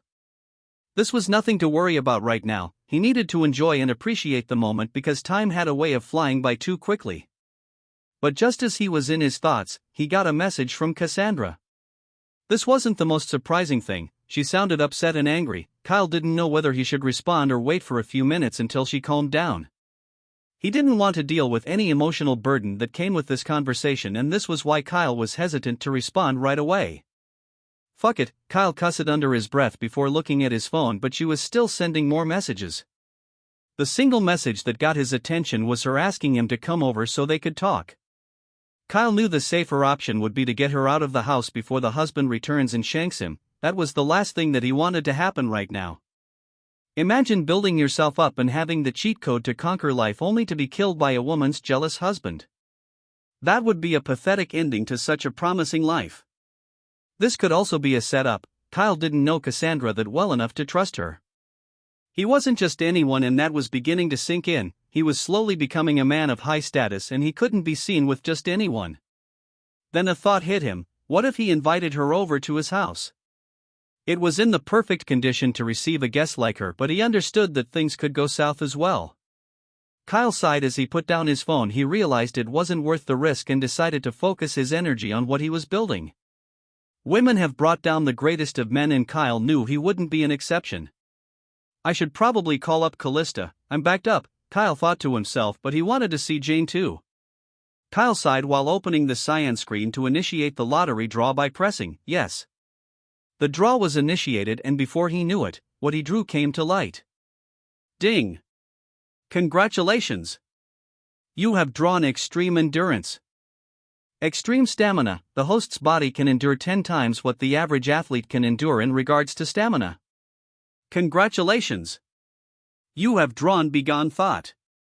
Begone Thought. The host has been granted the ability to dismiss a lady from his harem. Congratulations! You have drawn a Black Card. Black Card. This card is directly linked to the host's bank and can be used with every ATM across the world. And it was just as Kyle suspected. The lottery picked abilities or skills that would best aid him at the time. That was evident by his newfound ability, which would most certainly help with his workout. Now that's what I'm talking about, Kyle exclaimed the moment he felt the black card in his pocket. Kyle decided it was time to spoil himself. It was about time he spent some of that money on himself. This was the life he earned. Kyle changed his phone and entire wardrobe. He didn't have a fixed fashion style, so he bought various clothes. It was about time he commanded the respect that came with his status. This was why he needed to start looking for the part. There was a way that people would address him once they perceived he came from money. There was something twisted about this world, but Kyle was going to exploit it. He had over 400 million, and it would be stupid if he couldn't enjoy it. Kyle bought the latest gaming console as well. He knew he could satisfy his inner child to this degree because he could. PS5 alongside all the games that he could see. He bought every single title because he didn't need to work or do anything. Kyle returned home, and the amount of items he bought filled his car, both the booth and back seat. He couldn't take it all in a single go and had to make multiple trips. He noticed that Joan's car was missing and assumed he had gone to work or gone to start the pending work in the apartment. He was relaxed and didn't give a shit about anything else at this very moment. He was going to take a day off for himself to sort out, and he hurried to set up his new gaming console, sliding in the disc to play some Elden Ring, but Kyle was killed multiple times in quick succession. I thought games were made to be relaxing. This is far from relaxing. Kyle barked. He could feel his BP increase with the stress that came with it, but he wasn't about to complain. But once again, his phone buzzed and it was Cassandra. This was unusual. She messaged him more than she had in a week in the space of an hour. Kyle finally conceded and picked up his phone to give her a phone call. She picked up right away, but she was sobbing. "K Kyle?" She called out between sobs, which was a bit concerning. "Hey Cassie, are you alright?" Kyle tried his best to sound as accommodating as he could. "I'm sorry for calling you like this, but I had no one else." Cassandra responded, but this sounded familiar. Why did these women not have anyone, or was this just said to make him feel special? "It is fine, you can call me at any time, what's wrong?" Kyle asked, hoping that she would get to the point without all of this added drama. "It's my husband. I caught H." She stopped herself from completing this sentence. "Can you come over, please?" Cassandra pleaded, and Kyle smiled to himself because he knew what this meant. He cheated? Kyle thought to himself, but before he could continue the conversation, there was a pinging sound emanating from his phone. He looked at it and saw that she had shared her location. Kyle opted for the Samsung S24 Ultra as opposed to an Apple device because he preferred the Android brand, even though most people around him had an iPhone. He didn't know where to meet. If he told her to meet him at the hotel, the wrong impression could be gotten, so it had to be somewhere neutral. Kyle had no plans to go to her house. This way, he would be in control of the narrative, but he didn't know where they could meet because it had to be private enough for her to be able to cry her eyes out. This way she would be comfortable to be vulnerable, because meeting in public limited how she could react. this was surprisingly tricky. He finally thought of a place they could go to, and that was an exclusive restaurant that had different rooms for their customers. This meant that each person booked individual rooms, but instead of sex, it was for food. This was a neat restaurant, but it wasn't anything exotic. It wasn't doing as well as it could either because most people didn't like the setup. Kyle had never been there and did a quick search the moment he was done with the phone call with Cassandra. Kyle was skeptical about going there because the reviews weren't so good. Some complained about the rooms being too small and others about the food, with a few going as far as condemning how dirty this place was. Kyle was having second thoughts, but what was the worst that could happen? It couldn't be that bad. He got ready, dressing in some of the new clothes he had gotten alongside the perfume. He wore some jewelry.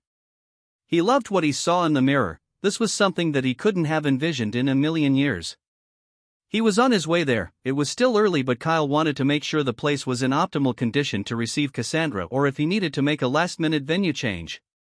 Kyle arrived there soon enough and saw that the place was practically deserted, which didn't sit well with him, but that could also be because of the time.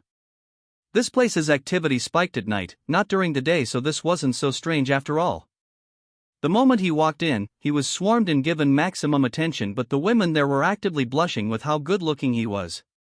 This particular attention Kyle wasn't used to. People usually looked at him because he was rich, not because of his looks, but because this was a mix of both. Kyle smiled inwardly. He couldn't lie to himself, he loved the attention. He found a reservation easily, but he knew that they must have taken the reviews seriously because the place was sparkling clean.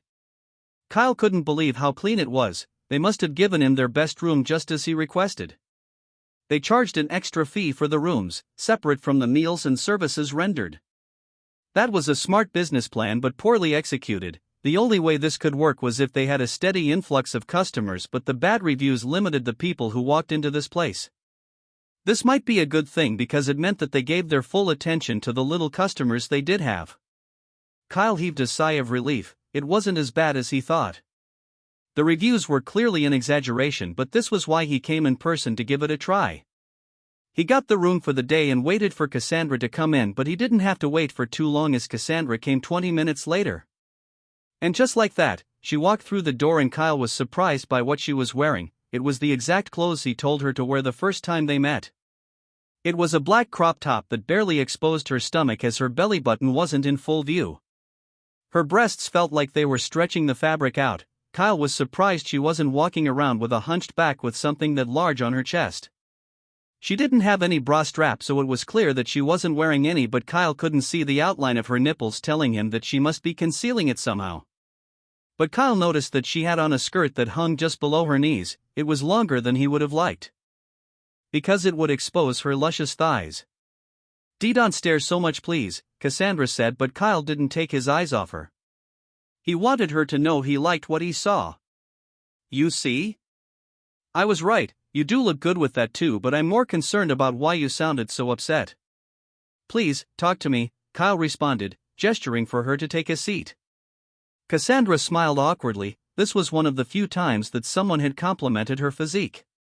Even her husband rarely did, and that was why Kyle's compliment hit harder than usual. She had to brush it off, but this outfit was something she wouldn't have worn because she had reservations about her current appearance. This was one of the things having a baby died, but Kyle didn't care about any of that. There was nothing wrong with a little stomach fat. She sat across Kyle, but he noticed that she was no longer a frying mess. She must have had time to compose herself, but the light in her eyes had dulled. I don't know," Cassandra was hesitant to open up, looking at the ground. This must be post-sadness clarity. "You know, we don't have to talk if you don't want to, but doesn't stop us from having some fun," Kylr suggested, and this seemed to ignite some life in her. "Why, you are fine with that? I'm sure you think I'm just a nagging woman. I bet you would rather be anywhere else." Cassandra tried her best to remain calm because she was aware that she had been an inconvenience to Kyle. "Nonsense, I know how it is. You just needed to get out of the house, a distraction." Kyle lingered on his last word, his eyes looking at her chest pushing against the table. "Fuck. They're huge," Kyle thought to himself. The day went according to the plan. Cassandra was a lot more loose than before, and this place served alcohol, so she had a few to drink, even though Kyle decided to stay sober because he had to drive back. He wasn't the one that needed to unwind either, so he allowed her to be in her element. The more drink that went into her system, the freer she became because she was opening up slowly about what was going on in her marriage. Is that it? Kyle questioned with a raised brow, but he understood why she would be upset over something like that. It is stupid, I know, Cassandra responded with an awkward smile. It isn't, I believe anything that bothers you is worth considering, Kyle reassured her. He reached for her hand on the table and to his surprise, she didn't pull away. The details about her fight with her husband were revealed. It wasn't because he was cheating but rather, because he wasn't making the necessary sacrifices to make her feel seen. When she spoke to him about it, he made her into the bad guy. Kyle knew that she needed to be nurtured, considering the child that was with her. No one bothers about the mother after birth, all the attention is given to the child. He was neglecting her in every aspect, but Kyle wasn't going to paint the husband as the villain because he knew that this was a common response for men in his situation. She was older, so Kyle was aware that she had more experience when it came to certain things, and this was one of them. It is okay to fight with your husband, Cassandra, but that doesn't mean you should give up. I want you to fight for your marriage until you no longer can, so there will be no what-ifs, Kyle responded, and this shocked Cassandra. Kyle could tell she didn't expect that response, but he knew he had to be careful or she might develop feelings for him. Right now, he was still safe, but Kyle didn't know how he could fuck her without any emotional attachment on her part. Wow, you don't act your age, Cassandra said, but she still hadn't removed his hand from hers. Ha ha ha. I get that a lot, but I know that there's one thing I know. I want your piece to fit, Kyle said in reference to their previous conversation. Kyle adjusted his legs beneath the table and made physical contact with her beneath the table. He didn't know if it was the alcohol, but either way, he wasn't about to make his move when she had this inside her. It wouldn't look good, and with the way women falsely accuse men of rape, Kyle knew this would be setting him up for disaster, even though she was far from gone and could still make decisions. You know, Kyle, this might be a forward, but this new look is extremely attractive, Cassandra muttered, staring right into his eyes. Kyle leaned back in his chair with a smile on his face. No, a smirk. Is that so? Kyle questioned, relishing at this development. Sometimes a predator must exercise patience and its prey would come to him. I think I met you when I was younger, things would have been different, Cassandra became loose-mouthed. Different? Are you saying you wish for your piece to match mine? Kyle questioned, but Cassandra was hesitant to answer this. I'm just kidding. I think the only reason we get along so well is because of who we are right now, not who we were, Kyle added quickly. He was a broke man that could barely afford rent. There was no way that she would have looked his way. No one likes broke men regardless of what they say at the start. The tension begins to weigh because being broke means you can't even treat your partner to the most basic of things. Most women with options would never make that sacrifice, if not all, but Kyle wasn't going to dwell on this question. Ha ha ha. You're right, I don't know what has gotten into me. Cassandra laughed awkwardly and she finally withdrew her hand from Kyle. It is okay to want what you can't have, Kyle suggestively reassured her, and Cassandra could no longer hold his gaze. Our little sinful world, the thoughts we have when we close our eyes, Kyle said, looking at her breasts. He wanted to touch them, he could feel his trousers tighten, and who could blame him? They were staring at him right in the face. I have to thank you for today, but I think I have to get back, Cassandra responded, but Kyle shook his head. I'm afraid I can't let you do that. You have not only had a bit too much to drink, but do you want questions to arise as to where you want? This will only strain your marriage even more, Kyle pointed out. This was a valid point. So how about I rent you a room and maybe you can sleep it off and then return home? This was a sound proposal from Kyle, and Cassandra nodded in agreement. The check was paid, but the system gave him back his money 50-fold, even though the money spent was only a couple of hundred, so it was negligible. That is a brilliant idea, I would like that, Cassandra responded, but this was all part of Kyle's plan. He had no plans to let her go back home without getting something in return for this interaction. And everything was going according to plan. They left the arena and Kyle knew he had to show her a glimpse of his wealth by getting a high-budget hotel room just for her. This would give her the maximum comfort but also introduce her to a life that could be hers if she spread those legs for him. There was something wrong with this, Kyle knew that very well, but that was what made it exciting. Kyle found the nearest hotel. It was on the expensive side, but he was glad that he did. He checked her into the room and made sure she was all right. she was tipsy but she was self-aware. He dropped her on the bed and didn't attempt to do anything else. Kyle covered her up and sat on a chair nearby. This would have been the perfect opportunity for him to make his move, but Cassandra kept yapping about irrelevant things. At that moment, Kyle realized that she needed a friend more than anything at the moment. It was something that he couldn't shake down. Kyle couldn't believe he was developing a conscience right now. He watched her yapping and simply smiled at the realization that he could help people in multiple ways. He could have any woman in the world, so why would he intentionally ruin a marriage? He didn't think he would be able to live with himself if he did something like this, but the way she laid on the bed was like an invitation. I should probably shower, Cassandra pointed out. That would be the logical thing to do because she was sweaty. People on the bigger side of the scale would sweat more in such a climate because even Kyle was drenched in sweat. He took a deep breath. He has seen too much porno, in this scenario always ended up in one way. Cassandra got up and headed to the bathroom to have that shower. Kyle got a good view of her backside and couldn't believe that they were almost as big as the things on her chest. She closed the door behind her. Kyle heaved a huge sigh of relief, but the bulge in his trouser couldn't be hidden. It's been a while since he busted a nut, so lust was something he couldn't control in this situation. He probably should have left as soon as he got her settled. Kyle was beginning to question his decision and if he truly wished to go through with it. Ah! A scream escaped the bathroom walls. Cassie! Are you okay? Kyle ran to the door without hesitation. He knew that if something happened to her, it would put him in a compromising position. He couldn't risk it. There was no way any sane man would be able to control themselves, but there was no response behind the door. This worried Kyle. He didn't know why she wasn't responding, but it had gone silent. All he could hear was the shower. Kyle had no other choice and opened the door. However, he didn't see her sprawled on the floor like he thought he would. Instead, he saw the shower curtains on the floor and Cassandra taking a shower, but with no shower curtains, he could see almost everything. He spotted the butterfly tattoo on her lower back, but his eyes couldn't see any lower. Her back was turned to him and the way the curtain was positioned had obscured his vision to an extent. He could tell that she tried her best to fix it, but she did a poor job at that. He stood there for a moment. He didn't know what came over him, as he should have left the room immediately after confirming she was all right. This was why she didn't answer him. She couldn't hear him, but how did she not know he was in the bathroom with her? What the fuck are you doing?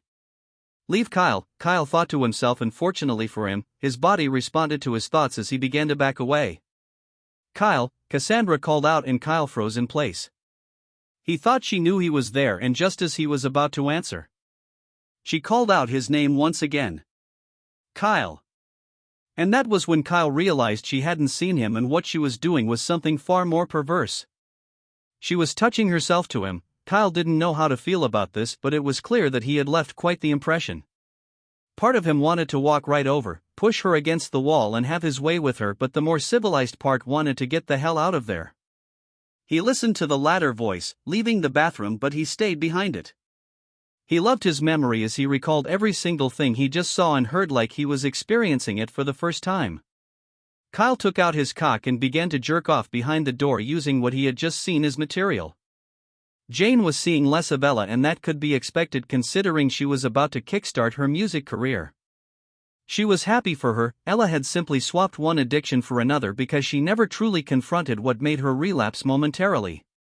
Jane thought about Kyle a lot. Her heart fluttered each time she did, but she was aware that she couldn't show her clingy side or she risked him running away. Mike has been talking to her a lot more, but he wasn't crossing any boundaries, so she saw nothing wrong with it. He went out of his way to make sure she was all right, and this was something that she appreciated. The fact that they saw every day gave him the edge over Kyle, and slowly, he began to extend his influence over her life. Jane, even though she was an adult, was quite naive when it came to certain things that someone her age should be able to see through. She knew that Mike liked her but assumed his intentions for her were pure. But she was going to hang out with him later that day. It was the weekend, so there was no work. This was her day off. Jane took her days off seriously. She had the option to work for some extra cash, but she didn't. And in truth, she was looking forward to it because it had been ages since she last went bowling. It was time for the meeting, and Jane got all dressed up. She wore a yellow sunflower dress that was just above her knees. She also had on her glasses. Ella was again not present. as she had left earlier that day. Jane also forgot to inform her about this hangout because she knew Ella wouldn't support it.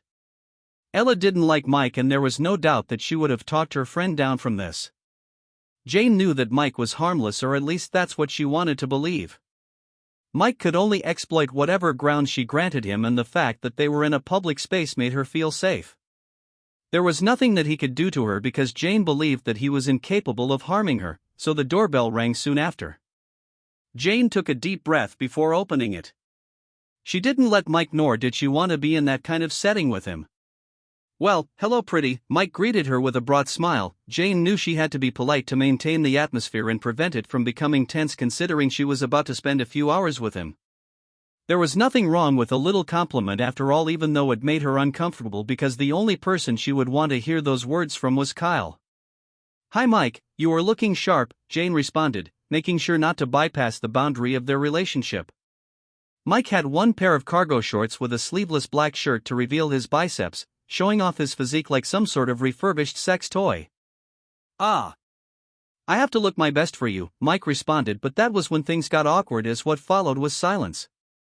Mike quickly cleared his throat and attempted to save the situation that he created. "This way, the Uber is waiting for us." Mike didn't have a car and relied on public transport, not that Jane minded this mode of transportation. It beats taking the bus or train, even though it was a little more expensive, but Jane had the money to pay for herself. She made sure she took enough money to cover her expenses. She didn't want to be stranded there should things not go well with Mike. This way she could leave whenever she wished and not when Mike wanted to. It was the perfect plan. She didn't know if she was supposed to tell Kyle either, but this should be fine. They arrived at their destination in a few hours. The arena was broad and looked like something professionals played in. She realized that Mike wanted to impress her, but he didn't need to go through this length to do so because nothing was going to happen. Her perception of him wouldn't change others. If that was why he was doing all of this, then he would be wasting his time. "Welcome to the arena," Mike exclaimed. She could see that the person over the counter knew him because they kept exchanging glances. "This place is amazing," Jane exclaimed. She couldn't contain her excitement even despite knowing why he did it. "I know, right?" Mike exclaimed with a broad smile. They ordered some food, but it would take a while for it to get ready. The first game was underway and Jane was the first to go. She wasn't that great a bowler, but she wasn't bad either. But Mike didn't plan to win and intentionally missed his bowling pins. This allowed Jane to stay in the lead. He could tell by her face that she was having fun, and this was worth it. It took a little over 30 minutes for their food to be ready, so they took a break from bowling to have their fill. "You know, you don't have to let me win," Jane pointed out, but Mike tapped his finger twice on the table. "Let you win?" "I don't know what you're talking about." Mike feigned ignorance, but Jane saw right through it, not that she minded. "So? You and Kyle, it looks like you guys are serious." Mike couldn't help but bring up this top. "I guess you could say that. I do like him a lot," Jane confessed. She didn't stutter or sound uncertain. This showed that she was beginning to see Mike as just a friend who could be treated as such. "Is the feeling mutual?" Mike questioned, taking a bite of his sandwich, but Jane pondered on it for a second. "Yes, it is. And that is why I need you to respect it, Mike." "I don't want to have to." Jane paused, hesitant to complete her sentence. "You don't want to have to do what?" Mike repeated, expecting her to complete this dialogue. "I will have to cut you off," Jane said sternly. Mike didn't recognize this woman in front of him. This wasn't the Jane he had known for the past couple of years. She was too direct, and the fact that she looked him right in the eyes when she gave this warning told him that she wasn't joking or bluffing about it. Mike gulped. He didn't know what Kyle had done to her, but it must have been intense if this was her stance. "I understand. I had no intentions of doing that, to begin with. We are friends and I'm here to support you." Mike was smooth with his response, making it sound like Jane was the one overreacting. "I'm so glad to hear that," Jane responded with a bright smile. It made Mike's heart flutter. Jane had boundaries and she was willing to enforce them without hesitation. And somehow, Mike found this attractive, and this only made him want her all the more because it showed him a glimpse of how she would act around other men in his absence. They returned to playing and it was a win for Jane. It was close, but Jane edged him out with a single point. She knew Mike allowed her to win, but this didn't dull her excitement. Mike tried to cover her tab, but Jane was more than willing to handle her share of the bills, just as she did when she was with Kyle. Mike wasn't surprised. She had always been like this after all, and this included paying for her Uber back home. Mike offered to escort her, but Jane politely declined. She was aware that if he followed her, she might have to allow him inside to give him some refreshments before he went home. She didn't want to be alone with him in a private space for all the right reasons. Mike, on the other hand, knew it was time to find dirt on Kyle. There was something strange about him. The way he threatened to kill him, there had to be a reason he was so confident he could kill him. Mike was going to make sure he took him down with every arsenal within his possession. Kyle was trapped in a sticky situation. He jerked off, but before he could finish, the shower turned off. Kyle quickly got up to his feet and rushed to the bed. He faced away from her to hide his erection. His cock wasn't calming down and he didn't want Cassandra to feel uncomfortable. He contemplated leaving before she left the bathroom, but she was out before he could carry out his escape.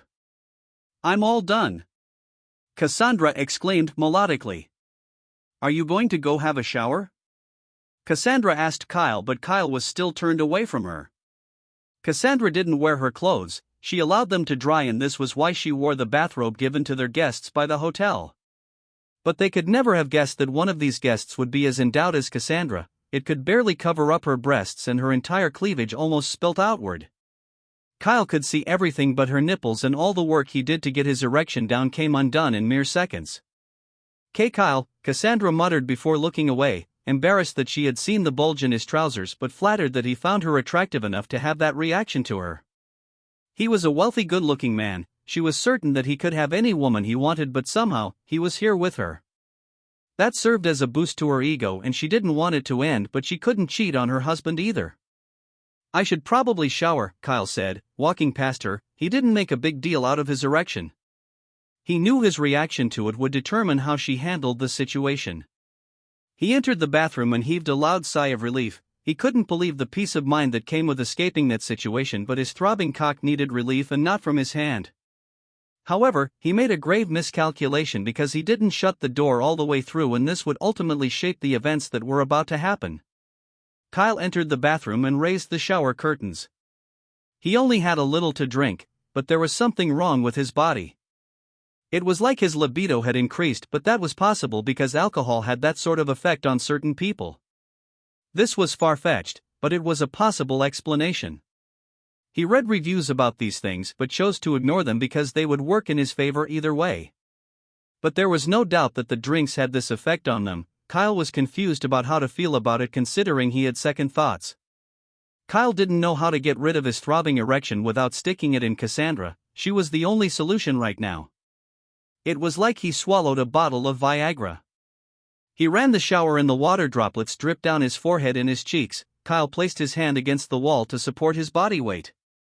He couldn't understand how he got himself in this situation or why he was developing a conscience now. This wasn't the matter, but he had to make do with his hand. Kyle grabbed his cock and began to stroke it gently. He fixed the curtains earlier so it would be impossible for Cassandra to see him. Kyle hadn't been this hard in so long that it was impossible that this was simply the effect of seeing Cassandra naked. She wasn't the first woman he had seen naked, so this wasn't the cause of his lust. But the door he didn't lock came back to bite him in the ass. It slowly creaked open with Cassandra coming into sight. He couldn't see or hear her thanks to the shower, and being lost in thought, Kyle was thinking about how soft her breasts would be. He wondered if it would feel good if he used her tits as a crevice to fuck. He wanted to slide his dick between them and fuck the shit out of it. Cassandra didn't know why she was there, but her body was moving on its own. She could remember how it felt when his crotch was pushed up against her. She could feel the heat around her body, the fluids dripping down her thighs, coupled with being unsatisfied for years. She couldn't contain it, and her common sense stopped working. If it could affect Kyle to this degree, then there was no telling how much she could be affected. "Fuck," Kyle moaned softly as he kept on stroking his cock. Cassandra could see his silhouette and saw his length in his hand. Her mouth watered. She wondered what it tasted like and wished for it to be in her mouth.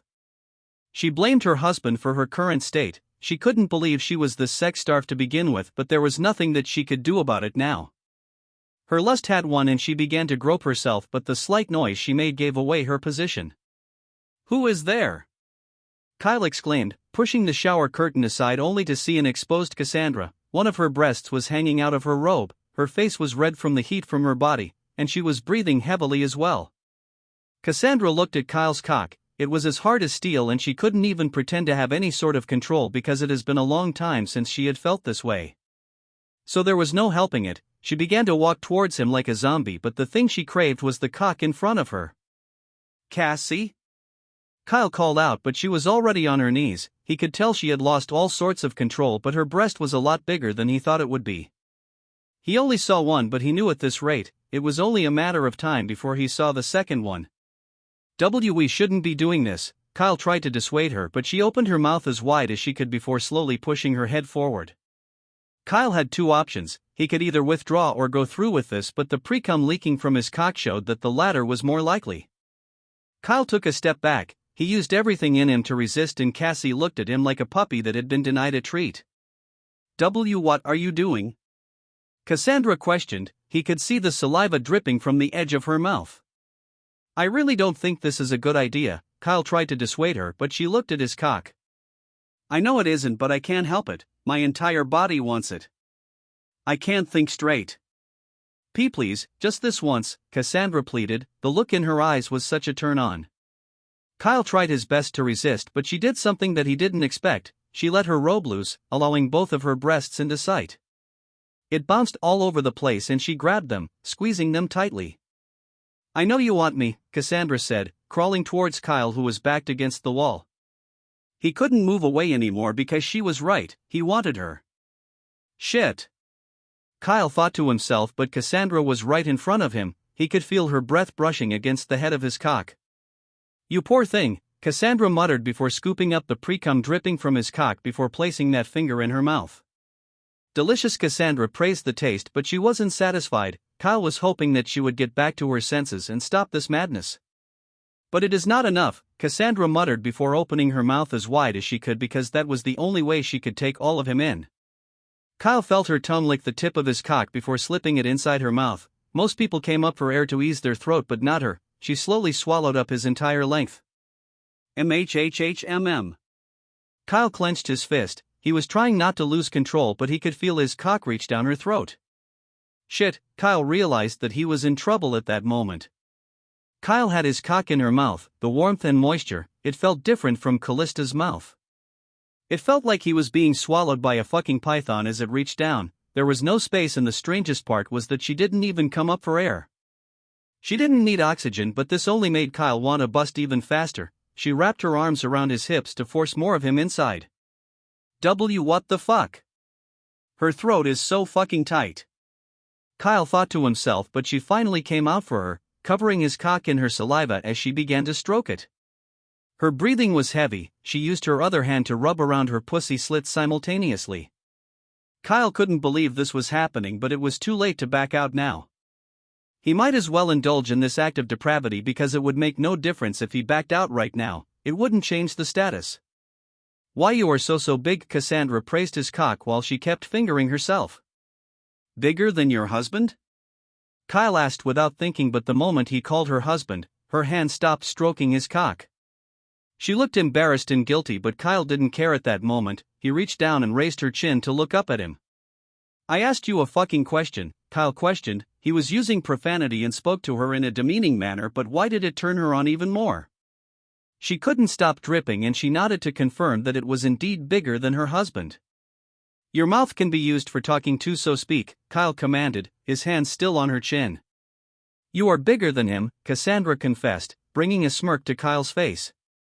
"Of course I am, or you wouldn't be here," Kyle said before placing his head at the back of her head and pushing it forward. She didn't need to be told what to do as her mouth hung open, and Kyle began to thrust his hips back and forth slowly. However, with everything that entered with each thrust, she was slacking, and Kyle could tell that she was enjoying it or she wouldn't be fingering herself. He increased his pace and was surprised that she wasn't even gagging on it. She had no gag reflex. "Fucking hell.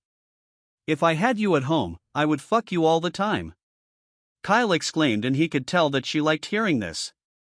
"MHHHMM," she moaned while moving her head back and forth. He was close to finishing down her throat, but this was when he removed his cock from her mouth. "Damn. You got carried away there for a second, Kyle said, rubbing his cock covered in her saliva on her face. You're such a filthy woman. Does your husband know he married a slut? Kyle questioned, but she was so turned on by the way she was being spoken to that this only made her touch herself with more intensity. Don't talk to me like that. Cassandra tried her best to retain her self-respect, but that wasn't going to happen because Kyle could tell she liked it. He knew how she was when erecting a boundary. She was stern, so why was her voice wavering right now? You're right, maybe we should stop this altogether, Kyle suggested, and that was when she clamped her mouth shut. I want to feel them around my cock. Kyle was unfiltered. He was a verbal person during sex because he liked telling these ladies exactly how to please him. Cassandra knew what he meant. She raised her heavy breasts and placed Kyle's cock between them. It completely buried them within. Kyle couldn't believe how big they were, but the feeling was heavenly. This was the first time in his life that he partook in such a thing, and he couldn't get enough of it. She began to move those humongous things up and down on his cock. It was slipping in and out, and the friction alongside the softness gave him a feeling that he didn't even know was possible. Fuck. This feels good. Your body is perfect for pleasure. Kyle exclaimed. He was sure to let her know he found her this attractive. Her husband neglected her for years and only pumped a baby in her because she kept on insisting that she wanted one, but here was a younger man, not only higher in status but more attractive, giving her the pleasure she had been starved of. Kyle grabbed them and squeezed them together to increase the friction, but he could feel milk leaking out of her nipples. Cassandra looked embarrassed by this, but this only pushed Kyle over the edge. He pictured this scenario so many times, but seeing it in person felt different. He grabbed her wrist and pulled her to her feet. Do you want to stop? Kyle asked her. He knew what he wanted to do next. Once he starts, there's no going back. Cassandra gulped. She knew this was wrong, but it had been years since she felt this way. The vigor and excitement of sex, she wanted to experience it all, even for a door. For this reason, she shook her head to give him the go-ahead. Kyle grabbed her breasts. They were heavy but as soft as freshly baked bread. *MHHHHMMM. She tried her best to contain her moans, but Kyle licked one of her nipple, tasting the milk. It was sour, but it wasn't bitter, and that was when he began to suck on them.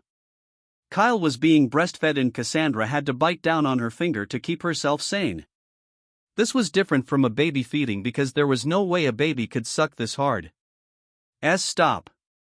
Not so rough, but before it could go any further, Cassandra's legs began to shake aggressively. Her knees buckled and she dropped to the ground. Did you just finish? Kyle questioned with milk dropping down his chin, but Cassandra couldn't even speak. But this was when she came to her senses. When could finally think straight? What have I done? These were the final words before she stormed out. Kyle was shocked by what happened, but he expected this to happen a lot sooner, even though she had cheated on her husband. Kyle didn't care much about her, as this was not his concern. He owed her husband no loyalty, and that was entirely up to her. Kyle was glad he didn't fuck her, otherwise doing so would have weighed on his conscience a lot more, but they had crossed a line that couldn't be undone. Kyle noticed she wasn't added to his harem, so this was done with no emotional attachment. This meant that she either liked her husband or she didn't need to feel anything to have sex with another person. The latter was a more feasible possibility. He noticed that there was something wrong with her, but he was glad that the situation was over.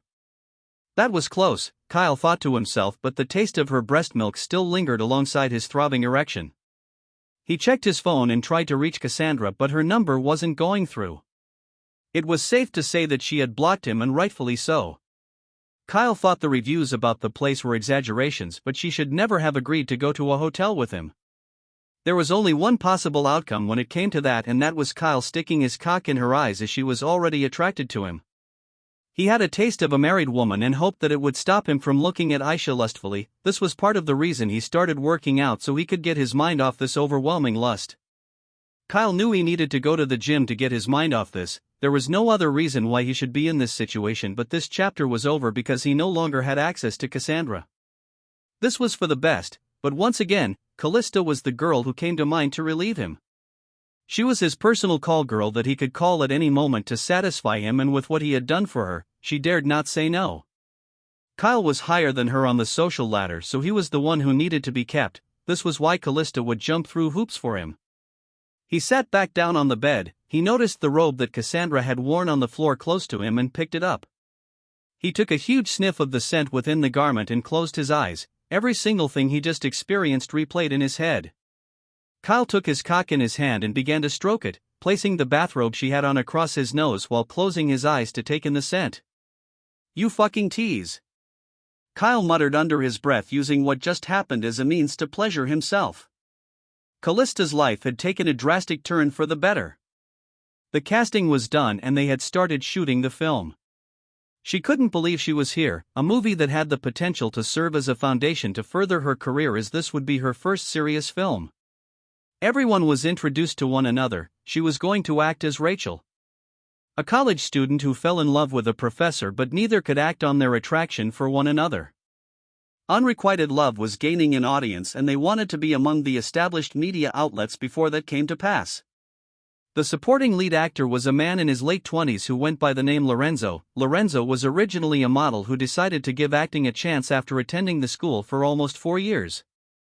He was one of the most attractive men to walk this earth. They had to pick conventionally attractive people for these roles because it was angst and lust, that fruit you wish to take a bite of so badly but can't.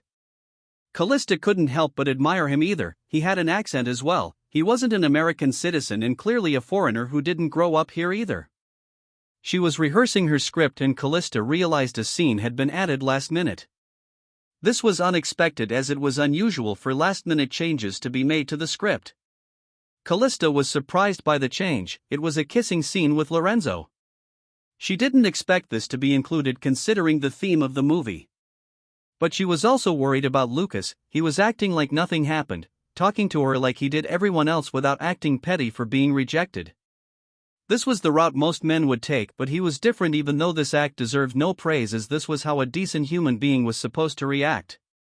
Callista was so focused on her script that she didn't notice the 6'6" man standing right in front of her. "Ciao," Lorenzo greeted her and Callista immediately tilted her head to look at him. His golden eyes stared right at her. Lorenzo's appearance was what you would expect from a supermodel. There was nothing mediocre about him. It was clear he hit the gym as well because his body was toned beyond belief. It was like the best sculptors around the world gathered and made him in their image. Hello, Callista didn't know why she stuttered. Was it the nerves of being in this environment or being in front of such an attractive man? There was no way the latter was true because she wasn't new to attractive men. There was no way one could get her tongue tied, so it had to be the former. "My name is Lorenzo." "It is very nice to meet you," Lorenzo introduced himself, but there was no need for that because she already knew his name. He knew hers as well. Callista realized at that moment that she wasn't the only one who was nervous. Lorenzo was just as nervous, and who could blame him? This was their first movie that would make it to the big screens. This would be their audition to the world. This performance would both make or break their career. "It looks like we are both about to pop our cherry," Callista cracked a joke, trying her best to lessen the tension they both felt. "Ha ha ha. That is such a weird way to put it," Lorenzo responded, but this was successful in breaking the tension in the air caused by the movie. "I wanted us to go over our lines if that is fine by you?" Lorenzo requested. A request that Callista had no problems with because she could use the practice. "Absolutely," Callista responded ecstatically as she sprung to her feet. Just like that, Callista made a new friend. Kyle finished beating his meat like a shameless degenerate. He felt no guilt and knew this would have to do for now. He cleaned up after himself, taking that shower that he initially planned to before Cassandra made her move. There was no telling what could have happened, but Kyle wasn't one to question these things as everything happened for a reason. He stepped out of the room, and the moment the door shut behind him, it was locked due to the electronic keycard utilized. It was a fancy hotel, so this much was expected, and that was the end of this episode. The young man's focus returned to his nightclub. He needed someone to handle the furniture and whatnot. He planned to use the same agency that fixed up his house, but for some reason, he felt like James would know someone that could do an even better job. That was how he found Collins after all, but first, he had to get Nate off his back. Ever since that phone call a week ago, Nate has been sending him messages at random times during the day. This gave Kyle an idea of how annoying P.A. can be, and he doubted that he could tolerate it for a long period. He could handle his business for one, and seeing as his memory was now an unlimited storage space, he couldn't forget anything even if he wanted to. So in retrospect, he didn't need Nate to begin with, but he was so eager to hold on to Nate that he chose this route. However, Kyle was beginning to change his plans for that and simply assigned him a role in the club. He wasn't sure if Nate could handle a position of leadership considering how he was, but he had shown the needed empathy to confirm he wasn't a piece of shit. This was all Kyle needed, and in truth, he didn't dare if the club did well or not. Despite making his money legally, he felt like he needed multiple sources to the point one would think he was a money launderer because he was using the same method as they would. He took out his phone and dialed a number. It was James. Kyle memorized it upon the first call, so it didn't matter if he lost his phone or not. James picked up immediately. Kyle made his life a little easier, and he could tell by his upbeat tone that Collins must have given him a share of the money he had given him. That was fair considering he was the one that recommended him. This once again showed Kyle that they looked after one another. He wouldn't mind being in their circle because he knew that this would extend to him. "Hello, James. I need you to help me find someone that is good at furnishing. I want the best." Kyle got right to the point. "Say no more. When do you need the service provided?" James was ready to play ball. He didn't waste a moment to respond. "Right away. I need it all done this week as well," Kyle muttered, because nightclubs would establish a base of operation. Before Kyle could even wait for a verbal response, he got a notification on his phone. James had sent him a phone number like it was waiting on standby. "He sure is prepared, I give him that," Kyle muttered to himself. "What was that, sir? Have you gotten it?" James asked. "Yes, James, I have. I will give them a call now. Thank you once again." Kyle showed his gratitude because James was proving to be one of the most useful people he has come across. "Jay, huh?" Kyle thought to himself. He wanted to call this Jay person before he left the driveway of this place, but decided to do it after he got home. Kyle left the hotel and went straight back home to get changed. He needed to go for his workout session. It took a little over 30 minutes for him to get everything done, and he was already on his way back out as he headed for the gym to get rid of this frustration. He arrived at the gym and got a few glances, but everyone was focused on their workout. This was why Kyle liked this place, Fitness Center. It was a silly name, but that was why people gave it a chance, because it showed humor. A smart way of marketing, but it could make or break the business as the brand name was everything. Kyle already had his male instructor waiting on him, or rather, he gave who he was training and went to Kyle immediately. Kyle was a top priority customer because he didn't just work out, he gave a tip after every session, which came a long way when it came to paying bills. There was no way he would give this opportunity to someone else when he needed all the money he could muster so he could at least live a life worthy of anything. "Welcome, Kyle. I wasn't expecting you today," his trainer said. It was supposed to be his off day, but Kyle didn't say much in response. "I just came for some lightweight, Anderson." "Please, by all means, you can attend to others." Kyle gave him the go-ahead. Anderson nodded. He could have insisted and tried to make Kyle allow him to train him, but that was against gym policy, as he could lose his job if he attempted this.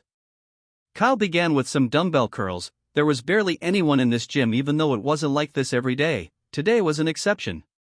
It was the weekend. People either came very early in the morning or they were conserving their energy altogether.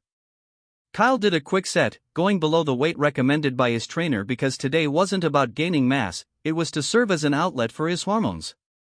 He was locked in, and with his headphones on, he couldn't hear a thing. That was probably why he couldn't hear the person speaking beside him until a gentle tap on his shoulder alerted him of their presence. Kyle hated that he was being interrupted. He wore his headphones to dissuade people from talking to him, but apparently, that wasn't working. "I'm sorry to bother you, but you're using the equipment wrong," a feminine voice informed him. Kyle tilted his head in her direction to see a woman that had an even more toned body than Aisha, but she was slightly also more muscular. Kyle looked at the dumbbells and realized that they were of two different weight classes, not only throwing his form off but also damaging his muscles ever so slightly, effectively affecting his potential gains. "Shit," Kyle said, immediately dropping the dumbbells to the ground upon realizing she was right, but he knew that this was going to lead to a potential conversation. "You must be new here. I haven't seen you here before," the lady pointed out, but Kyle was surprised by this statement because he had been coming here for a week. There was no way that she wouldn't have noticed him if she was paying attention to who came here. Kyle knew this could be her shooting her shot, but that would be strange. Women rarely approached men first, so if she was doing this with him, then how many others had she done it with? Kyle didn't choose a female trainer for a reason, because he knew that the lines could easily be blurred if sex got in the mix. It would only complicate things for him, but it wouldn't be such a bad idea to have a friend in the gym. Whatever workout she was doing was clearly working, otherwise, her body wouldn't be as toned as it was. Maybe you didn't look hard enough. Kyle showed a glimpse of his humor.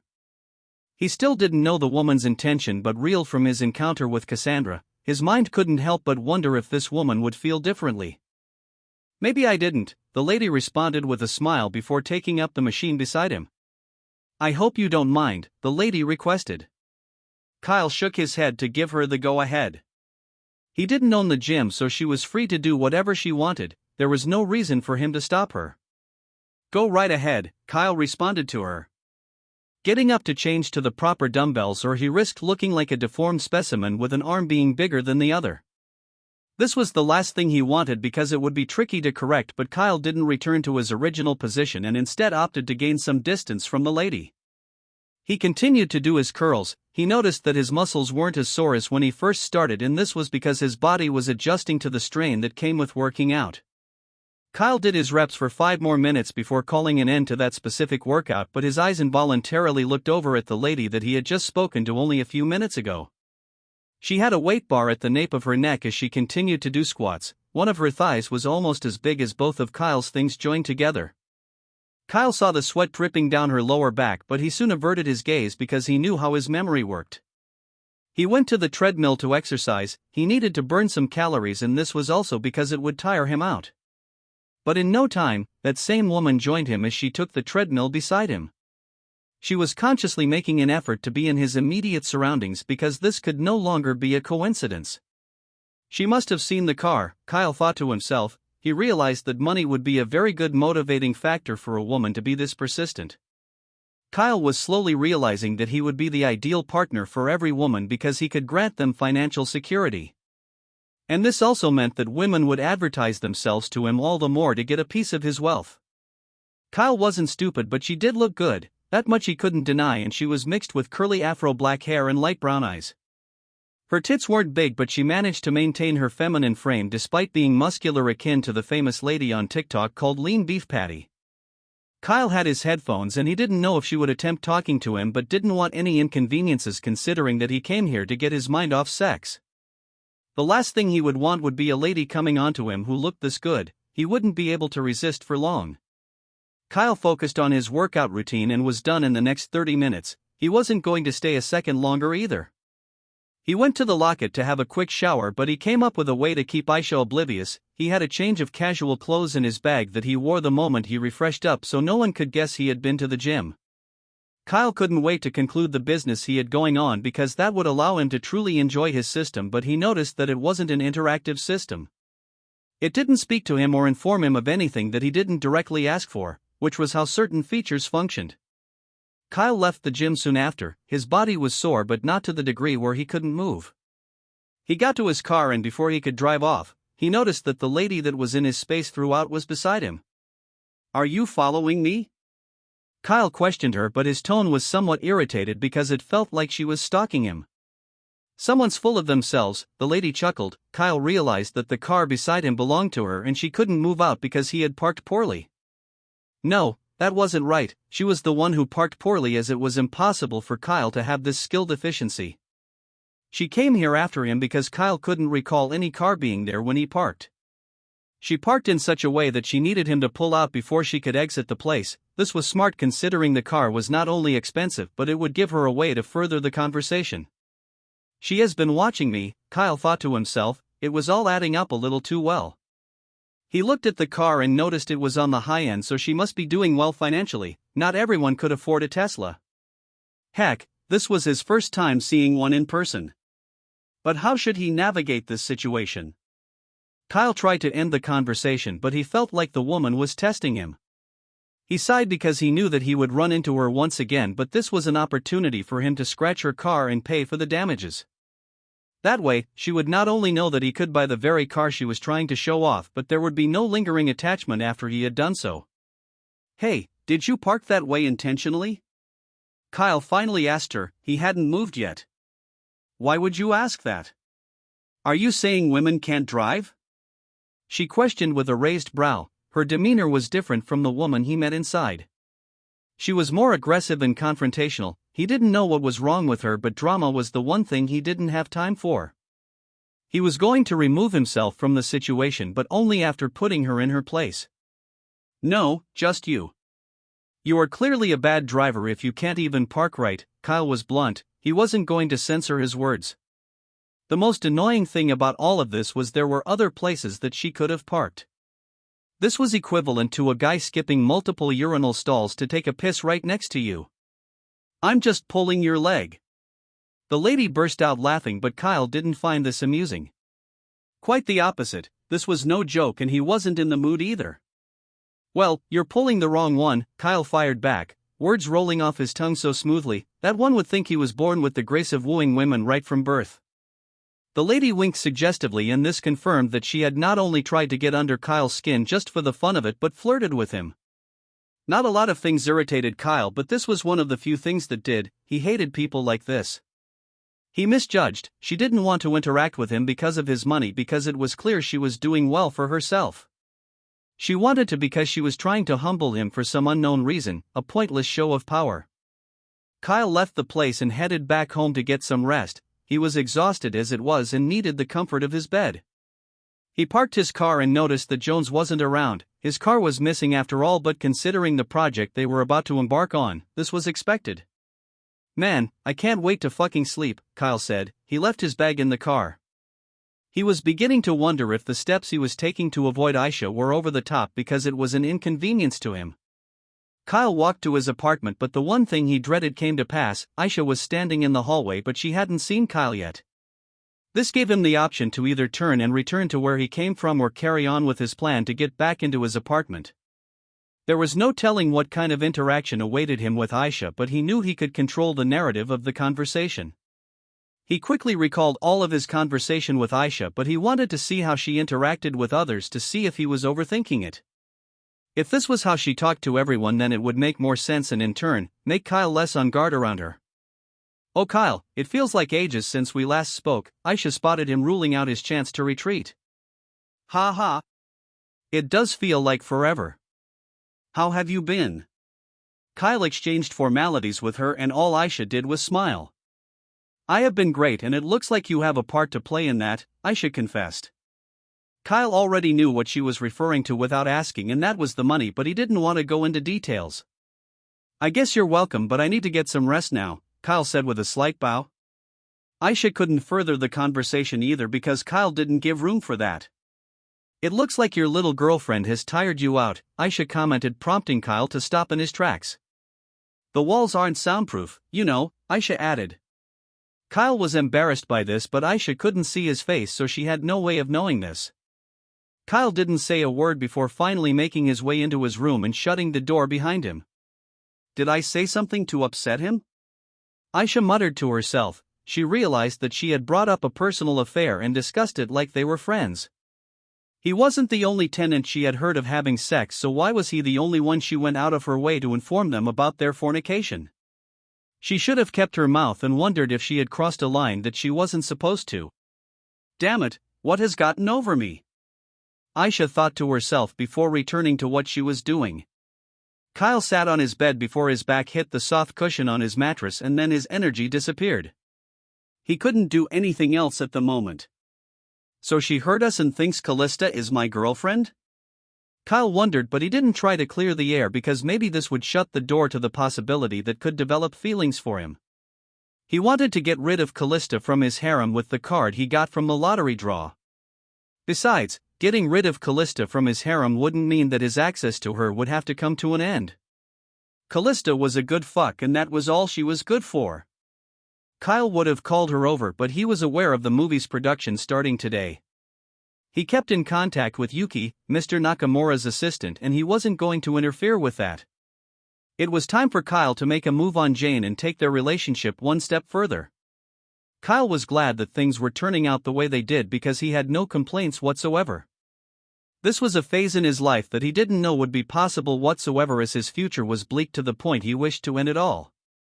This was a moment to reflect on it all, and he knew he had starved Jane enough as she would naturally crave to be in his presence right now. Kyle also knew he had to be gentle. He couldn't treat her like he did Callista because he actually cared about Jane. If he treated her that way, there was no way that the dynamic of their relationship wouldn't change. She was sweet, and there was something pure about her that struck a resonance within Kyle that he couldn't quite explain, but Kyle knew that this was the beginning of this adventure. The possibilities were endless, and it was up to Kyle to pick the one that favored him the most. He called Jane, and it didn't even ring twice before it was picked up, like she was waiting for this call. Kyle. Jane couldn't contain her excitement. She wasn't so awkward and shy around him, even though there were residues of this behavior. Someone sounds excited to hear my voice, Kyle fired back, and he could hear a subtle giggle at the other end of the phone. I am. I have been wanting to talk to you all day. Jane exclaimed like a child waiting to deliver good news to their loved one. Did something happen that you want to tell me about? Kyle asked, because there had to be a reason for this wave of excitement. I'm just happy to hear your voice, Jane stuttered, and Kyle couldn't help but smile upon hearing this. Is that so? Tell me about your day, Kyle said. He wanted to invite her over, but he found himself engaged in a conversation in a matter of moments. Jane told Kyle how she spent her day, not leaving out a single detail, and this included her outing with Mike. The moment Kyle heard Mike's name, he raised a brow, but who was he kidding? He had no power over her, and she would do whatever she wanted regardless of what he said, so all he could do right now was to let her do her thing and decide from there. If anything, this would be a good chance to see how she was with other men and would allow him to know where he should scale her. You know what? How about you come over? Kyle suggested, and the moment Jane heard this, something got stuck in her throat and she began to cough. Why, you want me to come over to your place? Jane repeated to make sure she heard what she heard. That is right, I want you to come over. You aren't the only one that misses the other. Kyle was sure to allow her to know her place in his life, to make her feel special. Hey, are you sure you want me to come over? And just like that, Jane was back to her timid self. That is right, I will come pick you up. No need to worry about clothes, Kyle said. And no need to worry about clothes? You mean? Jane stopped herself from completing the sentence, and that was when Kyle realized what was going through her head. Come on. You can't think that's what I meant. Kyle called her out, but he couldn't contain his laughter. She was so fucking precious. I am sorry. Jane was quick to apologize because she didn't want to sound like some pervert. It is fine. What I meant by that is that we will be staying in, so there is no need to worry about what you wear, Kyle reiterated, this time making himself clear. The conversation soon ended with Jane declining Kyle's offer to come pick her up. Mike, it looks like you just might be a pain in the ass, Kyle muttered under his breath. Jane was freaking out. She couldn't help but think about one thing, even though her mind was innocent for the most part. I need to call Ella. Jane freaked out. She immediately dialed her best friend. Hello, Jane? Are you good? I can't stay on the phone for long. Ella responded right away. Jane could hear noises in the background. A collision of multiple voices, but she still made time out to be there for Jane. It is Kyle. He asked me to come over. Jane couldn't keep her voice down. Wait, Kyle asked you to come over? Ella repeated. Yes. And I'm freaking out. What if he wants to have sex? Jane realized her voice was a bit too loud and quickly wrapped her hand around her mouth. Relax, Jane. Gosh. Ella almost chuckled the moment these words left her mouth. It isn't funny, Ella. You know I am a. Jane paused like someone was eavesdropping. Virgin, Jane whispered this single word, but Ella knew her friend was overreacting. This was her first experience with a man, and she was glad that it wasn't with that pig, Mike. It will be fine, Jane. Do not do anything you're uncomfortable with. And if you need anything, give me a call. Ella trusted Kyle to an extent, but you could never be too sure the kind of faces people wore in public. It could all be a form of deception to hide their darker nature, but she felt a lot safer leaving Jane with Kyle than she did with Mike. The call came to an end, and the question of what she would wear soon crossed her mind.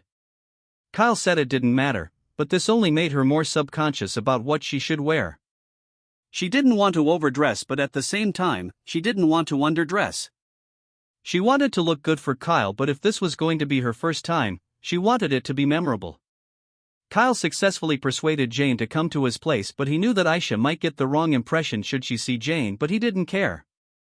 All the more reason to have her over so he could change her perception of him and show her that he was just a man who liked to sleep around. There was no two ways about it because his relationship with Jones had solidified. He couldn't bring himself to do Jones like that, but he also hoped that his wife was doing right by him. But judging from their family, there was no reason why Aisha would betray him, as she had nothing to gain from this act. She had 2 kids and a husband. It would be stupid to throw it all away just because of her desires. Kyle lit one of the candles he was given to set the mood. The truth was he wasn't sure how the night would go either, but that was a problem for later. It took a little over 30 minutes. Jane shared her Uber details with him so he could track her location. So he knew the moment she was at the front of his building, Kyle was already waiting for her. She came out of the car and once again, paid for her ride herself. This was the thing about Jane, she didn't shy away from the responsibility that came with being an adult. Jane was so used to seeing Kyle fully dressed that she had no idea what he looked like at home. Kyle had on a black singlet and shorts that dangled just above his knees. The short was loose, allowing air to properly blow his balls, which gave him that much freedom. Jane gulped because she couldn't help but think that today would be the day she lost her virginity. Her heart was beating and the fact that Kyle looked so good made her heart flutter. "Are you going to stand there forever?" Kyle asked her with a wild grin on his face. Jane awkwardly walked towards him and wrapped her arms around his lower waist, burying her head into his chest. Kyle stroked her hair gently. He noticed that she had on a short flare dress, but it was shorter than he would have anticipated. Not that he didn't like it, but Kyle knew that she only wore this to look good for him. The glasses seated on her face were different from the ones she had worn previously despite looking the same. "I like these sets, did you wear them just for me?" Kyle questioned, momentarily breaking away from her embrace. "Why, you noticed?" Jane responded, face flushed red. "Of course I did, and I must say," Kyle paused while sweeping the strand of hair dangling in her face behind her ear.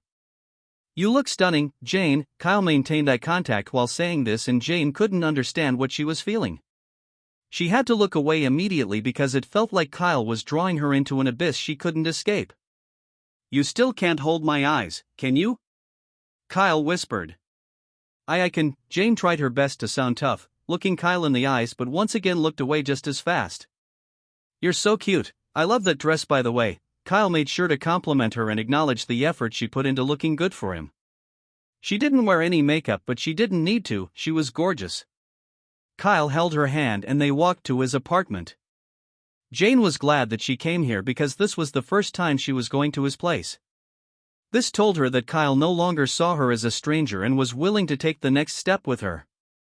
She wasn't sure what they were but had no plans of asking him either, as the wrong answer had the potential to ruin this moment. She walked down the hallway and before she knew it, she found herself in his apartment. Jane expected something over the top, but it was a simple setting. There was nothing extravagant, but it was well furnished. At that moment, she realized that Kyle was a man who was down to earth. He had so much money but chose to live this humbly. "Surprised?" Kyle asked Jane. He could tell that she was shocked by what she saw. It's not like that. I expected something more." Jane paused. "Expensive," Kyle helped her complete his sentence. Jane nodded her head frantically to confirm that this was the case. "Please sit," Kyle asked her, to which Jane did. She noticed that the air in the apartment was different. It had a sweet scent that filled the room. Kyle didn't know how useful this candle would be, but he wouldn't have any better time than now to use it. "Hey Jane, come here for a minute," Kyle called her from his newly constructed kitchen.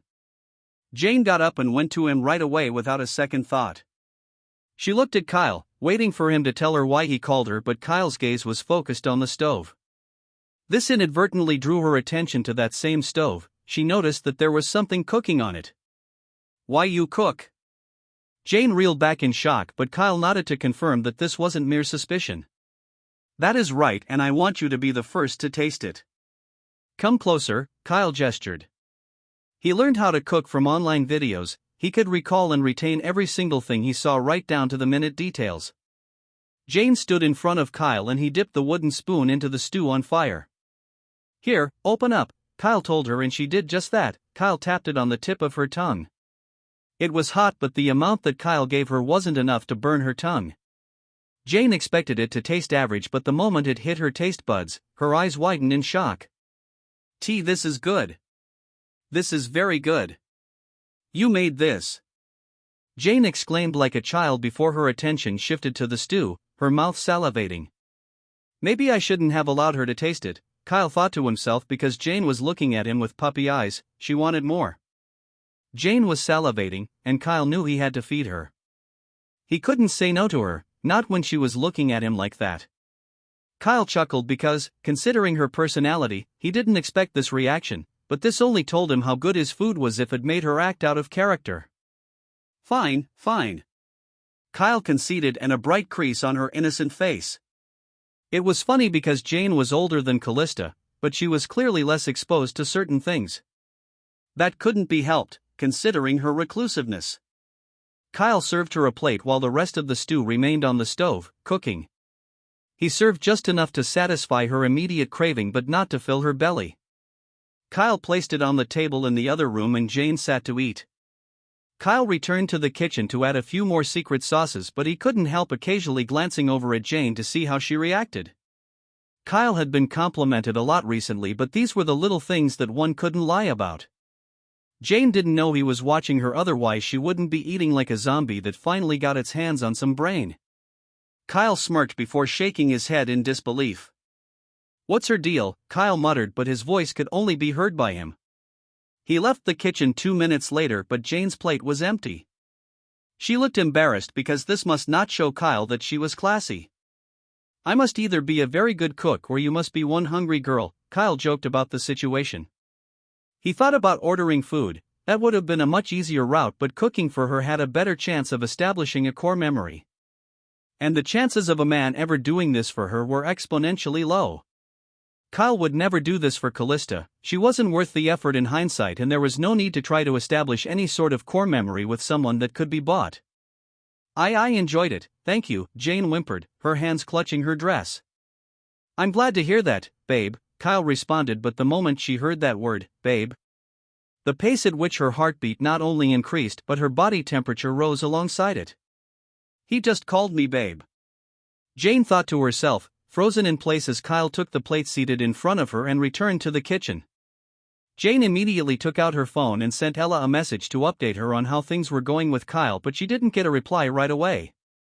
That was expected because she had told her previously that she was busy. Jane realized at that moment that she had to navigate through this situation alone. She put her phone away and tried her best to calm those thoughts, but this visit ended one way in her mind, that was sex. It took a little over 5 minutes for the main dish to be prepared. This was stew and some steamed white rice that was to be eaten together. Jane felt like she was in a restaurant where the owner was having her try out new recipes, except this time she was being fed by a man she liked. Jane didn't want to show him how she ate. Men didn't like women who ate too much, as it often is a representation of their lack of class. This was the last thing she wanted Kyle to think of her. She had to be the best version of herself right now, or she might ruin everything. Kyle returned to the table with his servings for himself, but his plate was much bigger than hers. Are you sure you can finish that?" Jane questioned. "Finish? We are eating from the same plate," Kyle responded before pushing the second plate to the side and drawing closer to Jane. Same plate?" Jane was confused because this was something that she had never done before. "Yeah, I always saw my parents do this, so let's eat," Kyle said, and he knew that Jane would be self-conscious to eat her fill. "Let's play a game," Kyle interjected before she could take a spoon. "A game?" Jane repeated, to which Kyle nodded to confirm this was the case. "The one to eat the most will have their pick regarding the movie we watch," Kyle said with a hint of excitement. He spoke to Jane throughout the week and managed to figure out certain details about her. This included how much she hated horror movies because they terrified her to the point that she would have night terrors. This gave her an excuse to eat her fill because she had a reason to do so. Kyle began by taking a spoonful, and in no time, Jane got into the rhythm as she began to eat. However, she wasn't rushing the meal, but neither was Kyle. They were savoring every taste. Jane ate a lot. she had a body that didn't allow her to gain weight regardless of how much she ate. This was the same with Kyle's body, hence why he added some high-end protein to his meals even though that wasn't the case with this specific food. They finished the first plate in no time and they were evenly matched. Kyle slid the second one in front of her. "Are you ready for round 2? He asked, and Jane responded by taking a spoonful.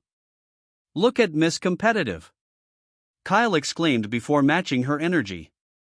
This too was done in a few minutes, but Kyle went all out. He didn't plan on letting her win, which meant that she only won because she simply had a bigger stomach than Kyle.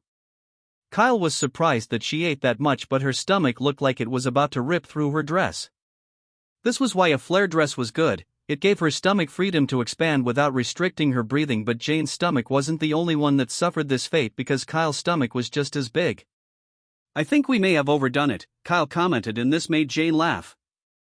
Sometimes, it felt like he was clueless because there was no way she would have eaten this much if he hadn't proposed the challenge.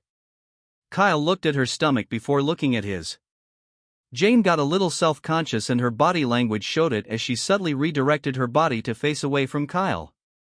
She was a victim of bullying, and even though she had grown out of that phase, trauma wasn't something people heal from that easily. Kyle began to rub his stomach before gesturing for Jane to do the same. Jane found this strange. She not only expected Kyle to order food for them but be eager to take off her clothes. That's how it was with the movies and comics she had consumed. Men are portrayed as people that couldn't just wait to stick their penis into any hole. They were in no condition to have sex either because they had eaten way too much and needed to wait for the food to digest properly, or they risked getting a stomachache. This meant that the next course of action would be to watch television. Kyle had a smart TV so they could stream movies from Disney and Netflix among other services. Jane now had a choice to make, and the pressure weighed on her shoulders because she could pick any show/movie, but what if Kyle didn't like it? She didn't know the kind of movies he liked because Kyle never gave a specific answer to this question, plunging her into the dark. Marvel movies? He should like that, right? No. He would have already seen them. Jane thought to herself. Kyle noticed her panic but pretended not to, as this would only make her panic all the more. But he didn't need to speak because Jane made a decision. If they were going to watch any movie, it would be one that she liked, or there would be no use in her winning the eating contest. "Oh my, isn't that," Kyle muttered to himself, but there was nothing wrong with the movie. It was an R-rated movie, but it was a rom-com, one that he had heard about but never got around to watching. Jane stiffened up the moment she hit play, only to feel Kyle close the distance between them while wrapping his arm around her waist. This felt different from when they kissed. Maybe it was because the thought of sex was the only thing that she could think about at this moment. She couldn't push it out of her head, but that was one thing that couldn't happen in their current state, giving her some peace of mind. Not because she didn't want it, but because she was anxious about the act itself. It was her first time after all.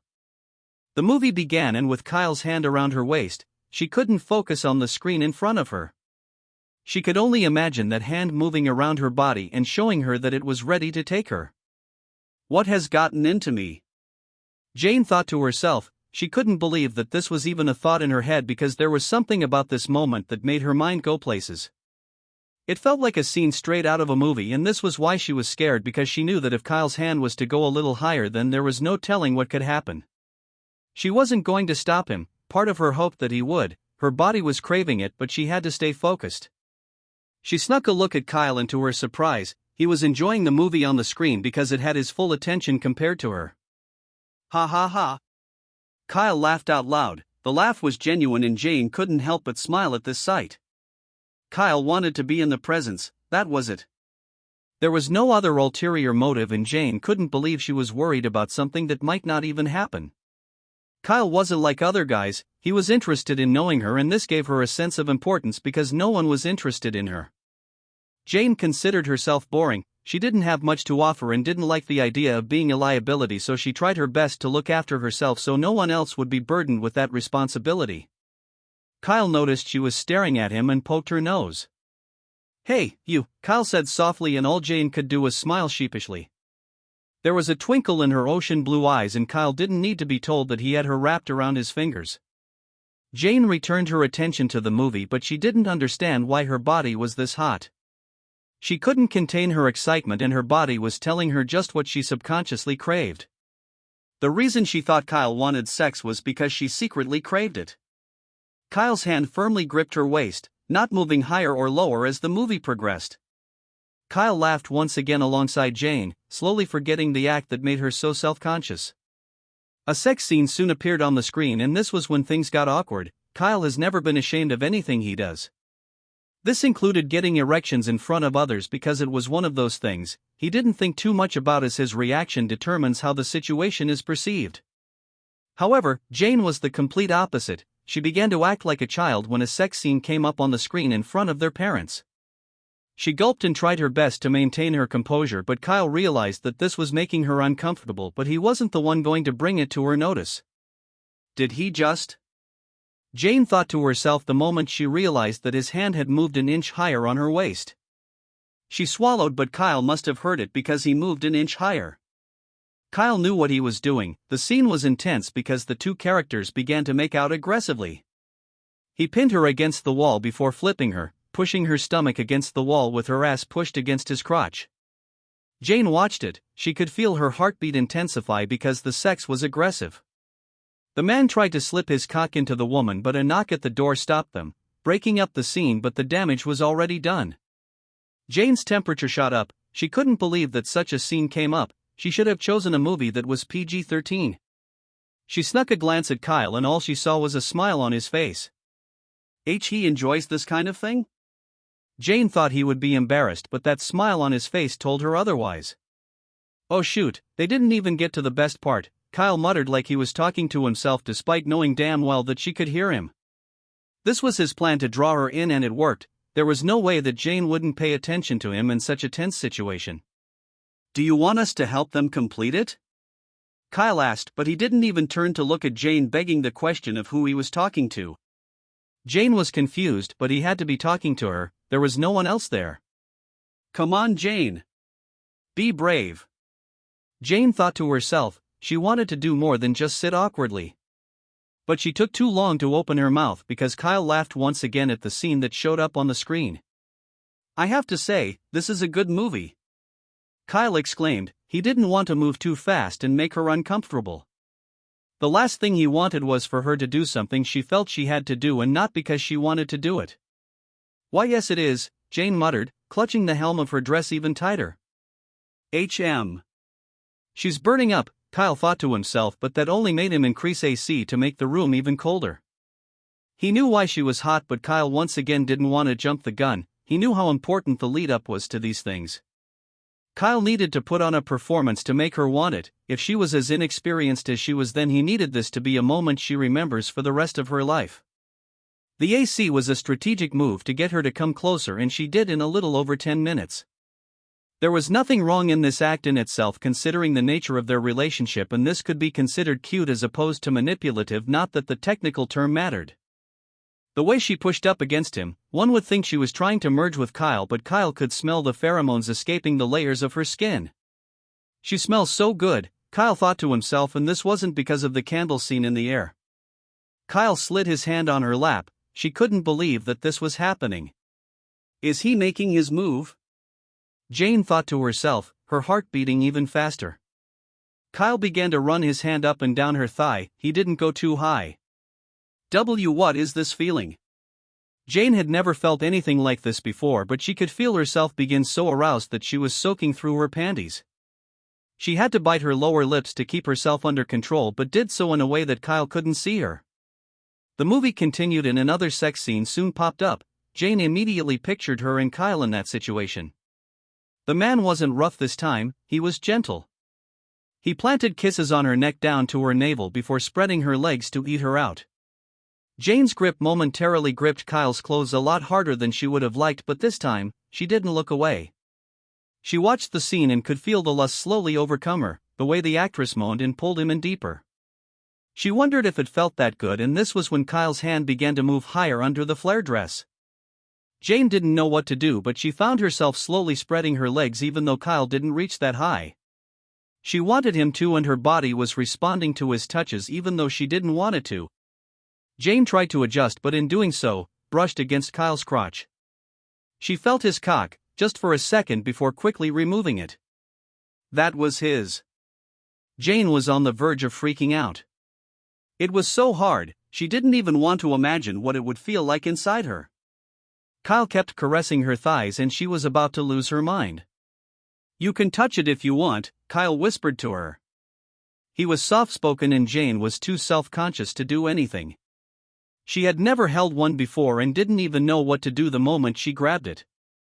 It wasn't some gaming joystick, even though she had seen some sexual acts online to have a general idea, but that was all that knowledge was. Jane knew it was now or never, yet she froze. "You're a virgin?" Kyle questioned and her face went even redder. She looked like a tomato. "How did you know?" Jane asked. "You didn't need to be a rocket scientist to put things together. You don't have to worry about anything, Jane. I will take care of both your body and your soul. All you have to do right now is trust me with it," Kyle reassured her. His hand moved past the previous limits he had set for himself, and it was only a matter of time before Jane crumbled. Kyle's finger glided sensuously along Jane's slippery folds, his touch sending tingles racing through her nervous system with his face inching closer to hers. Her lips quivered, waiting for his lips to claim hers. Jane closed her eyes the moment Kyle was mere inches from her face, puckering up her lips to receive his, but it never came. Instead, she felt a wet kiss on her neck. It felt like her body was on fire. "You taste so damn good. I wonder if it is the same," Kyle whispered, stopping himself mid-sentence. Jane covered her face. She was ashamed because Kyle had just caught her, wishing the ground would open up and swallow her whole. He curled his fingers deep inside her. Jane writhed beneath him, overcome by the intense sensation radiating from her throbbing pussy. Kyle began to grind his palm roughly into her plump mound as his fingers began to move chaotically within her, stroking her G-spot relentlessly. "Moan for me, my little pervert. Let me hear all those pretty noises I know you can make." Jane bit her lip harshly, muffling the wanton cries threatening to escape her lips. "Why, you're not, Annan? Perverted." "No, Kyle, W8." Jane pleaded breathlessly, but it was futile. Kyle abruptly withdraws his drenched fingers and brings them to his mouth, swirling her juices around his tongue obscenely. "It tastes even better down here," Kyle smirked. Kyle's fingers slowly pumped into Jane's sopping pussy, stretching her little cunt open. "You really are perfect," Kyle gave her a compliment, feeding into her weakness for praises. He licked his lips as he savored the sweet nectar dripping down his fingers. Her slick walls clenched desperately around his index finger, trying to pull him deeper. Please, don't tease Dash." Jane whined pathetically, squirming as she felt her body betray her, growing wetter with each word spilling from Kyle's mouth.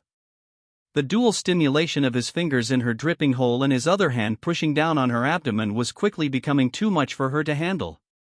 Jane knew she wouldn't last much longer. Her plush rear jiggled and her toes curled as she feared that her mind would cease to function at this rate. Jane had no idea when her hands left her face and grabbed the arm that was fingering her, but the sensation soon dilapidated. Kyle chuckled as he lowered his head between her thighs. Jane's breathing was heavy with her nipples stiff as a nail, now visible through her flare dress that Kyle hadn't taken off her. The moment Kyle's finger was in her, she had momentarily forgotten how to breathe, but only if she knew awaited her next. What are you doing?" Jane couldn't complete her sentence because all Kyle did in response was smile before spreading her thighs apart and taking off her panties. Don't. Jane tried to stop him, but before she could, his tongue made its way into her as if it belonged to venom. Jane couldn't believe the pleasure. "Ah!" Jane's voice echoed before she clasped her mouth shut. She couldn't believe such sounds were coming out of her mouth, but Kyle's tongue invaded her innards, twirling within her. But this wasn't all. The suction that he induced made it almost impossible for Jane to compose any sensible word. She bit her finger to keep the voice in, but once again, Kyle showed her that what she wanted and what her body craved were two different things. He momentarily brought out his tongue from one of the juiciest holes it had been in before sucking her clitoris lightly, but this was when Jane lost it. Jane didn't know foreplay could be this intense and amazing, even though all he had used was his tongue and a finger. "Ah! Something is coming," Jane warned Kyle, but he didn't stop or slow down. Kyle kept the rhythm and momentum, and there was nothing to be done at this rate because Jane had an orgasm with Kyle's tongue still in her. But this wasn't the same as when she went solo. The feeling felt like her brain was about to combust, and her entire energy left her body, which collapsed against the couch. "Now that's what I call a dessert," Kyle said with a mocking smirk. He could have gone further, but he knew that Jane wasn't ready to lose her virginity. She craved it, but Kyle knew that the conditions to take them for him hadn't been met yet. This should do, at least for today, that is. Callista finished rehearsing with Lorenzo and they were more comfortable with their roles. The official production was in the coming days and Callista was surprised by the pay. The pay was a good indication that this movie was anything but average. Lorenzo left her vicinity and the first scene was about to be shot. They waited patiently for the supporting actors and actresses to finish their shots. There was no telling what kind of movie this would be because the last-minute change to the script made things unpredictable, and there was no telling what other scenes would be added. Callista was thinking that they planned to include a nude scene in it, otherwise the pay she was receiving made no sense considering she wasn't even popular or experienced. She wanted to take a different approach to this acting thing, but there was nothing that she could do if this was what they wanted from her. Callista was a beautiful lady and there was no secret that sex sells in the industry regardless of gender.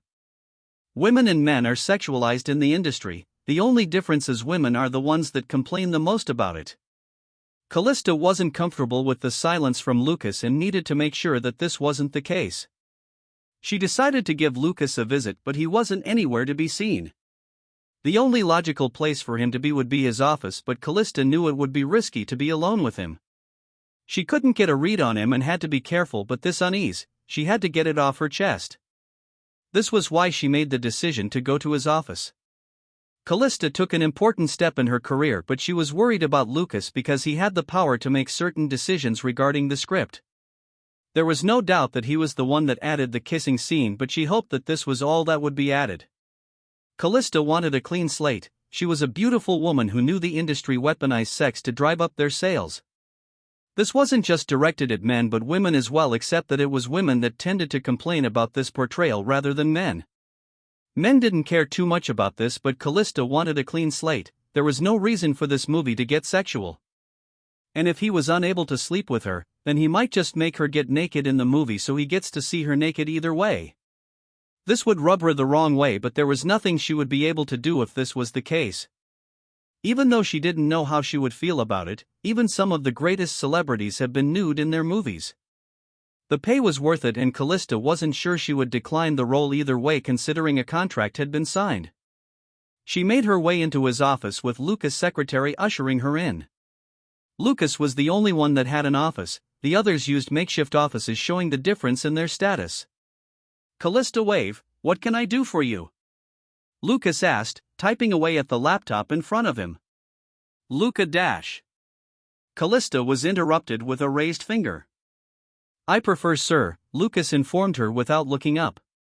Callista realized that he had re-established his authority, taking away any formality that was granted by their earlier interactions. "Sir, I have come to ask about the change in script," Callista requested, but Lucas didn't once look at her. "What about it?" "You don't get paid to question the script," Lucas reminded her of her role because he knew that regardless of the altercations he made to the scene, as long as it complemented the overall nature of the film, then there was no reason why it should be questioned. "That isn't what I meant, sir," Callista responded. She didn't know what else to say. She knew it wouldn't be smart to get on his nerves. "Besides, I have seen the movies you have acted in, don't pretend like kissing is above you," Lucas shot these words at her. Callista wasn't hurt by this. She made this decision at that point in her career and had no regrets. "I don't mind the altercations to the scene because it brought out the relationship between the characters that resonates with the audience, so if anything, you showed your genius with that subtle change and made the movie into a masterpiece." "That is all I wish to say," Callista lied. She wanted to ask him why he made the change, but Lucas wasn't as friendly as she thought. And finally, Lucas looked up at her. Men and their fragile egos. Callista knew how to manipulate them, and Lucas was like any other man who was burdened with the need for external validation for their genius.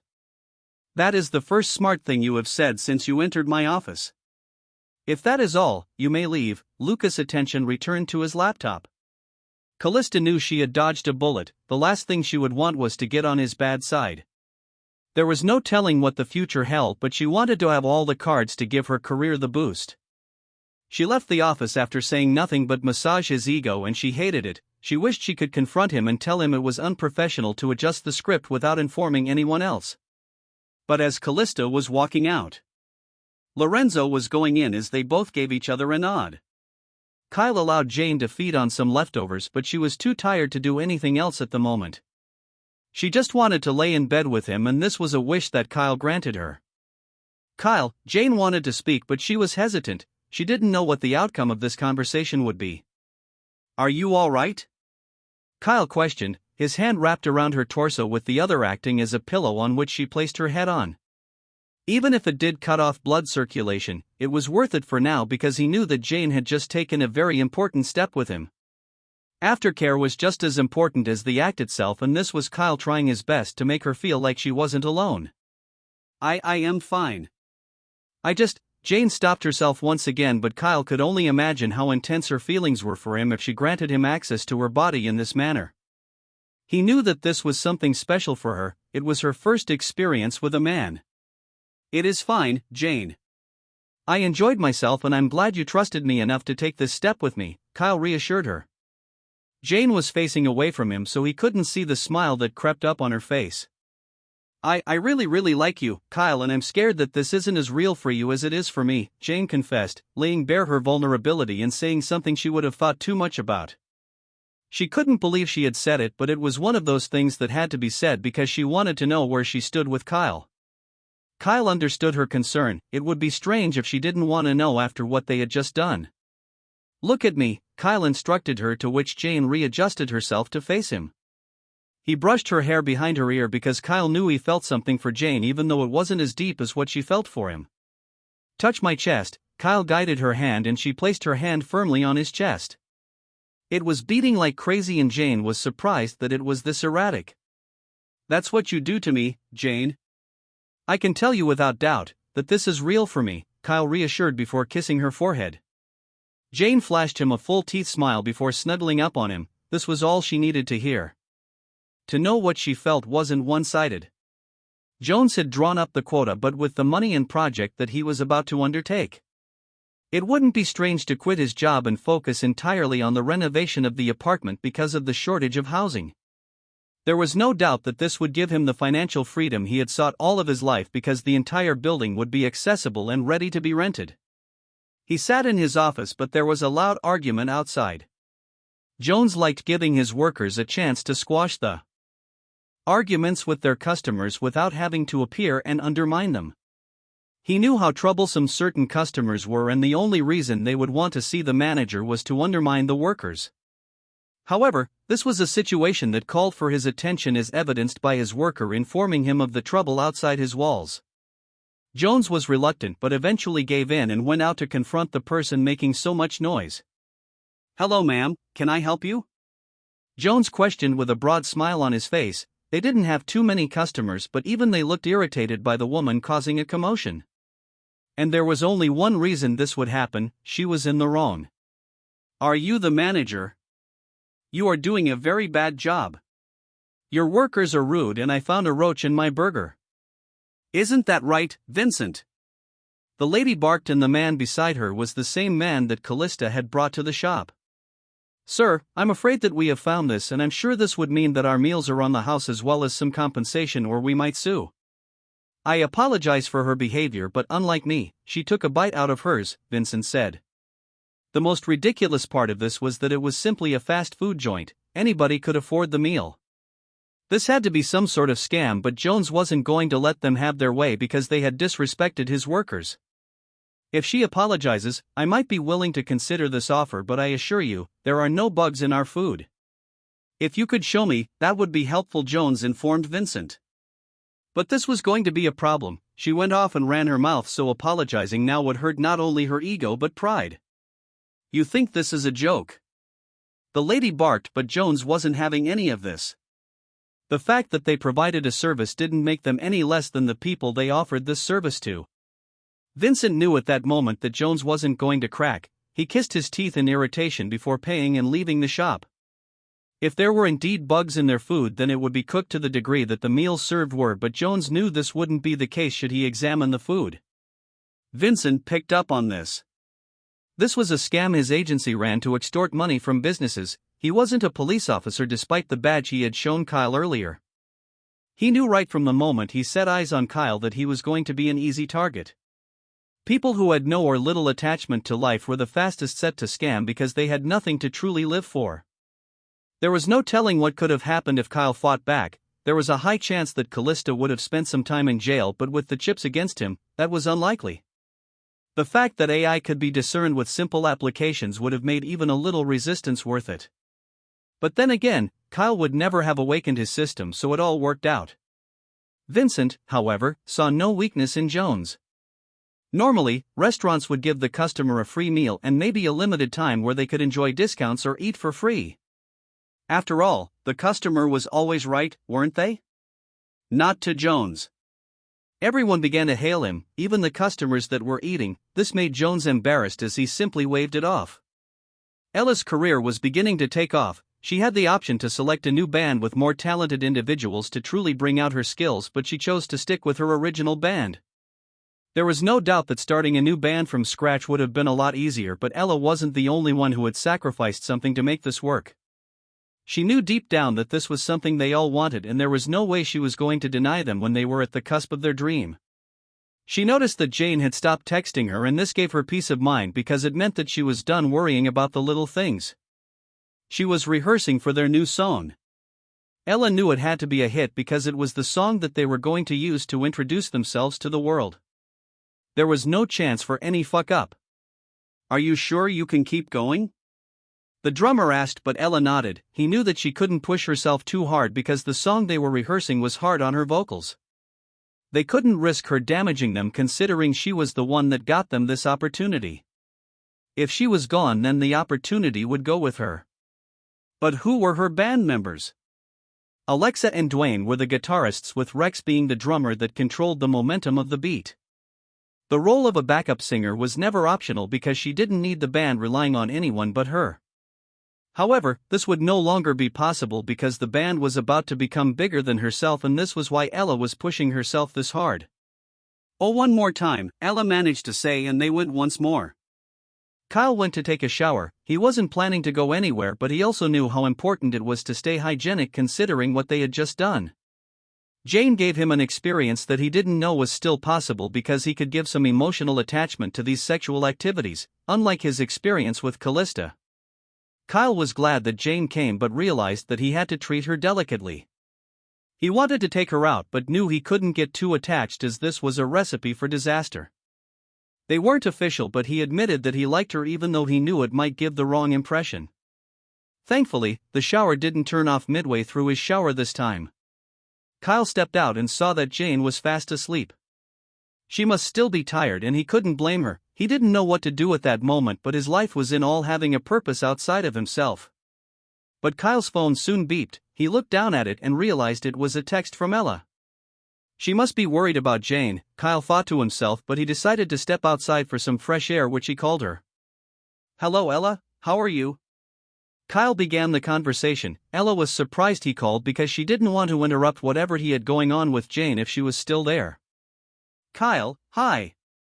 "I'm good, I'm just a bit worried about Jane," Ella confessed. There was no point in lying, especially in a situation like this. "She's asleep. She ate far too much," Kyle responded, omitting the sexual act that they engaged in. That wasn't his story to tell because he knew that Jane would eventually alert Ella about the act that just transpired. "She always couldn't say no to food." Ella responded with a giggle. She was glad that Jane had found someone else outside of her to help experience life. Ella knew she was hurting Jane even though Jane had never implied it. Ella was aware that Jane felt responsible for her, and if anything should happen to her, there was no doubt that Jane would blame herself, so she was glad that her best friend now had a support system. Ella didn't know what else to say. She wasn't mentally prepared for a conversation. "Your voice. It sounds strange," Kyle pointed out. Once again, showing his observant nature.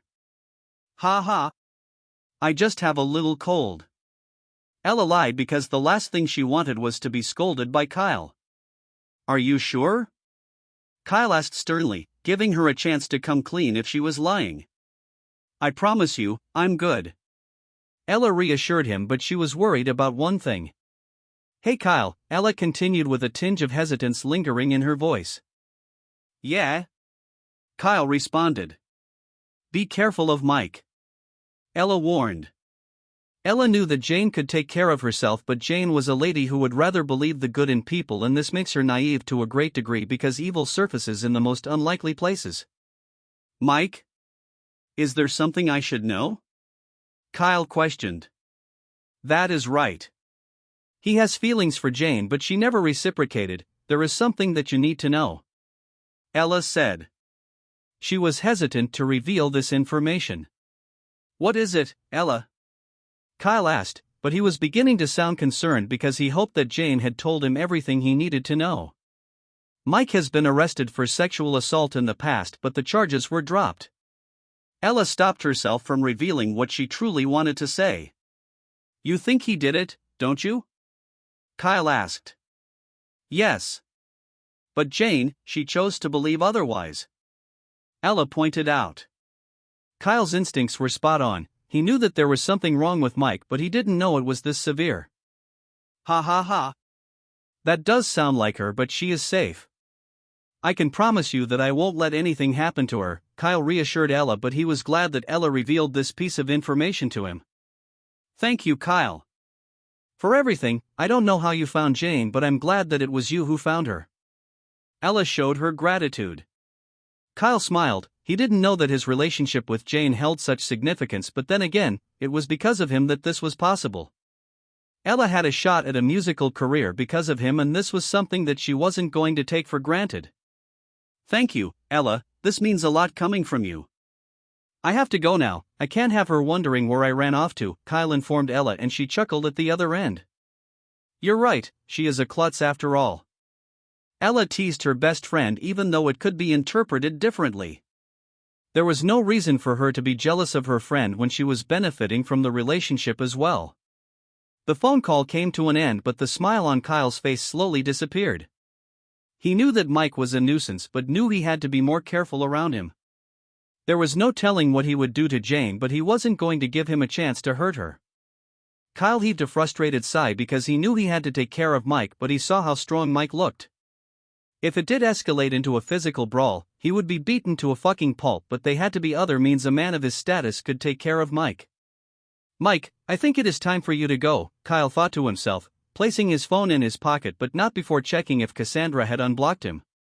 He didn't know why he was checking to begin with, considering it was for the best that he was blocked and it didn't matter either way because she hadn't. Kyle found himself wanting that forbidden fruit now more than ever. Kyle was taken aback by the information told to him by Ella because this was something he felt he should have been told by Jane. But then again, it wasn't his business in hindsight, seeing as they didn't have any defined relationship. She presented Mike as someone harmless, but that was far from the case. Kyle wasn't going to let him have his way, and he returned to his room with Jane still sleeping, or at least that was the illusion she gave. Her phone was on the table, charging, but Kyle noticed that she had no passcode on it. A lesser man would have gone through her phone to see the kind of conversation that she was having with Mike, but Kyle wasn't threatened by him. Kyle knew that Mike was hanging around like some pathetic dog hoping for a piece of the cake, but Jane wasn't stupid enough not to see through this, or at least he hoped. Jane adjusted on the bed and Kyle realized that she was awake, or at least, about to wake up. He walked up to the side of her bed, but this showed how deceptive Kyle was. It looked like she was asleep, but Kyle knew that she was in that semi-sleep state and could hear the words that were about to come out of his lips. God, you're beautiful, Kyle said to her, but this was one of those things you'd see in romance movies where the man is admiring the beauty of his sleeping partner. Kyle knew he had to play into that romantic notion, and the moment he looked away, a smile creased Jane's face. However, the doorbell soon rang and Kyle walked out to see who it was, considering that he didn't have visitors. But there was a chance that it was Callista. She knew where he lived, however she should know better than to visit unannounced. Jones wasn't around too, so it couldn't be him, considering he was just coming from outside. So that narrowed it down to one more person, that was Aisha. This was the last thing that he wanted to see right now. Aisha should be at work, she had no reason to stay home, but he didn't know about her schedule. Kyle checked the peephole and saw it was indeed Aisha. He kissed his teeth in irritation because she had seen him with Callista, so seeing him with Jane would shape how she viewed him. The last he needed was for her to see him as some sort of playboy or at risk destroying the boundaries he was trying his best to set. Kyle looked back and saw that she wouldn't even be able to see Jane should she get in, so there was no need to worry. He opened his door and noticed that Aisha was distracted by her phone for a few seconds before even realizing that Kyle had opened the door. She was used to the creaking door that was once there and was still adjusting to this change. "Oh. Hi Kyle, I can't believe I didn't even know you opened the door," Aisha greeted, putting her phone away immediately. "It happens to the best of us." Kyle downplayed her embarrassment, but he wanted to know why she was here. "Well, can I come in, or is there some lady in there with you?" Aisha teased him, but Kyle knew he couldn't encourage such behavior. "Is there something you need?" "I'm quite busy now," Kyle responded, shutting down her attempt at humor. Aisha's smile slowly disappeared from her face as she awkwardly cleared her throat. Kyle hated doing this to her, but he would rather hurt her feelings than betray Jones. "Oh, I'm sorry for the inconvenience, but there is something I have been wanting to discuss with you. Is now a good time?" Aisha asked. Kyle couldn't help but notice that she always wore revealing clothes to show off her toned body, and he had this overwhelming urge to rip them off her. "Now isn't the right time, but I will give you a call when my schedule clears up," Kyle responded, but he noticed that Aisha was trying to look past him. What is her problem? Kyle thought to himself, what he does with his life should be none of her business, so why was she suddenly getting nosy? "That will work for me," Aisha responded with a polite smile, Kyle averting his gaze. Those damn fucking eyes. Kyle hated that he couldn't maintain her contact with her for too long. Kyle's eyes couldn't help but look at her ass. It was bouncing all over the place despite the leggings she had on seemingly restricting the motion. But this was where he made a mistake, because Aisha looked back and caught him staring at her ass. Kyle noticed that his eyes had lingered for a little too long and quickly looked away before shutting the door behind him. Fucking hell, Kyle. Get it together. Kyle thought to himself. He had to get his thoughts under control, but he looked back and saw that Jane was all dressed up. "Hey sleepyhead, welcome back to the land of the living," Kyle greeted her, and Jane flashed an innocent smile in response. "Hi," Jane muttered, but she was flushed red, recalling what had happened a few hours ago. She couldn't believe that Kyle had done that to her and needed to return to her personal space to process everything that had happened.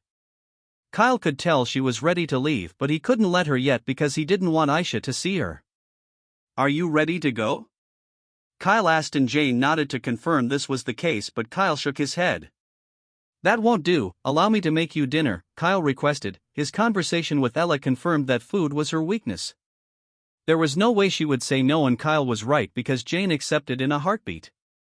The day came to a natural end with Jane leaving much later in the evening. Kyle offered to drop her off at her place, but Jane declined. There was no need for him to go to such lengths after everything he had done for her. She called an Uber and Kyle said his goodbye with a soft kiss on the lips before sending her on her way, but Kyle was relieved that she was gone for some reason. He needed time to recharge. His mental capacity wouldn't be able to handle it as he was already overstimulated. Kyle was glad with how his day panned out. He noticed that Callista hadn't been in contact, but he wasn't losing her, so there was no need to worry about this lack of communication. He had the power to get rid of anyone in his harem and knew he couldn't waste it. Kyle was saving it for a truly terrible situation. Callista was a bitch, but she was good in bed. He was worried about her, which was weird. Kyle couldn't help but feel bad about it. "System, what are your other functions? Can you help me out here?" Kyle knew there had to be more to his system if it had the power to influence reality. There was something that soon appeared on his cyan screen to show that his system could help out with his predicament. Gathering information. Loading 55%. Loading 89%. Loading 99%. Information gathering complete. Would you like to see the information regarding Cassandra? Yes, no? Yes, Kyle responded to his system without hesitation because she had gone quiet and off the radar. All he needed to know was if she was alright or not. Displaying information. Name, Cassandra Newman. Age, 33. Status, alive. Relationship status, unknown. Relationship status, unknown? That is strange, Kyle thought to himself, doubting his system's accuracy, but he was surprised that it was able to gather this much information about her. Kyle knew that he needed more information about how his system got this information in the first place, and that was what he asked. The host gathers information on his partners through copulation. The cyan screen informed him about this important piece of information. So how did you gather information about Jane when she entered my harem? Kyle questioned with a raised brow. The host had activated the affection bar of said person, but that only grants access to basic information. However, the more times you copulate, the more information you gather.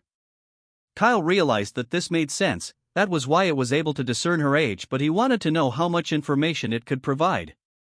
Kyle also wanted to know why he was just finding out about this feature as well. It felt like it just spawned out of thin air. But he knew that asking it would be a waste of time, as it would only give a generic response. Display the information about Goddeess.I. Kyle realized that this could save him a lot of headaches if he could find a way to harness this skill. He thought the system was all about money, but apparently, it was a combination of multiple skills that made up its base ability. Gathering information. Loading 23%. Loading 78%. Loading 99%. Information gathering complete. Would you like to see the information regarding Goddeess.I? Yes, no? Kyle pressed yes, and prayed to God that he wouldn't regret this decision. This was the equivalent of going through your girl's phone, but this was on a more personal level. Kyle couldn't believe he was doing this, but he needed to know the full potential of this system. Displaying information. Name, Goddeess.I. Age, 21. Blood type, AA.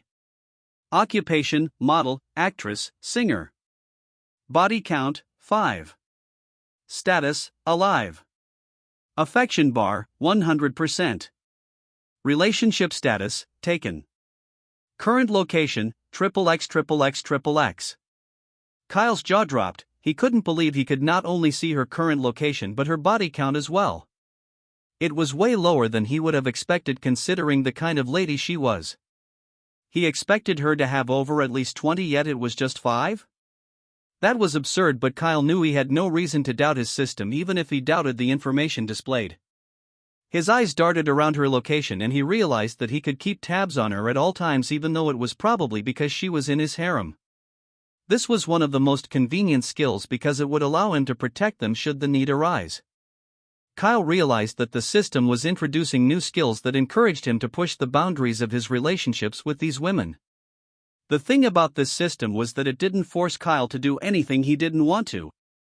There was no penalty for refusing to participate in these activities, and even with a 10x rebate system, it was enough to set him up for life.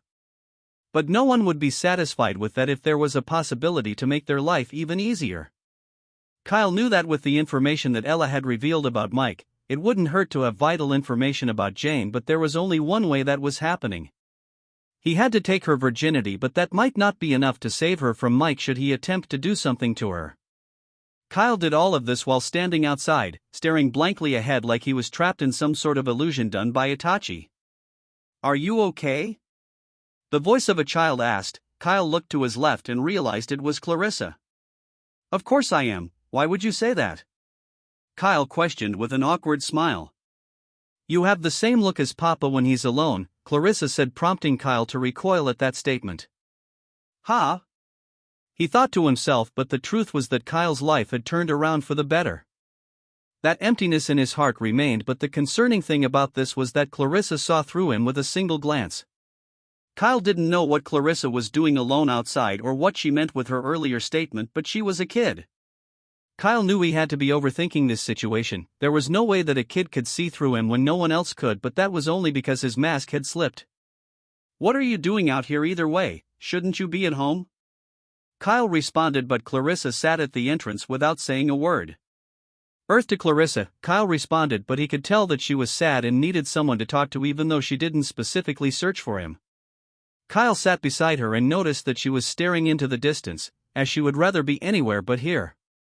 Kyle always assumed Jones was a happy man with the perfect family, but the words that came out of Clarissa's mouth implied otherwise.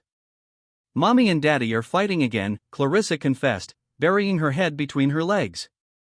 "Again?" Kyle thought. This was the first time that he heard they fought. He knew that every couple fought, that much was certain because a relationship without conflict isn't a healthy one. Kyle knew he had to be careful with what he said because this was a child and he wasn't aware of what she had been exposed to. "Did your parents fight a lot, Mr. Kyle?" Clarissa asked, momentarily lifting her head to look at him. Kyle hated talking about his family, but this wasn't about him, it was about Clarissa. "I think people fight when they care about each other," Kyle started, staring off into the distance. "What do you mean?" "Fighting is bad," Clarissa responded, but Kyle expected that much. Children are taught things in such a black and white manner that he couldn't blame her for her view. "Ha ha ha. I understand why you might think that, but tell me, Clarissa, don't you fight too?" Kyle questioned her, to which Clarissa gave the question some thought before nodding her head. "Do you hate her?" Kyle questioned, and she immediately shook her head to refute this. "That's how it is for your mommy and daddy," Kyle responded, and he could tell that this seemed to lighten up her mood because she paused for a moment before smiling. "Did you ever fight with your mommy and daddy?" Clarissa asked a personal question, but Kyle took a second longer than he had to as a smile creased his face. "Of course I do," Kyle responded. Before the conversation could go any further, Kyle was thankful for the noise he heard behind him. He heard footsteps behind him and turned. It was Jones with an exhausted look on his face. "Come on, Clarissa," Jones called out to her. "Thank you, Mr. Kyle." Clarissa showed her gratitude this time without having to be told. Jones patted her head as she walked past him, and Kyle could tell that he wanted to apologize for the inconvenience, but Kyle waved it off. Jones heaved a sigh before returning to his apartment. "Did I ever fight with my parents?" Kyle thought to himself as the smile slowly faded from his face. Kyle couldn't remember much of his childhood, which was ironic considering the skill the system had grabbed him, as he was now cursed to know everything. He didn't know if the ability was given to him because of this, but why couldn't he remember most of his childhood? Kyle was brought back to reality with a text message informing him that Jane had arrived home safely. But for some reason, he didn't want to return to his apartment. He just sat on the floor, taking in his environment, and knew he had to make a decision. He couldn't continue living this way, and talking to Clarissa told him that there was no way he could destroy this family. He had to leave this place for his sanity. Out of sight would mean out of mind. Kyle soon returned to his apartment while the sun began to set. He could still smell Jane in his house, but would he have become this close to her without the system? Every meaningful decision he took was influenced by his system in one way or another, like he was some sort of puppet. Kyle didn't care about any of it and knew he would find what to fill the void with when he conquered the world. In a matter of moments, Kyle drifted off into a deep slumber. Again? Kyle thought to himself, waking up somewhere unfamiliar. He noticed that he was no longer in the park but a room littered with toys. The walls were painted pitch black, a flickering light bulb in the middle of the barely illuminated room. Kyle could hear the faint sounds of screaming and shouting outside of the room. The voices were too muffled for him to make out the words.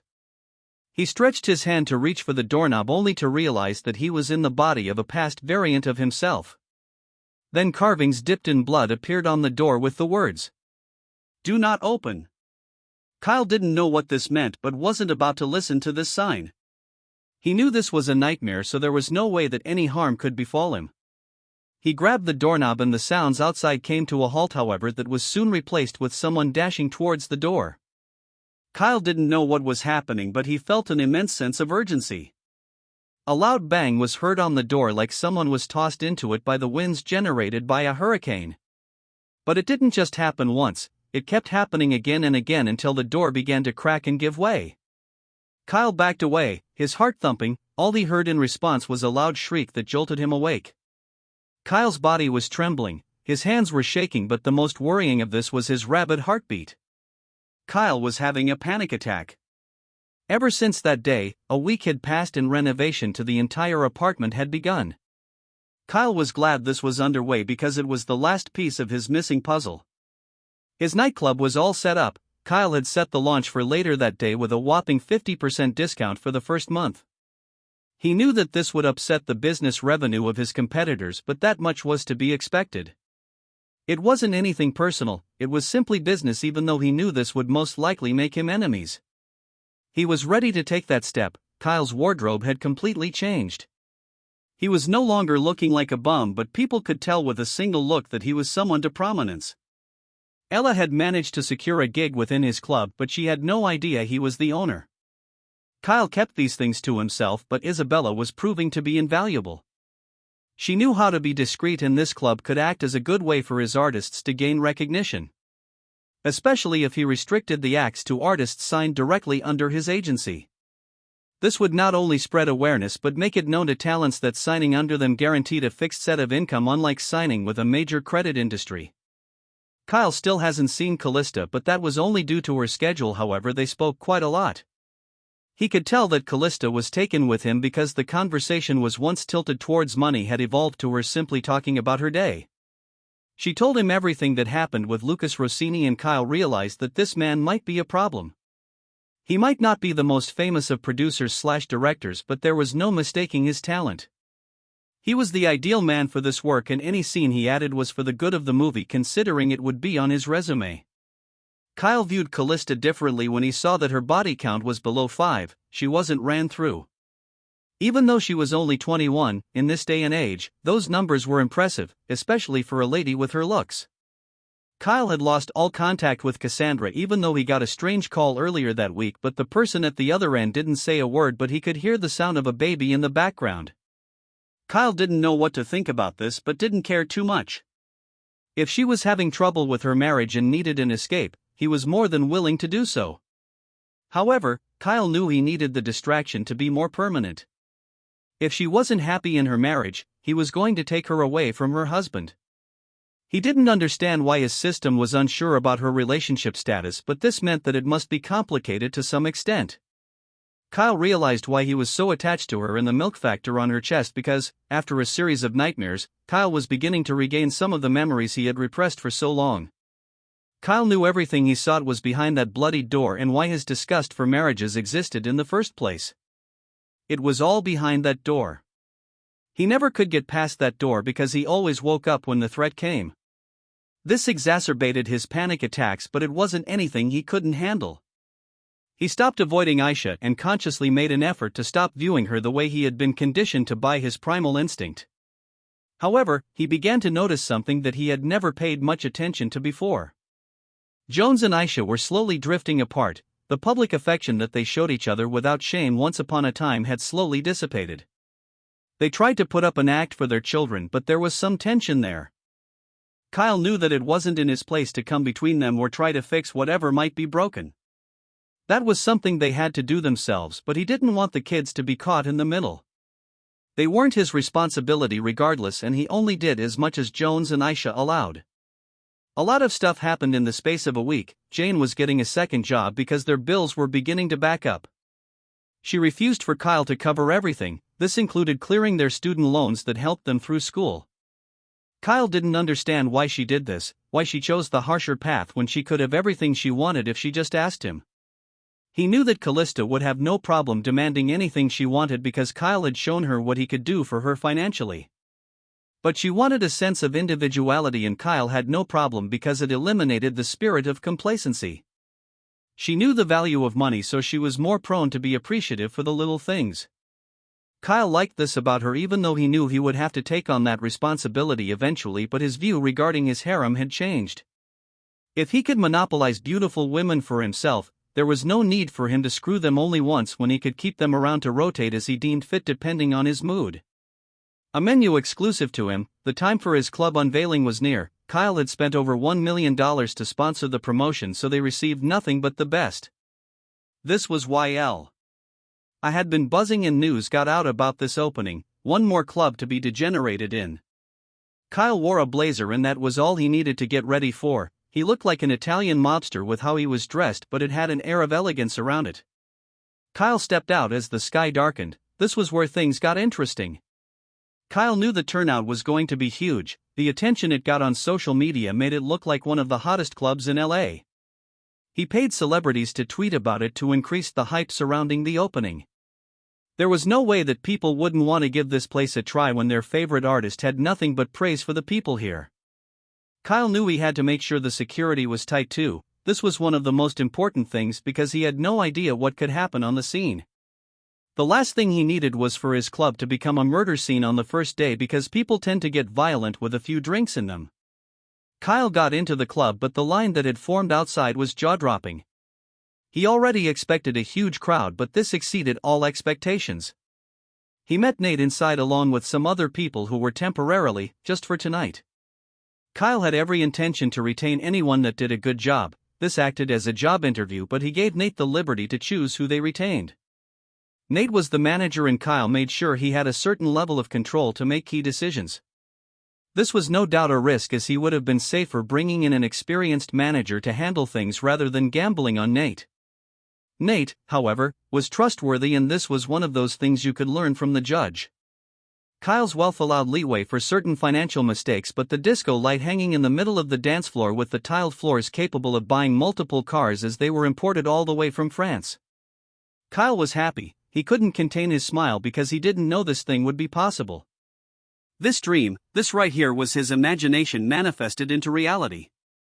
Money is truly the wheel that makes the world go round, Kyle muttered under his breath, but the loud music blasting around them was enough to drown out any hushed voices. Are you people ready? Kyle screamed at the top of his lungs, his voice managing to drown out the music blasting as it coincidentally hit a low decibel at the moment. The workers were pumped because they knew this might be a chance for them to get a decent job that didn't pay horseshit. They all matched Kyle's energy, and this was the most emotion Nate had seen from Kyle.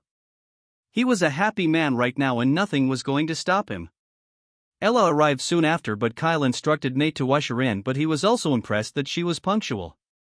Kyle knew she would eventually figure out he owned this club, but for now, he wanted her to enjoy her first gig here without a care for the world. This was the one thing she needed to get her mind off things. Kyle heard about her parents' death. He knew that even if they didn't get along, there would always be a part of her that wished things were different, and she missed the chance to make that change. But not everyone could be changed. Kyle knew this more than anyone. Kyle, Nate called out, sounding confused. Yeah? Is something wrong? Kyle questioned, sensing his concern. There is someone here. She said she is with the band, but her name isn't on the list, Nate informed Kyle. The two hefty men stationed at the entrance ready to spring into action should the situation call for it. Is her name Jane by any chance? Kyle questioned with a knowing smile. There was no way that Jane wouldn't come here to support her best friend on one of the biggest nights of her musical career.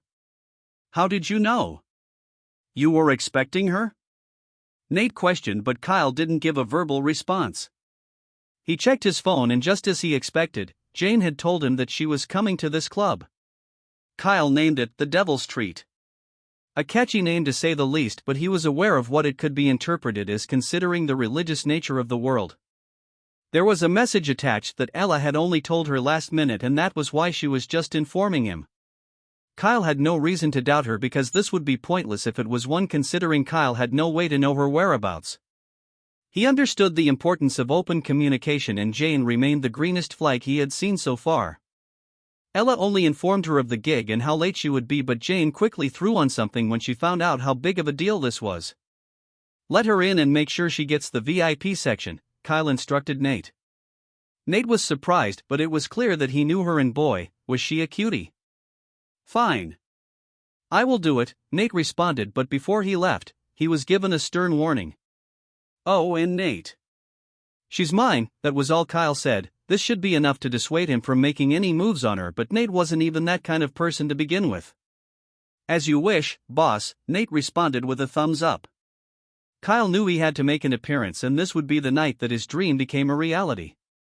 The club was officially opened and the crowd poured in. Kyle made sure the area Jane was in was restricted solely to her. No one else could access the area regardless of their status. They would no doubt lose revenue in the hundreds of thousands, but that was inconsequential. This was going to be a long night, and Kyle planned to enjoy every single moment. The restaurant was in the next room, and with the soundproof walls, it could effectively separate these two lifestyles. Let the party begin. The night went better than expected. Ella was singing at the top of her lungs, and while it did take the crowd some time to warm up to them, they went berserk. Kyle could have easily hired a DJ, but this is what he wanted his club to be about. Live performances, bring the artists closer to the crowd. However, he knew that a DJ might be needed should something happen to the artists meant to perform, so he had one on standby. Kyle watched the bright smile on her face. Ella couldn't make out the crowd thanks to the flickering lights, but her immediate vicinity didn't suffer the same fate, allowing her to focus on her performance. Ella sang her heart out and the audience was dancing. She didn't opt for a heavy metal track and chose to sing something a lot softer. This was a different experience, and with everything 50% off, bottles were emptied out at an astonishing rate. Everything was going and the stock was depleted. Even the meals in the restaurant section were nearing depletion. This was such a busy scene, but Kyle was going to make his move. Jane was surprised that she had this place all to herself. Ella was performing here, but she wasn't that important to warrant such treatment with a security stationed at her booth. A drink was offered, but Jane didn't touch it. She took out her phone and recorded Ella singing her heart out. Tears soon welled up in her eyes. She couldn't believe that Ella had reached this stage in her career, but the emotions in her voice were. She could tell her friend was hurting and letting it all out. It could be felt with every word that escaped her lips. Jane knew this was more than a song for Ella. This was her soul being shared with everyone, but of course, she was the only one that caught on to this. Everyone else was too focused on drinking and partying to care about such a thing. "Got room for one more, princess?" A voice said behind the security watching her booth, and to her utmost surprise, it was Kyle. "Kyle!" Jane screamed. She immediately sprung up to her feet and dashed towards him. She didn't hesitate as she immediately wrapped her arms around him. "You came!" Jane exclaimed, the fact that she was here and hadn't taken a drop of alcohol or left the booth since coming here. She didn't partake in the activities on the dance floor either. Her attention was on Jane. This amount of self-control she displayed was impressive because there was no way that she wouldn't be bored. "Of course I did. I will always be here for you," Kyle reminded her of his commitment to her. Ella. That's Ella." Jane couldn't contain her excitement and immediately chose to share with Kyle. "I know, silly, she's amazing," Kyle confirmed that he shared her excitement. They both sat down with Kyle placing a hand on her leg. Jane was dressed in nothing fancy. She wore a baggy shirt with shorts, but the shirt had the appearance of a dress due to how big it was. Jane's body no longer stiffened with physical contact. She was comfortable with physical contact even if it was in public. God, has she always been so good? Kyle was drawn in by her melodic voice. She sounds even better. What you're hearing is Ella being nervous. Jane held her in high regard and wasn't scared to let the world know how talented her friend truly was. Kyle enjoyed being around Jane. Her energy was contagious, and this was the kind of thing he needed to be around. Kyle noticed that a few celebrities came here, but they were down on the entertainment ladder. The posting online would boost the traction, and this extended his reach. More people kept pouring in even after the party had long started. Ella's voice was strained and it was beginning to affect the notes she could hit. However, Kyle was impressed that she managed to keep singing, but this was why she chose notes that wouldn't stain her voice. She was singing for over an hour now and needed a break, but there were no other artists to take over from her, so she had to keep going. This made Kyle realize the flaw in his plan, but he had other singers here even though they weren't famous. Just for tonight, he could make use of them because, in the end, tonight was the night. Jane was treated like a VIP among VIP. She was a VVIP and she didn't even know it, but if Kyle was the owner of this place like he said, then the treatment she got made all the more sense. Jane finally took a sip of the drink in front of her with Kyle around her. She knew he wouldn't let anything happen to her, and Kyle also planned to remain sober throughout the night. The club, restaurant and strip club were at max capacity. This was the best opening one could ask for because his revenue for that night was easily in the millions. "If I told you I owned this place, what would you say?" Kyle whispered in Jane's ear, to which her eyes widened in utter shock. "Get out of here!" Jane barked, slightly nudging him. She was tipsy at this point, so she had less control over her words. "I'm serious." Kyle responded with a satisfied smile, but realized that the drink she took hit her harder than she would have liked.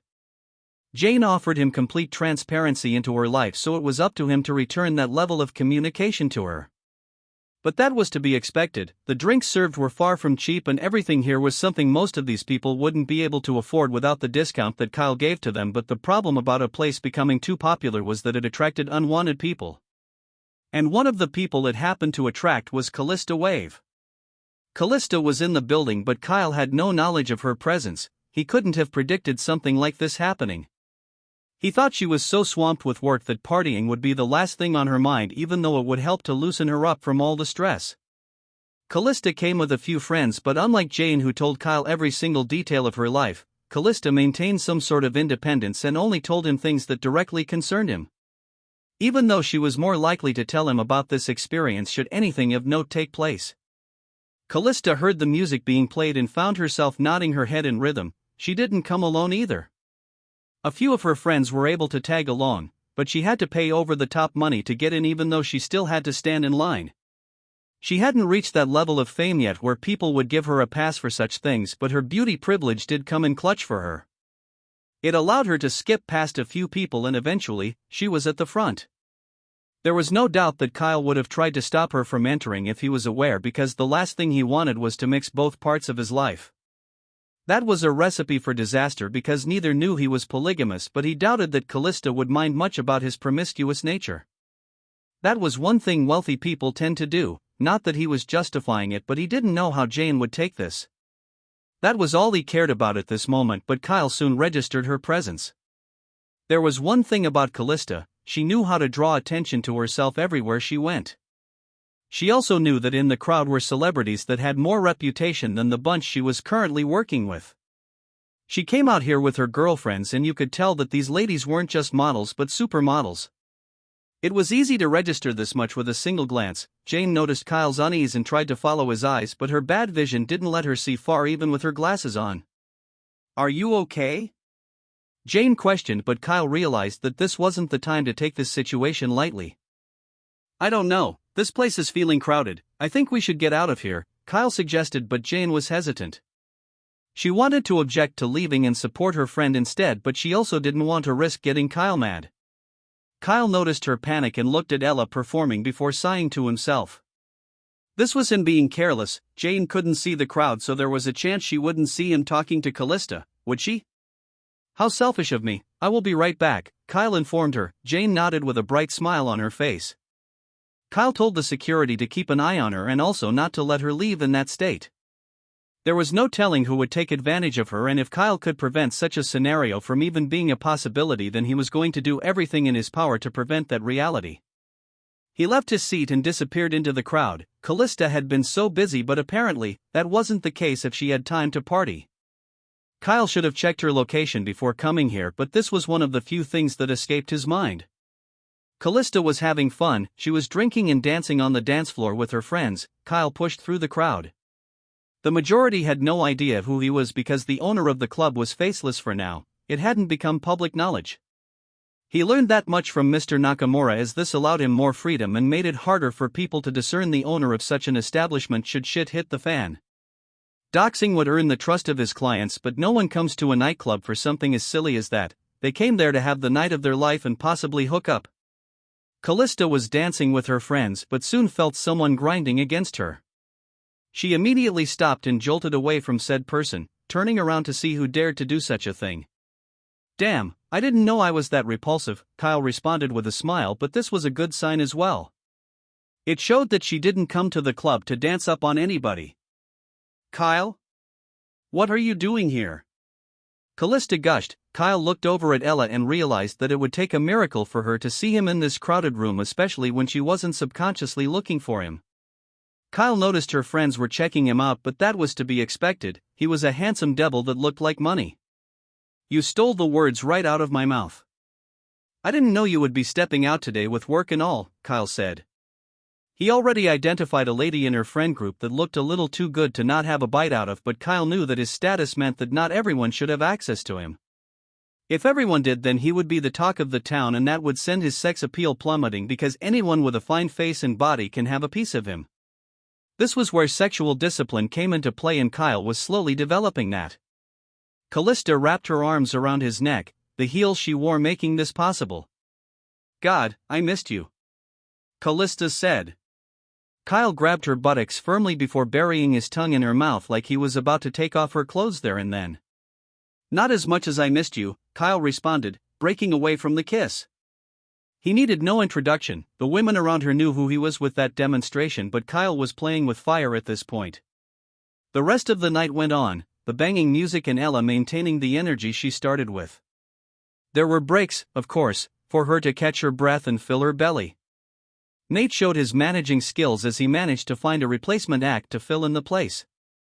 He had made reservations about this particular scenario because even the main acts had supporting acts.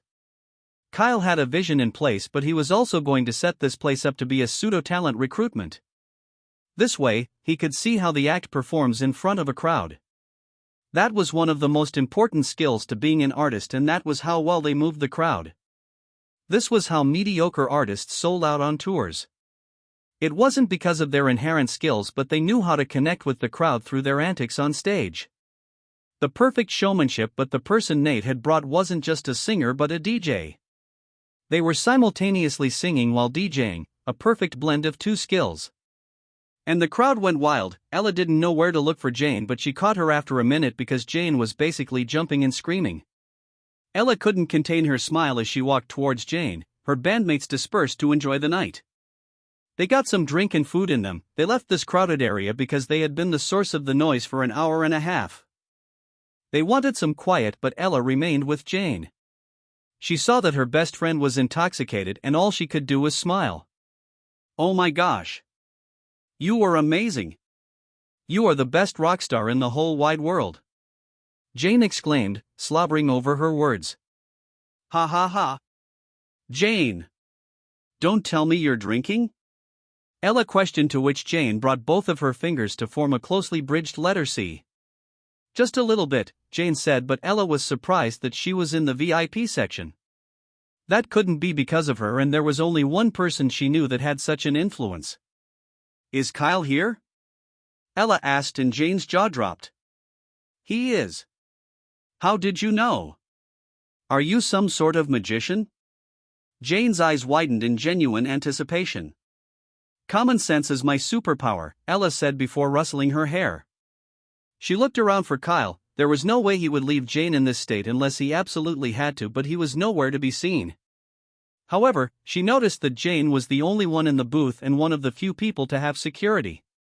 She was surprised that he had such an influence because you get a booth, you must have paid in advance.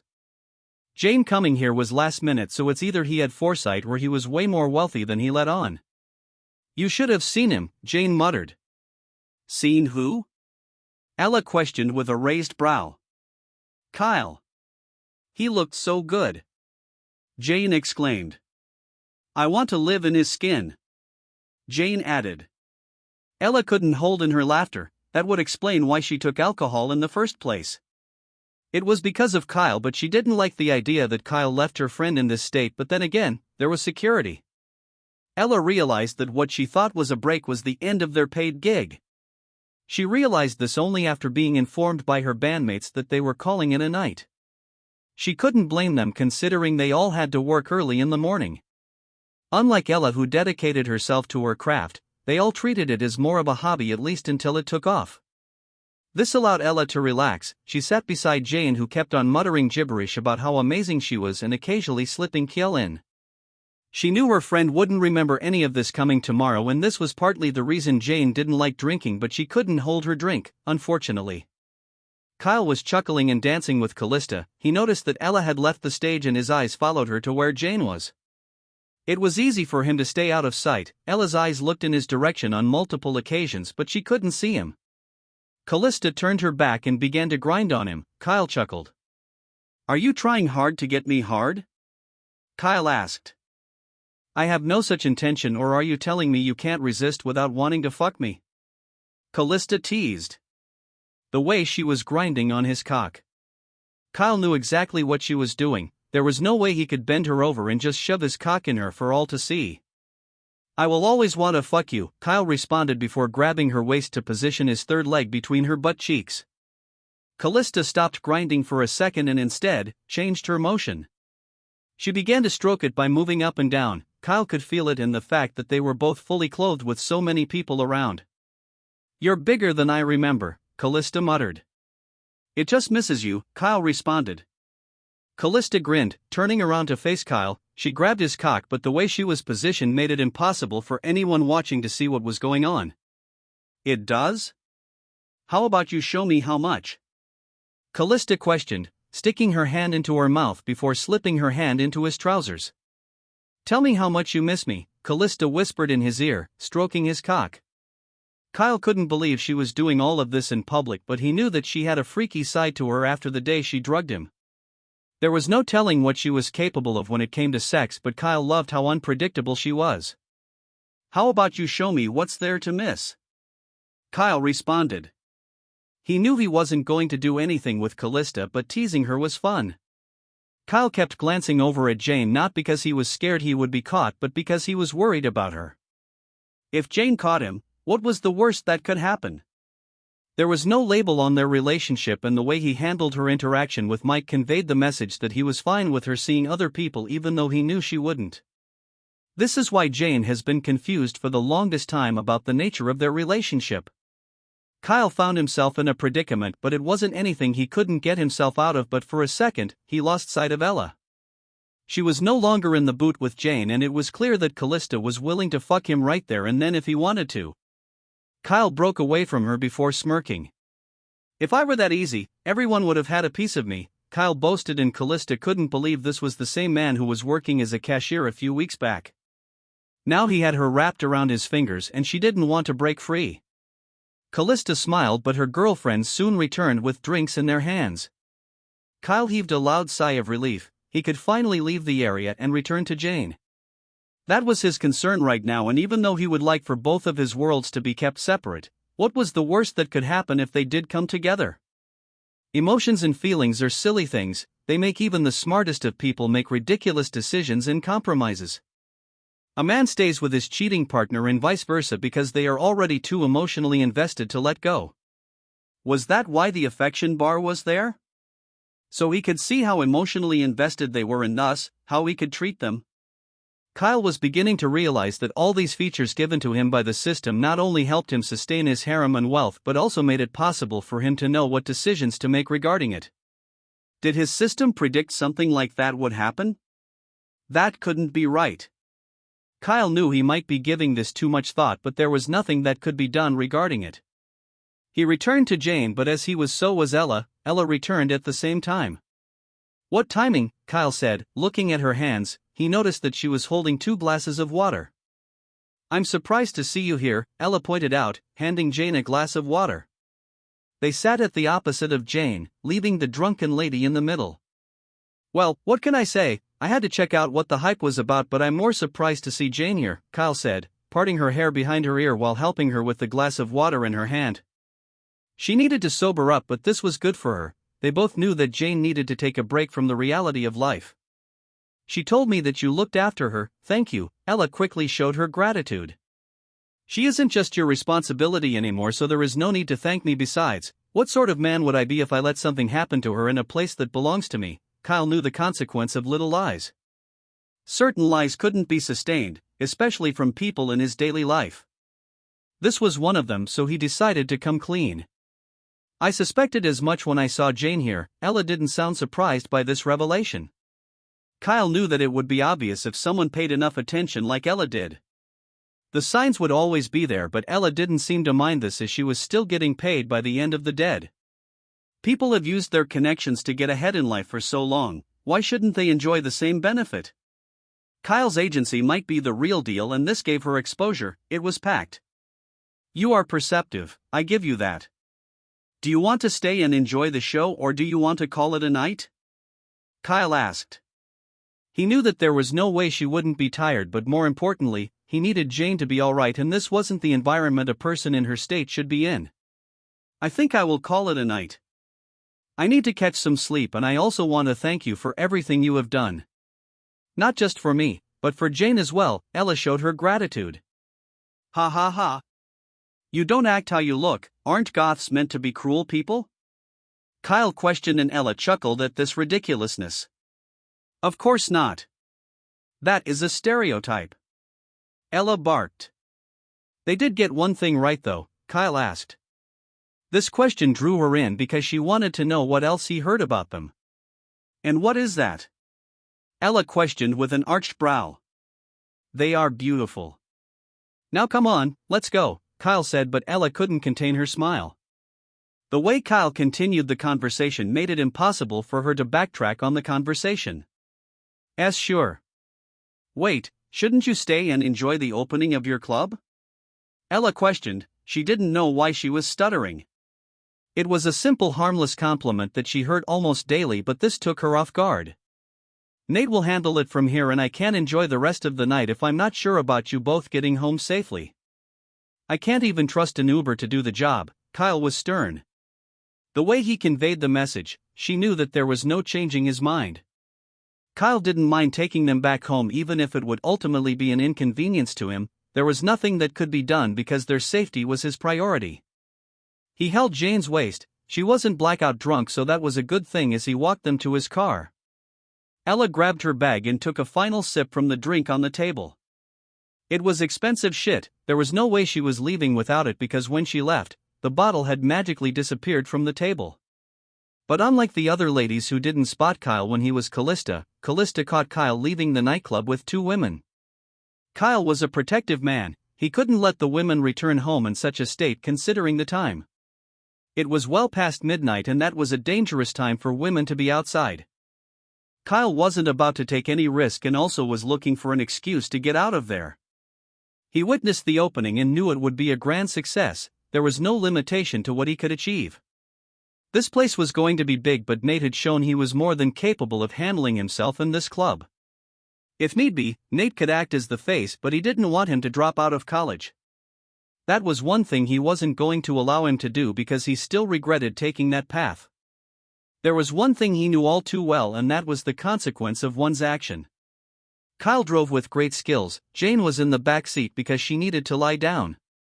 Ella sat in the passenger seat and there was silence. Jane was already asleep at the back with music blasting through the window. Kyle's eyes were focused on the road. The road barely had any cars on them because it was the time when dangerous things tend to happen. This was why Kyle knew he had to be vigilant. He wasn't going to risk anything. Ella, how was your experience? Kyle finally spoke, but this wasn't because he was uncomfortable with the silence.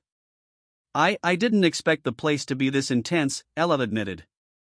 I'm sorry for putting you on the spot, but I heard your demo and knew I just had to have you there.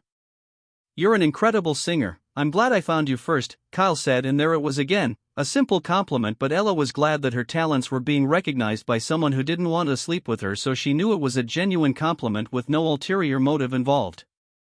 Then again, men weren't so straightforward, but she truly believed that Kyle was different. I'm so thankful. I can't believe you're doing all of this for me, but I also don't want you to feel like you have to, Ella said, but Kyle found this strange. She kept thanking him and that was becoming increasingly suspicious. It is fine and you don't have to thank me for everything. You earned every penny in recognition, Kyle said, but he used a different tone to convey his first sentence. Tell me, what is your goal? Kyle asked her out of the blue. My goal?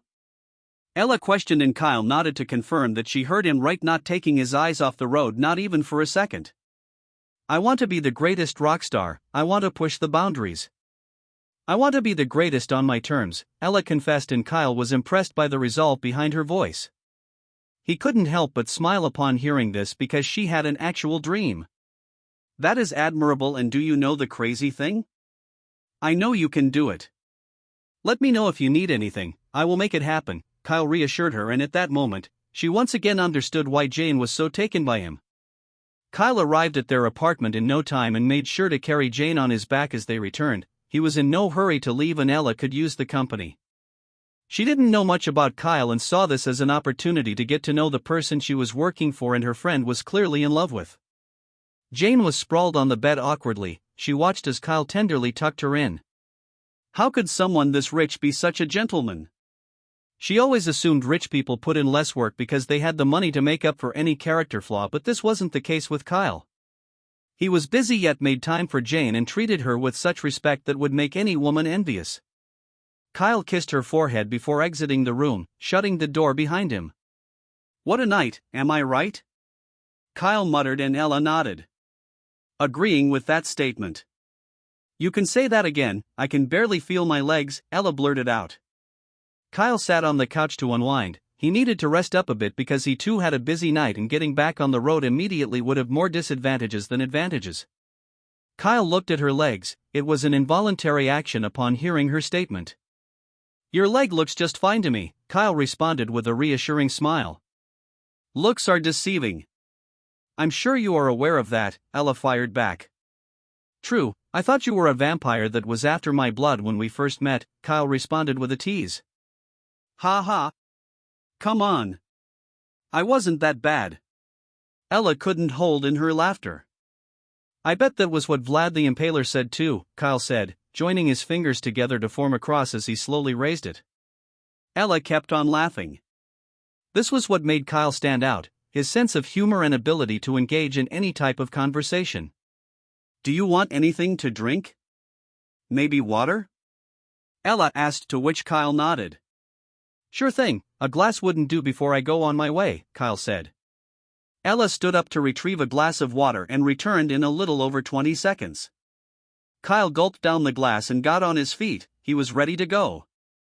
"Are you sure you can go back home tonight?"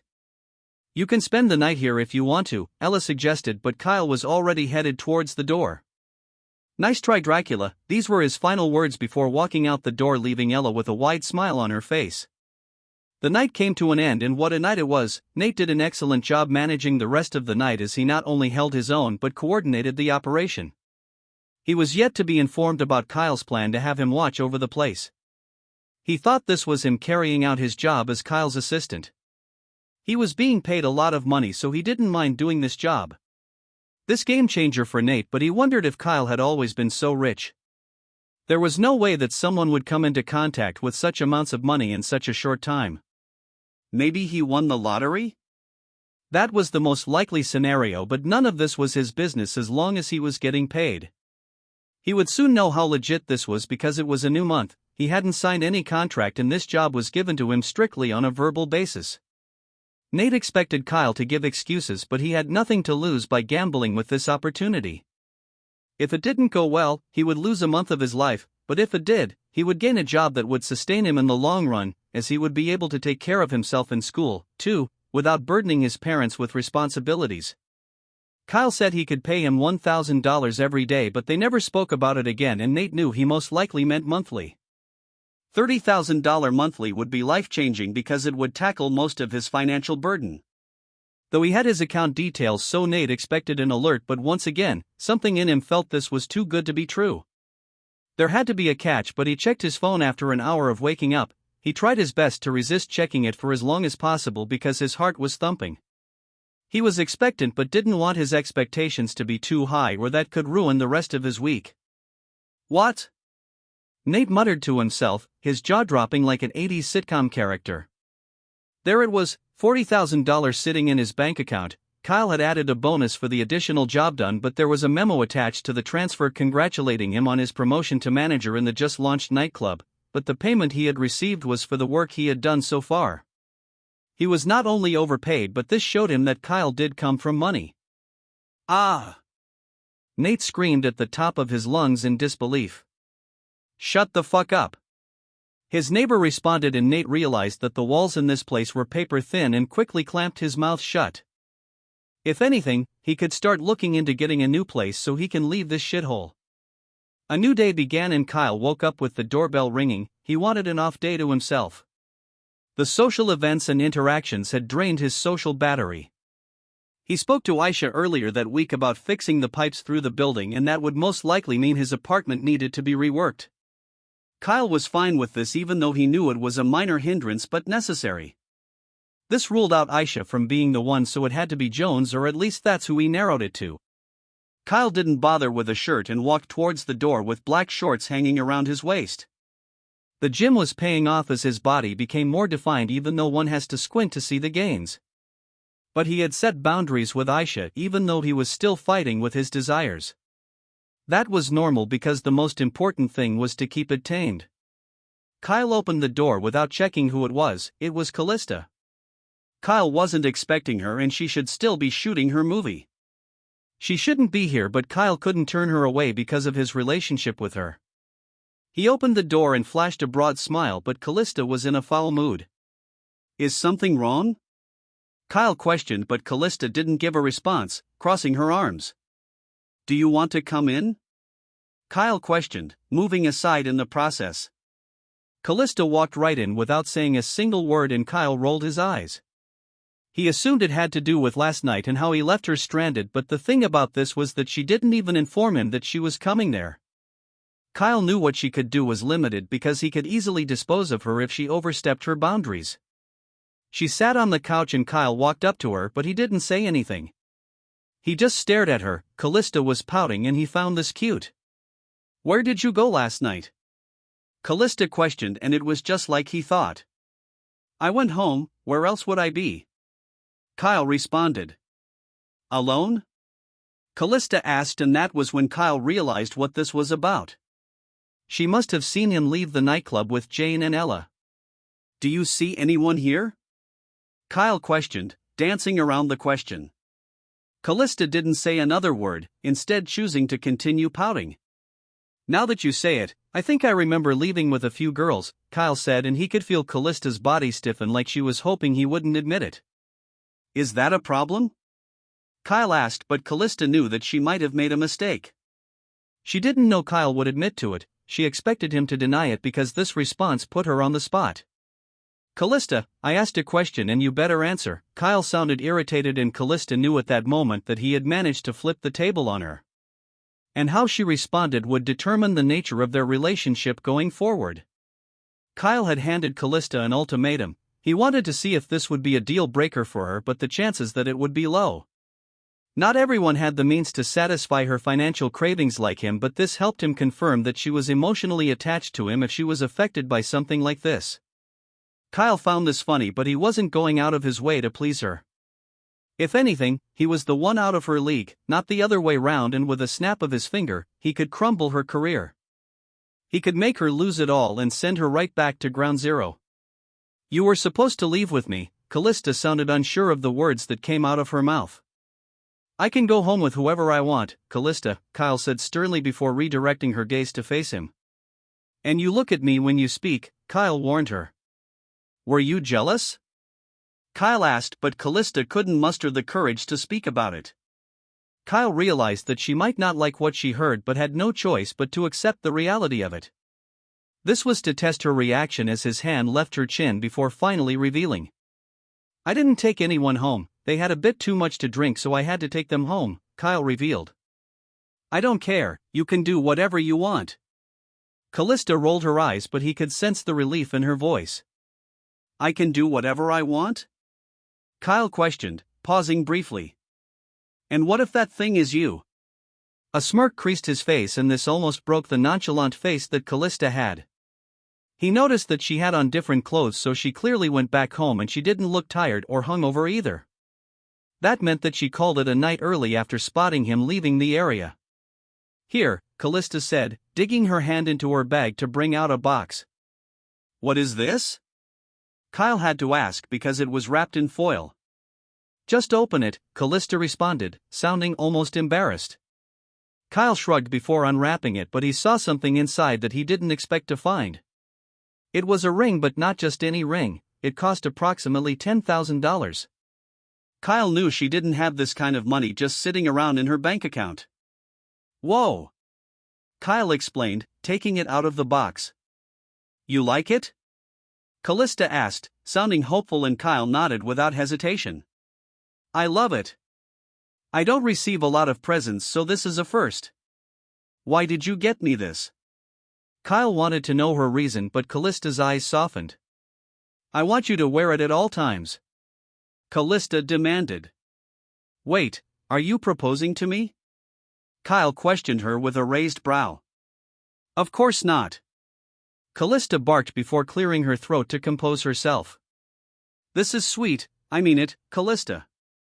"Thank you." Kyle tried it on, and Callista sat there, content with what she saw. She wanted to surprise him with it for quite some time now, but was waiting for the check to clear before she could pay for it in full.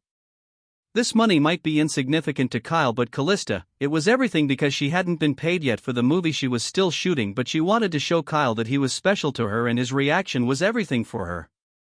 Kyle wore it. He didn't know how much it cost because these weren't things he usually shopped for, but even he knew that diamonds weren't cheap. "You're welcome," Callista responded with a broad smile on her face, but one could look at it in another light. Kyle had sent her way more than this, so it was simply her buying something with some of the money he had sent her. But this wasn't how Kyle saw it, because she didn't need to do this. This was all that happened because Callista had work to return to. She came all the way here to see if Kyle had any women over or any signs of women, but mainly to give him this gift. She had to find a way to make an impression on him that lasts, and what better way than a gift? A constant reminder of her presence in his life. Seeing him with those girls made her remember how in demand men like him were. She couldn't afford to lose him, not only because of the financial benefits but her emotional attachment. Jane was coming to it. She couldn't do anything because of the throbbing headache that rocked her head. It felt like her brain had a heartbeat, and Ella was beside her with a bottle of water to help her hydrate. Like she thought, Jane couldn't remember anything that she had done last night, but Ella wasn't about to remind her either. God! Why didn't you stop me from drinking? Jane questioned, clutching her head in pain. You needed to loosen up and have fun, Ella defended her alcohol intake. And besides, Kyle liked you in that state, Ella added, and Jane's face flushed red. Wait, what? Jane screamed. You don't remember?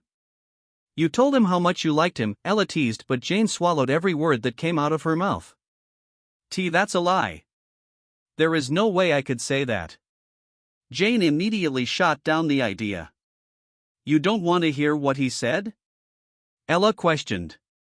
Jane denied saying what she said, but if she did say it by chance, she wanted to hear what Kyle had to say.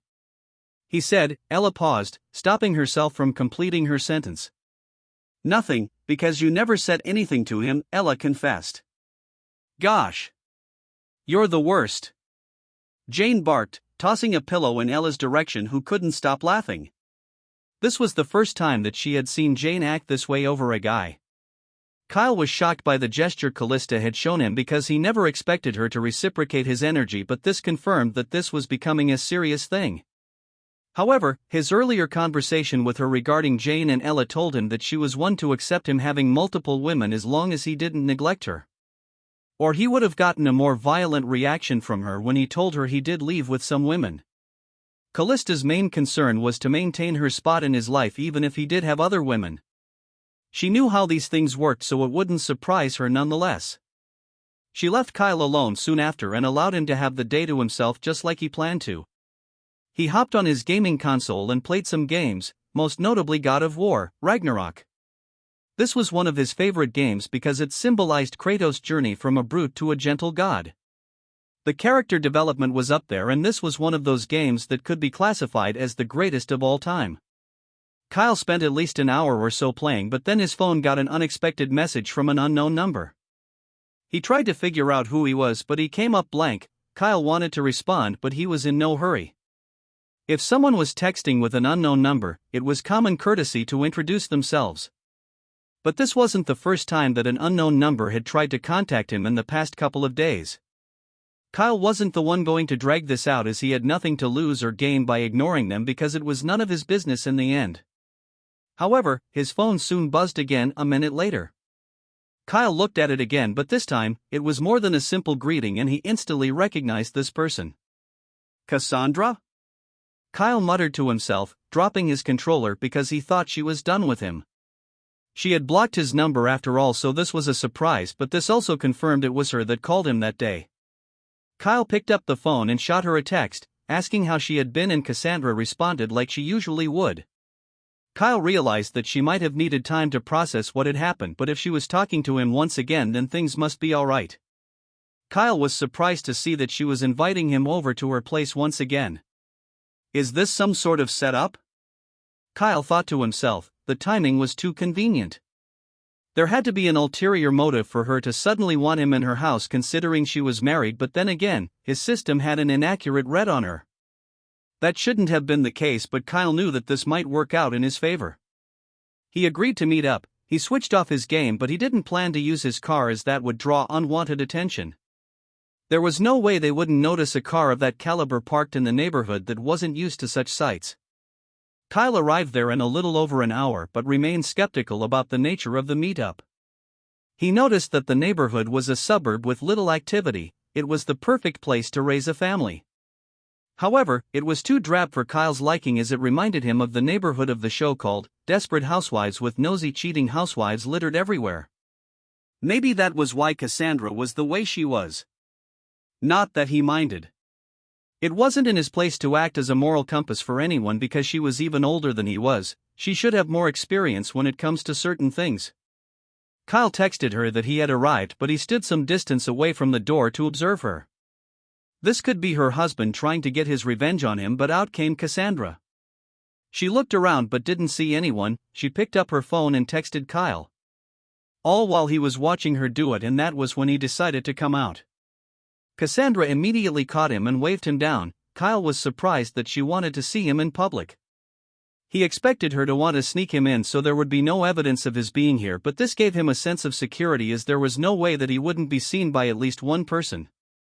If anything should happen to him, there would be traces of him here. Kyle approached her and he could tell that there was something different about her. She looked happy and Kyle looked over his shoulder to see that a few people were watching them. "Hey, you," Kyle began the conversation, but Cassandra gave him a full-teeth smile. "Hi. Want to come in, stranger?" Cassandra requested. Kyle felt like he was talking to a different person. Does she have a split personality? Kyle thought to himself. He dared not verbalize his thoughts. "Sure thing, Cassie," Kyle responded, and they both entered the house. "I must say, I'm surprised you reached out to me after that incident." Kyle brought it up right away, but this was in part to see her reaction. "I was overwhelmed, I didn't know what to do at that moment," Cassandra confessed. "So it had nothing to do with the fact that you're married?" Kyle questioned. He noticed the portraits on the wall didn't have any male figures. It was only pictures of her and her child. There was no way she would be married and not have a picture of her husband on there. "About that," Cassandra said, smiling awkwardly. "We're in the middle of a divorce." Cassandra finally revealed the nature of her relationship with the man. Kyle was face to face with Cassandra and he didn't know what she wanted or why he was there. He couldn't hear or see signs of anyone else too, but the revelation that she was going through a divorce would explain why his system couldn't define her relationship with her spouse. And he had verbal confirmation of this, and Kyle couldn't contain his surprise either. "You're getting a divorce?" Kyle questioned with a raised brow. "Not all pieces fit," Cassandra responded, recalling one of their conversations. "That is true, but you told me otherwise that day," Kyle reminded her, but she looked embarrassed by this. "Why, you remember? How embarrassing." "I just wanted to see what kind of man you were," Cassandra responded, temporarily covering her face to conceal her embarrassment. Kyle noticed she had an apron on, but from the way her nipples were poking out, whatever was inside barely concealed them. His eyes darted down to her legs. She had on a long skirt that reached her ankles. It was loose enough for her to move freely in. "Is that why you have invited me here? You wish to see if our piece matches?" Kyle questioned with a smirk on his face. "I invited you here because I wanted to apologize in person. I would have done it over the phone, but I wanted to see you," Cassandra reiterated. "Is that so?" Kyle asked, sighing because this was a lot better than he initially thought. "That is right, so I'm sorry for my behavior. You did nothing wrong and I was the one that put myself in that position. I thought I could control myself, but I guess I was wrong." Cassandra took accountability for her part in this. Kyle was impressed by this display of maturity. Who said women can't take accountability? Cassandra was debunking that theory right now. "You're so serious, there is no need to apologize. I did have a role to play in all of this as well. I should have left you alone when I found out you were married," Kyle confessed. "So why didn't you?" Cassandra questioned. The way she asked that question made it sound like it was something she had been wanting to ask him. "Because I find you incredibly attractive, that is why," Kyle said, but Cassandra snickered in response. "So in the end, you just want to sleep with me, is that it?" Cassandra sounded disappointed. Kyle realized the moment she didn't give in was because she thought he was like every other guy. No one wants to take care of a single mother. Single mothers are fetishes and easy targets to get their dick wet. They wanted the coochie with none of the responsibilities, but who could blame them? It wasn't easy taking care of a child, but a single mother was an easy catch. Cassandra resisted Kyle because she didn't wish to be just another number on his list. He couldn't blame her. This was how she could maintain the advantage because Kyle knew he had the money to change lives. There was no doubt that this woman could see that and qualified him as a possible candidate to take care of not only her but her child as well. I would be lying if I said I didn't, but I could also take care of you and your child. As you can see, I have the means, Kyle boasted. Cassandra was hesitant to give a response. She didn't expect him to respond this way. But naturally, no other man will have access to you but me. I'm not a man that fits a single piece, Kyle informed her, laying down his proposition. Why, you like me that much? Cassandra couldn't believe what she was hearing because he had no reason to go through such lengths, but Kyle realized that this might be the perfect means to get wealthier. A married woman with a child? He couldn't imagine the expenses, and he could handle the bills and earn passive income. I wouldn't use that strong a word. I simply wish to claim your piece for myself. You can call it greed, but I'm a collector of beautiful women, and you, Cassandra, are beautiful, Kyle confessed. Cassandra was speechless. She brought him here to apologize and clear up all confusion about her supposed marriage, but here he was, basically proposing. Why, you are crazy, Cassandra blurted out. Am I? Kyle questioned with a cocky smile plastered across his handsome face. You are, Cassandra repeated. Maybe I am, Kyle responded. He didn't try to downplay how ridiculous this sounded. And what do you mean, collector? Do you have other women? Cassandra wanted to know what she was about to get herself into. That is right, I do have other women, and I have to admit, I did plan to take you away from your husband regardless, Kyle confessed, even though the last part was only a recent thought. You see, it takes a special kind of man to keep a woman of your caliber pleased, and that is why you were drawn to me. Kyle was smooth with his words and gave Cassandra no room to misinterpret whatever it was he was saying. Think it over, Cassandra. If not for you, do it for your child. Kyle gave her a choice that she could either decline or accept. Either way, he wished to claim her for himself because she had something that the others didn't have. That was a mother's nurturing nature with a combination of those gigantic melons hanging from her chest. Think it over. You don't have to give me an answer now, but while you're thinking about it, make sure no one touches you, including your husband, or the deal is off, Kyle warned, but there was no way for him to know if the husband did touch her, but the way he spoke made it feel otherwise. Maybe he could? Maybe his system could grant him this information. Cassandra couldn't even respond, but this was good. It meant that she was thinking about it because part of him thought she would turn him down right away. But the lack of an immediate response was a positive sign, and this was the last thing he said before leaving the house. Kyle was leaving the apartment, but at the door, he ran into the most unlikely of people. Who the fuck are you? A man barked, and Kyle didn't need to be told who this man was. It was clearly her husband. He was much smaller than him, standing at a height of 5'7", but Kyle didn't say a word. He just looked at him. He didn't feel threatened by the scrawny man in front of him. Is this why Cassandra invited him over, because she knew this man was coming over? If anything, why was he here to begin with? There couldn't have been a worse timing than this, but Kyle wasn't about to make a big deal out of this. Hello to you too, Kyle finally responded, looking down at him literally. Luckily, Cassandra came out before the conversation could evolve into something violent. What are you doing here, Justin? Cassandra barked at him. Justin was a balding man in his early mid-40s. He looked like a worn-out rag doll with the eye bags under his eyes, telling a story of his struggles with life. He was out of shape, but the mustache hanging above his lips made him look like an 80s pedophile. Kyle almost chuckled upon seeing that this was the man that managed to land Cassandra. Beauty really is in the eye of the beholder, Kyle mocked the man right in front of him. The way he swore at him, Kyle knew he could take him on in a fight, so he had no idea why he was being so rude. What did you say? The man barked, but that was all he was, all bark. There was nothing else he could do, and Kyle wasn't worried about him swinging either. Kyle didn't move past a certain point, standing in place because this man struck him as a violent man. It is fine, Kyle. Cassandra could sense that Kyle perceived him to be a threat. We haven't even finalized the divorce and you're already hopping on the next dick? You really are a slut, and this is why I will win custody. Justin cussed her out, but Kyle didn't say a word. He knew that this wasn't his fight to have, and Cassandra should be able to handle herself. If anything, he could see why she was getting a divorce, and she also didn't seem affected by his words, as it was met with an eye roll. Kyle knew that this must be routine, but the fact that the man wanted to fight for full custody could be another reason why Cassandra was hesitant to sleep with him. It was slowly beginning to make sense and Kyle understood her situation better. He walked off but not before brushing past the misfit in front of him. He didn't know why a man this old was acting in such an undignified manner. There was no telling what this situation would be, but he knew one thing: Kyle wasn't going to allow this man to win custody over that child. And he had the financial means to get not only the best lawyers money has to offer, but this would be the final push to win Cassandra over. She was a mother, and naturally, she would be drawn to a man who could protect her and her child. Kyle left the area. He could see the neighbors looking as if they were hungry for drama.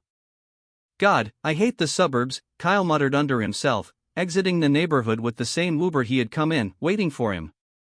There was a fee for waiting, but Kyle didn't care because money was the least of his problems. Callista walked into work feeling giddy after giving Kyle the present because it felt like they were having something real. But she looked at the script once again and she saw something different. It wasn't just a kissing scene, but it involved one explicit scene where she had to expose herself. Nudity would surely drive viewership and marketability, but this was where Callista drew the line. She approached Lucas in his office once again, but he was busy on his laptop. "You again? Are you here to complain about the script?" Lucas asked, expecting Callista to be passive. She wouldn't have had a problem with the script if it had been there from the start, but these changes felt impromptu. She didn't have to put up with it, and this was where she was going to make a stand.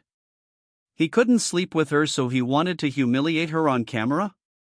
She wanted to be taken seriously as an actress, and the last thing she needed was a movie like this, because even the softcore films she acted in never included full nudity. The sex scenes were her either grinding or humping on someone to simulate intercourse. There was no nudity, so this would be her first in that regard. Even though there were flashes of her breasts on screen, the nipples were never exposed as they usually had a band around them that pertained to the scene. "I'm sorry, sir, but I cannot do this scene," Callista outright told him. She didn't beat around the bush.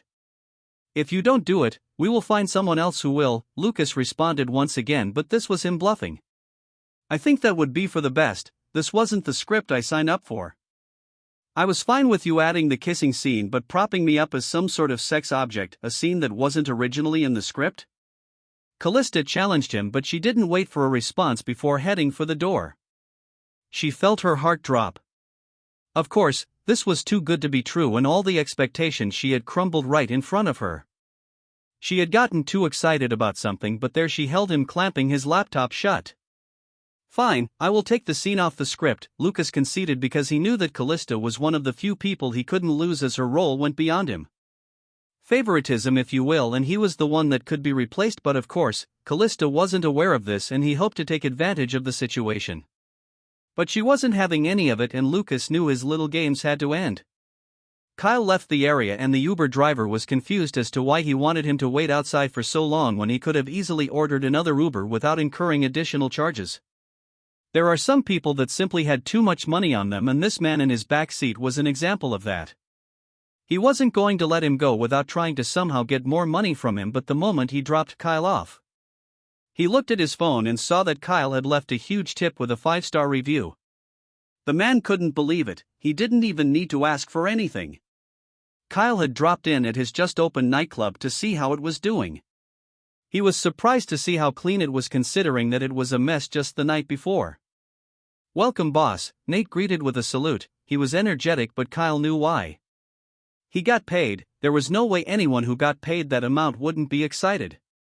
"I can see you're taking care of things here," Kyle praised him, but he noticed that there was no one else around. That meant that Nate had either cleaned this place up himself or hired external help to do the job. But judging from his tattered appearance, it was clear that he had done this job himself. He was going above and beyond, but there was no need to do such a thing. Nate had already interviewed a few people that started work right away. He retained the people in the restaurant section, but none of the people he worked with directly last night. They assumed Nate was one of them and Kyle was the one with the power, a right assumption, and thus displayed their true personalities around him. Kyle knew that Nate had a good sense of people's character, and with the renovation of the apartment in progress, everything was going swimmingly.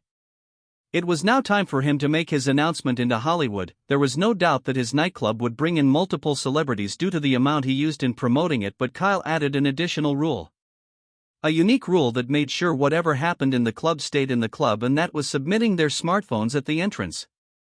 This made it impossible for anyone to record what was going on inside and allowed everyone to let loose without worrying about trending on social media. Kyle knew this would provide a sense of security, but it would also control what kind of deals could go on. He knew that social media was a disease that celebrities couldn't escape because there was always someone with a phone in hand ready to post them. This was to appeal to the higher-ups, and due to the expensive furniture and drinks, this was no poor man's place, even though the 50% off deal was still in place for a month. Nate, do you need help? Kyle asked, but Nate shook his head with such force that one would think it was about to fall off his neck. Kyle got the message and walked into a different compartment. The drastic change in design would make anyone think they had walked into a different building altogether. "Welcome, sir. What can I get for you?" a young lady greeted him, but Kyle chuckled at this. She was so full of energy. Kyle wanted to make this place like how Jones made that restaurant, but didn't want to mix friendship with work.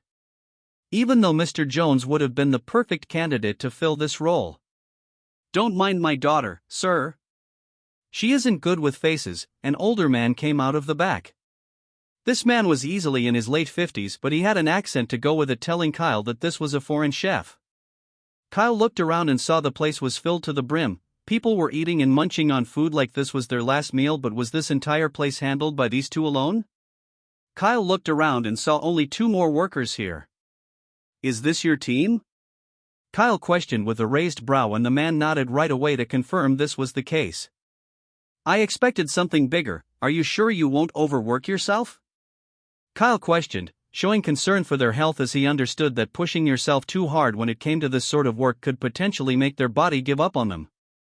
"I like my team small. It allows me to control the flow," the man assured Kyle. Kyle looked down on his shirt, and to his surprise, there was a name tag there already, even though the rest didn't have one. Antoine. Kyle knew where he was from. He was French, but he wondered if he had a secret rat in the kitchen giving him secret recipes. Kyle wondered what kind of food was being served here, but whatever it was doing just fine. But he knew tasting the food would help him understand why it was doing so well. "What would you like to have, sir?" Antoine asked him directly, but Kyle had no idea what was even on the menu. "You know what, Antoine, give me a little of everything," Kyle requested. He wasn't here to eat because he was hungry, but rather to have an idea of what was being served. Jane was hungover. She spent the rest of the night in bed, trying her best to sober up by drinking as much water as she could. Ella had gone to work. She couldn't babysit her all day, and Jane was fine with this. It was just a hangover, so she could take care of herself. She hated that Kyle had to bring them home. She hated being an inconvenience, but was also glad that he cared enough to go out of his way to make sure they were all right. She stumbled to her feet, and just like she suspected, Ella had made food for her. All she had to do was to warm the food to consume. "Oh, Ella, what would I do without you?" Jane praised her before warming the food to consume. She didn't know what to do with the rest of her day. No, that wasn't right. She was going to text Kyle all day. Kyle tasted the food and everything on the menu, and seeing as he was the owner of the place, everything was free. These people weren't being paid based on their sales, as they didn't rent the building but instead worked directly under Kyle. This meant that their income was fixed regardless of their sales, so it gave them a lot more freedom because what they would earn monthly was equivalent to the profit they would have made on a good day. This was a strange business module, but making money wasn't the reason this place existed. Antoine employing his young daughter to work for him was like giving their family 2 sources of income, as Kyle was paying more than the minimum wage. One could easily make a living off this, and with his daughter a mere teenager, this was perfect for her to understand the working force a little bit. Antoine had a restaurant back in France until he relocated here with his daughter after his wife divorced him. He had problems since coming here. It wasn't easy establishing a restaurant here in America because there was no way for him to afford the recipes that were on his menu. It was doomed to fail, but this opportunity was something straight out of heaven because it not only saved him but kept his dying recipes alive. Kyle tasted everything, and he was astonished that something this good existed. This man brought in original recipes, and half of the things he tasted were things he had never eaten before. Kyle couldn't believe something this good existed, and he was tempted to ask for more but had to restrain himself because he was simply testing the meals served here. He was done, and he approved of this. These were some of the best meals he had eaten in his life. Kyle was drawn from this world the moment his phone vibrated in his pocket. Kyle looked at it and was surprised to see a message from Jane. She rarely started the conversation, but this must be her being brave. Kyle couldn't help but smile at his phone. He opened the message to see what she had sent. Jane, hi Kyle. I heard about last night and I'm so sorry to have been an inconvenience. Kyle, it is alright, I don't mind being your knight in shining armor. Jane, ha ha ha. Thank you, my knight in shining armor. What are you up to today? Kyle, I have some business to round up, but I don't have anything planned outside of that. Are you missing me?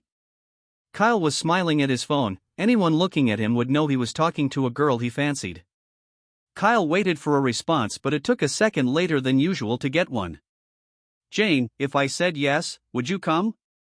Kyle was surprised that Jane was being this forward, but this must have taken courage, hence why it took so long for her to type. She must have thought about it multiple times before hitting send, but Kyle wanted her to think a little more. He stared at the text with a wide smile on his face. He saw Jane typing, but the bubbles soon disappeared, indicating that she had erased it. So fucking cute, Kyle said under his breath. Kyle, in a heartbeat. Kyle said. He got up and was ready to leave. He knew part of this attraction was because she missed him, but if she could see him whenever she wanted, then she wouldn't miss him as much. She began to type but erased it once again, then started to type again, but the bubble disappeared. Jane, I miss you. She took over 5 minutes of typing and erasing to send this. There was no way that 3 words took over 5 minutes. This told Kyle that she was overthinking everything she sent to him, but it also told him that she wasn't 100% comfortable with him, or this wouldn't be happening. It was a bittersweet feeling because Kyle knew he would only get this version of her once, so it was best to savor it. Antoine didn't charge Kyle, but Kyle gave him a tip equivalent to the bill that would have been given to him if he was charged. Kyle left the building soon after. It has multiple exits, so he didn't need to walk past the club because this place had its exit. He planned to meet Jane, why not, but he ran into someone on his way out. It was Mike. What is with the timing today? Kyle thought to himself. This was the same way he ran into Cassandra's husband and now Mike. Both were people he didn't like, but Mike didn't have that angry look in his eyes. I am sorry, Mike stuttered, and Kyle couldn't help but wonder if this was the same problem. He looked scared, but this was none of Kyle's business. Whatever was bothering him must have been the direct consequence of some action, and knowing about his past, he knew he had to be careful around him. Kyle? Mike questioned. He looked confused and Kyle raised a brow because he had been staring right at him throughout. Yeah? Kyle responded in a dismissive tone, reminding him that they weren't friends. Why you need to help me, Kyle? Mike shuddered, grabbing him by the collar. And why would I do that? Kyle asked, breaking his grip on his collar and showing that the gym he had been going to was paying off. Because it is about Jane. She is in trouble. Mike barked, and this was enough to get Kyle's attention. What do you mean? Explain yourself, Kyle asked in a threatening tone, but Mike looked over his shoulder. Here isn't safe, follow me, Mike urged him, but Kyle didn't trust Mike enough to follow him anywhere. They had something in common, and that was Jane. This was the only reason Kyle followed him, a decision he would soon regret. Kyle was in a hurry and he followed Mike wherever it was that he was taking him. He didn't know why he was doing this. If it was anyone else he would have asked questions, but this was about Jane. He could ask questions later. Besides, there was no way that Mike was crazy enough to attack him in broad daylight. The urgency in his voice, this couldn't be an act, and if it was, he should be on the screen with Callista Wave. He followed behind him. He was walking fast, but Kyle wondered if he knew where he was. There was no way he would run into him randomly and present this emergency. It was too convenient, so there was something suspicious about all of this. Tell me what the hell is going on, Mike? Kyle barked, stopping in his tracks, but Mike kept going. We are almost there. Don't stop. Mike barked, and this made Kyle pick up his pace. Everything in Kyle was telling him to turn back, but there was a chance that all of this was a ruse to get him secluded. Kyle quickly understood that he had to take action and deal with whatever threat that Mike posed later. But he noticed the further he followed him, the fewer people there were. Mike was leading him somewhere to speak, but this place was far too secluded. It wasn't like he was about to expose the CIA or something that he would need to take such drastic measures. This was when Kyle knew something was up and knew he had to take action. "Hey Mike, where are we going?" Kyle questioned, stopping in his tracks. "This is far enough," Mike muttered, but his words fell on deaf ears as Kyle was too far to hear him. He looked around and saw that this place looked like a den for the homeless. If he was going to be ambushed, this would be the perfect place. However, it was absurd that they would attempt something like this in the first place over Jane. Mike couldn't be this deranged. "Mike, what is this really about?" Kyle asked, but MKE didn't say another word. 3 other people came out behind him with a baseball bat. Kyle was beginning to understand why Ella was concerned, and Mike used his relationship with Jane to bring him here. So the story was true, Kyle thought to himself. Ella had a suspicion that Mike was more than met the eyes, and this crowd right here confirmed he just might be scum. Only degenerates moved with a crowd like this. These men had tattoos all over their bodies, and he could tell that these weren't homeless people being paid to attack but actual criminals. "So what, are you going to kill me?" Kyle asked, chuckling at the absurdity. "Kill you? I'm not a monster, Kyle, but I hope you like vegetables." Mike turned, and the facial expression he had on his face made even Kyle shudder. Kyle was scared, but he knew he couldn't let them know this. He had to put up a brave face and knew he couldn't reason with Mike if he was willing to do this. The man approached him from behind, laughing like hyenas as they dragged their metal bats along the ground, but Kyle just froze. Kyle knew he had to stall for time, and the only place available to retreat was if he ran towards Mike, but he didn't know what Mike had with him. There was no way that he would be unharmed in this type of situation, but Kyle knew he had to risk it because there was nothing going to save him at this point in time but himself. If Mike was willing to go this far to get him away from Jane, then he was right. Jane was in danger, but the threat was him. There was no way in hell Kyle was about to leave Jane with this monster, even if it meant him becoming a vegetable. He was going to take Mike down with him. "Hurry up!" Kyle thought to himself right before the men charged at him, and Mike acted as an observer with a grotesque grin on his face. Nate was working when he suddenly received a notification from Kyle out of the blue. Kyle never sent him a message and always called him when they had something to talk about, so this was out of character for him. He opened the message and saw that Kyle had simply shared his location. He was out of the store and in what people would deem the bad part of Los Angeles. Nate had to look at his phone closely to see if his eyes were deceiving him, because Kyle was here only minutes ago. This is strange, Nate thought to himself, because he knew that the only reason Kyle would share his location would be because he was either in danger or wanted him to come and find him. Nate ran to the compartment that Kyle had entered. "Where is Kyle?" Nate asked, the urgency in his voice palpable. "He left with a man not long ago," Antoine's daughter responded, oblivious to the situation at hand.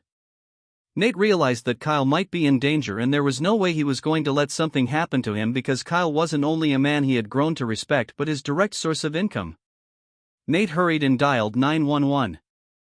Unlike Kyle, Nate had a little fighting experience and could hold his own should a fight break out.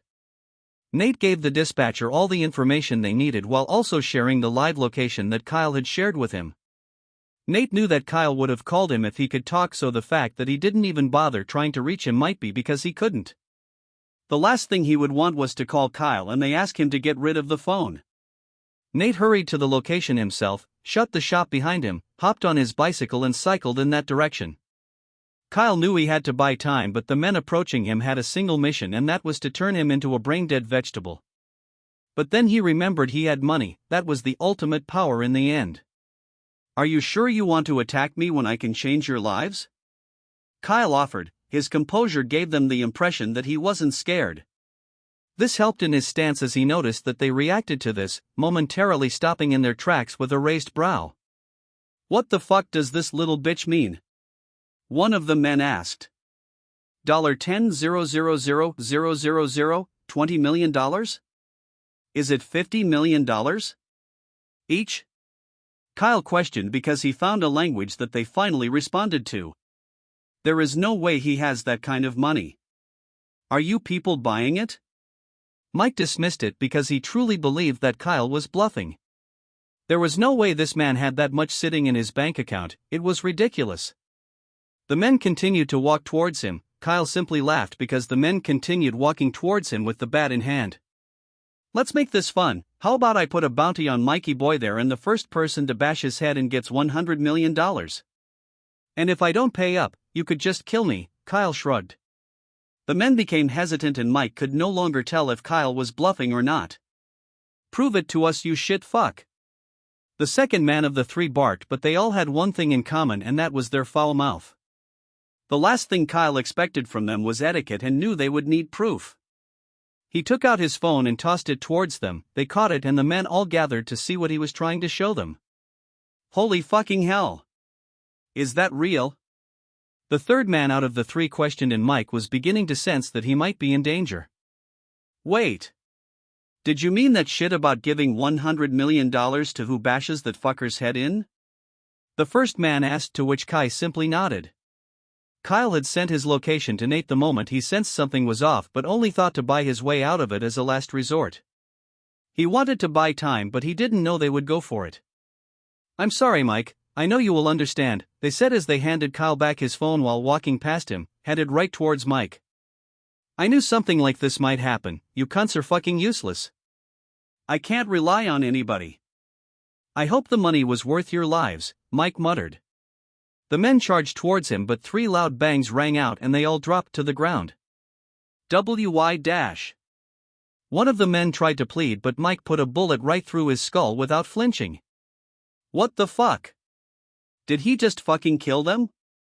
Kyle thought to himself. He wasn't aware that Mike was a fucking killer, or he wouldn't have attempted this because he now had the nozzle of a gun pointed right at him. I didn't want to kill you, Kyle. I know it may be hard to believe, but I liked you, Mike blurted out. So what, are you going to kill me? Kyle asked. Even in the face of death. You look so cool. At least beg or something for fuck's sake. Mike barked with a look of disbelief.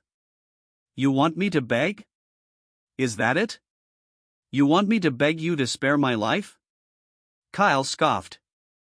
In reality, it was taking everything in him not to piss himself, but once again, he couldn't give him that satisfaction. He was beginning to realize that Mike felt small and he needed to feel superior to him before executing him. Kyle knew he needed to stall for as long as possible. Get on your fucking knees. Mike barked at him. Kyle noticed that the men he had killed. He shot two with perfect accuracy, hitting them right in the head. These were moving targets, so he had experience with a gun and there was no way he could take him off guard either. Kyle knew he would be shot in the head before he could take a step, and there was no universe where he was faster than a bullet. Kyle got on his knees. He couldn't agitate him even more or he might lose his cool and just put a bullet in his head. Now beg me to spare your miserable life, Mike screamed, waving the gun at him. Do you know what Jane said about you?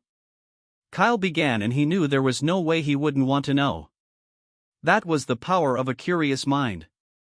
What the fuck are you talking about? Mike asked. You know exactly what I'm talking about. She told me how she feels about you, Kyle said with a satisfied smile. I hope you don't think stalling for time will save you. Kyle knew he had to tell him something that would keep his mouth shut, and he knew just what to say. I know about the girl you raped.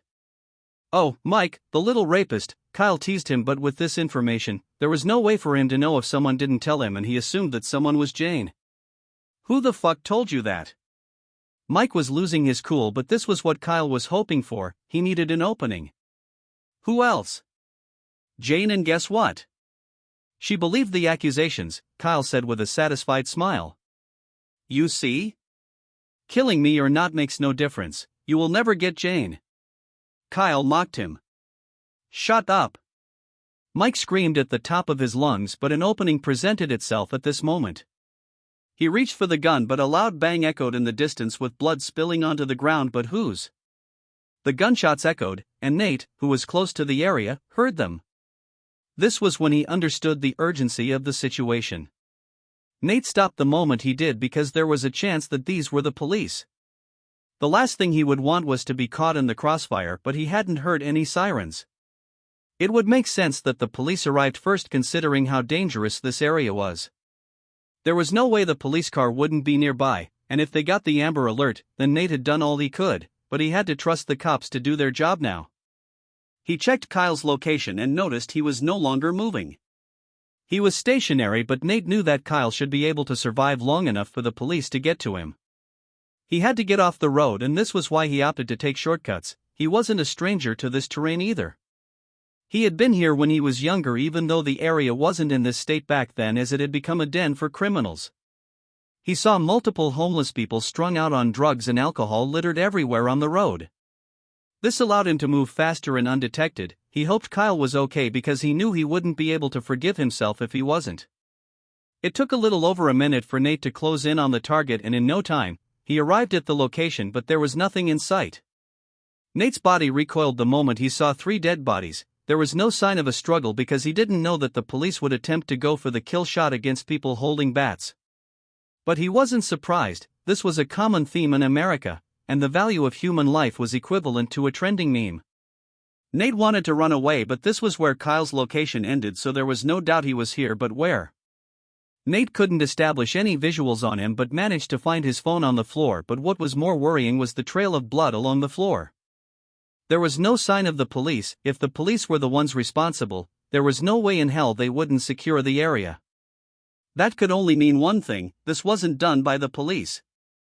Nate gulped, realizing that he might have bitten off more than he could chew, but why was it taking the police so long to get here? Nate decided to follow the blood trail because he knew time was the enemy. "Kyle, what the hell have you gotten yourself into?" Nate questioned, picking up one of the metal bars on the floor just in case he would need it, parking his bicycle some distance away. Nate followed the blood trail into a rundown house. He didn't like the way things were looking, but who did the blood belong to? But who would find them first? Nate or the police? A few minutes prior to Nate arriving at the scene, a gunshot echoed the moment Kyle reached for the gun, but Mike had missed. He involuntarily pulled the trigger upon being startled by Kyle. This allowed Kyle to tackle him to the ground, inadvertently knocking the gun out of his hand. They struggled on the ground for dominance. Kyle managed to land a few punches to his face, but Mike was much stronger than him, so there was only so much he could do in this situation. It was only a matter of time before Mike regained control of the situation, knocking Kyle off him. Kyle rolled on the floor but was closer to the gun than Mike. Kyle dashed towards the gun. He didn't know if he was capable of killing a man but was about to find out. But Kyle underestimated Mike. Mike displayed speed that shouldn't be possible for his body size. He sprung to his feet and dashed towards the gun. Kyle got to it first and pointed it in Mike's direction, but Mike slammed his foot right into Kyle's face, fracturing his jaw and sending him reeling. This force nearly knocked him out, but Kyle held on to his sanity as best as he could. He knew that Mike was the real deal and needed to get out of here. He was no match for this monster, and that was when he chose flight because he couldn't even reach his phone at this point. There was a sharp pain in his rib, and upon closer observations, he saw that Mike had a bloodied knife in his right hand. Kyle clutched his abdomen and blood was spilling out of it, but he still had the adrenaline coursing through his veins. He needed to get out before it subsided. At that moment, he knew he had been stabbed, but the adrenaline running through his body didn't let him feel the pain, and Kyle took off. He ran in a zigzag formation, and this made it harder for Mike to hit his mark. He fired a bullet or two before running out, but none of those bullets hit their mark as it narrowly missed Kyle. Before long, Kyle was out of sight, taking a sharp turn, but Mike wasn't about to let him get away. He had seen too much, and if he reported to the authorities, there was no doubt that he had the influence to force these cops into action. "You can't run forever, you fucker. You once told me you would put a bullet between my eyes. Isn't it funny, Kyle? That I'm the one about to do that," Mike shouted. He knew Kyle couldn't go far, and the trail of blood on the ground gave away his location no matter how fast he ran. He would eventually succumb to his wound, and the game of cat and mouse began. Jane was getting worried. It had been over 30 minutes without hearing from him. Kyle wasn't one to go silent for this long, so there had to be a reason for this. She tried to call him, but for some reason, it didn't go through, and she couldn't understand why.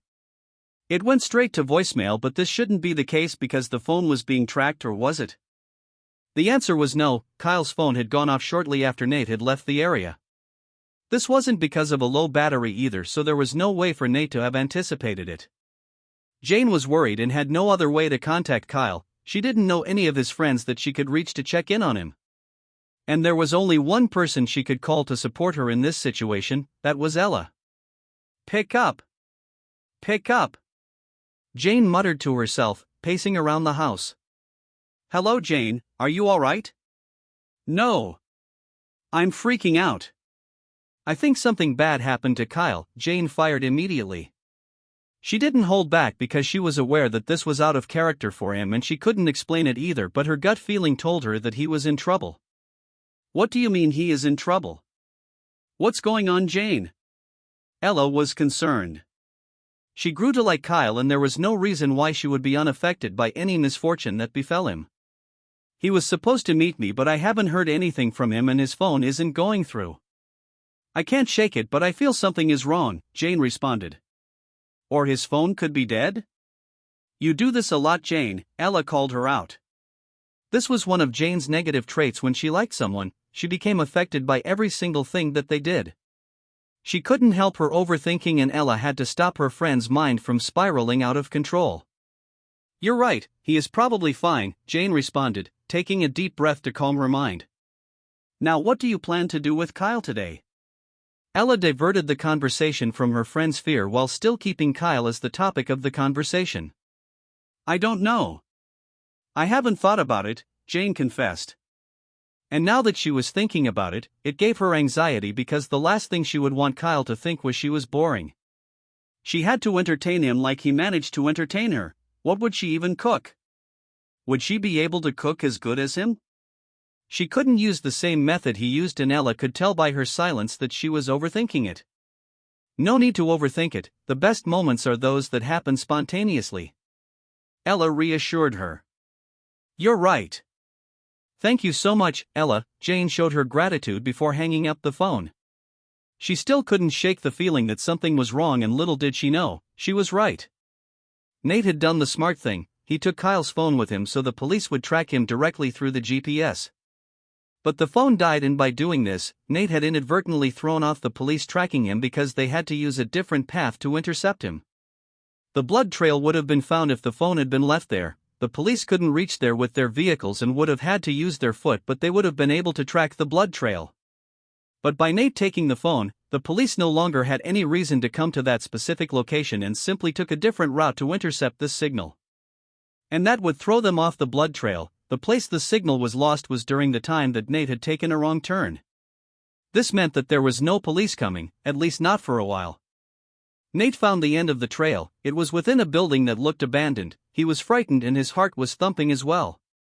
Nate knew the police were coming but didn't know how long it would take for them to come here. This worried him, but even in the movies, the police never came on time.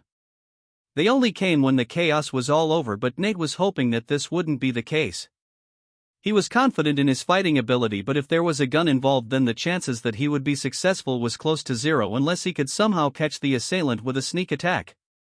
That was his only hope of coming out of this situation alive. He pushed the door open and the place was dark.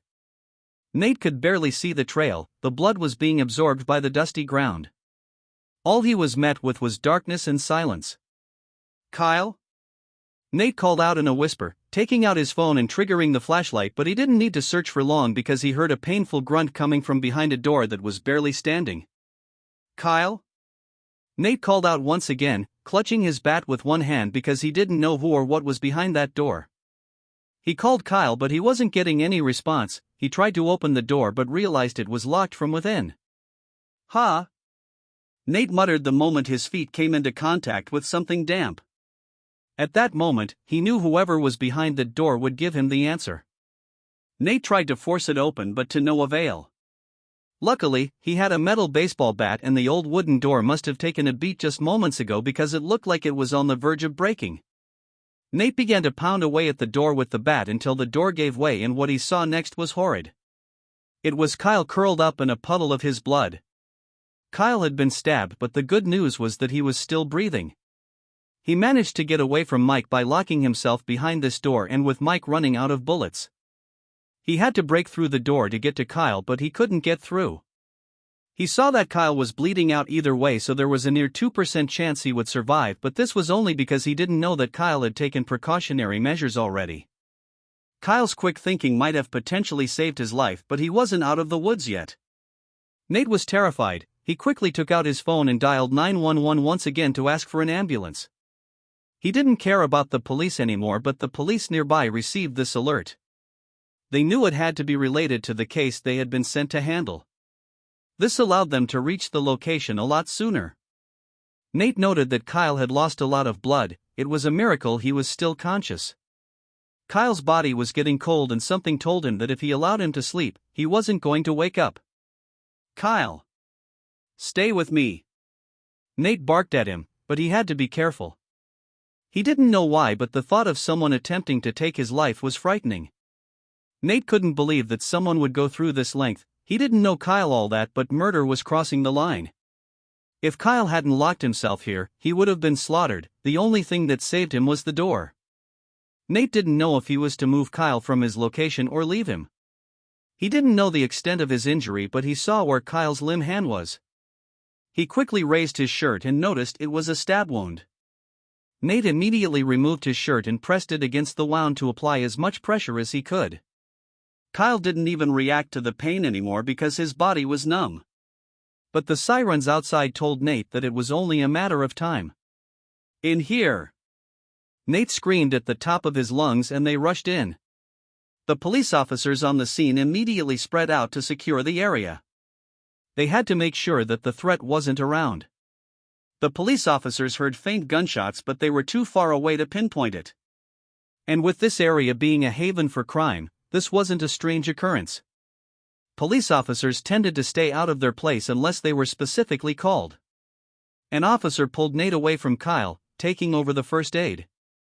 It was only a matter of time before his body went into shock. He had lost too much blood. "Stay with me, sir," the officer tried his best to reassure him in the calmest voice he could muster. Another set of sirens echoed outside. These were the ambulances, and they had arrived faster than the police did. It showed that the dispatcher had already sent an ambulance their way during Nate's first call. The second call simply helped them confirm his current location. This was the ultimate reason why they had arrived so fast. They quickly placed an oxygen mask around his face before putting him on a stretcher and carting him away. Nate tried to follow him, but the police officers needed more information at that moment. They also needed to allow the paramedics to do their jobs, and they wouldn't be able to do that with Nate in the ambulance being a nuisance.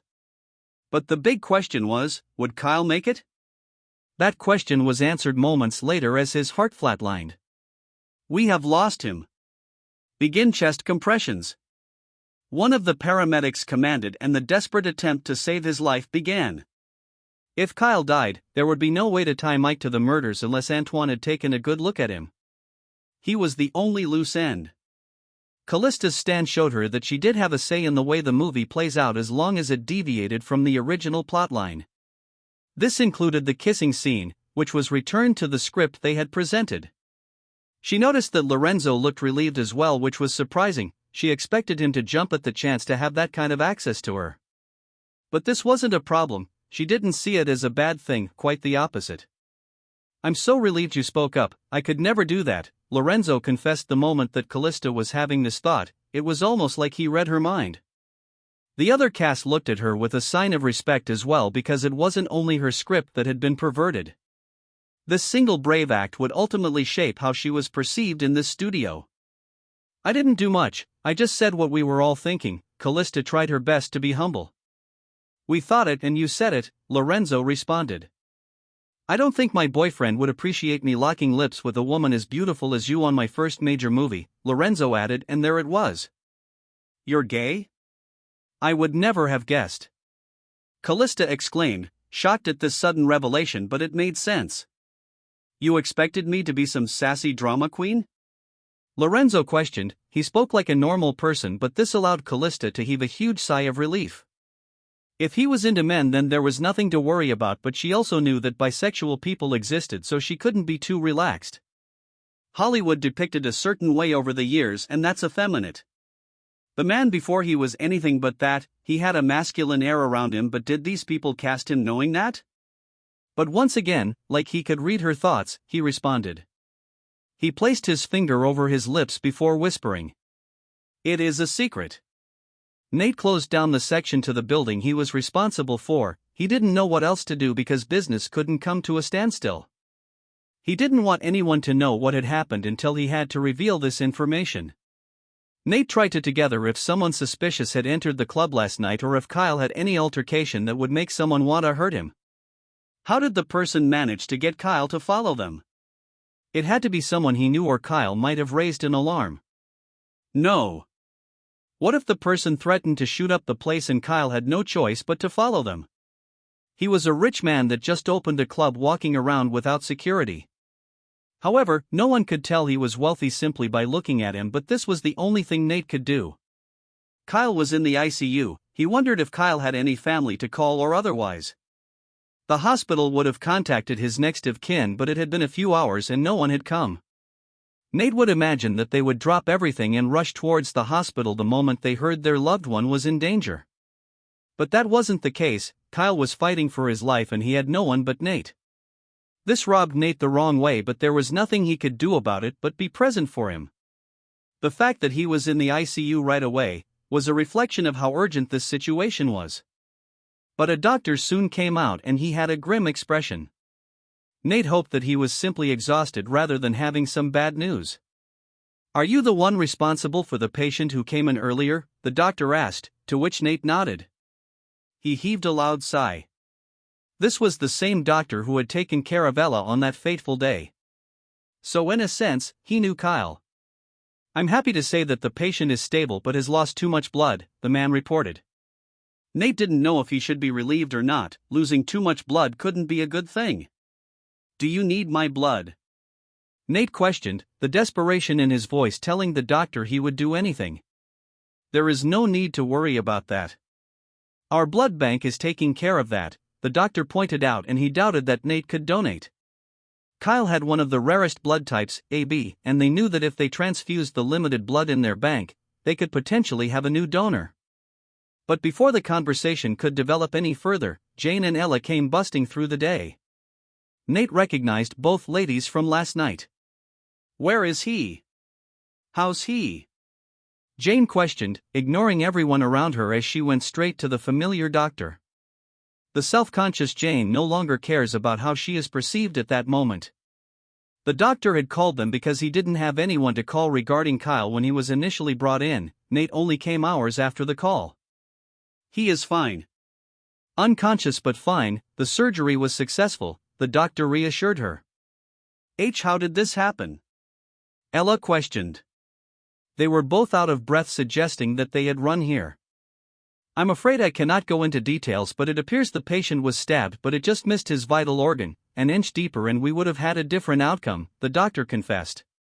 However, he reassured them everything would be all right before leaving the vicinity. You were at the club last night," Jane pointed out. Unlike Ella, she wasn't aware that Kyle was the owner of the place. "That is right. I also remember you too," Nate said, pausing as he stole a glance at Ella. She was even more beautiful than he remembered, but now wasn't the time for such thoughts. "Kyle and I are friends," Nate introduced himself, but the pause before the last sentence made it sound like he was uncertain about their relationship. He wondered why Kyle chose him of all people. He trusted him with his life, and that wasn't something Nate was ever going to take for granted. Nate explained the situation to them in great detail before he could complete the story. Jane hugged upon realizing that this man right here had saved his life. "Thank you so much," Jane sobbed. The thought was scary because she could have lost Kyle. Ella realized, at that moment, that Jane's worry earlier that day must have been about this. She felt guilty that she dismissed it, because what if Kyle had died? Ella knew she would never forgive herself if that happened, but who would want to hurt him? That was the big question. The assailant, Mike, returned home to clean himself. He didn't know why Jane made him do this. If only she agreed to go out with him, then none of this would have happened, but he had removed the problem. Mike truly believed that he had done the right thing, and there was a slim chance that he was already dead. Mike was certain that he struck a vital organ, but Kyle's body jerked back at the last second. This was unknown to Mike, or he would have finished the job.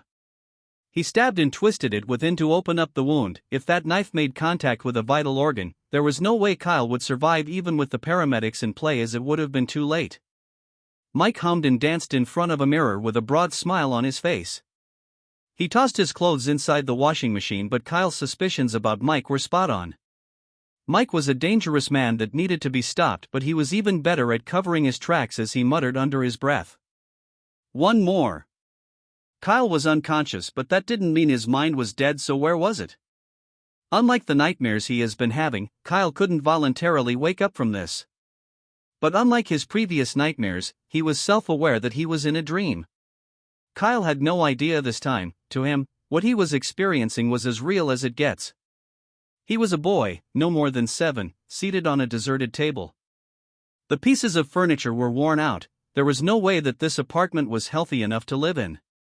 Yet a child was on the table with a bowl of cereal right in front of him and the sound of a radio blasting off in the distance. "You stupid bitch. I told you to get rid of it, but you don't fucking listen. Now look at the mess we are in." A man barked behind the door. "Don't speak that way about him. He is your son."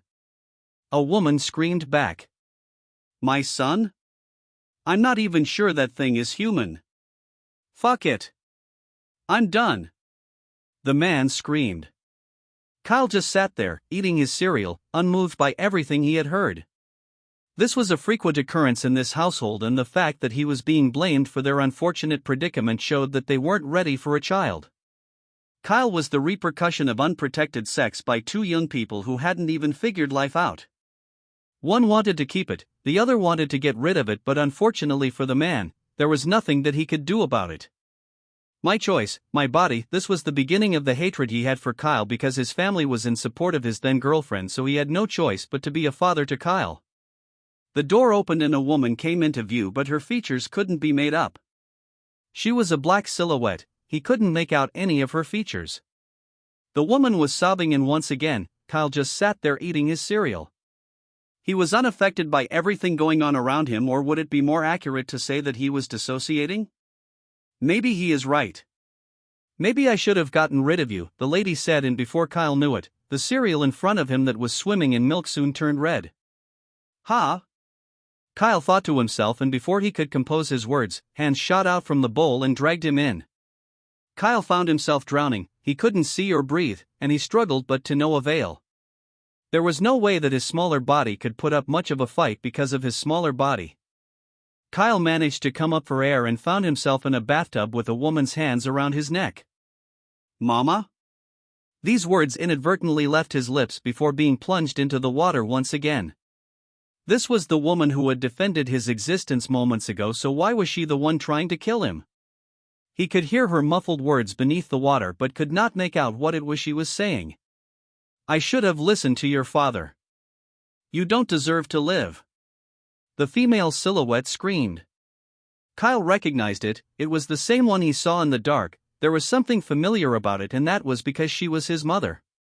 Kyle gave up the moment he saw it was his mother. He stopped fighting.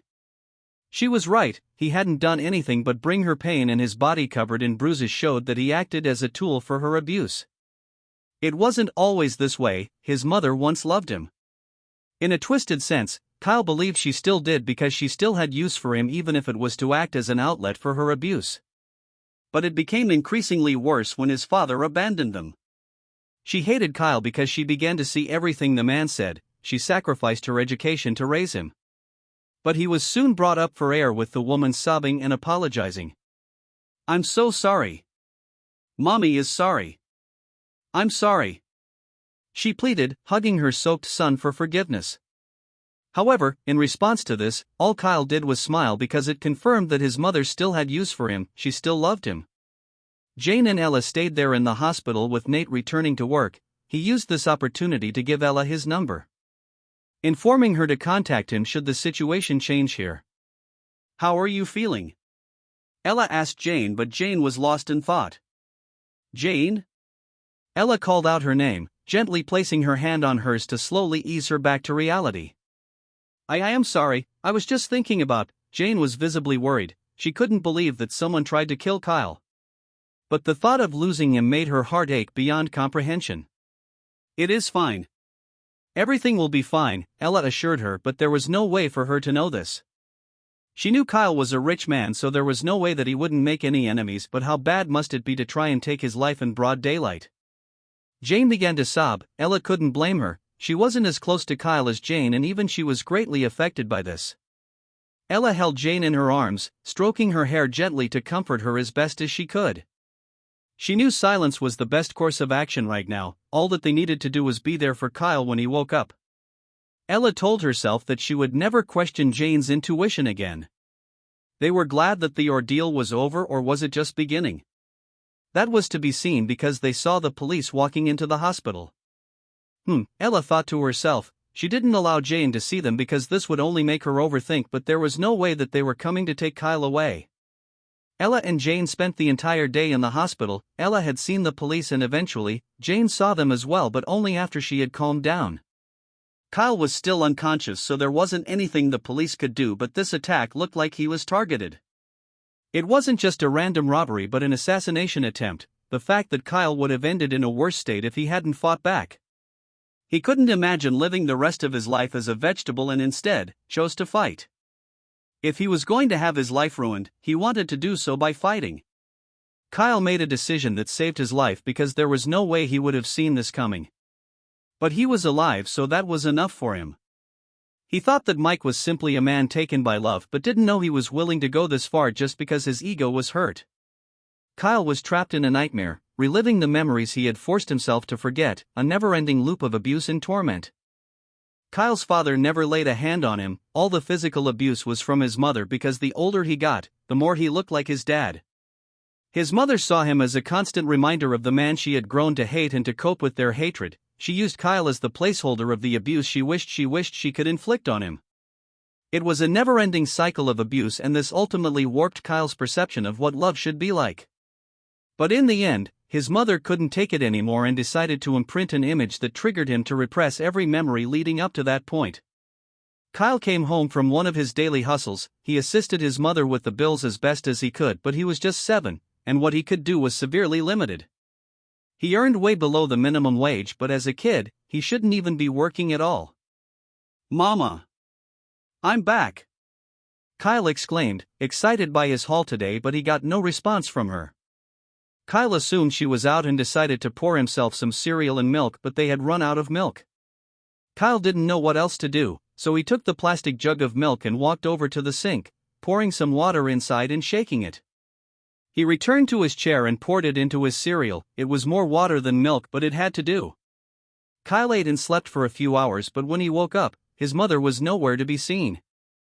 Kyle wasn't in a hurry to find her because she disappeared for days at a time, forcing him to take care of himself.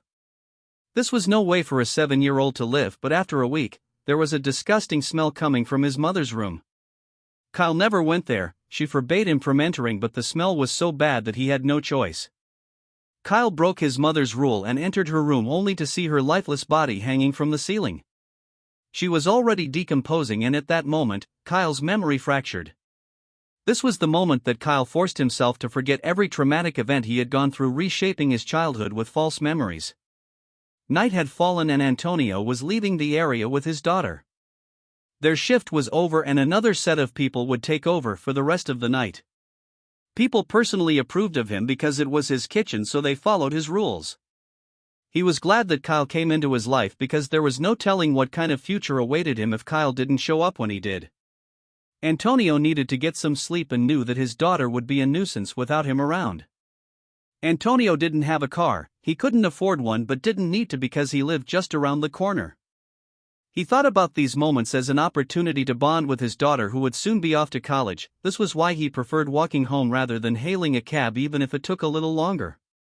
However, this might be a different night because someone was lurking in the darkness. Antonio would come to regret this decision because the same man who put Kyle in the hospital was ultimately after his life. This was clearly not Mike's first time taking a life. He was too calm and composed. He must have done this numerous times, but if he was about this life, what was he doing working in an Apple store? The man and his daughter took multiple turns and they ultimately ran into Mike standing right in front of them. Mike barged into him and the man quickly apologized, looking Mike right in the eye, but the way he looked at him, Antonio had no idea how this was. Mike could tell by the way he reacted, and he had a choice to make. Mike let him walk past him because any other thing he did, he risked leaving an impression, but who remembers the random stranger you bumped into in the road? No one, but if that stranger attempted to interact with you, he leaves an impression that allows you to recall that event with greater detail. Mike realized that going on a killing spree would no doubt attract attention, and if this man didn't know who he was, there was no need to harm. Mike heaved a sigh of relief with a broad smile on his face.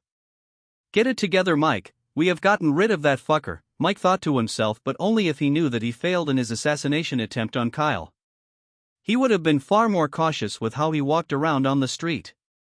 Mike felt euphoric. It had been years since he did something like this, but the satisfaction he felt when he dug his knife into him made the hair on his body stand. He would have liked to put a bullet through his head, but he couldn't do that, unfortunately. Kyle made sure he ran out of bullets and he didn't have another cartridge to reload his gun with. Heck, he didn't even know he would need it in the first place, but Kyle found a way to wriggle out of the situation, but he was glad that he was dead now. Jane, I wonder how you are, Mike said, staring at her name on his phone, but he decided to give her a call nonetheless. Her phone rang a couple of times, but there was no answer until the automated voice took him to voice note, but Mike wasn't interested in this. He tried again, and this time she picked up, but she sounded distraught. Mike assumed that this was because of Kyle's disappearance, as there was no way someone of his status disappearing for the entire day wouldn't go unnoticed. Are you okay? Mike wore the mask of a friend, but Jane's voice was cracked. I'm not okay, Mike, Jane confessed. There was no point in lying about it. What's wrong? Do you have a cold or have you been crying? Mike questioned. He wanted to confirm that things were going according to plan. If she could talk, then there was no way that Kyle's death had reached her where she would have shut down. It is Kyle. Jane stopped herself from completing the sentence, but before she could complete it, a sign of struggle could be heard there. Jane? Are you okay? Mike questioned. Mike, leave her alone. She's in no state to talk to you, Ella barked, but she didn't hang up the phone because Jane took it back soon after. Ella really doesn't like me, does she? Mike laughed it off. It isn't like that. We're at the hospital with Kyle, so everyone is a little tense, Jane confessed. It was past midnight, so what the hell were they doing there? But that wasn't the detail that surprised Mike. Kyle is in the hospital? Mike's voice broke. He was sure that he had delivered a fatal wound. There was no way for him to survive that attack because it was a fatal blow, wasn't it? I'm sorry. I didn't mean to get you worried, but the doctor said he will be fine. Jane responded. She heard his voice break and mistook that for him worrying about Kyle when it was the opposite. Mike could hear Ella in the background telling her to hang up, but Mike had one more question to ask. Which hospital are you? But this was a question he never got the answer to because the phone hung up. Mike's eyes widened in shock. He couldn't believe that Kyle survived the ordeal because there was only one thing he could do to rectify his mistake. He had to find Kyle and kill him before he could speak to the police because he was unconscious and in no condition to talk to the cops, even though MKE had no idea what state he was in. Mike had a rough idea of the hospital that Kyle was in, and that was the same one that Ella had been admitted to earlier. But he knew the area would be under surveillance by the police. Kyle was a high-profile man after all, but Mike wasn't aware that to the police, Kyle was just a normal person, but this was the advantage of false perception. This could very well be the thing that saves his life. The night passed and a new day arrived. Kyle was still unconscious, but he was all right. He might not be awake, but his body was responding to treatment and the blood transfusion was a success as well. This was good news because they didn't have too many blood bags to spare. The surgery had sewed together the torn flesh and the ruptured intensities within. Jane and Ella spent the entire night there. It was understandable that Jane did this, but Ella had no reason to. She could easily support her friend from a distance, so was she here because of Jane or Kyle? Ella warned Jane to cut down on her communication with Mike because it might be deemed inappropriate to give him access to everything that was going on in her life. She knew that Jane might not see it as a big deal, but this was mostly due to her inexperience, but this was why she was here to guide her. She wasn't going to let Jane ruin what she had with Kyle with someone as inconsequential as Mike. Ella was becoming stern in her stance, and even though Jane didn't like it, she understood where Ella was coming from. You can't be friends with someone that has shown an interest in you. The friendship ends there and then. This was either Jane being hopeful or simply being nice, but it wasn't helping her relationship with Kyle. She needed to show Kyle what she was all about and hope that qualifies her to be his girlfriend. The police officers were still lingering about, and Nate came as early as he could to see how Kyle was doing. "Good morning, mate," Ella greeted, but the way she pronounced it made it hard for him to pick out the connotation. "Hi Ella, how are you?" Nate greeted her. She hadn't showered or freshed up yet, she still looked so good. Nate was surprised, but before he could be drawn in fully, he looked over at Jane to greet her as well.